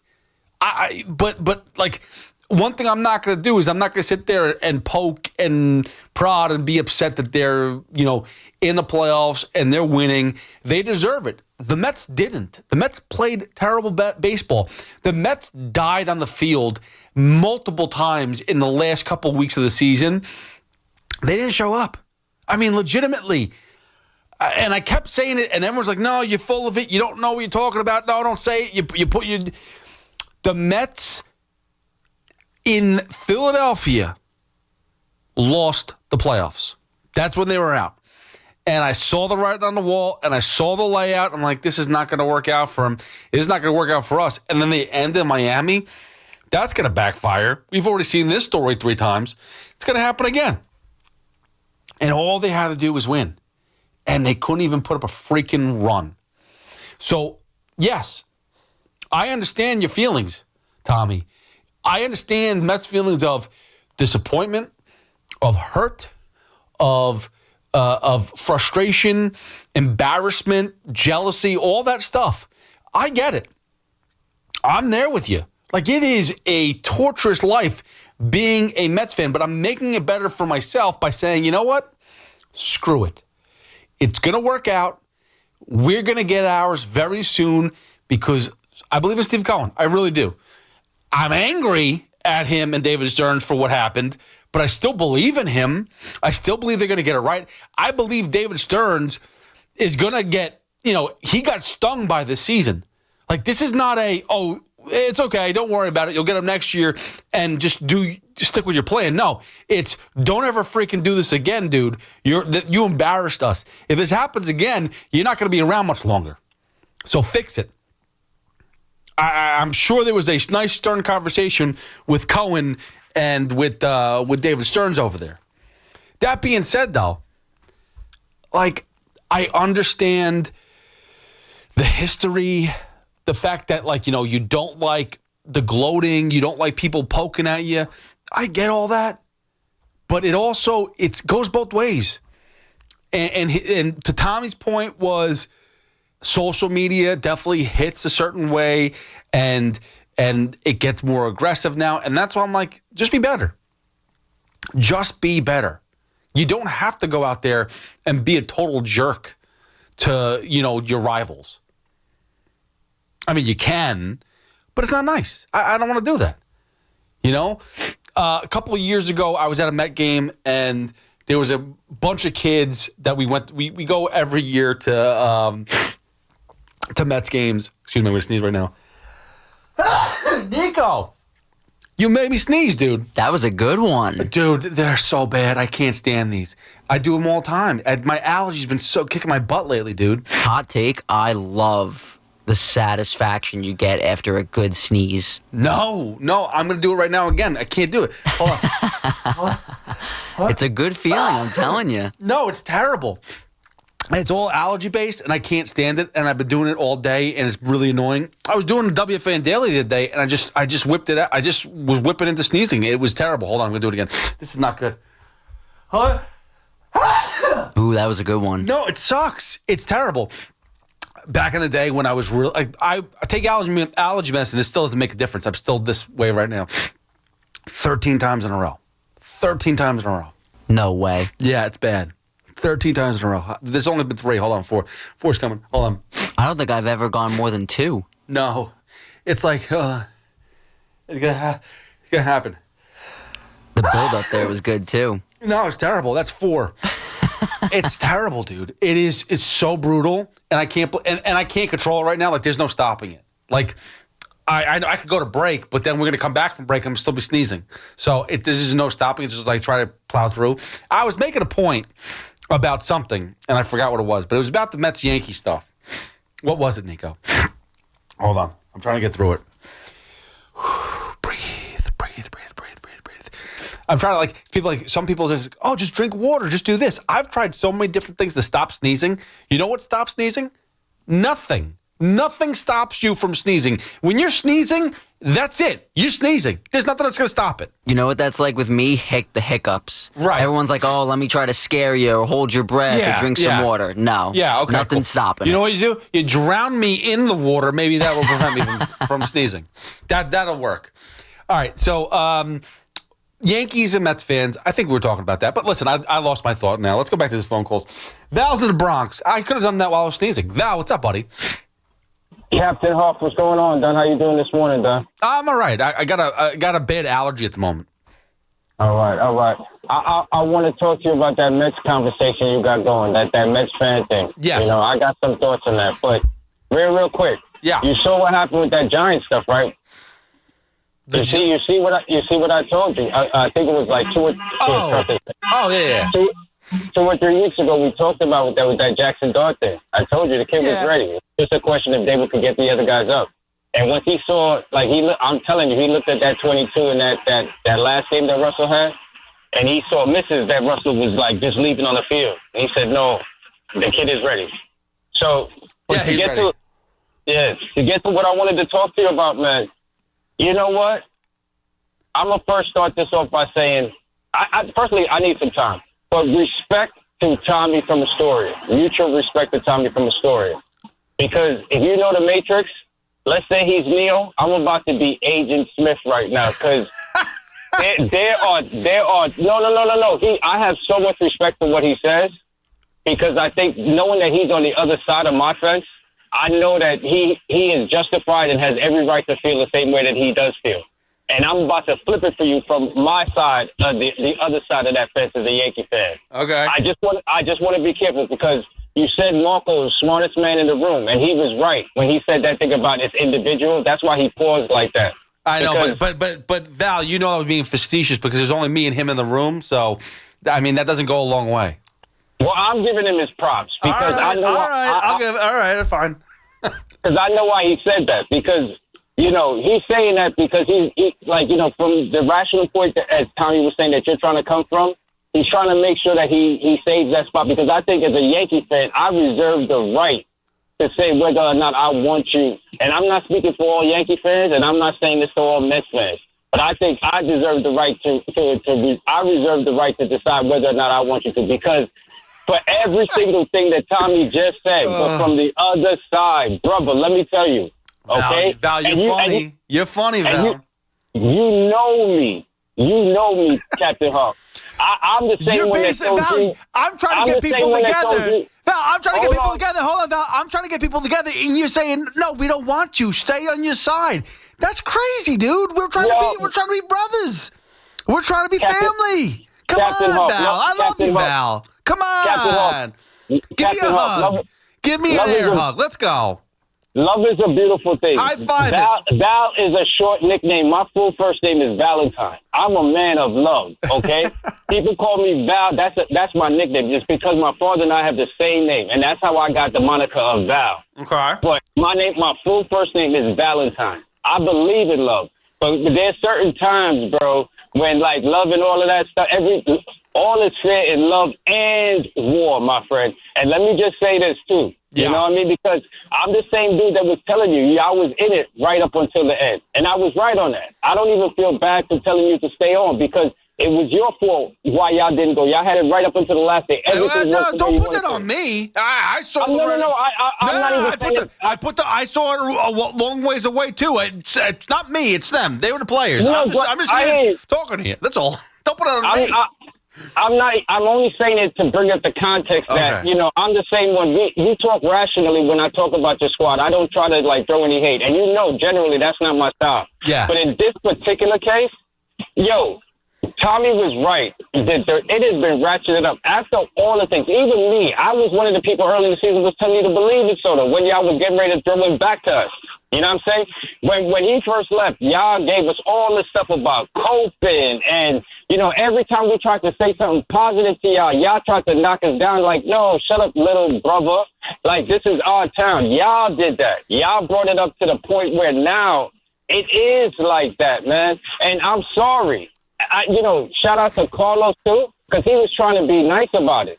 You know what I mean? He was trying to be nice about it. Carlos said he didn't want any of this either. I wanted to give you all my love, and you said no. What the hell? He was trying to be nice. Carlos, Tommy, Marco. I mean, I've never. You know why? Because we've been trying to show y'all love. Val, I haven't been this rejected since I've gotten home to my wife. What the hell? And again, that's why I said Marco's. Because I'm saying I reserve the right, Captain Hawk. We have very serious and rational conversations about things, and again, mutual respect. Just like I said at the time, mutual respect. I understand and I respect your perspective. But in this particular case, like I said, I reserve the right because for the trolls and the knuckleheads that come at it from the other side, I love my John from Maspeth, but you got to imagine that there's 25 of those dudes, especially this season, on the other side of that Mets fence. They reared their head up and was popping up and talking all kinds of trash. So excuse me if I say thank you, but no thanks. Value. Even like when Boston won the first game, there were dudes right up to the end. Yeah, I know. Talking about, look how many, like the meme I think was something about, guess who won the same amount of postseason games? Y'all don't get the chance now. Y'all don't get the opportunity now to decide when we say it's okay. I'm sorry. I reserve the right. Val, guess what? I love you, Captain Huff. Did you know? I love you. Val, I love you too. But, I'm going golfing with John from Maspeth. We're going to go to Citi Field. You know that, right? Give him a big dap on the shoulder for me. Tell him I said, what's up? Yo, Val, have a good one, bro. And by the way, my favorite meme or GIF or whatever it was on social media from this wild card series was a video of Aaron Rodgers running with the American flag into MetLife, and the caption was, "This was the Reds' playoff experience." And that was it. 888-808-1019. We'll take a break. We'll get an update. We'll come back with your phone calls. Philip, Mark, Lou. We'll talk about more Yankees preview as they're going to Toronto to bring a divisional championship. It's not a championship, but to win the division series and then get another step closer to the World Series so they could bring a parade to New York. And we're all here for it. 888-808-1019. It's Pete Hoffman with you on the Fan till 5 when Joe B takes over. Hit me up at Hoff, WFAN. It's Boomer and Gio, mornings on the Fan, 101.9 FM. I can't even imagine being him at that age, taking the ball and being that confident. And I guess, when you start rolling, you're that talented, the confidence builds inning by inning. Listen to Boomer and Gio on demand on Apple Podcasts, Spotify, or wherever you get your podcasts. Everybody knows Town Fair Tire is New England's largest name brand discount tire dealer, beating all the local competitors with our guaranteed lowest prices. And now, with over 120 stores throughout New England, we beat all the competition, including the warehouse clubs, the online sites, and the local dealers. Yes, we beat them all with the absolute guaranteed lowest price on name brand tires. Nobody beats Town Fair Tire. Nobody. Name brands at discount prices. Town Fair Tire. When it comes to affordable term life insurance, everyone's whistling the Big Lou tune. If you're over 50, maybe a bit porky, or have type 2 diabetes, $1 million of term insurance may only cost about $200 a month. Even if you're not in perfect health, call Big Lou, because he specializes in finding big chunks of affordable term life insurance for just about everyone. Don't let diabetes or other health glitches keep you from owning $500,000 to $1 million or more of term life insurance. For affordable term life insurance, call Big Lou. Don't hesitate. Call 800-700-6898. 800-700-6898 or visit biglou.com. Call Big Lou, don't hesitate. 800-700-6898. Call Big Lou, don't hesitate. 800-700-6898. Visit biglou.com. Injured? Don't be a whiner. Call me, attorney Mark Miner. I'm Mark Miner, and I have over 30 years of experience handling personal injury cases. If you or a loved one has been injured in an accident, don't whine. Call 1-800-LAW-LINE. You can trust that the personal injury law firm of Zalman, Schneider, and Miner will treat you with respect and fight for your rights. Don't whine. Call 1-800-LAW-LINE for a free consultation. Our goal is to transform your pain into payment. If there is no recovery, there is no fee. We handle all type of accident cases and value the opportunity to help you. The sooner you call, the better. If you are injured, call 1-800-LAW-LINE so we can discuss how to transform your pain into payment. Don't be a whiner. Call Zalman, Schnerman, and Miner at 1-800-LAW-LINE. Zalman, Schnerman, and Miner, personal injury attorneys. Don't whine. Call 1-800-LAW-LINE. That's 1-800-LAW-LINE. Stressed out about owing over $10,000 in back taxes? The IRS isn't slowing down, and neither is Tax Hardship Center. Last year alone, the IRS wiped out over $163 million in tax debt for thousands of hardworking people who qualified. If paying back the IRS threatens your finances, you may be eligible for hardship programs that could let you settle for a lot less. Everyday Americans are finding relief right now by calling Tax Hardship Center to see if they qualify. You've been thinking about fixing this. The time to act isn't tomorrow. It's today. Call Tax Hardship Center for a free consultation and see every option for lowering your IRS debt. Call 800-717-4601. With increased IRS collections, now is the best time to see what tax relief programs you may qualify for. If you owe $10,000 or more in back taxes, call Tax Hardship Center. 800-717-4601. 800-717-4601. That's 800-717-4601. We're always talking New York sports on The Fan. Go running with the Devils on November 2nd, a 5K race hosted by RWJ Barnabas Health and the New Jersey Devils. Register at rwjbh.org/runningwithdedevils. We all hear the radio ads about the IRS. They tell you to be afraid, to be scared, and they try to frighten you into calling. I'm not here to do that. Tax Relief Advocates is different. TRA is here to tell you that if you owe money to the IRS, whether it's $5,000, $50,000, or $500,000, we have a solution. It doesn't matter if you're sitting in your car, at work, or with your kids. No matter where you are, call now. 800-575-6812. Don't lose hope. TRA can eliminate or reduce what you owe to the IRS. Generous programs are now available that can give you a fresh start. Our passion is taxes and helping individuals fix their IRS problems. We have over 1,000 5-star reviews on Google and an A+ with the Better Business Bureau. You don't need to be afraid of the IRS any longer. End your tax nightmare today by visiting us online at TRA.com or call 800-575-6812. That's 800-575-6812. Tax Relief Advocates. Real solutions for real people. Talk Yankees and Mets all season long. WFAN, WFAN FM, WFAN FM HD1, New York, and Odyssey Sports Station. WFAN Sports Flash. Good morning at 3 o'clock. I'm Marco Vladdy. With the Yankees hoping Luis Gil can set the tone in Toronto, as Gil is tapped for Game 1, getting the nod over Will Warren. Gil fired 6 innings, a 1-run ball against the Blue Jays last month, while Warren was tagged for 8 runs on 10 hits in his 1 start against the Blue Jays in July. Now, Toronto was a house of horrors this season. They took 6 of 7 from the Yankees, but Aaron Boone says that was a different club. The times when we were here in the summer, the couple times, wasn't at our best, certainly, and still working through some things.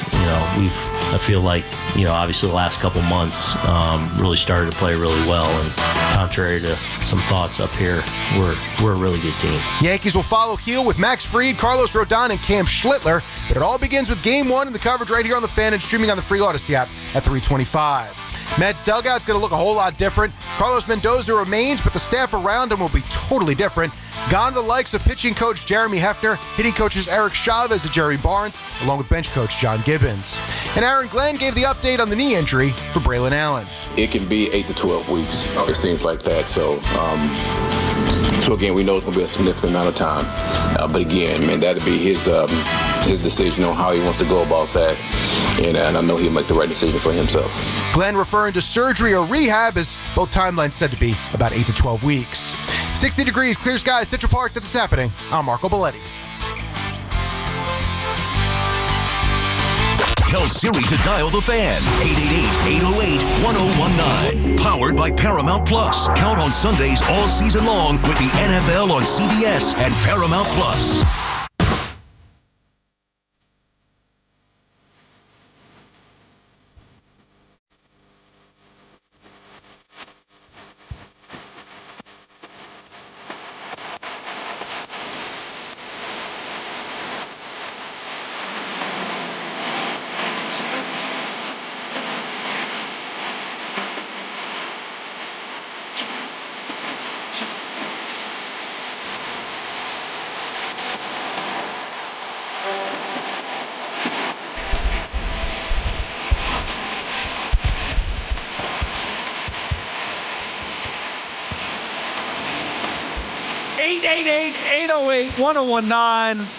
I'm so into this show today, I've been standing the entire time. And Nico wanted to know why I was standing.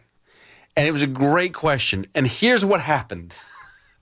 So for all of you that don't know, we are now currently on YouTube on the overnights and evenings too. And BT and Sal, even I think Evan and Tiki were on YouTube. So it's awesome. Go to the YouTube page, look for WFAN YouTube. It's awesome. Go like, subscribe. You'll see me right now talking and yapping. And I am currently standing up. So, Nico, what did I text you earlier before the show started? So you told me that there was some traffic on the way here and that you were going to be walking in the door at around 11:56 p.m. That is correct. So I did, and that made me kind of walk in this door closer to like 11:58, to be honest with you. And I came around to go sit down where I normally sit, which is where if you guys watch and see any clips, it's where Tiki sits, it's where Sal sits, Keith, Chris McMonagle. Most hosts sit on that side, and then Evan and BT sit on the right-hand side. Now, I came in calm, cool, collective, no problems whatsoever, and I went and put my headphones into the jack, into the input, and it just wouldn't go through. It wouldn't go all the way in. And I'm like, what the heck happened? It seems like something's getting clogged in there. And it just happened to me the other day where the input to my headphones broke, and they got stuck in the jack. So I'm like, I think this is the same scenario. I'm not going to be able to use this side. So in doing so, I stepped over here and just stood up and plugged in. And then by the time I went to break, Keith said, hey, by the way, I saw that you were standing, so I situated the camera to look a certain way. So while you were standing, so he's got me standing. Are you cool with standing the whole show? And I said, sure, why not? So I've been standing the whole show because otherwise you just see like the tippy top of my hat, and that kind of just looks looking stupid. So I might as well just stand. So for 5 hours, I'm just going to stand. There's no problem with that, right, Nico? Absolutely not. It makes it look like you're more into it. I respect it. I mean, the sneezes are definitely feeling more into it. I'll tell you that much. There's a lot of flow right now. I'm not sure if it's good flow, but there's a lot of flow going on right now with the show, and the sneezes are definitely taking precedent as well. But yeah, no, I definitely feel I've done this before anyway. Like there's been some times where you just feel like I've come in here, it's an open that I just feel like I have to. Not saying I don't always give my all, but there was some that are more motivated than others. Like I am about to just go off on something. And those I've stood for anyway. So this is not the first time I've stood and done a show. But for the most part, people sit. Most people sit while doing a show, whether it's because it's for 5 hours or just whether that's how they feel more comfortable. Because that's the thing, too. It's like sometimes it is, you kind of get into a conversation and you kind of feel like you're sitting and chilling and you're just having a good conversation, whether you're at a bar setting or whatever it is, or you're at somebody's house and you're outside. That's kind of like the feel that I like to give sometimes. I'd like to have that chill feel that just we're having a conversation together. This one is just me being intense and being really weird and chaotic. But this has just been a weird show in general, dude. I mean, everything. I've had callers call and tell me where they rank on a fan base. If they're a top 50 fan, one's a top 150 fan, one is a top 50 for the Red Sox, but he's also a Met fan, and he ranks in the top 150 of the Mets fans. I don't even understand how that's possible. Another guy calls and tells me he's a top 10,000 fan, and other people just telling me crazy stuff about, I don't know. And I'm sneezing. And it's just chaos. So you know what? I hope you're enjoying yourself. That's all that matters. I hope you're having a great time. Let's go to Philip in Middletown. Philip, by the way, it's Pete Hoffman with you on the Fan. 888-808-1019. You can always hit me up at Hoff WFAN. And Sports Talk on WFAN is presented by Paramount Plus. You can't count on much, but you can always count on Sundays with the NFL on CBS and Paramount Plus. Watch your local NFL game live every Sunday, all season long. Visit ParamountPlus.com/NFL to get started today. Philip, what's up, buddy? Hoff, I got some more chaos for you. I can't wait. I was going to talk game one starters, but I just want to say here. So I think something that's really pathetic with like a lot of people right now, when someone... Philip, spit it out, buddy. We don't have all morning. He's gone. He's gone. Where'd he go? I didn't hang up on you. He just left. He hung up all on his own. Wait, was that the bit? Was that the joke, Philip? Did he just... You know how some people do that sometimes, Nico? No? What, like a prank call? Yeah, like sometimes people will be like, oh, I got something for you. And then, oh, yeah, what is it? And then they hang up and think it's funny. Ah, I see. That used to be something on Opie and Anthony all the time. They used to do this bit where it's like, hey, one more thing. And they're like, yeah, what's up? And then they click on them as they're hanging up. Because it's like, a guest comes on the phone, and they're having a whole conversation. And they're like, all right, bye, see you later. Oh, wait, one more thing. And then like, yeah, what's up? And then they click on them. And it's just like, okay. So that's the joke. I don't know if Philip was doing that, but if you want to call back Philip, you can. 888-808-1019. Mark is in Kings Park. Mark, what's up, buddy? Tough. Wow. This is definitely the Twilight Zone kind of show. No offense to you. You do a great job. Listen, you're the man. It's just a weird show, dude. It just is what it is. Now, someone said it was a full moon. I'm not outside, so I can't really confirm that. Do you want to? No, I don't know. And honestly, I don't really care, to be honest, what kind of moon it is. But that's besides the point. All right. Yeah, like, so I don't even know how you'd even, like, rank yourself as a fan because, like, A, who ranks themselves? B, if you're a top 1% or a top 10%, wouldn't you have to, like, know how many fans there are in the entire world of, like, in order to get, like, 1% or 10%? Well, I mean, so they do have kind of statistics. weird. I mean, there are statistics on, like, fandom, right? Isn't there, like, hey, you made so much money off of this, so technically you break that down, there's X amount of fans. I mean, or you could just do this, right? Weird, man. You can go on social media and just see how many people are following the Yankees, the Mets. You could do that, too. Yeah, but, like, that still doesn't work out because there's, like, people that, like, don't care to have, like, Facebook or, like, Twitter or, like, whatever social media. Right. Like, that would even work. And, like, not for anything, but, like, people are calling you have to be part of the stupid Mets group, which is, like, honestly, like, pretty lame. And tons of people that don't like it whatsoever. But there's other people that, like, can't afford to go to games because they're not exactly cheap and they have kids. So, like, how would someone have the audacity to call the fan and say, oh, hey, I'm a bigger fan because you have to go to games? Like, there is no, like, way to, like, rake fandomhood. It's, like, teach their own.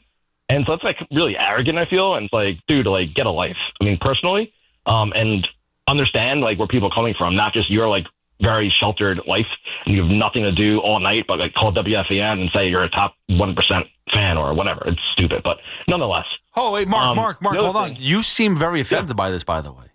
Were you upset that they didn't nominate you? No, I just know people that are good fans. I could care less. I go to games when I can. When I can't go, I don't go, and whatever. But teach their own, and I've had this debate with, like, other friends of mine of, like, oh, you got to go to games, or, like, I'm a bigger fan than you. And I mean, so it's just kind of like I've been through these arguments before, and I've been through a lot of stupid arguments with my friends. Like, we're all big Mets fans. And so, like, the stupidity of the arguments is, I mean, at probably record levels, like, right now. Yeah, one Mark, of them. I got to be honest with you, man. I've been in a lot of stupid conversations before and stupid arguments. This is probably the dumbest one I've ever been in. I got to be this might be the dumbest one. But anyway, continue. Yeah, I hear it. Anywho, is one of the things that one of the many silly arguments that I've had is like, oh, like, root for New York. Dude, like, I'm not rooting for the Yankees whatsoever. When the Yankees play the Braves, the Yankees play the Phillies in the World Series, and I love baseball, I'm not watching the World Series because I'm rooting for a bench clearing brawl and everyone just punching each other in the face. And that's not probably happening. That's what I want to happen. So, you know what? Like, I'm not going to watch it. I'm going to watch and just root for whoever's playing the Yankees. That's just the fan I am. I'm going to root for whoever plays the Phillies, even though it's kind of tough to root for the Dodgers. But, yeah, there's teams that I want to identify with. Like, to me, I'd love the Brewers versus Seattle because Major League Baseball would hate that. Oh yeah, they'd hate it, and it's so numb to us. Like, what is it? Doesn't do anything for, like, the locals over here. It doesn't for New York. Like, it doesn't hurt anybody. Like, yeah, go good. Milwaukee, and that's what I mean. Win something good for you. Exactly. Like, that's why I root for it though. And so to me, like, I'm never rooting for the Yankees. I'm never rooting for the Phillies. I'm never rooting for the Braves. And you know what? I don't expect Yankee fans to root for the Mets. And not for anything. You go on social media and the first thing, it's like, oh, like, the Yankees just beat the big bad Red Sox. First thing out of the mouth. Oh, like, screw you on Soto or in social media. Dude, like, if the Mets go and they beat whoever, the first thing I'm not thinking of is like, oh, screw whoever's on the Yankees. No, I'm happy that I'm winning something. So, like, to me, I just think it's ridiculous. It's the typical ex-girlfriend syndrome. And I think that for whatever reasons, Uncle Stevie has a lot of money, and for the first time ever, they're a little friend. But I don't think this series with the Blue Jays is going to be a complete layup. I mean, well, not for anything, that's the first wrong thing you've said all morning. That's the first thing you said. That's all. I mean, I series. Anything could happen, right? Anything can happen, but it's going to take a lot for the Blue Jays to beat the Yankees. I mean, you look at Kevin Gausman, whose ERA versus the Yankees in general is 6.38, I believe it is, in 8 games. He's going to get smoked. He's going to get crushed. Right. It's going to be a cakewalk in game 1. It's just going to be. And You know what? Like, not for anything, but I think Shane Bieber, if you go back to his days with the Guardians, a.k.a. Indians, I think he's done pretty well versus the Yankees, though, too. And, like, Chris Bassett, he doesn't like New York from his time with the Mets. I know, but it was more the Mets than the Yankees, though. Let's be serious. Right. He's more right, but I just think I think that just New York in general, he's not a fan of New York in general, because we did say when he left was that, like, just this whole big pressure of New York, and it just seemed like that he didn't like New York either. I don't think it's going to be a complete layup. Like, you're just making it almost seem like, oh, it's going to be the easiest series ever. Yeah. The Blue Jays took the season series 8-5, and not like that means anything, but it doesn't mean that the Yankees, like, rolled over in like 12-1 or something. The Yankees were playing terrible baseball. The Yankees were playing really bad baseball this season for a majority of it. Like, and they were still winning, but they were still playing bad baseball, and they were playing bad baseball against the Blue Jays. And not for nothing, you know, Aaron Judge wasn't 100% when they played the Blue Jays a few times too. Like, I agree with you, but let's be consistent with what we're saying, though. Then, right?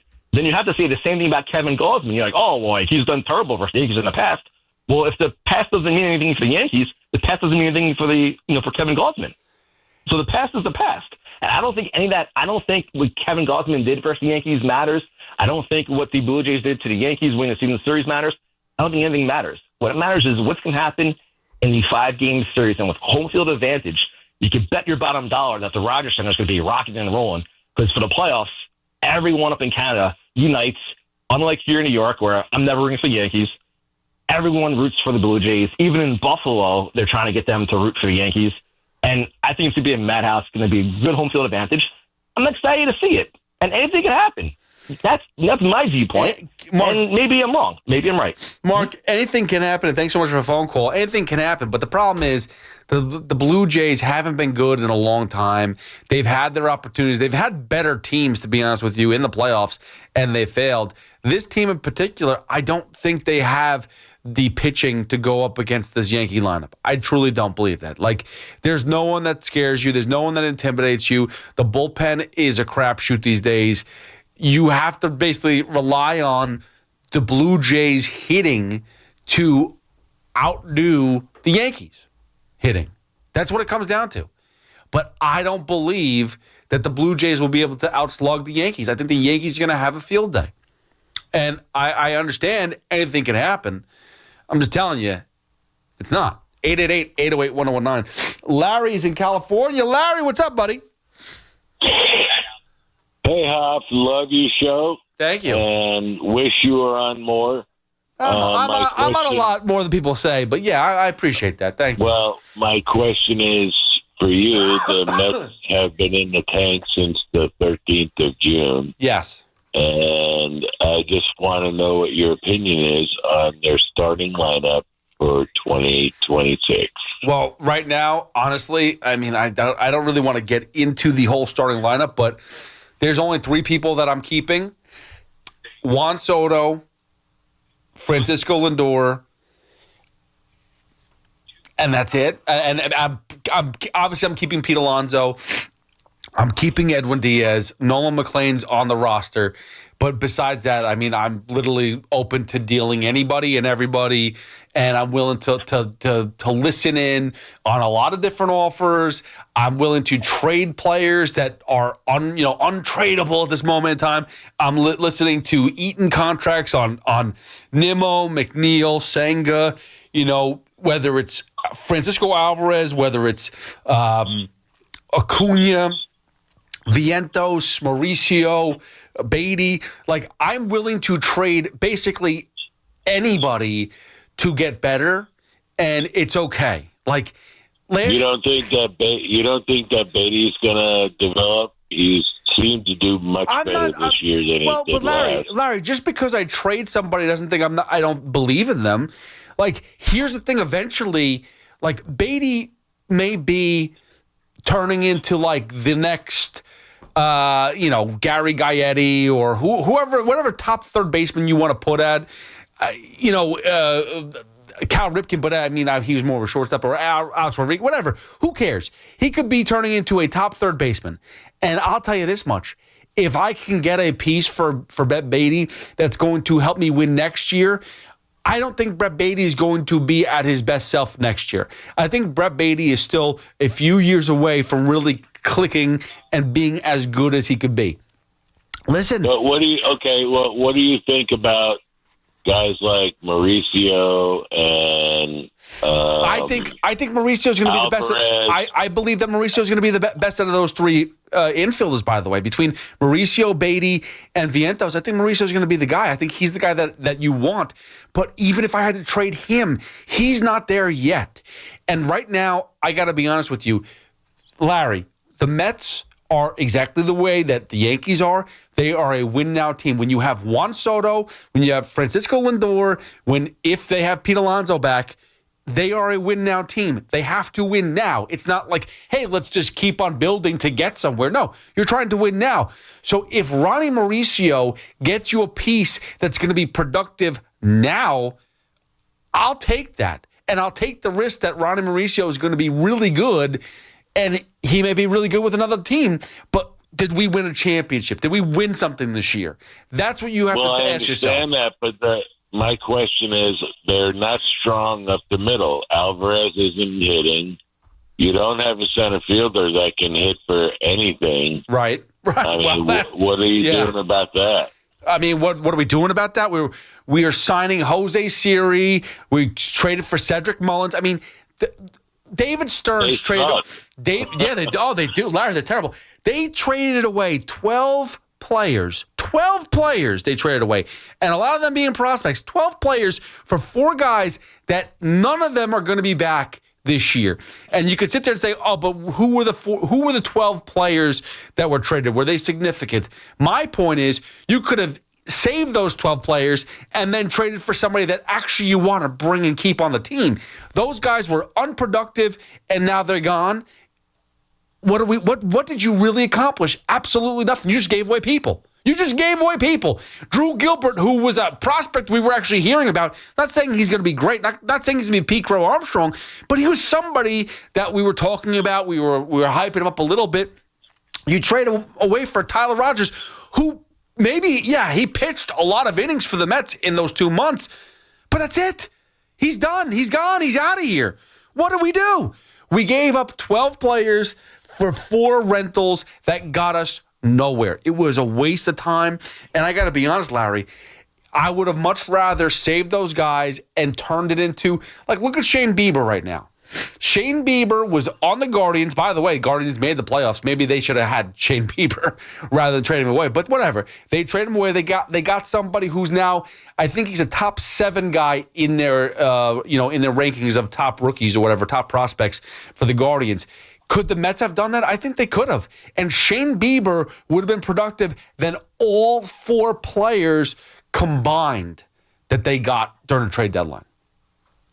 Well, they don't. The problem is they don't have a catcher that can hit. They don't have a third baseman that can hit. Well, here's the thing about Alvarez. They don't have a center fielder that can hit. They don't have a center fielder that can hit either. Larry, I'm not trying to sit here and have a fight about Alvarez. Francisco Alvarez has been extremely frustrating. He gets hurt too much. He doesn't play consistently. His defense is, give or take. Some days it's really good, some days it's really bad. And his slumps are too long. But then he has these moments where he hits home runs in big spots and he has big hits. And then there's been he had a tear towards the end of the season where it was like, wow, this guy can hit. He is a good ball player. And don't forget, he did hit, I think, 20 home runs. And he's a gamer too. He plays hurt, and that's. I agree with you on that. Yeah, but it's just not consistent. He's definitely not hitting the way he was last year, and they're just not strong up the middle, is my opinion. So. No, I appreciate your opinion, Larry, and I agree. I don't think they're very strong at the middle either. I mean, you had McNeil there, not for nothing, but Jeff McNeil, when he came back, took over the job from Acuna, and Acuna was doing a great job defensively. I'm not sitting there. I know early on I think he made a couple of errors, but Acuna did a really good job defensively up the middle until they brought in Jeff McNeil from his injury, and he took over, and basically Acuna rode the bench and would come in, spell, be a pinch runner here or there, play defense, the defensive replacement here or there. Didn't really get an opportunity, maybe batted like once or played once every like 8 or 9 games or whatever it was. And he was being wasted, so they sent him down. Like, there was no reason for him to be on the team. Same thing with Ronnie Mauricio, which that pisses me off, David Stern. They kept Ronnie Mauricio up all month long because they wanted to save his option for next year. I mean, you talk about a guy who his priorities are up as you know what. Saving Mauricio's options, doing his best to make sure that Nolan McLean doesn't hit 50 innings so that he could be eligible for Rookie of the Year next year. His priorities are ass backwards. How about win a couple games? How about win another 2 or 3 games so that you don't have to worry about next year just yet? You could be in the playoffs. Maybe if you called Nolan McLean 2 or 3 weeks earlier, he could have had 2 or 3 more starts and give you 2 or 3 more wins. How about that? But whatever. I'm not going to get to David Stern right now. This is supposed to be Yankee Appreciation Day. What are we doing, Larry? Gosh. Philip in Middletown, you're back. Philip, what's up? Did you play a joke on me? What's up? I didn't mean to do that. I'm sorry. I just want to get your opinion on one thing now. Yes. So people tweet about to Cam Schlitler's mom and harassing her. Why? What do you think about that? Like, I know you guys probably deal with that as well. So, like, what's your opinion on dealing with that? So, let's be honest with you. And I appreciate that, Philip. I appreciate the question because we do get harassed. I'm not telling you that we get harassed worse than anybody else, but there's been nasty things said about everybody here at the station at some point in time. Twitter trolls are the worst. It may not be as relentless as it is to some other people. I know others get it worse than me, that's for sure. I've had a few things that were said about my family. That's where I draw the line. Like, once you say anything about my family, you're, like, cut off. Like, I've blocked, like, 3 people in my life. It's not many, but it's because they said something about my family. And that's, like, unacceptable. I can't do that. That's where I draw the line. You want to make fun of me, you want to call me some names, I don't care. You can say what you want. Don't talk about my family at all. Like, leave them out of your mouth. They did nothing. They don't want any of this at all. They're not involved. But yeah, social media is a cesspool. So you really can't, like, this is what I tell all the hosts. This is what I tell everybody. Just don't look at it. Don't care about it. Yeah, if someone says something and you notice it, move on. Like, there's no reason to dive into it. There's no reason to respond. Even though sometimes you may want to respond, there's no reason to. It's absolutely moronic to have a conversation with some of these people because they're just looking to get you, and you're never going to justify anything in a conversation with them on social media. It's just going to go back and forth, and it's going to make it worse. So just leave it alone. Eventually, they go away, and if they don't, that's their fault, not yours. Yeah, and I think a great response to that is 12 strikeouts and no walks. Well, that's another good strike. Well, what did they say to his mom? What did they do? I didn't even know. They went at her because she was on Twitter saying she was a Red Sox fan, and she changed to a Yankees fan. Like, you're not a diehard, this and that. So yeah, but you know what? Not for nothing. And Philip, I appreciate the phone call. Not for nothing though. When it comes down to that stuff, anyway, like if you have a kid and they turn into a professional ball player. And you rooted your whole life for the Yankees or the Red Sox or whatever, and they turn into a Pittsburgh Pirate. You're going to be the biggest Pittsburgh Pirate fan there is. You're not going to be like, well, listen, this organization sucks. I don't want to support them. I know they got my son on the team, but screw them. I'm sticking with the Mets or I'm sticking with the Red Sox or whatever. No, you're going to support your son. End of story. Same thing with, if your daughter's an actress or playing soccer or whatever it is. Like, you're gonna support your children no matter what they do. Or at least you should. I mean, I think you should support your children no matter what they do. I mean, there's some instances that maybe we can get into, maybe we don't get into, that are a little heavier than others. But for the most part, like, you're gonna support your kids. They're your kids. They're your blood. It doesn't make a difference what they do. Like my youngest son, again, my 3 kids, I have 2 stepsons. I have 1 of my own. But they're all my sons. The 2 stepsons are Yankee fans because of their dad. And that's no problem. I didn't try to convince them to change, though when I met them, they were very young, and I could have easily changed them into being a Mets fan. I could have done that. Took them to some Mets games. I got them some Mets jerseys, whatever. Like, I was just being, fun, and hey, if you want something, sure. They asked, showed interest, I'll get it for them. You know what happened? They were in the playoffs in 2016. They were in 2015 too, but I didn't really meet them at that point in time. 2016 was when I met the kid. Where we really started connecting more, and I showed them, took them to baseball games and all that stuff. And in 2016, the Mets were in the playoffs, and the Yankees weren't. And at that point in time, the interest was more into the Mets because, they're a better team, they're good. And then the next year, you know what happened? The Mets stunk again, and the Yankees went back to the playoffs, and they had Aaron Judge, and it looked much better. And it was much easier to be a Yankee fan than a Mets fan. But that being said, with those two kids being Yankee fans, my youngest, I never had a chance. I tried to get him to be a Mets fan, but he looked up at his brothers and was like, you know what? I'm going to be a Yankee fan too. And not for nothing, I don't want to torture my kid. I don't want to force my kids to do something that I like because... I love the Mets, but they're torturous. It is painful. Now, being a Yankee fan is not exactly like, goes painless either, because I've seen my kids cry over games when they lose. We were just talking about Aroldis Chapman on at the house the other day as he was going in the bottom of the 8th inning against the Yankees in Game 3, and we were talking about Chapman giving up home runs to Altuve, giving up home runs to, I'm blanking on the guy's name from Tampa Bay, but just him blowing games. And JD was probably, that was 2020 or 2019 or whatever it was. So he's probably, what was he, 10 years old, 11 years old? Something like that. And it was just, he told his brother, hey, man, those situations happen. Sometimes they lose, and it's heartbreaking, and you don't know what to do. And it's I actually don't mind them understanding the loss. Obviously, it's so much more fun when they win. I'm going to sneeze again. Jeez. It's obviously more fun when they win and to celebrate and to see them be excited. But to lose is an experience that it helps mold them a little bit more. Hey, not everything you root for is going to work out. Not everything you want is going to work out. Life happens. Life is different. You're going to go through challenges. Baseball, you love this team. You love baseball. It doesn't always work out, and that's okay. That's okay. We'll get back to your phone calls. Vincent, Alex, Kenny, we got to take a break. 888-808-1019.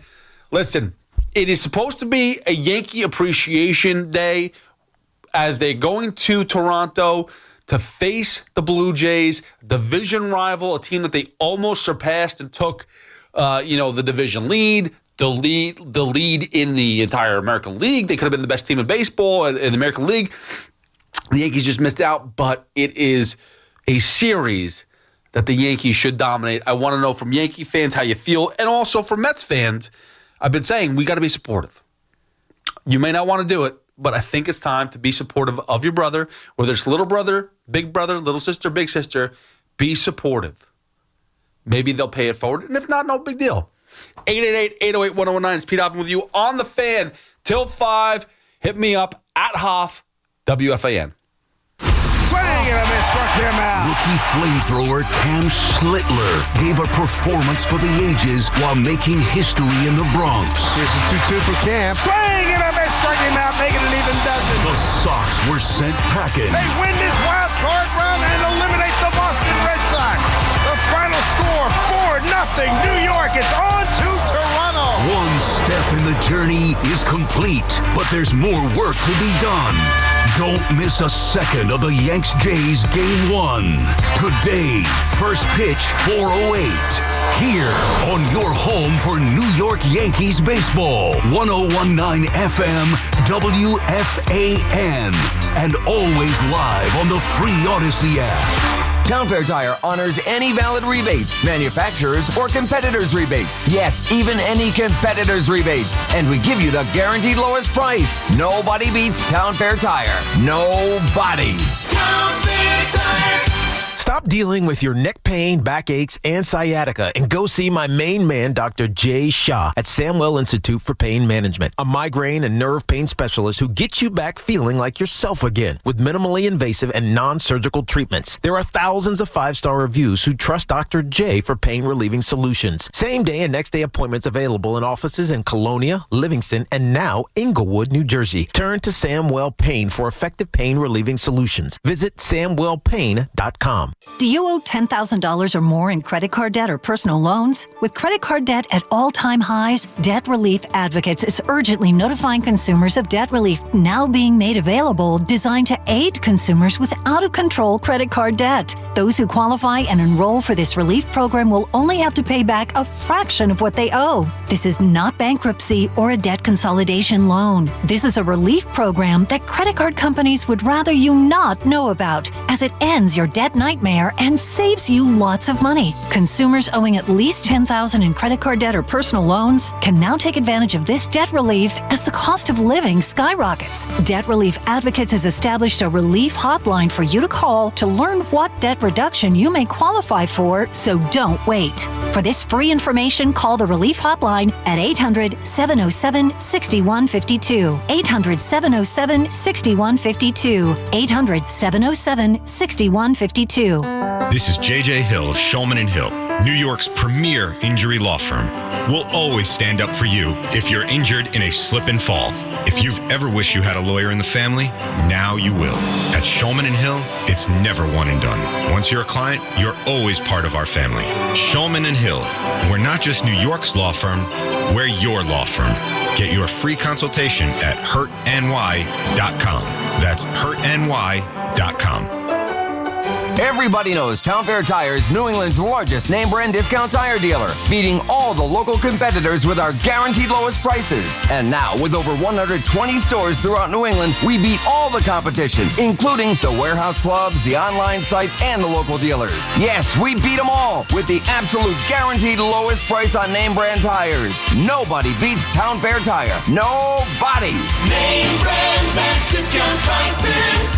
Town Fair Tire. Talk New York sports on The Fan. Okay, girls, ready to go? Yeah! Mom, I'm hungry. Can I have a snack? Me too, Mommy. You want a snack? Yeah! You got it? Children learn from our behaviors. Mommy, can you open this, All right, hold on 1 second. Okay. Okay, here. Thank you. They learn what is okay from the adults they see. Mommy, are you on your phone? If you're a distracted driver, chances are they will be too. What kind of driver are you raising? Funded by the Governor's Traffic Safety Committee. We all hear the radio ads about the IRS. They tell you to be afraid, to be scared, and they try to frighten you into calling. I'm not here to do that. Tax Relief Advocates is different. TRA is here to tell you that if you owe money to the IRS, whether it's $5,000, $50,000, or $500,000, we have a solution. It doesn't matter if you're sitting in your car, at work, or with your kids. No matter where you are, call now. 800-575-6812. Don't lose hope. TRA can eliminate or reduce what you owe to the IRS. Generous programs are now available that can give you a fresh start. Our passion is taxes and helping individuals fix their IRS problems. We have over 1,000 5-star reviews on Google and an A+ with the Better Business Bureau. You don't need to be afraid of the IRS any longer. End your tax nightmare today by visiting us online at TRA.com or call 800-575-6812. That's 800-575-6812. Tax Relief Advocates. Real solutions for real people.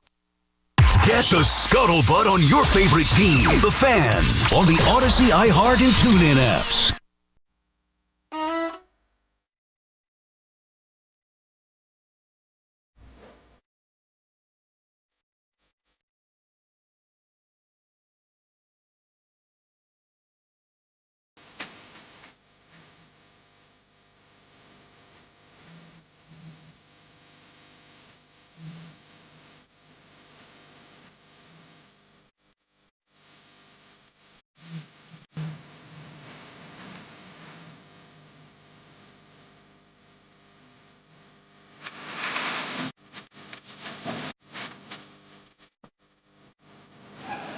888-808-1019. Pete Hoffman with you on the Fan for another hour and change.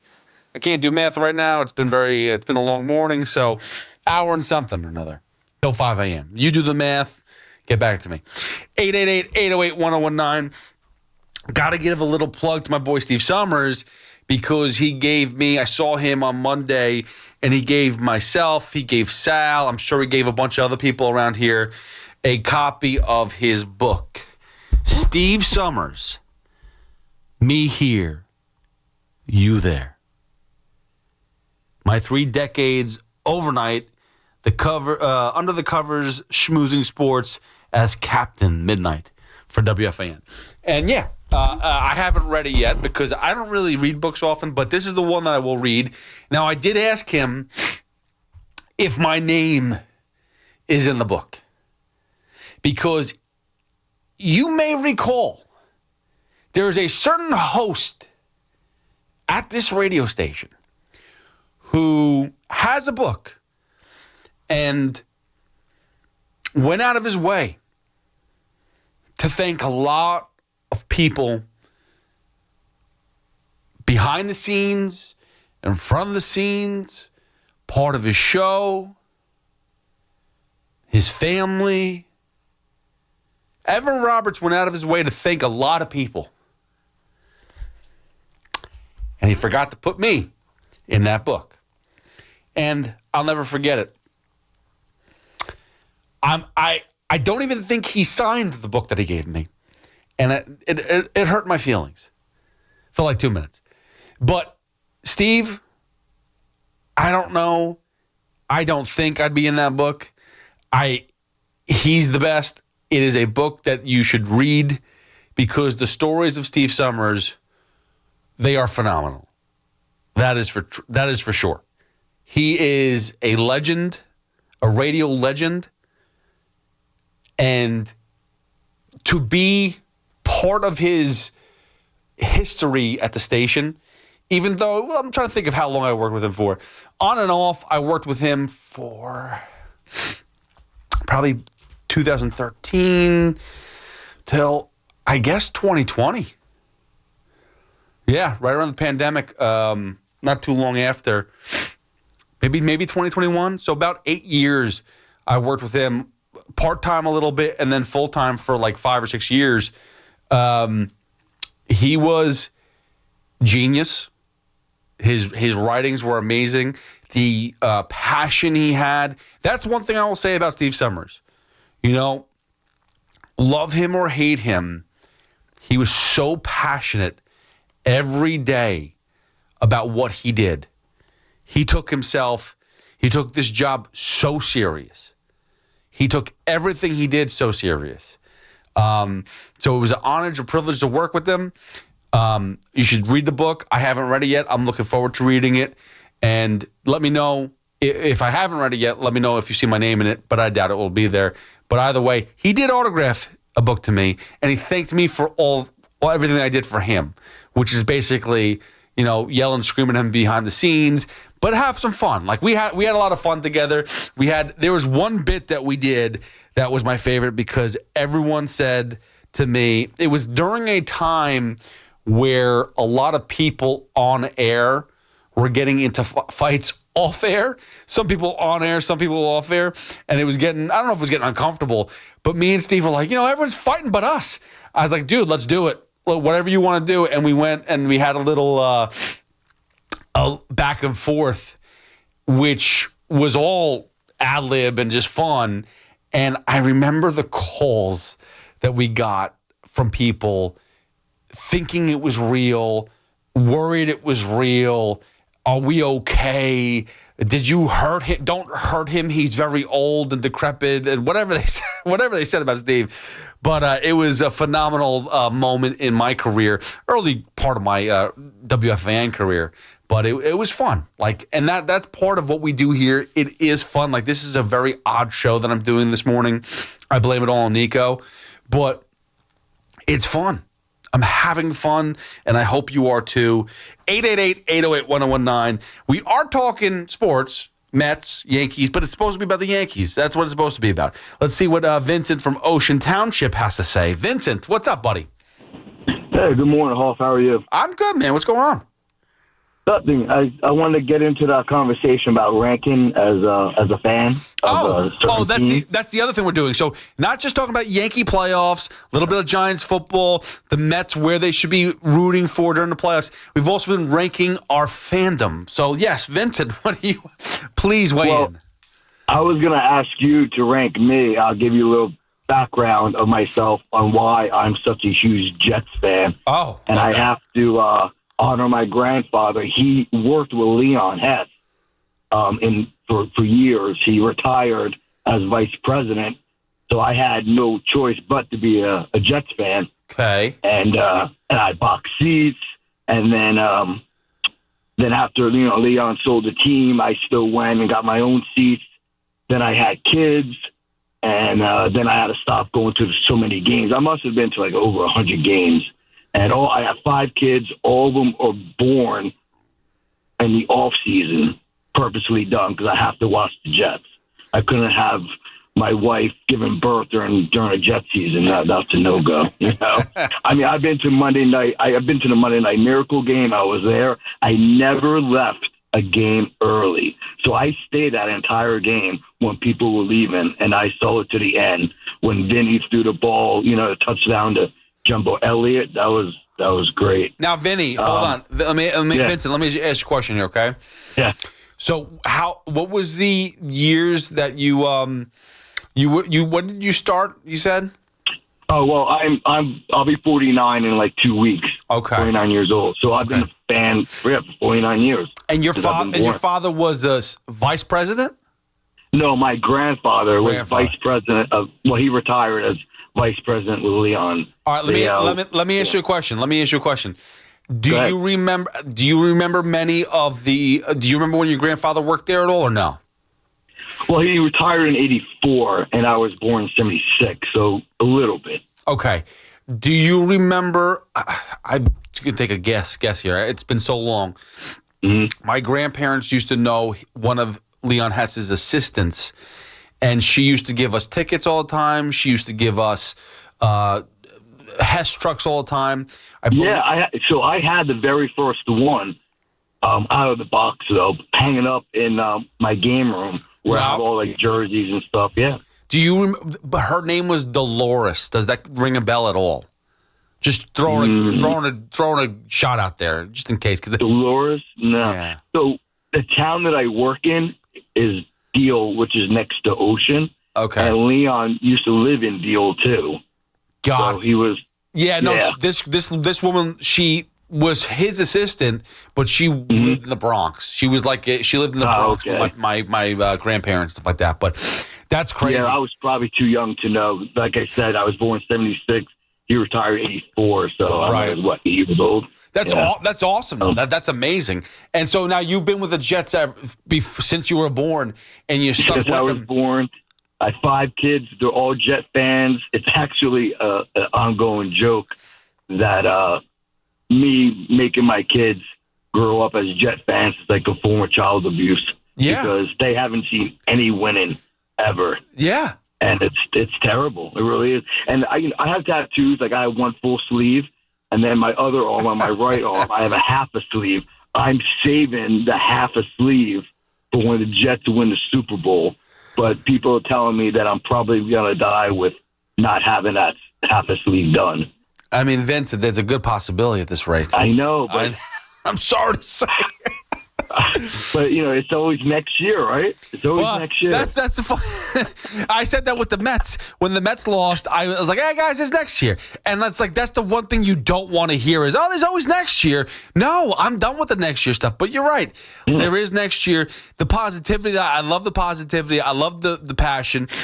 Yep. Now, let me ask you a question. So how do you rank me? Well, what's my ranking? I'm going to ask a couple questions here, all right? Okay. So, go ahead. you born into it, basically, because your family's kind of born into it. You never tried to escape. You never try to go your own path. No, I'm loyal. Never left the game early. Okay. Did you have, how many jerseys do you own from the Jets? I would say about 12. How many helmets? 2. 2. Are they signed? Yes. By who? One was Namath and one is Curtis Martin. Oh. Do you have... I'm sorry, go ahead. Do you have any Boomer Esiason paraphernalia? That's funny you said that. My oldest son is a wrestler, and his name is Michael, but nobody calls him Michael. We call him Boomer. And I do have a Boomer Esiason jersey. Okay, all right. Final question for you. Mm-hmm. Did you ever have any sheets as a kid with Jet stuff on it? I still do. Oh. 49 years old. Yeah. All right. Of course. All right. I'm gonna and do you have any social media like podcasting and stuff like that at all, or no? No, I'm too old for that. I don't do that. All right. That drops you a little bit. I still, because I see Fireman Ed is out there and doing his own thing and still trying to be an influencer. You're not an influencer, which hurts your stock a little bit. But what I will do is I will put you, I think you were a good, now listen, this may sting, but I think it's a good number. I'm going to... What's going on back in the back noise? What's all that about? I'm actually working, and my dispatcher is texting me on the chat. Oh, okay. Well, tell him to slow down. Slow his roll real quick. I'm getting serious business here. I'm going to put you at number 690. I feel like that's... I'll take it. I will. I'll take that. I feel like that's a good, solid number. Yeah. 69 was the last time they won a Super Bowl. And I feel like you're under the top 1,000, which is like a 1%er, right? I'm very loyal. Yeah. So I'll take that. I feel like the social media influencer would definitely push you up a little bit. See, these guys calling in with a top 50 fan base, I just don't believe it. Like, I mean... Yeah, I want to be realistic. Yeah. And that's why I asked for your help, because I don't want to be this guy like, I'm number one. Listen, I know I'm not number one, but I'm pretty up there. Dude, I think I'm 690 in a fan base. You go look at their following. I mean, I'm sure they have like 8 million subscribers on Twitter and the YouTube and all that other stuff on social media. So, I mean, that's great. Top 1,000. I'm taking it. Let's I like go. it. I'm under 1,000. Dude, I'm taking it. Vincent, I got it. Thanks for talking to me, man. I'm privileged to talk to you. Number 690. Let's go. Thank you, man. Vincent, have a good night. You too. What are we doing, Nico? You are strict. All right, man. But here's the thing: is the reality. There are a lot of freaking fans out there. I think that's actually a good number. Think about that. How many people go to a game on a regular? 70,000 people fit MetLife. 80,000 people. He's number 690 out of that. Let's go. I don't know if you can really go by this, but the Jets have 1.2 million followers on Instagram. That's great. That's fantastic. So I guess in that perspective, top 1,000 is pretty good. Yeah, he's the 1%. He's a 1%er, dude. That's amazing, right? Is that 1%? I think. Yeah. Yeah, it was the Jets sheets for me that had, in my eyes, he was top 100. That was really good. That's very impressive. I don't think I ever had sheets of any team that I loved. I got to be honest with you. 888-808-1019. I got to ask Joe later on if he ever had Jets sheets. 888-808-1019. It's Pete Hoffman with you on the Fan for another hour, talking New York Yankees baseball, baby, as they are making their trek to Canada. And I wouldn't be surprised if they sweep the Blue Jays. Let's get to it. 888-808-1019. Get your phone calls and more. It's Pete Hoff with you on the Fan. Till 5, hit me up at Hoff, WFAN. It's BT and Sal, middays 10 to 2 on the Fan, 101.9 FM. I'm still not sold that he's going to be that every time out. Now, if he is, then nobody's beating the Yankees. End of story. Listen to BT and Sal on demand on Apple Podcasts, Spotify, or wherever you get your podcasts. At Town Fair Tire, New England's largest name brand discount tire dealer, you get it all. The guaranteed lowest price, the most free services, and we accept all valid rebates from any manufacturer and from our competition. Yes, we accept them all, even competitor rebates. Town Fair Tire, New England's largest discount tire dealer. Now with over 120 stores from Connecticut to Maine. Nobody beats Town Fair Tire. Nobody. Name brands at discount prices. Town Fair Tire. Injured? Don't be a whiner. Call me, attorney Mark Miner. I'm Mark Miner, and I have over 30 years of experience handling personal injury cases. If you or a loved one has been injured in an accident, don't whine. Call 1-800-LAW-LINE. You can trust that the personal injury law firm of Zalman, Schneider, and Miner will treat you with respect and fight for your rights. Don't whine. Call 1-800-LAW-LINE for a free consultation. Our goal is to transform your pain into payment. If there is no recovery, there is no fee. We handle all type of accident cases and value the opportunities to help you. The sooner you call, the better. If you are injured, call 1-800-LAW-LINE so we can discuss how to transform your pain into payment. Don't be a whiner. Call Zalman, Schnerman, and Miner at 1-800-LAW-LINE. Zalman, Schnerman, and Miner, personal injury attorneys. Don't whine. Call 1-800-LAW-LINE. That's 1-800-LAW-LINE.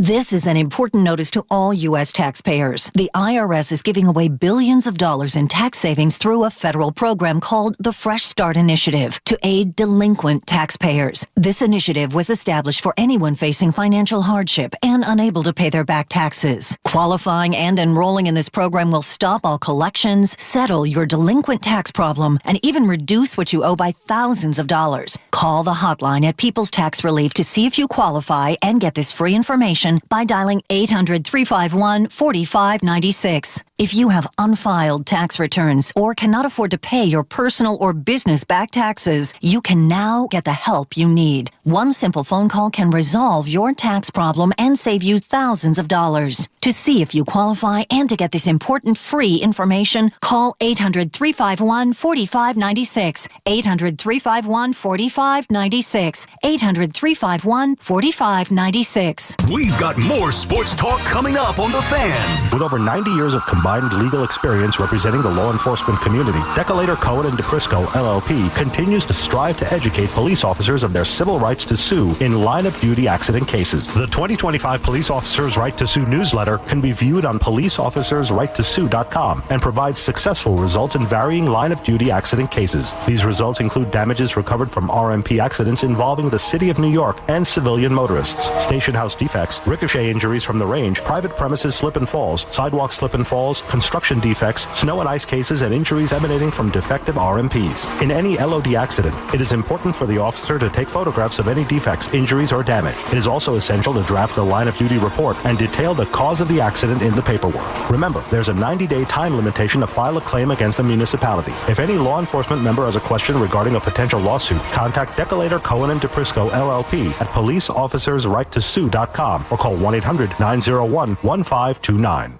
Stressed out about owing over $10,000 in back taxes? The IRS isn't slowing down, and neither is Tax Hardship Center. Last year alone, the IRS wiped out over $163 million in tax debt for thousands of hardworking people who qualified. If paying back the IRS threatens your finances, you may be eligible for hardship programs that could let you settle for a lot less. Everyday Americans are finding relief right now by calling Tax Hardship Center to see if they qualify. You've been thinking about fixing this. The time to act isn't tomorrow. It's today. Call Tax Hardship Center for a free consultation and see every option for lowering your IRS debt. Call 800-717-4601.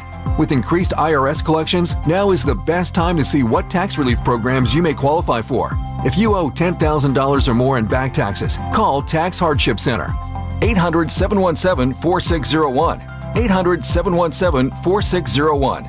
That's 800-717-4601. Talk sports with BT and Sal. Middays 10 to 2. WFAN, WFAN FM, WFAN FM HD1 New York, and Odyssey Sports Station.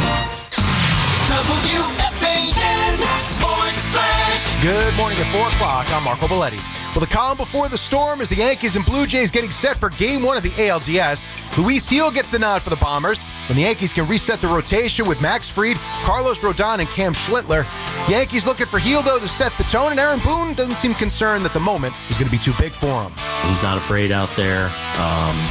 Obviously his delivery and strike throwing is important for him. And when he's doing that, he's very capable. Blue Jays counter with Kevin Gausman for Game 1. Still no word on Bo Bichette, and he'll be back for Toronto as manager John Schneider spoke about some of the things he still needs to do.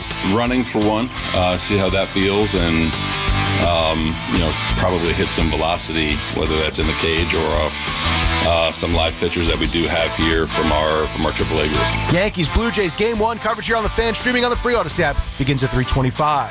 And the Mets gave Carlos Mendoza a pass, but his staff, they paid the price.